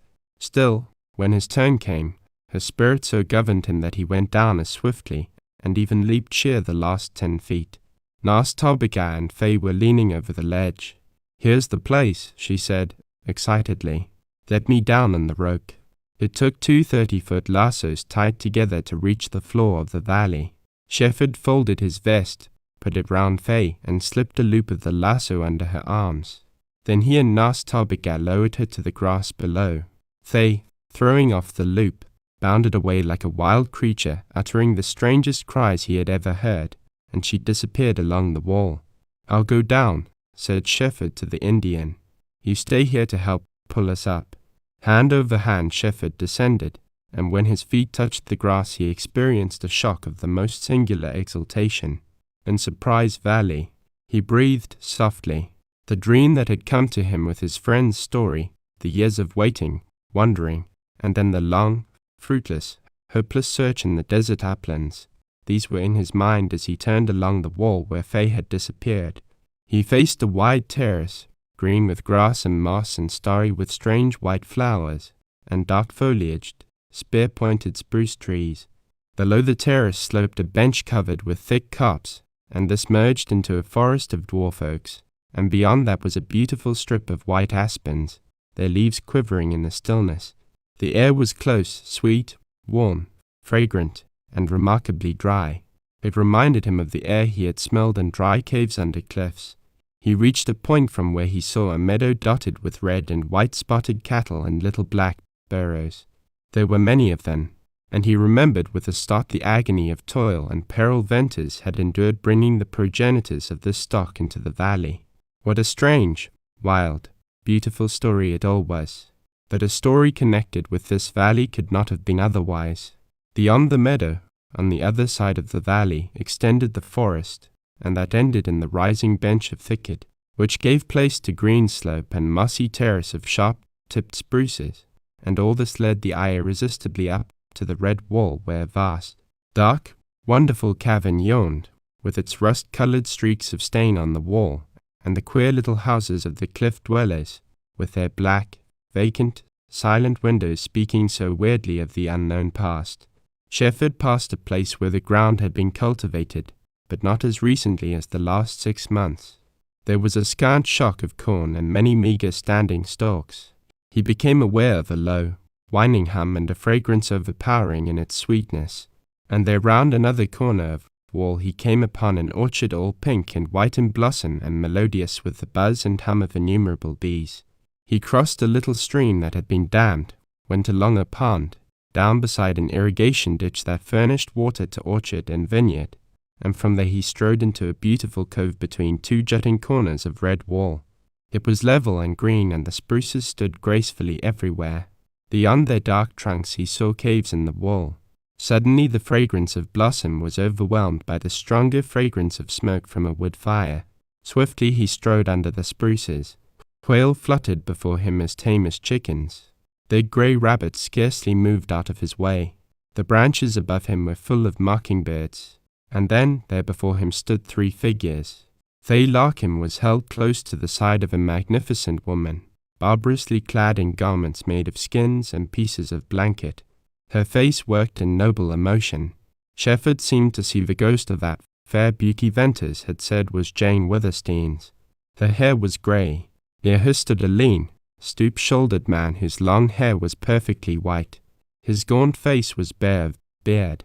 It had strange, sloping, sad lines, and he was staring with mild, surprised eyes. The moment held Shefford mute till sight of Faye Larkin's tear-wet face broke the spell. He leaped forward and his strong hands reached for the woman and the man. "Jane Withersteen, Lassiter, I have found you." "Oh, sir, who are you?" she cried, with rich and deep and quivering voice. This child came running, screaming. She could not speak. We thought she had gone mad, and escaped to come back to us. "I am John Shefford," he replied, swiftly. "I am a friend of Bern Venters, of his wife, Bess. I learned your story. I came west. I've searched a year. I found Faye, and we've come to take you away." "You found Faye?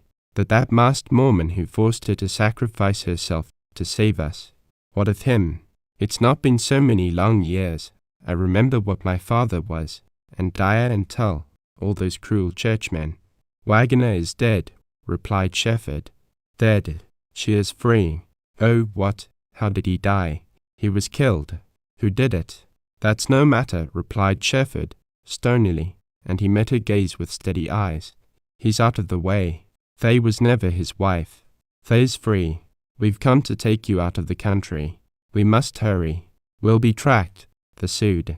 But we've horses and an Indian guide. We'll get away. I think it better to leave here at once. There's no telling how soon we'll be hunted. Get what things you want to take with you." "Oh yes, Mother Jane, let us hurry," cried Fay. "I'm so full I can't talk, my heart hurts so." Jane Withersteen's face shone with an exceedingly radiant light, and a glory blended with a terrible fear in her eyes. "Fay, my little Fay." Lassiter had stood there with his mild, clear blue eyes upon Shefford.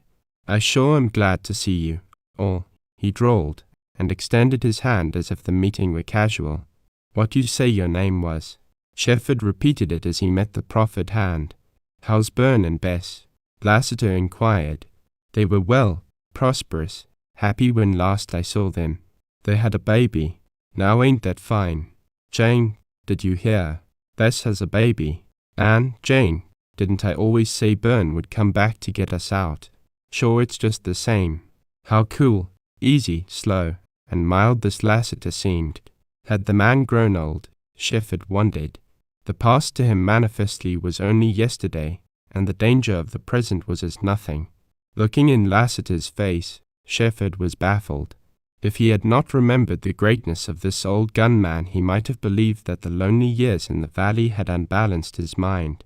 In an hour like this, coolness seemed inexplicable, assuredly would have been impossible in an ordinary man. Yet what hid behind that drawling coolness? What was the meaning of those long, sloping, shadowy lines of the face? What spirit lay in the deep, mild, clear eyes? Shefford experienced a sudden check to what had been his first growing impression of a drifting, broken old man.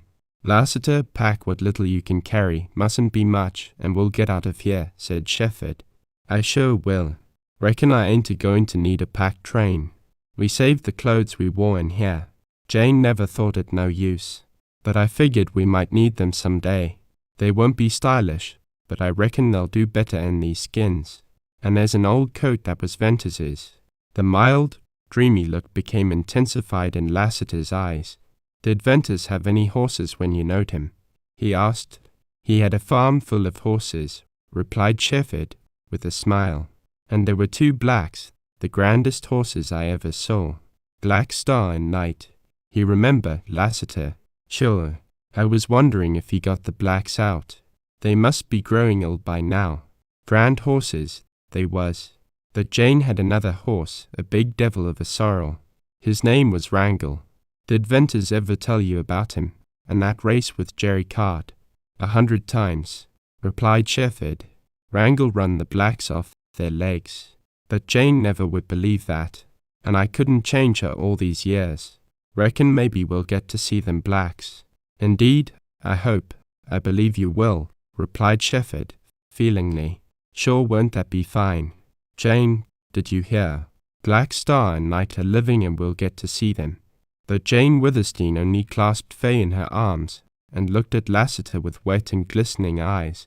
Shefford told them to hurry and come to the cliff where the ascent from the valley was to be made.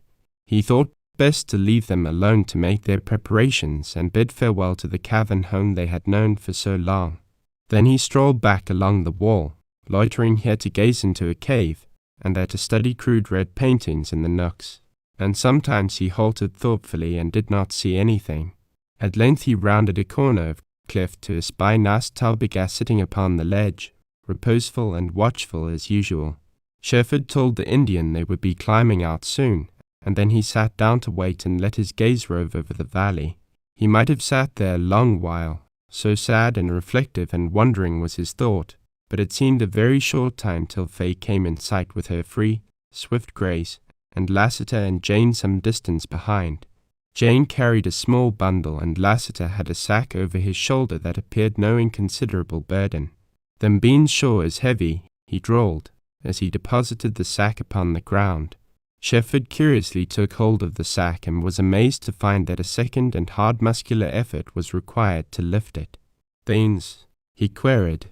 "Sure," replied Lassiter. "That's the heaviest sack of beans I ever saw. Why, it's not possible it can be. Lassiter, we've a long, rough trail. We've got to pack light. Well, I ain't a-going to leave this here sack behind. Reckon I've been all of 12 years in filling it," he declared, mildly. Shefford could only stare at him. "They may need them beans," went on Lassiter. "Why? Because they're gold." "Gold," ejaculated Shefford. Sure, and they represent some work. 12 years of digging and washing. Shefford laughed constrainedly. Well, Lassiter, that alters the case considerably.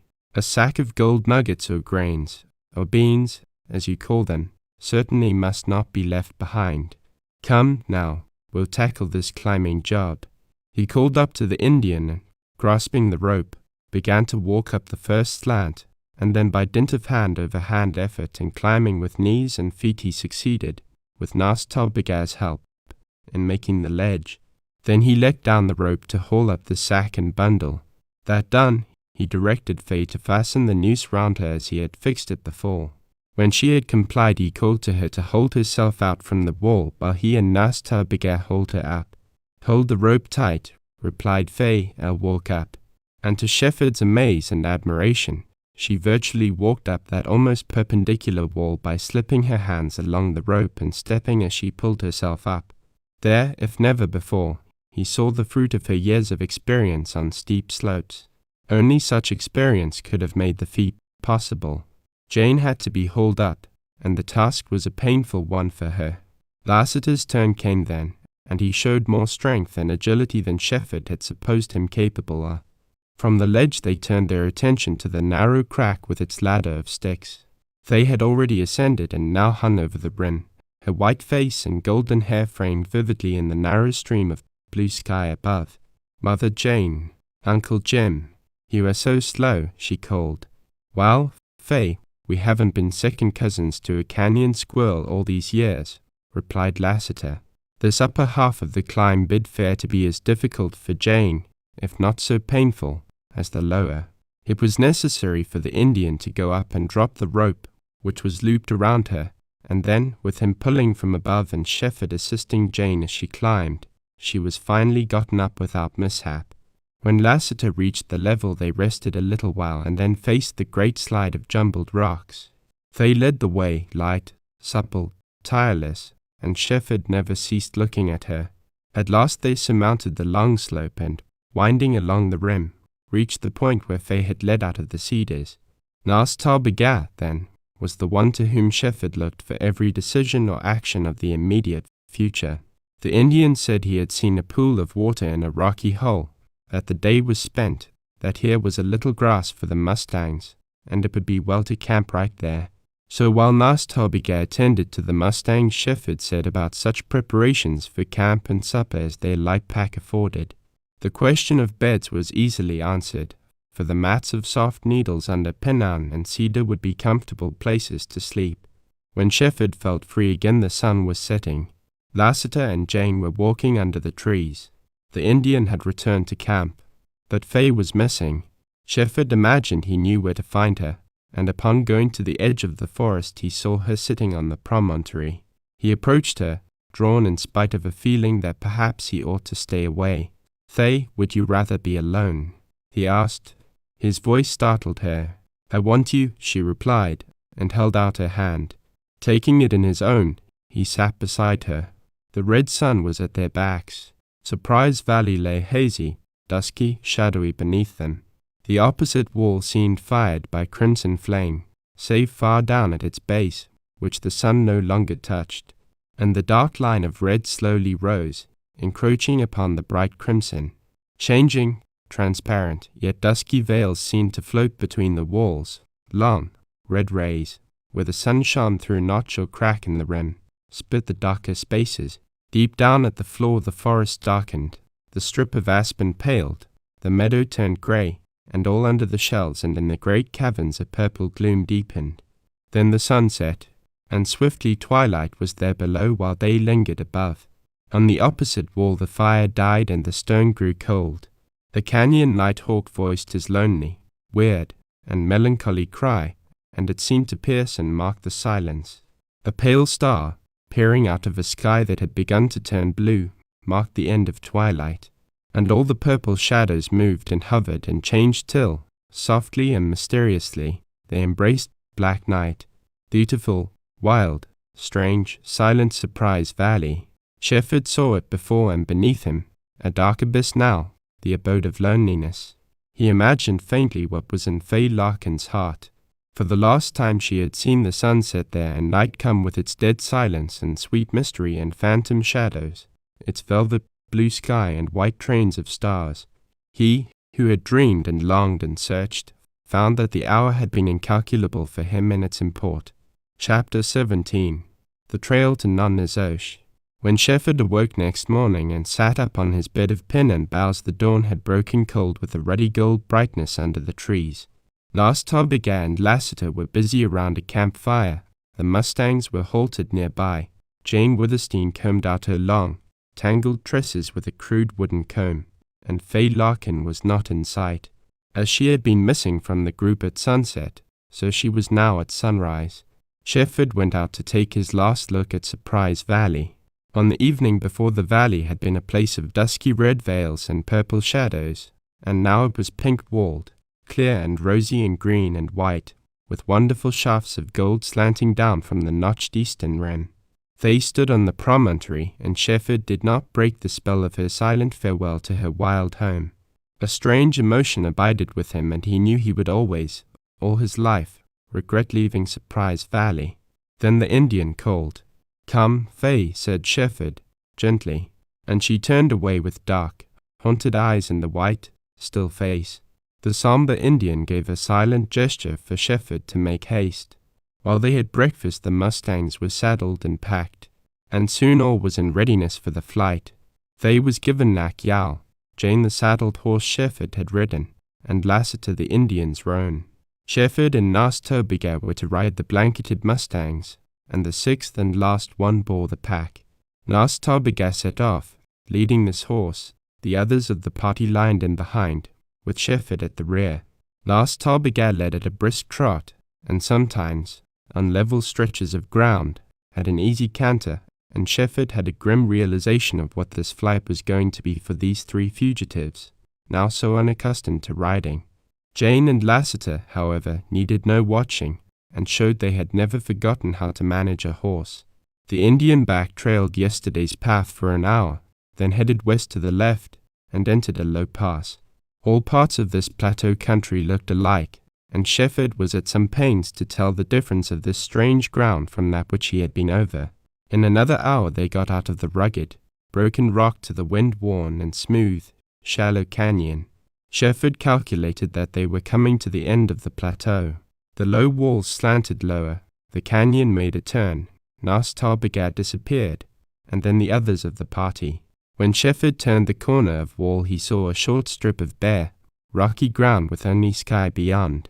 The Indian and his followers had halted in a group.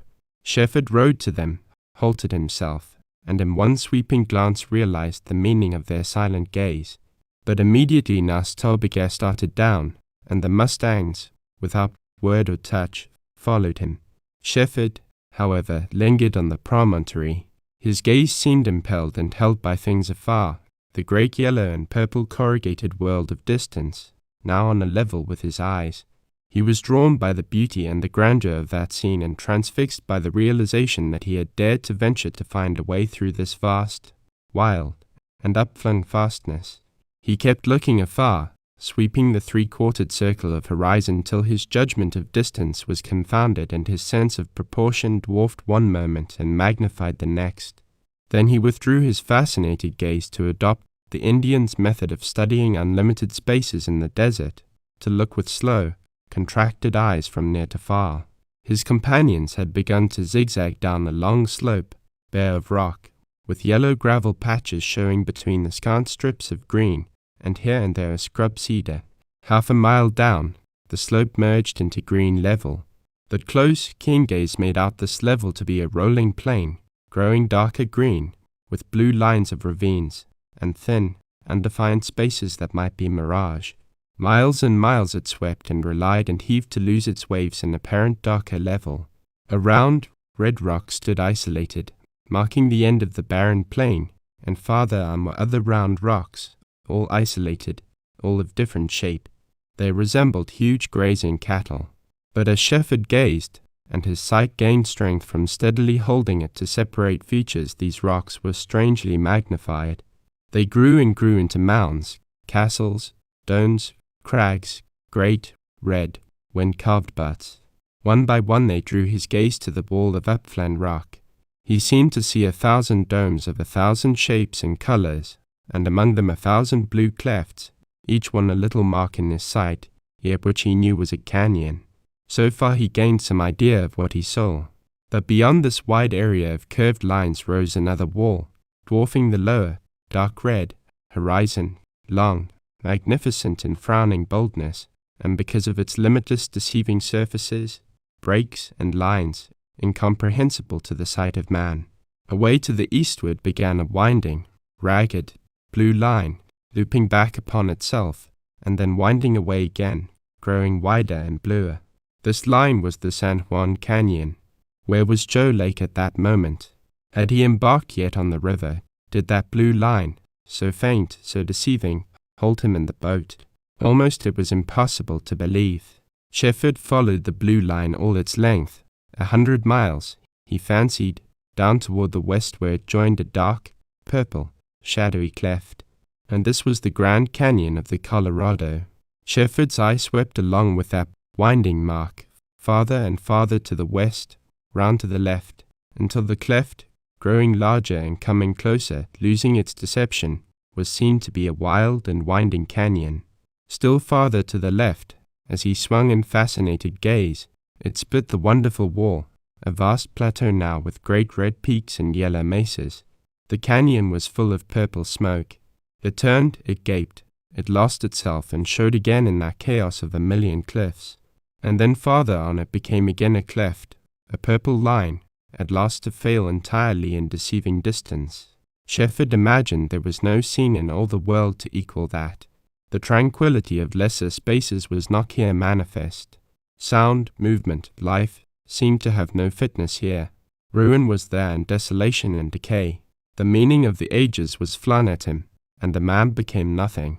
When he had gazed at the San Juan Canyon, he had been appalled at the nature of Joe Lake's Herculean task. He had lost hope, faith. The thing was not possible. But when Shefford gazed at that sublime and majestic wilderness, in which the Grand Canyon was only a dim line, he strangely lost his terror, and something else came to him from across the shining spaces. If Nas Tarbigar led them safely down to the river, if Joe Lake met them at the mouth of Nonnezoshboka, if they survived the rapids of that terrible gorge, then Shefford would have to face his soul on the meaning of this spirit that breathed on the wind. He urged his Mustang to the descent of the slope, and as he went down, slowly drawing nearer to the other fugitives, his mind alternated between this strange intimation of faith, this subtle uplift of his spirit, and the growing gloom and shadow in his love for Fay Larkin. Not that he loved her less, but more. A possible God hovering near him, like the Indian spirit step on the trail, made his soul the darker for Fay's crime, and he saw with light, with deeper sadness, with sterner truth. More than once the Indian turned on his Mustang to look up the slope, and the light flashed from his dark, somber face. Shefford instinctively looked back himself, and then realized the unconscious motive of the action. Deep within him there had been a premonition of certain pursuit, and the Indian's reiterated backward glance had at length brought the feeling upward. Thereafter, as they descended, Shefford gradually added to his already wrought emotions a mounting anxiety. No sign of a trail showed where the base of the slope rolled out to meet the green plain. The earth was gravelly, with dark patches of heavy silt, almost like cinders, and round, black rocks, flinty and glassy, cracked away from the hoofs of the Mustangs.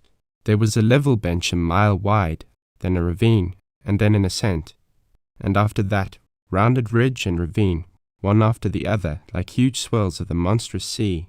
Indian paint brush vied in its scarlet hue with the deep magenta of cactus. There was no sage.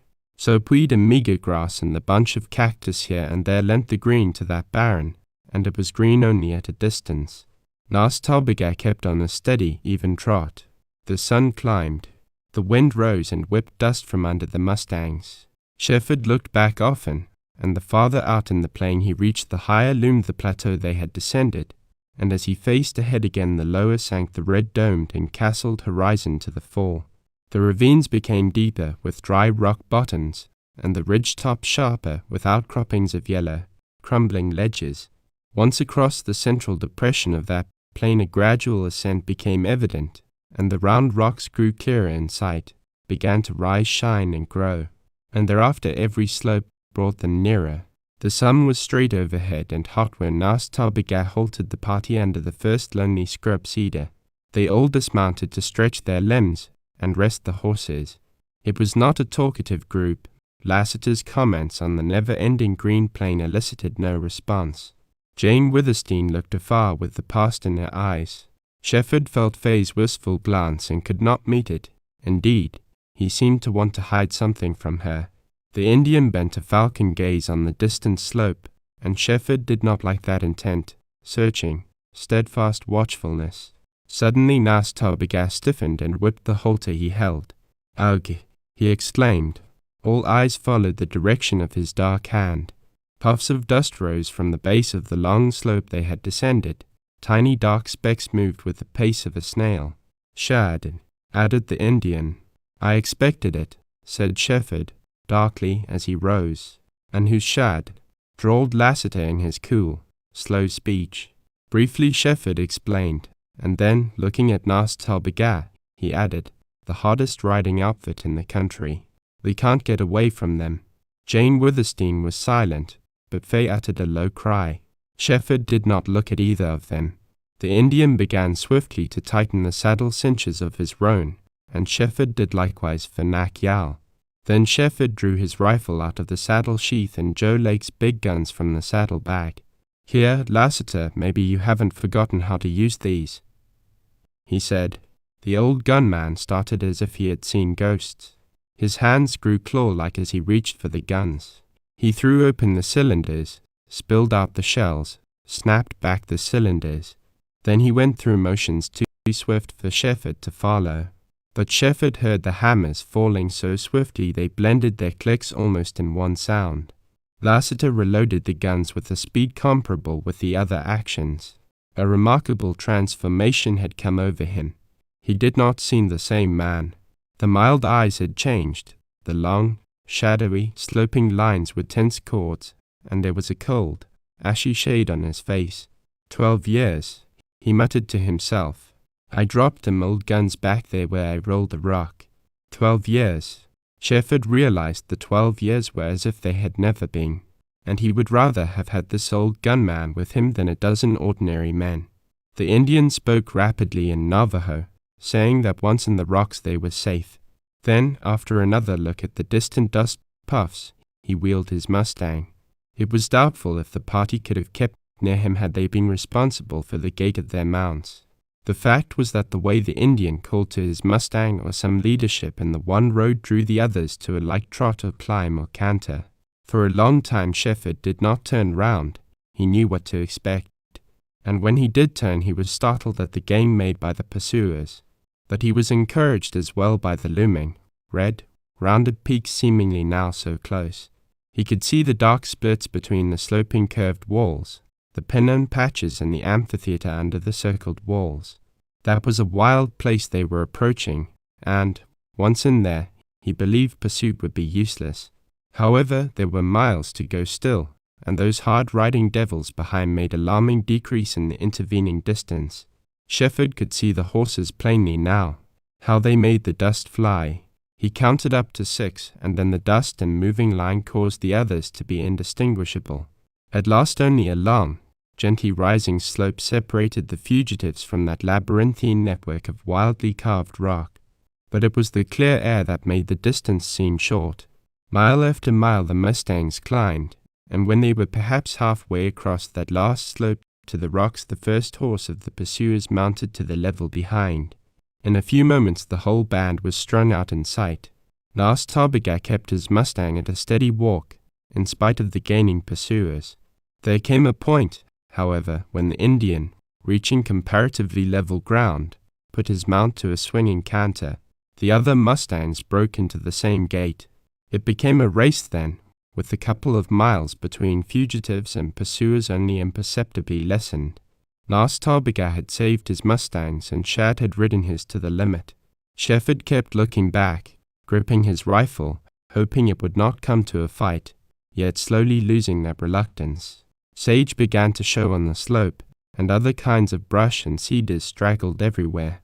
The great rocks loomed closer, the red color mixed with yellow, and the slopes lengthening out, not so steep, yet infinitely longer than they had seemed at a distance. Shefford ceased to feel the dry wind in his face. They were already in the lee of the wall. He could see the rock squirrels scampering to their holes. The mustangs valiantly held to the gate, and at last the Indian disappeared between two rounded comers of cliff. The others were close behind. Shefford wheeled once more. Shad and his gang were a mile in the rear, but coming fast, despite winded horses. Shefford rode around the wall into a widening space thick with cedars. It ended in a bare slope of smooth rock. Here the Indian dismounted. When the others came up with him, he told them to lead their horses and follow. Then he began the ascent of the rock. It was smooth and hard, though not slippery. There was not a crack. Shefford did not see a broken piece of stone. Last Tarbigay climbed straight up for a while, and then wound around a swell, to turn this way and that, always going up. Shefford began to see similar mounds of rock all around him, of every shape that could be called a curve. There were yellow domes far above, and small red domes far below. Ridges ran from one hill of rock to another. There were no abrupt breaks, but holes and pits and caves were everywhere, and occasionally, deep down, an amphitheatre green with cedar and pinon. The Indian appeared to have a clear idea of where he wanted to go, though there was no vestige of a trail on those bare slopes. At length Shefford was high enough to see back upon the plain, but the pursuers were no longer in sight.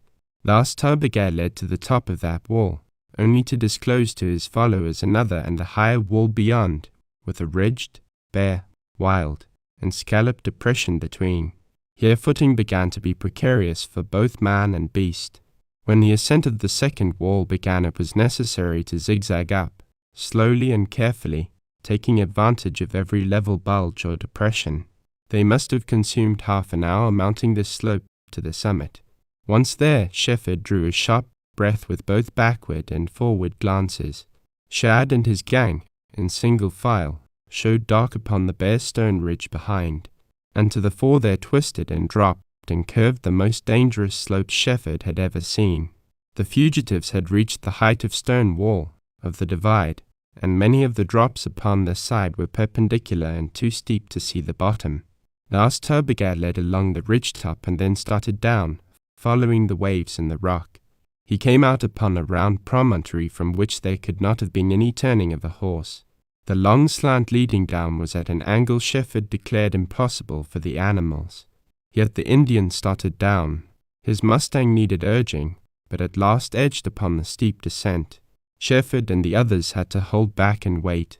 It was thrilling to see the intelligent mustang. He did not step.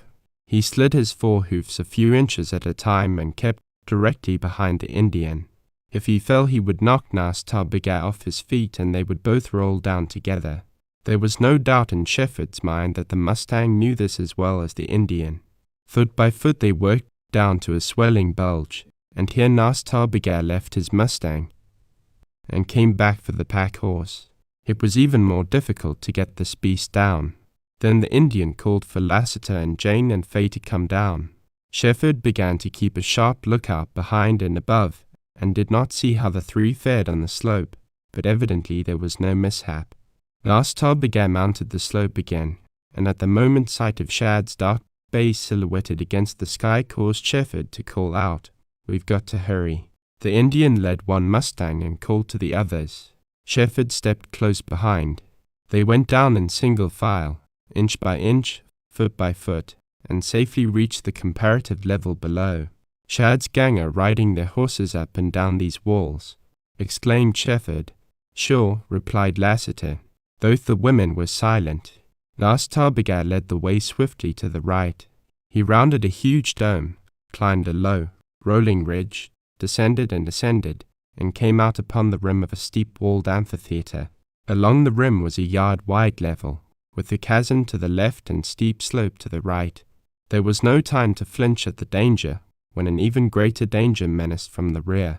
Last Tarbigay led, and his mustang kept at his heels. One misstep would have plunged the animal to his death, but he was sure-footed and his confidence helped the others. At the apex of the curve the only course led away from the rim, and here there was no level. 4 of the mustangs slipped and slid down the smooth rock until they stopped in a shallow depression.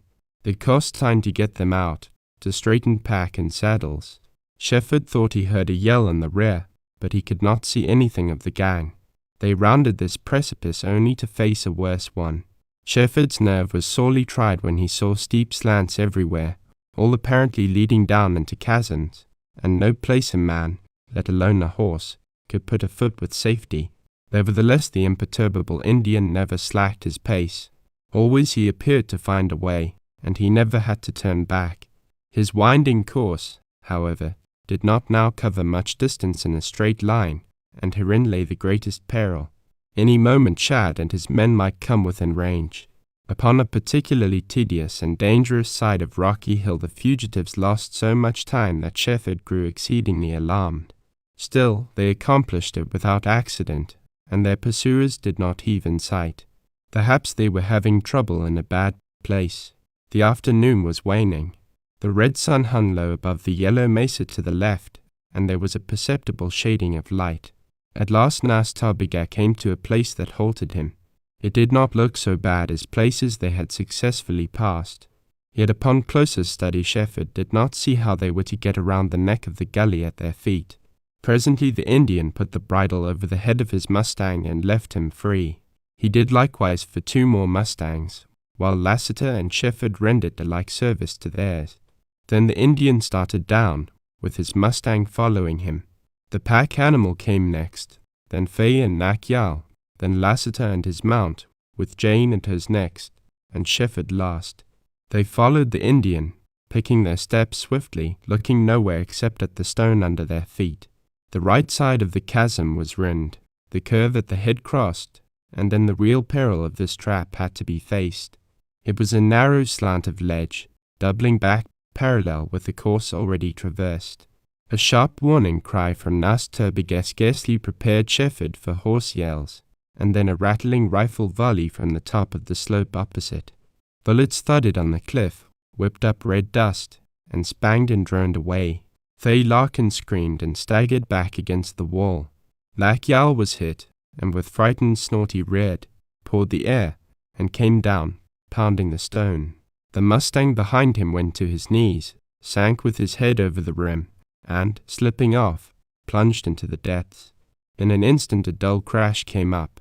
For a moment there was imminent peril for the horses, more in the yawning hole than in the spanging of badly aimed bullets.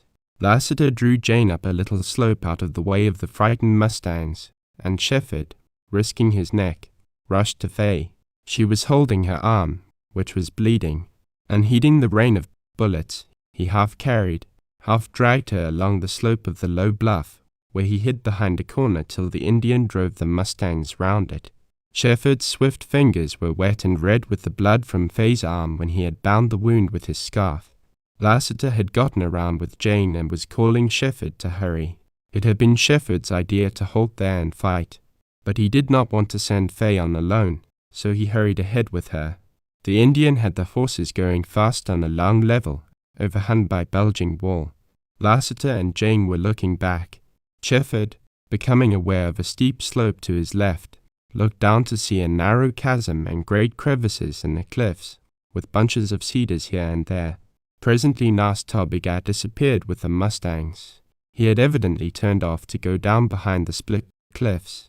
Shefford and Faye caught up with Lassiter and Jane, and, panting, hurrying, looking backward and then forward, they kept on, as best they could, in the Indian's course. Shefford made sure they had lost him when he appeared down to the left. Then they all ran to catch up with him.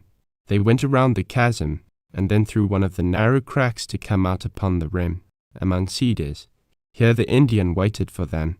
He pointed down another long swell of naked stone to a narrow green spit which was evidently different from all these curved pits and holes and abysses, for this one had straight walls and wound away out of sight. It was the head of a canyon. Non nizo spoko, said the Indian. Last Tarbiga, go on, replied Shefford. When Shad comes out on that slope above he can't see you where you go down. Hurry on with the horses and women. Lassiter, you go with them. and if Shad passes me and comes up with you, do your best. I'm going to ambush that Paiute and his gang." "Sure you've picked out a good place," replied Lassiter. In another moment Shefford was alone. He heard the light, soft pat and slide of the hoofs of the mustangs as they went down. Presently that sound ceased. He looked at the red stain on his hands, from the blood of the girl he loved, and he had to stifle a terrible wrath that shook his frame. In regard to Shad's pursuit, it had not been blood that he had feared, but capture for Faye. He and Nas Tolbiga might have expected a shot if they resisted, but to wound that unfortunate girl, it made a tiger out of him. When he had stilled the emotions that weakened and shook him and reached cold and implacable control of himself, he crawled under the cedars to the rim and, while hidden, he watched and waited. Shad appeared to be slow for the first time since he had been sighted. With keen eyes Shefford watched the corner where he and the others had escaped from that murderous volley. But Shad did not come. The sun had lost its warmth and was tipping the lofty mesa to his right. Soon twilight would make travel on those walls more perilous and darkness would make it impossible. Shad must hurry or abandon the pursuit for that day. Shefford found himself grimly hopeful. Suddenly he heard the click of hoofs. They came, faint yet clear, on the still air. He glued his sight upon that corner where he expected the pursuers to appear. All cracks of hoofs pierced his ear, clearer and sharper this time. Presently he gathered that they could not possibly come from beyond the corner he was watching. So he looked far to the left of that place, seeing no one, then far to the right. Out over a bulge of stone he caught sight of the bobbing head of a horse, then another, and still another. He was astounded. Shad had gone below that place where the attack had been made, and he had come up this steep slope. More horses appeared, to the number of 8. Shefford easily recognized the low, broad, squat rider to be Shad. Assuredly the Paiute did not know this country. Possibly, however, he had feared an ambush. But Shefford grew convinced that Shad had not expected an ambush, or at least did not fear it, and had mistaken the Indians' course. Moreover, if he led his gang a few rods farther up that slope he would do worse than make a mistake. He would be facing a double peril. What fearless horsemen these Indians were. Shad was mounted, as were 3 others of his gang. Evidently the white men, the outlaws, were the ones on foot. Shefford thrilled and his veins stung when he saw these pursuers come passing what he considered the danger mark. But manifestly they could not see their danger. Assuredly they were aware of the chasm. However, the level upon which they were advancing narrowed gradually, and they could not tell that very soon they could not go any farther, nor could they turn back. The alternative was to climb the slope, and that was a desperate chance. They came up, now about on a level with Shefford, and perhaps 300 yards distant. He gripped his rifle with a fatal assurance that he could kill one of them now. Still he waited. Curiosity consumed him because every foot they advanced heightened their peril. Shefford wondered if Shad would have chosen that course if he had not supposed the Navajo had chosen it first. It was plain that one of the walking Paiutes stooped now and then to examine the rock. He was looking for some faint sign of a horse track. Shad halted within 200 yards of where Shefford lay hidden. His keen eye had caught the significance of the narrowing level before he had reached the end. He pointed and spoke. Shefford heard his voice. The others replied. They all looked up at the steep slope, down into the chasm right below them, and across into the cedars. The Paiute in the rear succeeded in turning his horse, went back, and began to circle up the slope. The others entered into an argument, and they became more closely grouped upon the narrow bench. Their mustangs were lean, wiry, wild, vicious, and Shefford calculated grimly upon what a stampede might mean in that position. Then Shad turned his mustang up the slope. Like a goat he climbed. Another Indian in the rear succeeded in pivoting his steed and started back, apparently to circle round and up. The others of the gang appeared uncertain. They yelled hoarsely at Shad, who halted on the steep slant some 20 paces above them. He spoke and made motions that evidently meant the climb was easy enough. It looked easy for him. His dark face flashed red in the rays of the sun. At this critical moment Shefford decided to fire. He meant to kill Shad, hoping if the leader was gone the others would abandon the pursuit. The rifle wavered a little as he aimed, then grew still. He fired. Shad never flinched. But the fiery mustang, perhaps wounded, certainly terrified, plunged down with piercing, horrid scream. Shad fell under him. Shrill yells rent the air. Like a thunderbolt the sliding horse was upon men and animals below. The heavy shock, wild snorts, upflinging heads and hoofs, a terrible tramping, thudding, shrieking melee, then a brown, twisting, tangled mass shot down the slant over the ren. Shefford dazedly thought he saw men running. He did see plunging horses. One slipped, fell, rolled, and went into the chasm. Then up from the depths came a crash, a long, slipping roar. In another instant there was a lighter crash and a lighter sliding roar. 2 horses, shaking, paralyzed with fear, were left upon the narrow level. Beyond them a couple of men were crawling along the stone. Up on the level stood the 2 Indians, holding down frightened horses, and staring at the fatal slope. And Shefford lay there under the cedar in the ghastly grip of the moment, hardly comprehending that his ill-aimed shot had been a thunderbolt. He did not think of shooting at the Paiutes. They, however, recovering from their shock, evidently feared the ambush, for they swiftly drew up the slope and passed out of sight. The frightened horses below whistled and tramped along the lower level, finally vanishing. There was nothing left on the bare wall to prove to Shefford that it had been the scene of swift and tragic death. He leaned from his covert and peered over the rim. Hundreds of feet below he saw dark growths of pinions. There was no sign of a pile of horses and men, and then he realized that he could not tell the number that had perished. The swift finale had been as stunning to him as if lightning had struck near him. Suddenly it flashed over him what state of suspense and torture Faye and Jane must be in at that very moment. And, leaping up, he ran out of the cedars to the slope behind and hurried down at risk of limb.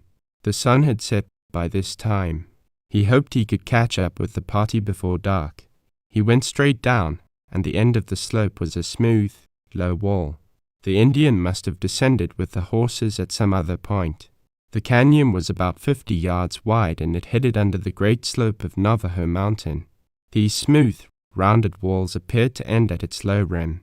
Shefford slid down upon a grassy bank, and finding the tracks of the horses, he followed them. They led along the wall. As soon as he had assured himself that Nas Tarbiga had gone down the canyon, he abandoned the tracks and pushed ahead swiftly. He heard the soft rush of running water. In the center of the canyon wound heavy lines of bright green foliage, bordering a rocky brook. The air was close, warm, and sweet with perfume of flowers. The walls were low and shelving, and soon lost that rounded appearance peculiar to the wind-worn slopes above.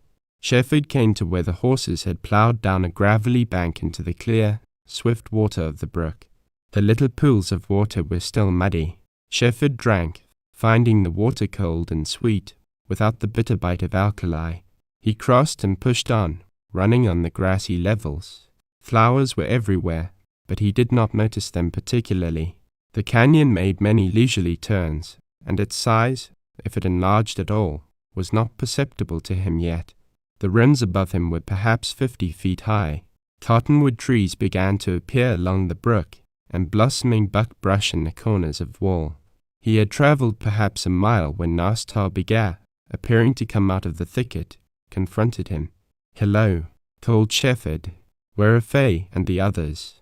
The Indian made a gesture that signified the rest of the party were beyond a little way. Shefford took Nas Tarbiga's arm, and as they walked, and he panted for breath, he told what had happened back on the slopes. The Indian made one of his singular speaking sweeps of hand, and he scrutinized Shefford's face, but he received the news in silence. They turned a corner of wall, crossed a wide, shallow, boulder-strewn place in the brook, and mounted the bank to a thicket. Beyond this, from a clump of cottonwoods, Lassiter strode out with a gun in each hand. He had been hiding.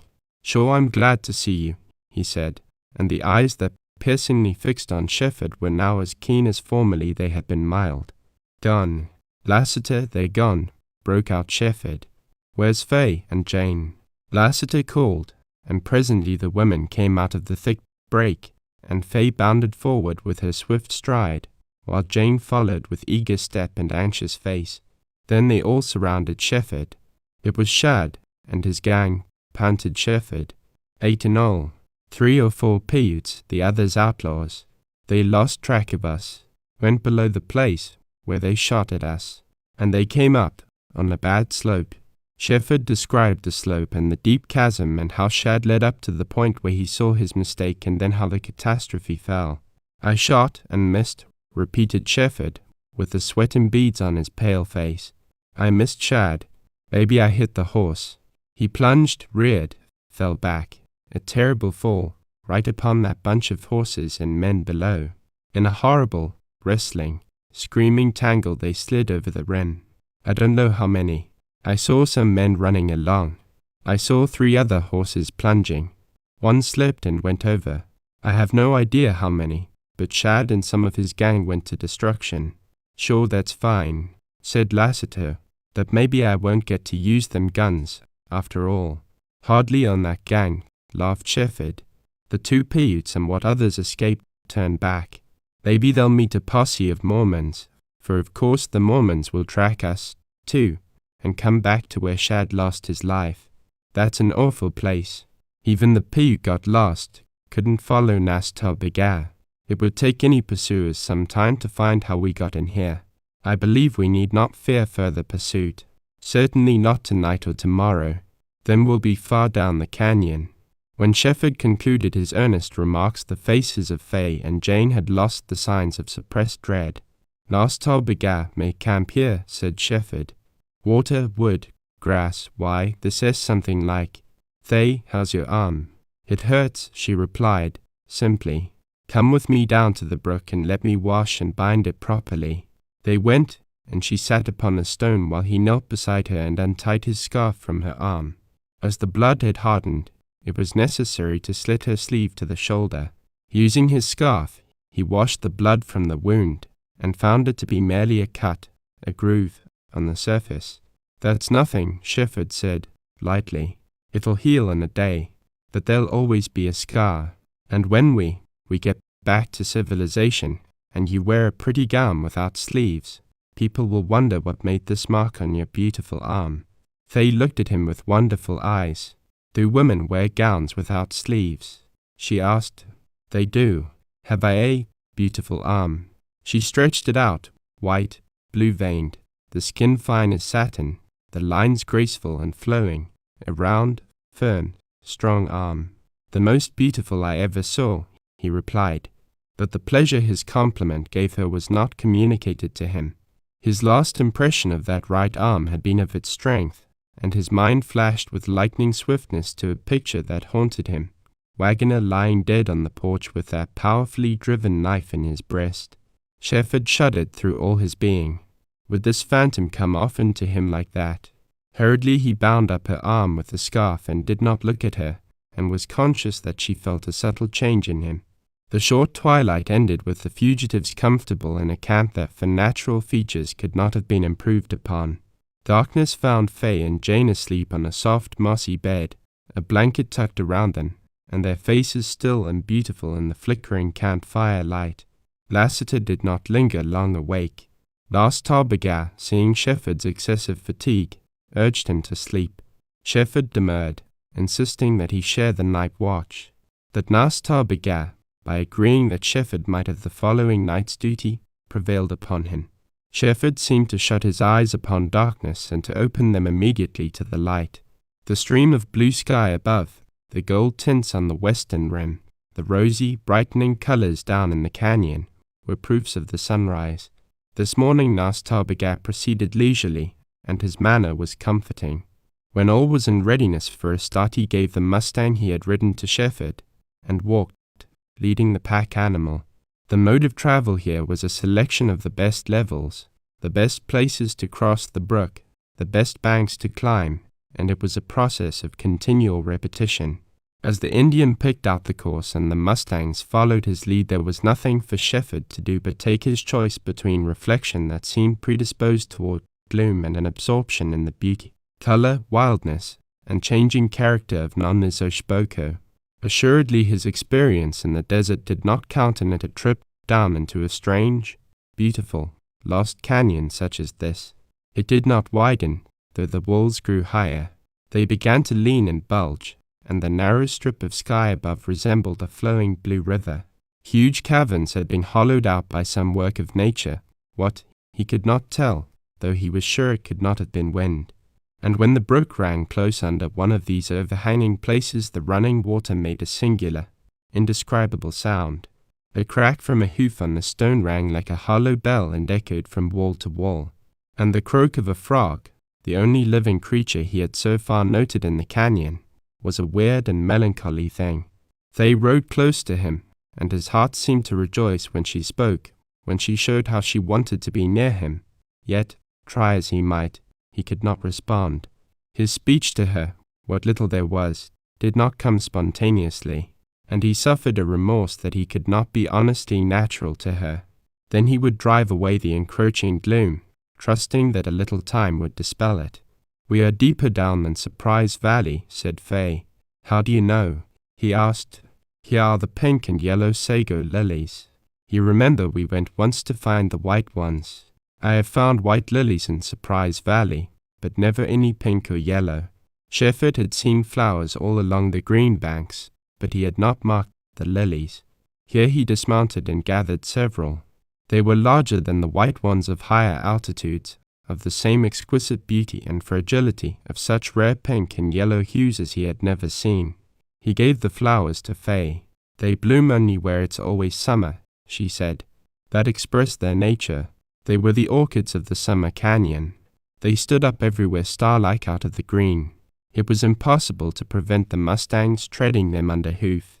And as the canyon deepened, and many little springs added their tiny volume to the brook, every grassy bench was dotted with lilies, like a green sky star spangled. And this increasing luxuriance manifested itself in the banks of purple moss and clumps of lavender daisy and great clusters of yellow violets.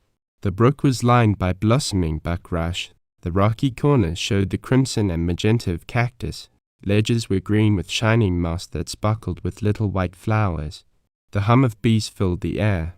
But by and by this green and colorful and verdant beauty, the almost level floor of the canyon, the banks of soft earth, the thickets and the clumps of cottonwoods, the shelving caverns and the bulging walls, these features gradually were lost, and Nonnezoshboko began to deepen in bare red and white stone steps. The walls sheared away from one another, breaking into sections and ledges, and rising higher and higher, and there began to be manifested a dark and solemn concordance with the nature that had created this rent in the earth.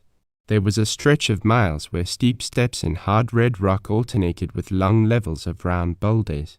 Here one by one the mustangs went lame, and the fugitives, dismounting to spare the faithful beasts, slipped and stumbled over these loose and treacherous stones.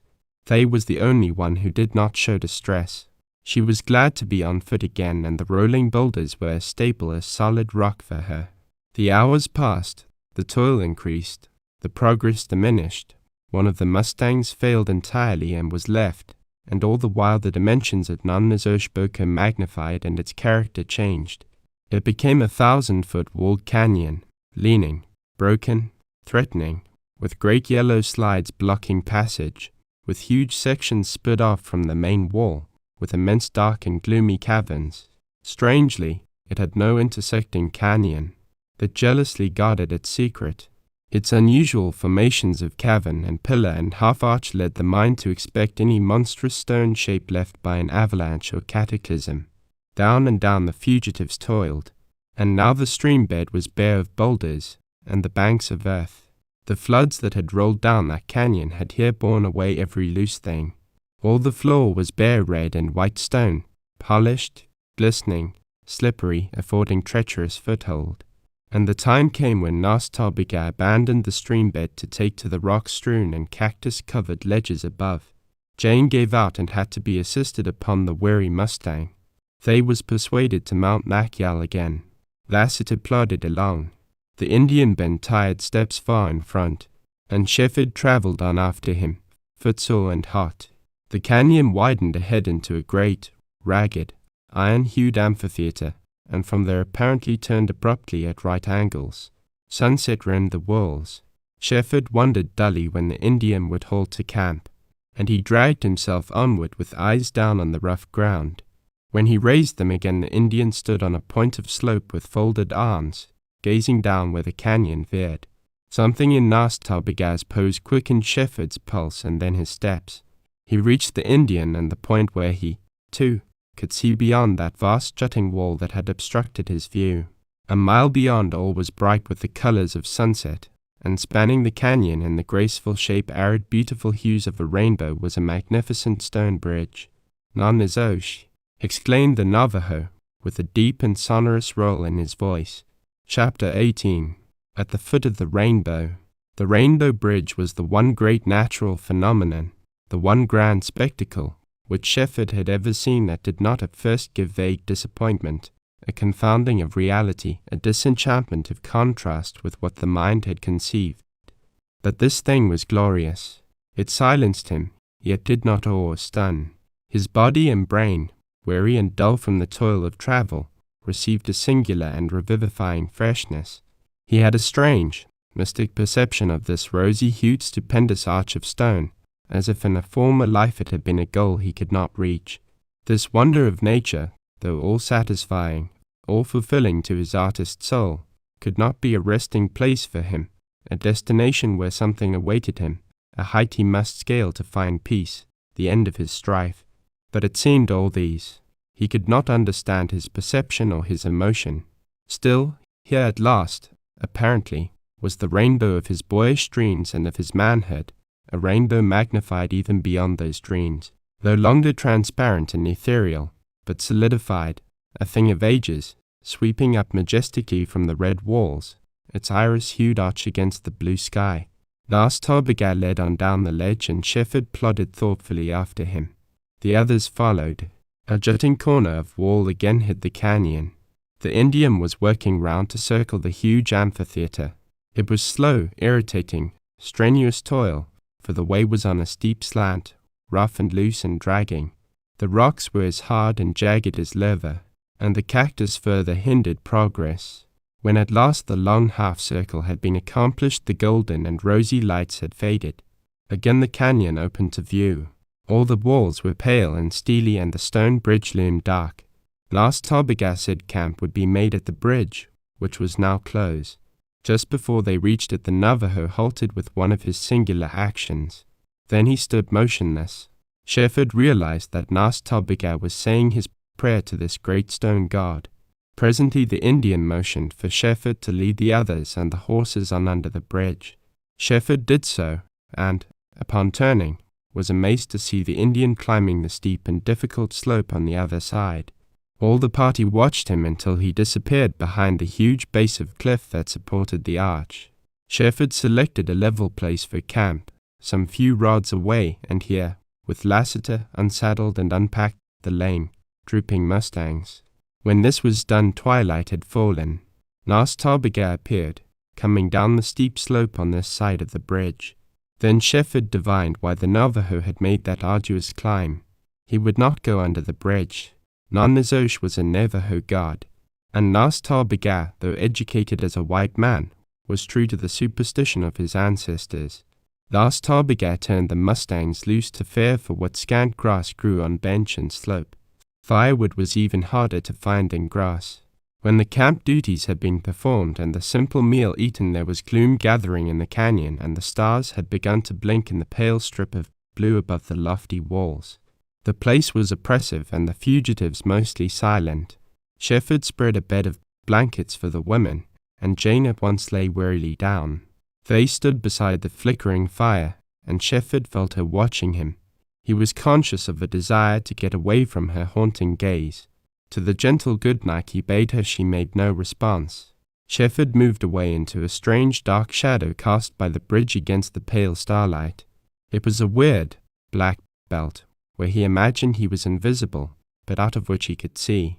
There was a slab of rock near the foot of the bridge, and here Shefford composed himself to watch, to feel, to think the unknown thing that seemed to be inevitably coming to him. A slight stiffening of his neck made him aware that he had been continually looking up at the looming arch, and he found that insensibly it had changed and grown. It had never seemed the same any 2 moments, but that was not what he meant. Near at hand it was too vast a thing for immediate comprehension. He wanted to ponder on what had formed it, to reflect upon its meaning as to age and force of nature, yet all he could do at each moment was to see. White stars hung along the dark curved line, the rim of the arch seemed to shine. The moon must be up there somewhere.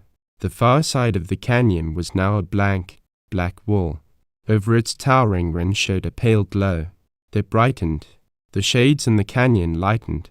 Then a white disk of moon peered over the dark line. The bridge turned to silver, and the gloomy, shadowy belt it had cast blanched and vanished. Shefford became aware of the presence of Nas Tarbigar, dark, silent, statuesque, with inscrutable eyes uplifted, with all that was spiritual of the Indian suggested by a somber and tranquil knowledge of his place there. He represented the same to Shefford as a solitary figure of human life brought out the greatness of a great picture. Nanazosh Boko needed life, wild life, life of its millions of years, and here stood the dark and silent Indian. There was a surge in Shefford's heart and in his mind a perception of a moment of incalculable change to his soul. And at that moment Fay Larkin stole like a phantom to his side and stood there with her uncovered head shining and her white face lovely in the moonlight. "May I stay with you, a little?" she asked, wistfully. "I can't sleep." "Surely you may," he replied. "Does your arm hurt too badly, or are you too tired to sleep?" "No, it's this place. I can't tell you how I feel." But the feeling was there in her eyes for Shefford to read. Had he too great an emotion? Did he read too much? Did he add from his soul? For him the wild, starry, haunted eyes mirrored all that he had seen and felt under Nanazosh, and for herself they shone eloquently of courage and love. "I need to talk, and I don't know how," she said. He was silent, but he took her hands and drew her closer. "Why are you so different?" she asked, bravely. "Different," he echoed. "Yes, you are kind. You speak the same to me as you used to. But since we started you've been different, somehow. They think how hard and dangerous the trip's been. I've been worried and sick with dread, you can't imagine the strain I'm under. How could I be my old self? It isn't worry I mean." He was too miserable to try to find out what she did mean. Besides, he believed, if he let himself think about it, he would know what troubled her. I am almost happy," she said, softly. "Faye, aren't you at all afraid?" "No, you'll take care of me. Do you love me, like you did before?" "Why, child, of course I love you," he replied, brokenly, and he drew her closer. He had never embraced her, never kissed her, but there was a whiteness about her then, a wraith, a something from her soul, and he could only gaze at her. "I love you," she whispered. "I thought I knew it that night, but I'm only finding it out now, and somehow I had to tell you here." "Faye, I haven't said much to you," he said, hurriedly, huskily. "I haven't had a chance. I love you. I ask you, will you be my wife?" "Of course," she said, simply, but the white, moon-blanched face colored with a dark and leaping blush. "We'll be married as soon as we get out of the desert," he went on, "and we'll forget all that's happened. You're so young. You'll forget. I'd forgotten already, till this difference came in you.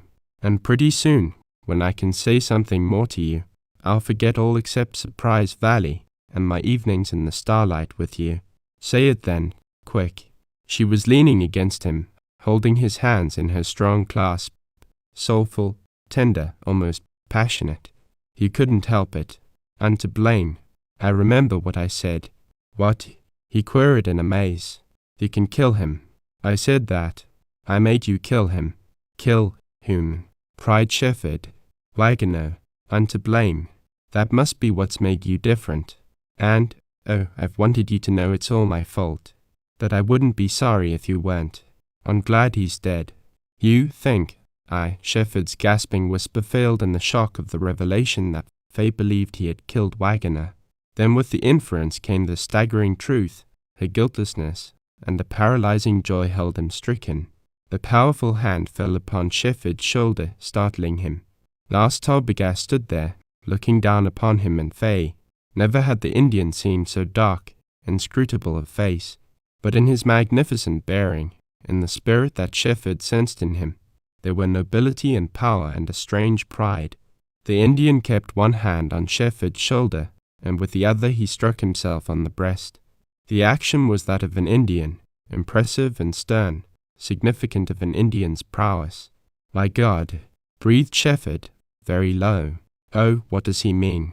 cried Fay. Shefford held her with shaking hands, trying to speak, to fight a way out of these stultifying emotions.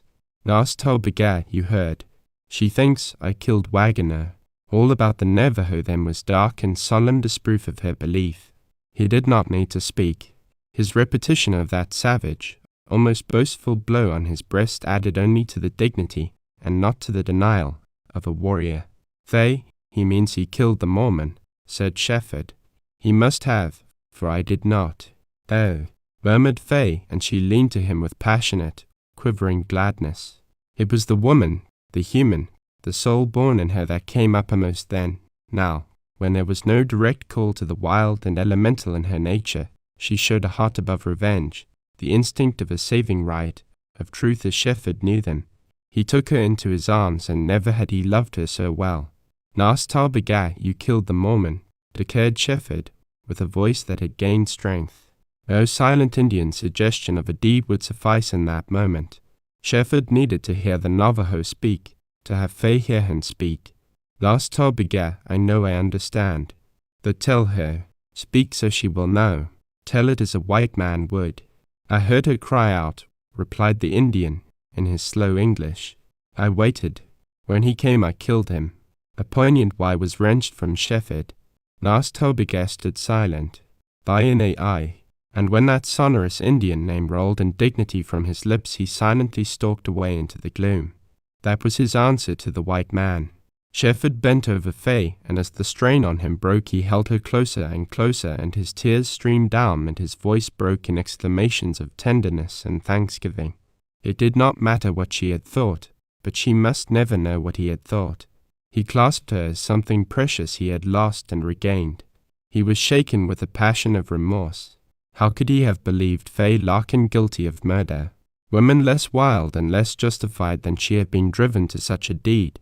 Yet how could he have believed it of her, when for 2 days he had been with her, had seen her face, and deep into her eyes?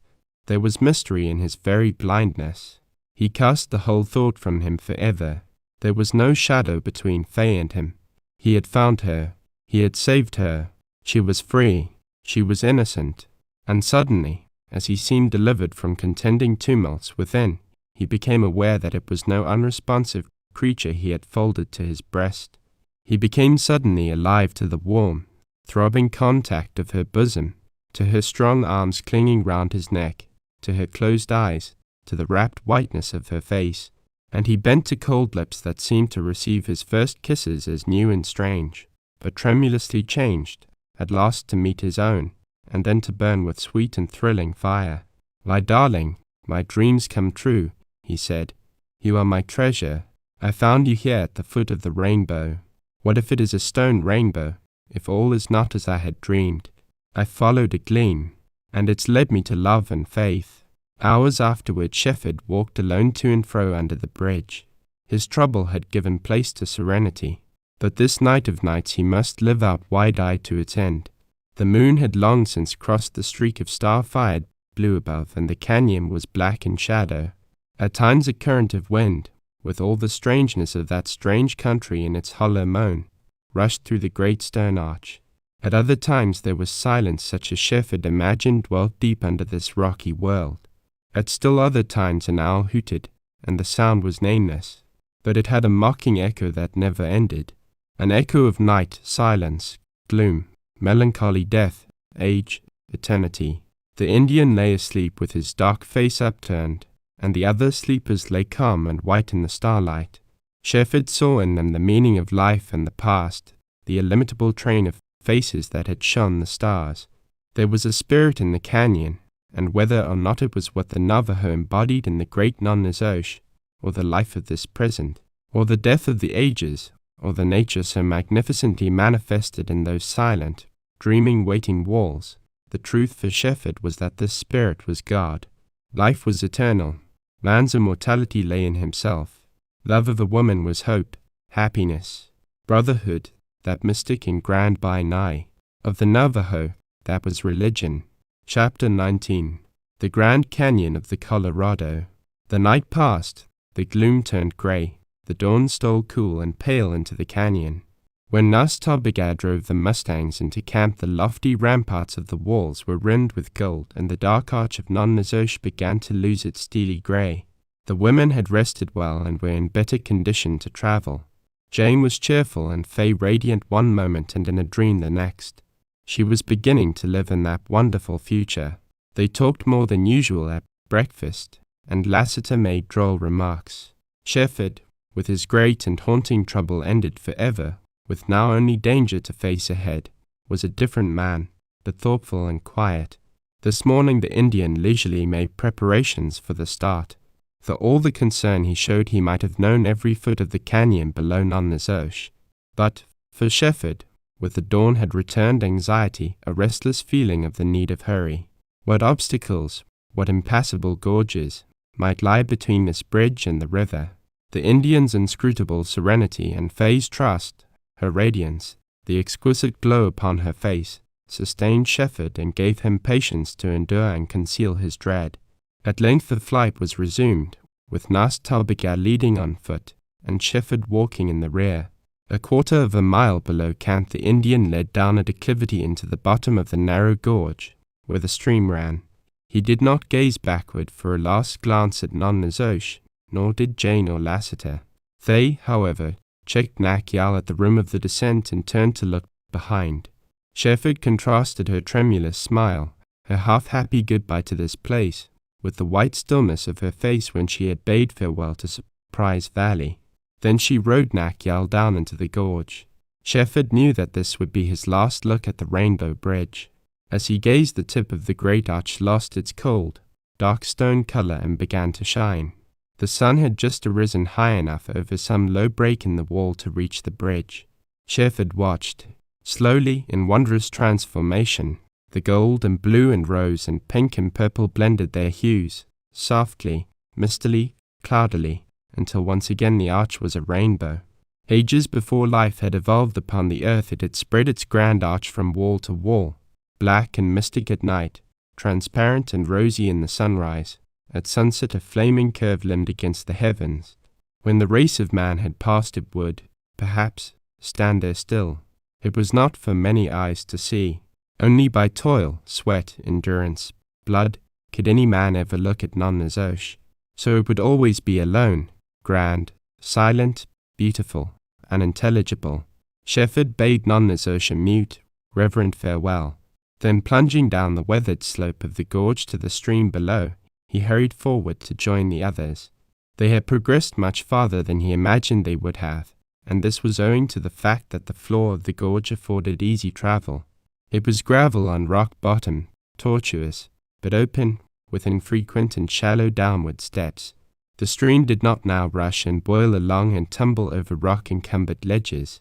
In corners the water collected in round, green, eddying pools. There were patches of grass and willows and mounds of moss. Shefford's surprise equaled his relief, for he believed that the violent descent of Nonnazosh had been passed. Any turn now, he imagined, might bring the party out upon the river. When he caught up with them he imparted this conviction, which was received with cheer. The hopes of all, except the Indian, seemed mounting, and if he ever hoped or despaired it was never manifest. Shefford's anticipation, however, was not soon realized. The fugitives traveled miles farther down Nonnazosh, and the only changes were that the walls of the lower gorge heightened and merged into those above, and that these upper ones towered ever loftier. Shefford had to throw his head straight back to look up at the rims, and the narrow strip of sky was now indeed a flowing stream of blue. Difficult steps were met, too, yet nothing compared to those of the upper canyon. Shefford calculated that this day's travel had advanced several hours, and more than ever now he was anticipating the mouth of Nonnazosh. Still another hour went by, and then came striking changes.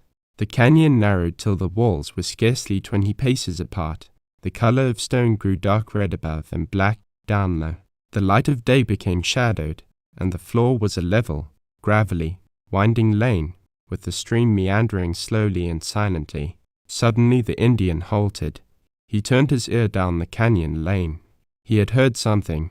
The others grouped round him, but did not hear a sound except the soft flow of water and the heave of the mustangs. Then the Indian went on. Presently he halted again, and again he listened. This time he threw up his head, and upon his dark face shone a light which might have been pride. "Sikoen sa egi," he said. The others could not understand, but they were impressed. "Sure he means something big," drawled Lassiter. "Oh, what did he say?" "Puerid fey in eagerness." "Thus ta biga tell us," said Shefford. "We are full of hope." "Grand Canyon," replied the Indian. "How do you know?" asked Shefford. "I hear the roar of the river."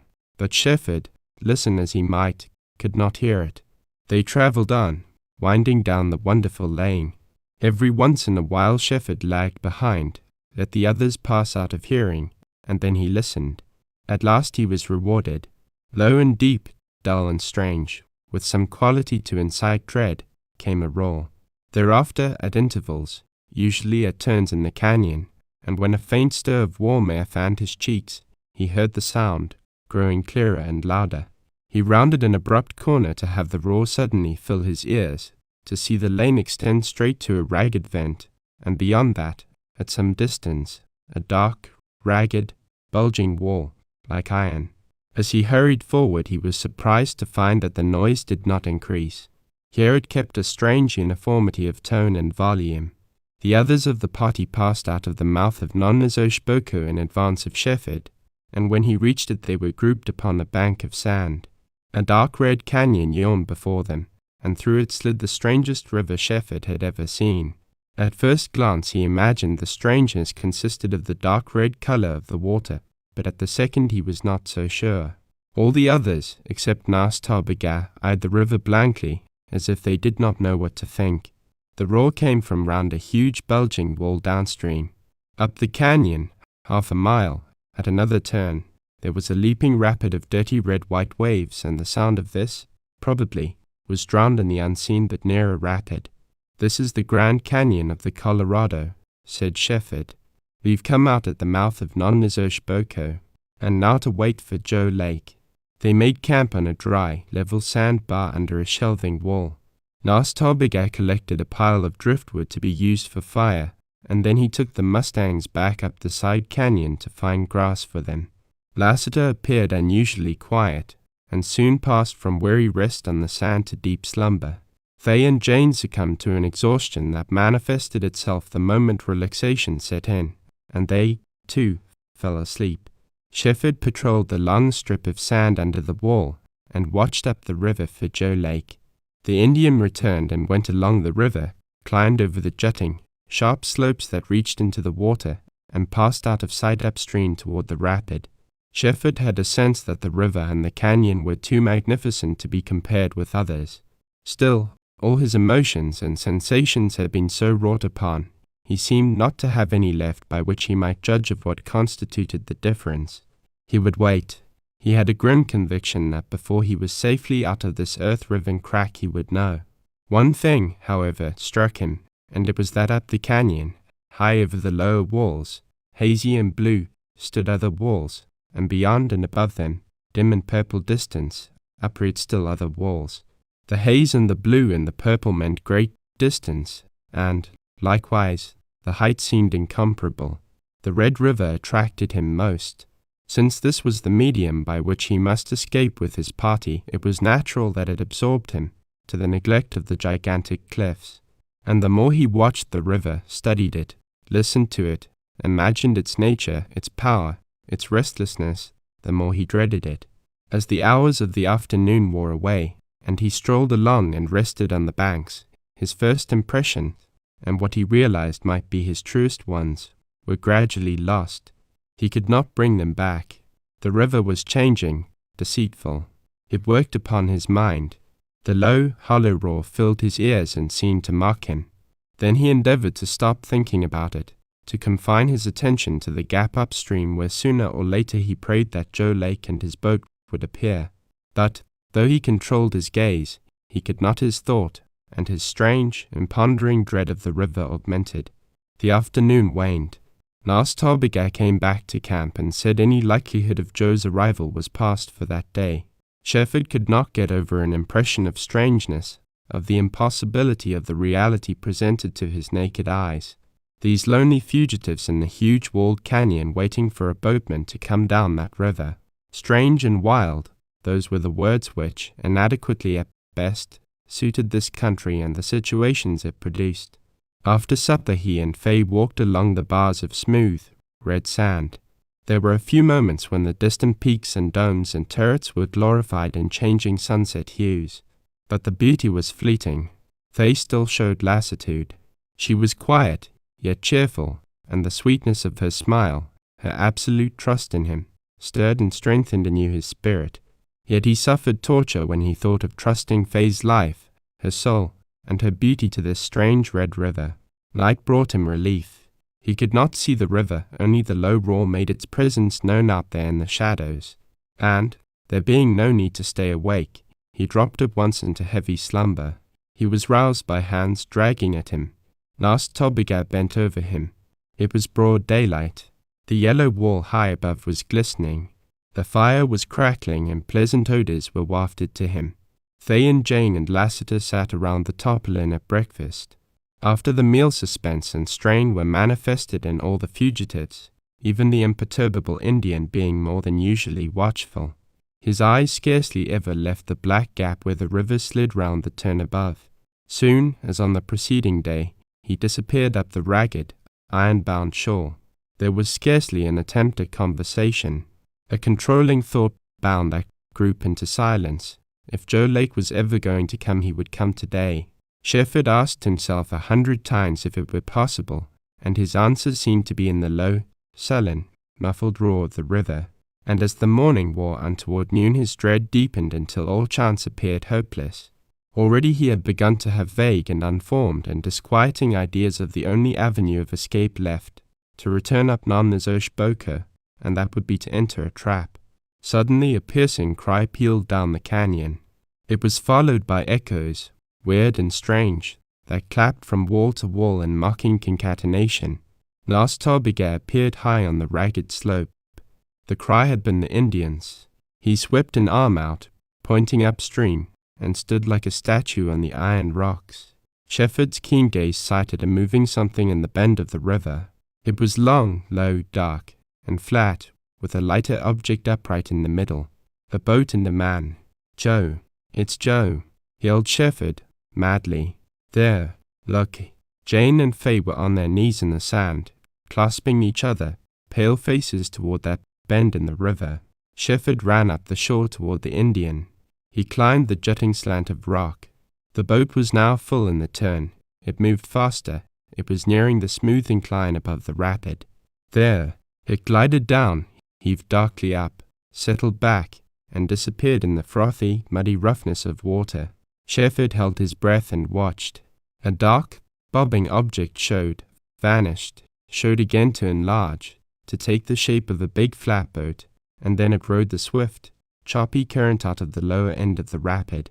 Nas Tarbiga began to make violent motions, and Shefford, taking his cue, frantically waved his red scarf.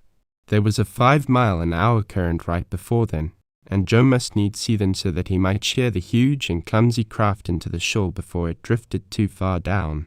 Presently Joe did see them. He appeared to be half naked. He raised aloft both arms, and bellowed down the canyon. The echoes boomed from wall to wall, every one stronger with the deep, hoarse triumph in the Mormon's voice, till they passed on, growing weaker, to die away in the roar of the river below. Then Joe bent to a long oar that appeared to be fastened to the stern of the boat, and the craft drifted out of the swifter current toward the shore. It reached a point opposite to where Shefford and the Indian waited, and, though Joe made prodigious efforts, it slid on.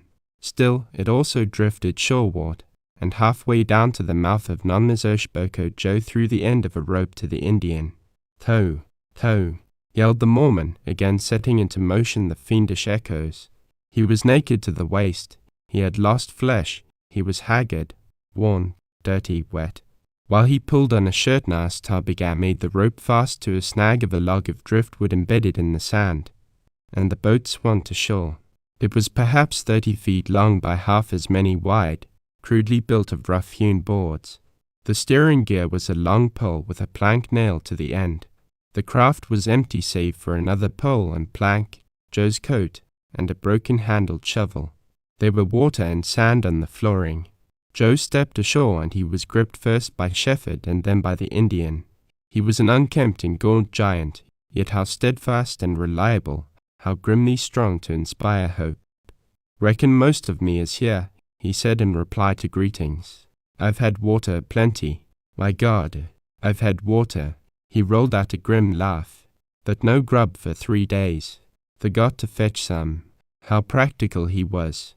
He told Faye she looked good for sore eyes, but he needed a biscuit most of all. There was just a second of singular hesitation when he faced Lassiter, and then the big, strong hand of the young Mormon went out to meet the old gunman's.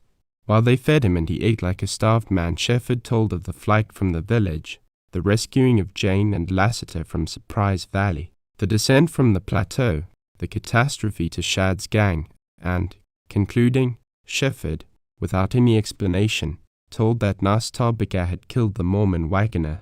"Reckon I had that figured," replied Joe. "First off, I didn't think so. So Shad went over the cliff. That's good riddance. It beats me, though. Never knew that Pete's like with a horse. And he had some grand horses in his outfit. Pity about them." Later, when Joe had a moment alone with Shefford, he explained that during his ride to Kenta he had realized Faye's innocence and who had been responsible for the tragedy. He took Withers, the trader, into his confidence, and they planned a story, which Withers was to carry to Stonebridge, that would exculpate Faye and Shefford of anything more serious than flight. If Shefford got Faye safely out of the country at once, that would end the matter for all concerned. "Reckon I'm some ferry boatman, too. A ferry boatman. Tow, he added, "and we're going through. Now I want you to help me rig this tarpaulin up over the bow of the boat. If we can fix it up strong, it'll keep the waves from curling over." They filled her 4 times for me. They folded the tarpaulin 3 times, and with stout pieces of split plank and horseshoe nails from Shefford's saddlebags and pieces of rope they rigged up a screen around bow and front corners. Nastabiga put the saddles in the boat. The Mustangs were far up non-Nzoshboka and would work their way back to green and luxuriant canyons. The Indian said they would soon become wild and would never be found. Shefford regretted Nak Yal, but was glad the faithful little Mustang would be free in one of those beautiful canyons. "Reckon we'd better be off," called Joe. "Oil aboard." He placed Faye and Jane in a corner of the bow, where they would be spared sight of the rapids. Shefford loosed the rope and sprang aboard. "Todd," said Joe, "it's one hell of a river. And now with the snow melting up in the mountains, it's 20 feet above normal and rising fast. But that's well for us. It covers the stones in the rapids. If it hadn't been in flood, Joe would be an angel now." The boat cleared the sand, lazily wheeled in the eddying water, and suddenly seemed caught by some powerful gliding force. When it swept out beyond the jutting wall, Shefford saw a 1/4 of a mile of sliding water that appeared to end abruptly. Beyond lengthened out the gigantic gap between the black and frowning cliffs. "Wow," ejaculated Joe. "Drops out of sight there. But that one ain't much. I can tell by the roar. When you see my hair stand up straight, then watch out. Lassiter, you look after the women. Shefford, you stand ready to bail up with the shovel, for we'll sure ship water. Nastabiga, you help here with the oar." The roar became a heavy, continuous rumble. The current quickened. Little streaks and ridges seemed to race along the boat. Strange gurgling rose from under the bow. Shefford stood on tiptoe to see the break in the river below. Swiftly it came into sight, a wonderful, long, smooth, red slant of water, a swelling mound, a huge back-curling wave, another and another, a sea of frothy, uplifting crests, leaping and tumbling and diminishing down to the narrowing apex of the rapid. It was a frightful sight, yet it thrilled Shefford. Joe worked the steering oar back and forth and headed the boat straight for the middle of the incline. The boat reached the round rim, gracefully dipped with a heavy sop, and went shooting down. The wind blew wet in Shefford's face. He stood erect, thrilling, fascinated, frightened. Then he seemed to feel himself lifted. The curling wave leaped at the boat. There was a shock that laid him flat, and when he rose to his knees all about him was raw and spray and leaping, muddy waves. Shock after shock jarred the boat. Splashes of water stung his face. And then the jar and the motion, the confusion and roar, gradually lessened until presently Shefford rose to see smooth water ahead and the long, trembling rapid behind. "Get busy, bailer," yelled Joe. "Pretty soon you'll be glad you have to bail, so you can't see." There were several inches of water in the bottom of the boat, and Shefford learned for the first time the expediency of a shovel in the art of bailing. "That tarpaulin worked powerful good," went on Joe, "and it saves the women. Now if it just don't bust on a big wave." That one back there was little. When Shefford had scooped out all the water, he went forward to see how Fay and Jane and Lassiter had fared. The women were pale, but composed. They had covered their heads. "But the dreadful roar," exclaimed Fay. Lassiter looked shaken for once. "Sure, I'd rather taken a chance meeting them Mormons on the way out," he said. Shefford spoke with an encouraging assurance which he did not himself feel. Almost at the moment he marked a silence that had fallen into the canyon. Then it broke to a low, dull, strange roar. "The head. Hear that?" The Mormon shook his shaggy head. "Reckon we're in Cataract Canyon. We'll be standing on end from now on. Hang on to her, boys." Danger of this unusual kind had brought out a peculiar levity in the somber Mormon, a kind of wild, gay excitement. His eyes rolled as he watched the river ahead, and he puffed out his cheek with his tongue. The rugged, overhanging walls of the canyon grew sinister in Shefford's sight. They were jaws, and the river that made him shudder to look down into it. The little whirling pits were eyes peering into his, and they raced on with the boat, disappeared, and came again, always with the little, hollow gurgles. The craft drifted swiftly and the roar increased. Another rapid seemed to move up into view. It came at a bend in the canyon. When the breeze struck Shefford's cheeks, he did not this time experience exhilaration. The current accelerated its sliding motion and bore the flatboat straight for the middle of the curve. Shefford saw the bend, a long, dark, narrow, gloomy canyon, and a stretch of contending waters. Then, crouching low, he waited for the dip, the race, the shock. They came, the last stopping the boat, throwing it aloft, letting it drop, and crests of angry waves curled over the side. Shefford, kneeling, felt the water slap around him, and in his ears was a deafening roar. There were endless moments of strife and hell and flying darkness of spray all about him, and under him the rocking boat. When they lessened, ceased in violence, he stood ankle-deep in water, and then madly he began to bail. Another roar deadened his ears, but he did not look up from his toil, and when he had to get down to avoid the pitch he closed his eyes. That rapid passed, and with more water to bail, he resumed his share in the manning of the crude craft. It was more than a share, a tremendous responsibility to which he bent with all his might. He heard Joe yell, and again and again. He heard the increasing roars one after another till they seemed one continuous bellow. He felt the shock, the pitch, the beating waves, and then the lessening power of sound and current that set into his task. Always in these long intervals of toil he seemed to see, without looking up, the growing proportions of the canyon, and the river had become a living, terrible thing. The intervals of his tireless effort when he scooped the water overboard were fleeting, and the rides through rapid after rapid were endless periods of waiting terror.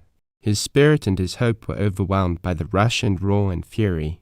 Then, as he worked, there came a change, a rest to deafened ears, a stretch of river that seemed quiet after chaos, and here for the first time he bailed the boat clear of water.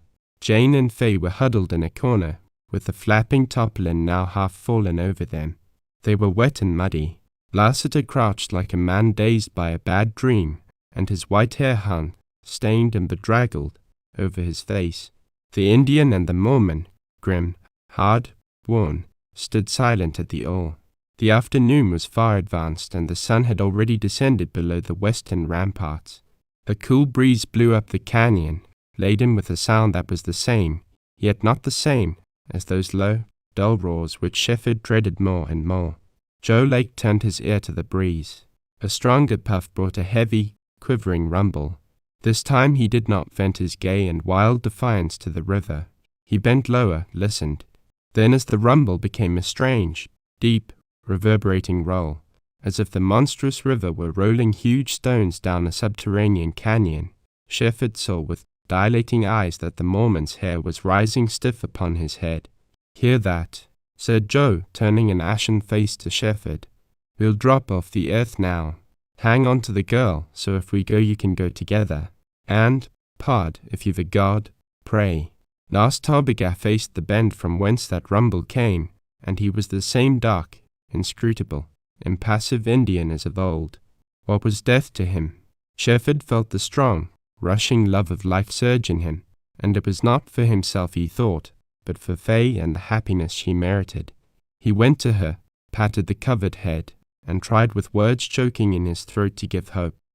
And he leaned with hands gripping the gunwale, with eyes wide open, ready for the unknown. The river made a quick turn, and from round the bend rumbled a terrible uproar. The current racing that way was divided or uncertain, and it gave strange motion to the boat. Joe and Nas Tarbiga shoved desperately upon the oar, all to no purpose. The currents had their will. The bow of the boat took the place of the stern. Then swift at the head of a curved incline it shot beyond the bulging wall, and Shefford saw an awful place before them.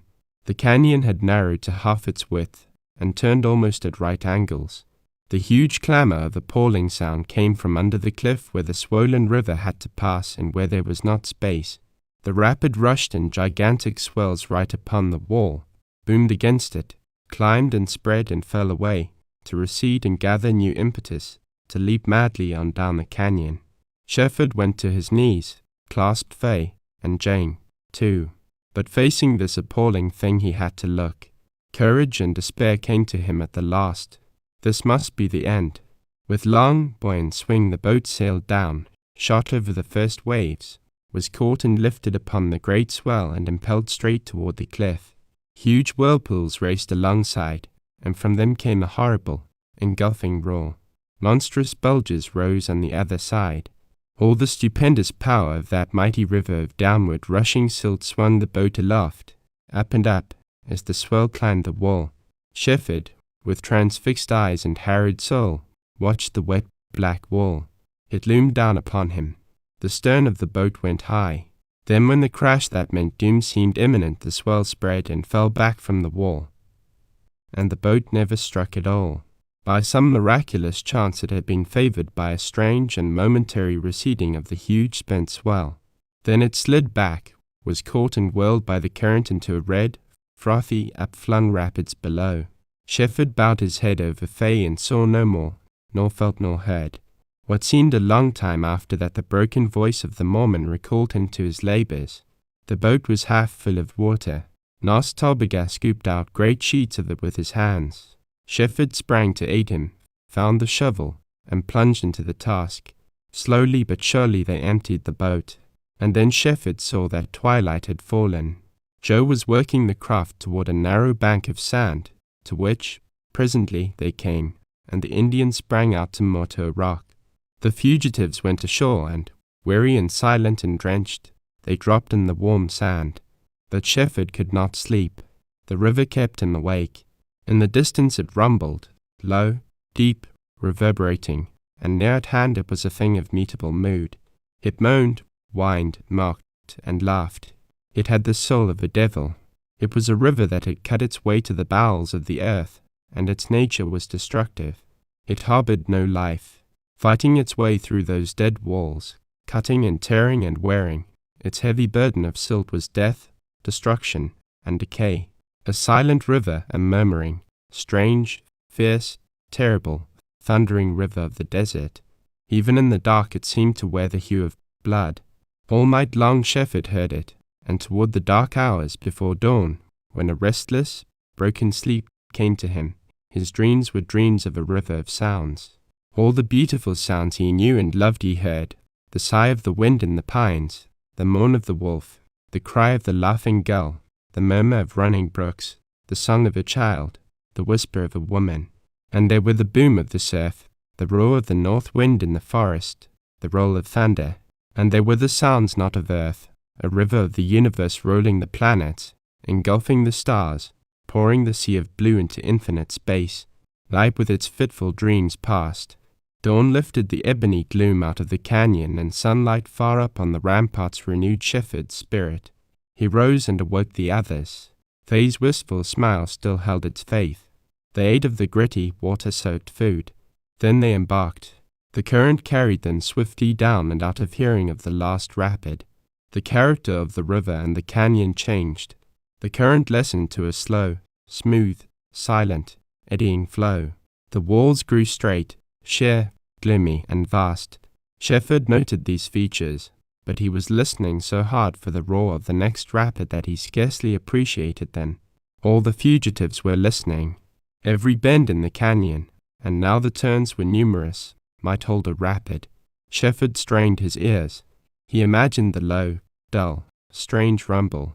He had it in his ears, yet there was the growing sensation of silence. "Sure this air's a dead place," muttered Lassiter. "She's only slowed up for a bigger plunge," replied Joe. "Listen, hear that."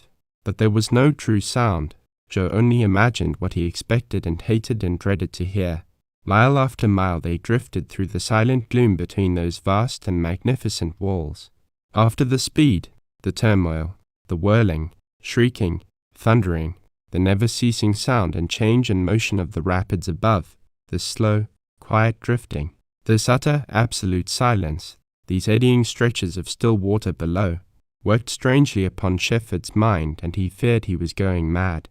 There was no change to the silence, no help for the slow drift, no lessening of the strain. And the hours of the day passed as moments. The sun crossed the blue gap above, the golden lights hung on the upper walls, the gloom returned, and still there was only the dead, vast, insupportable silence. There came bends where the current quickened, ripples widened, long lanes of little waves roughened the surface, but they made no sound. And then the fugitives turned through a V-shaped vent in the canyon. The ponderous walls sheered away from the river. There was space and sunshine, and far beyond this league wide open rose vermilion-colored cliffs. A mile below the river disappeared in a dark, box-like passage from which came a rumble that made Shefford's flesh creep. The Mormon flung high his arms and let out the stentorian yell that had rolled down to the fugitives as they waited at the mouth of Non-Nezoshboko. That now it had a wilder, more exultant note. Strange how he shifted his gaze to Fay Larkin. "Girl, get up and look," he called. "The ferry, the ferry." Then he bent his brawny back over the steering oar, and the clumsy craft slowly turned toward the left-hand shore, where a long, low bank of green willows and cottonwoods gave welcome relief to the eyes. Upon the opposite side of the river Shefford saw a boat, similar to the one he was in, moored to the bank. "Sure, if I ain't losing my eyes, I seen an Injun with a red blanket," said Lassiter. "Yes, Lassiter," cried Shefford. "Look, Fay. Look, Jane. See, Indians, hogans, mustangs, they're above the green bank." The boat glided slowly shoreward, and the deep, hungry, terrible rumble of the remorseless river became something no more to dread. Chapter 20. Willow Springs. 2 days' travel from the river along the saw-toothed range of Echo Cliffs stood Presbry's trading post, a little red stone square house in a green and pretty valley called Willow Springs. It was nearing the time of sunset, that gorgeous hour of color in the painted desert, when Shefford and his party rode down upon the post. The scene lacked the wildness characteristic of Kayenta or Red Lake. There were wagons and teams, white men and Indians, burros, sheep, lambs, mustangs saddled and unsaddled, dogs, and chickens. A young, sweet-faced woman stood in the door of the post, and she it was who first sighted the fugitives. Presbry was weighing bags of wool on a scale, and when she called he lazily turned, as if to wonder at her eagerness. Then he flung up his head, with its shock of heavy hair, in a start of surprise, and his florid face lost its lazy indolence to become wreathed in a huge smile. "Haven't seen a white person in 6 months," was his extraordinary greeting. An hour later Shefford, clean-shaven, comfortably clothed once more, found himself a different man, and when he saw Fay in white again, with a new and indefinable light shining through that old, haunting shadow in her eyes, then the world changed and he embraced perfect happiness. There was a dinner such as Shefford had not seen for many a day, and such as Fay had never seen, and that brought to Jane Withersteen's eyes the dreamy memory of the bountiful feast which, long years ago, had been her pride. And there was a story told to the curious trader and his kind wife, a story with its beginning back in those past years, of riders of the purple sage, of Fay Larkin as a child and then as a wild girl in Surprise Valley, of the flight down Nonnezoshboka in the canyon, of a great Mormon and a noble Indian. Presbry stared with his deep-set eyes and wagged his tousled head and stared again. Then with the quick perception of the practical desert man he said, "I'm sending teamsters into Flagstaff tomorrow. Wife and I will go along with you. We've light wagons. 3 days, maybe, or 4, and we'll be there. Shefford, I'm going to see you marry Fay Larkin." Fay and Jane and Lassiter showed strangely against this background of approaching civilization, and Shefford realized more than ever the loneliness and isolation and wildness of so many years for them. When the women had retired Shefford and the men talked a while, then Joe Lake rose to stretch his big frame. "Friends, reckon I'm all in," he said. "Good night." In passing he laid a heavy hand on Shefford's shoulder. "Well, you got out. I've only a queer notion how. That someone besides an Indian and a Mormon guided you out.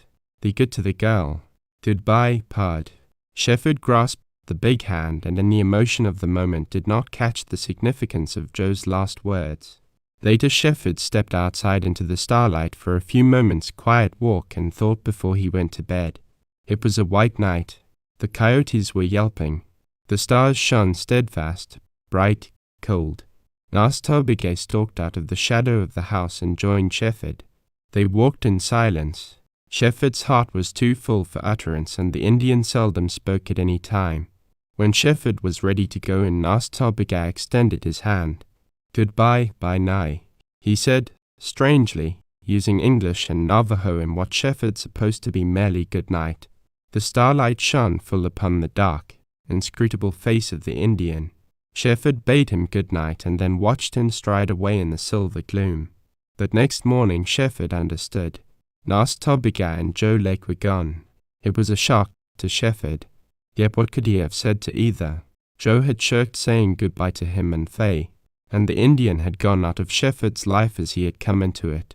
What these two men represented in Shefford's uplift was too great for the present to define, but they and the desert that had developed them had taught him the meaning of life.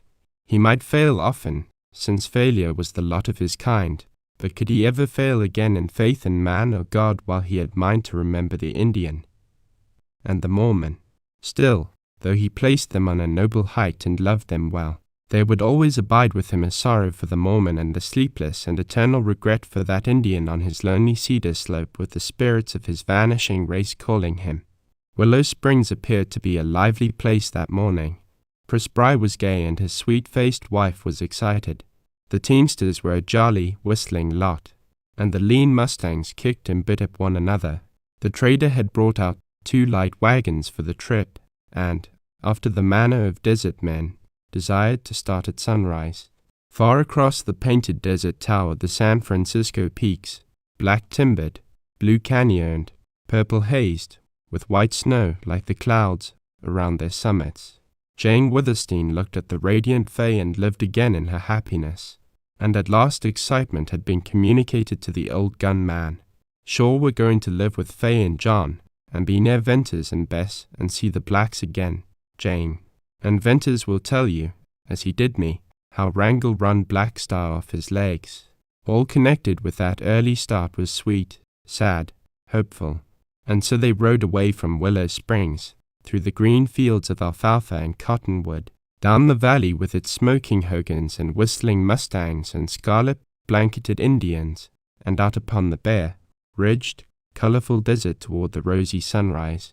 Epilogue on the outskirts of a little town in Illinois there was a farm of rolling pasture land, and here a beautiful meadow, green and red in clover, merged upon an orchard in the midst of which a brown tiled roof showed above the trees. One afternoon in May a group of people, strangely agitated, walked down the shady lane toward the meadow. "Well, Jane, I always knew we'd get a look at them horses again. I sure knew," Lassiter was saying in the same old, cool, careless drawl. But his claw-like hands shook a little. "Oh, will they know me?" asked Jane Withersteen, turning to a stalwart man, no other than the dark-faced Venters, her rider of other days. "Oh, you." "I'll bet they will," replied Venters. "What do you say, Bess?" The shadow brightened in Bess's somber blue eyes, as if his words had recalled her from a sad and memorable past. "Black Star will know her, surely," replied Bess. "Sometimes he points his nose toward the west and watches as if he saw the purple slopes and smelt the sage of Utah. He has never forgotten. But night has grown deaf and partly blind of late. I doubt if he'd remember." Shefford and Fay walked arm in arm in the background. Out in the meadow 2 horses were grazing. They were sleek, shiny, long-maned, long-tailed, black as coal, and, though old, still splendid in every line. "Do you remember then?" whispered Shefford. "Oh, I only needed to see Black Star," murmured Fay, her voice quivering. "I can remember being lifted on his back. How strange. It seems so long ago. Look, Mother Jane is going out to them." Jane Withersteen advanced alone through the clover, and it was with unsteady steps. Presently she halted. What glorious and bitter memories were expressed in her strange, poignant call. Black Star started and swept up his noble head and looked. But night went on calmly grazing.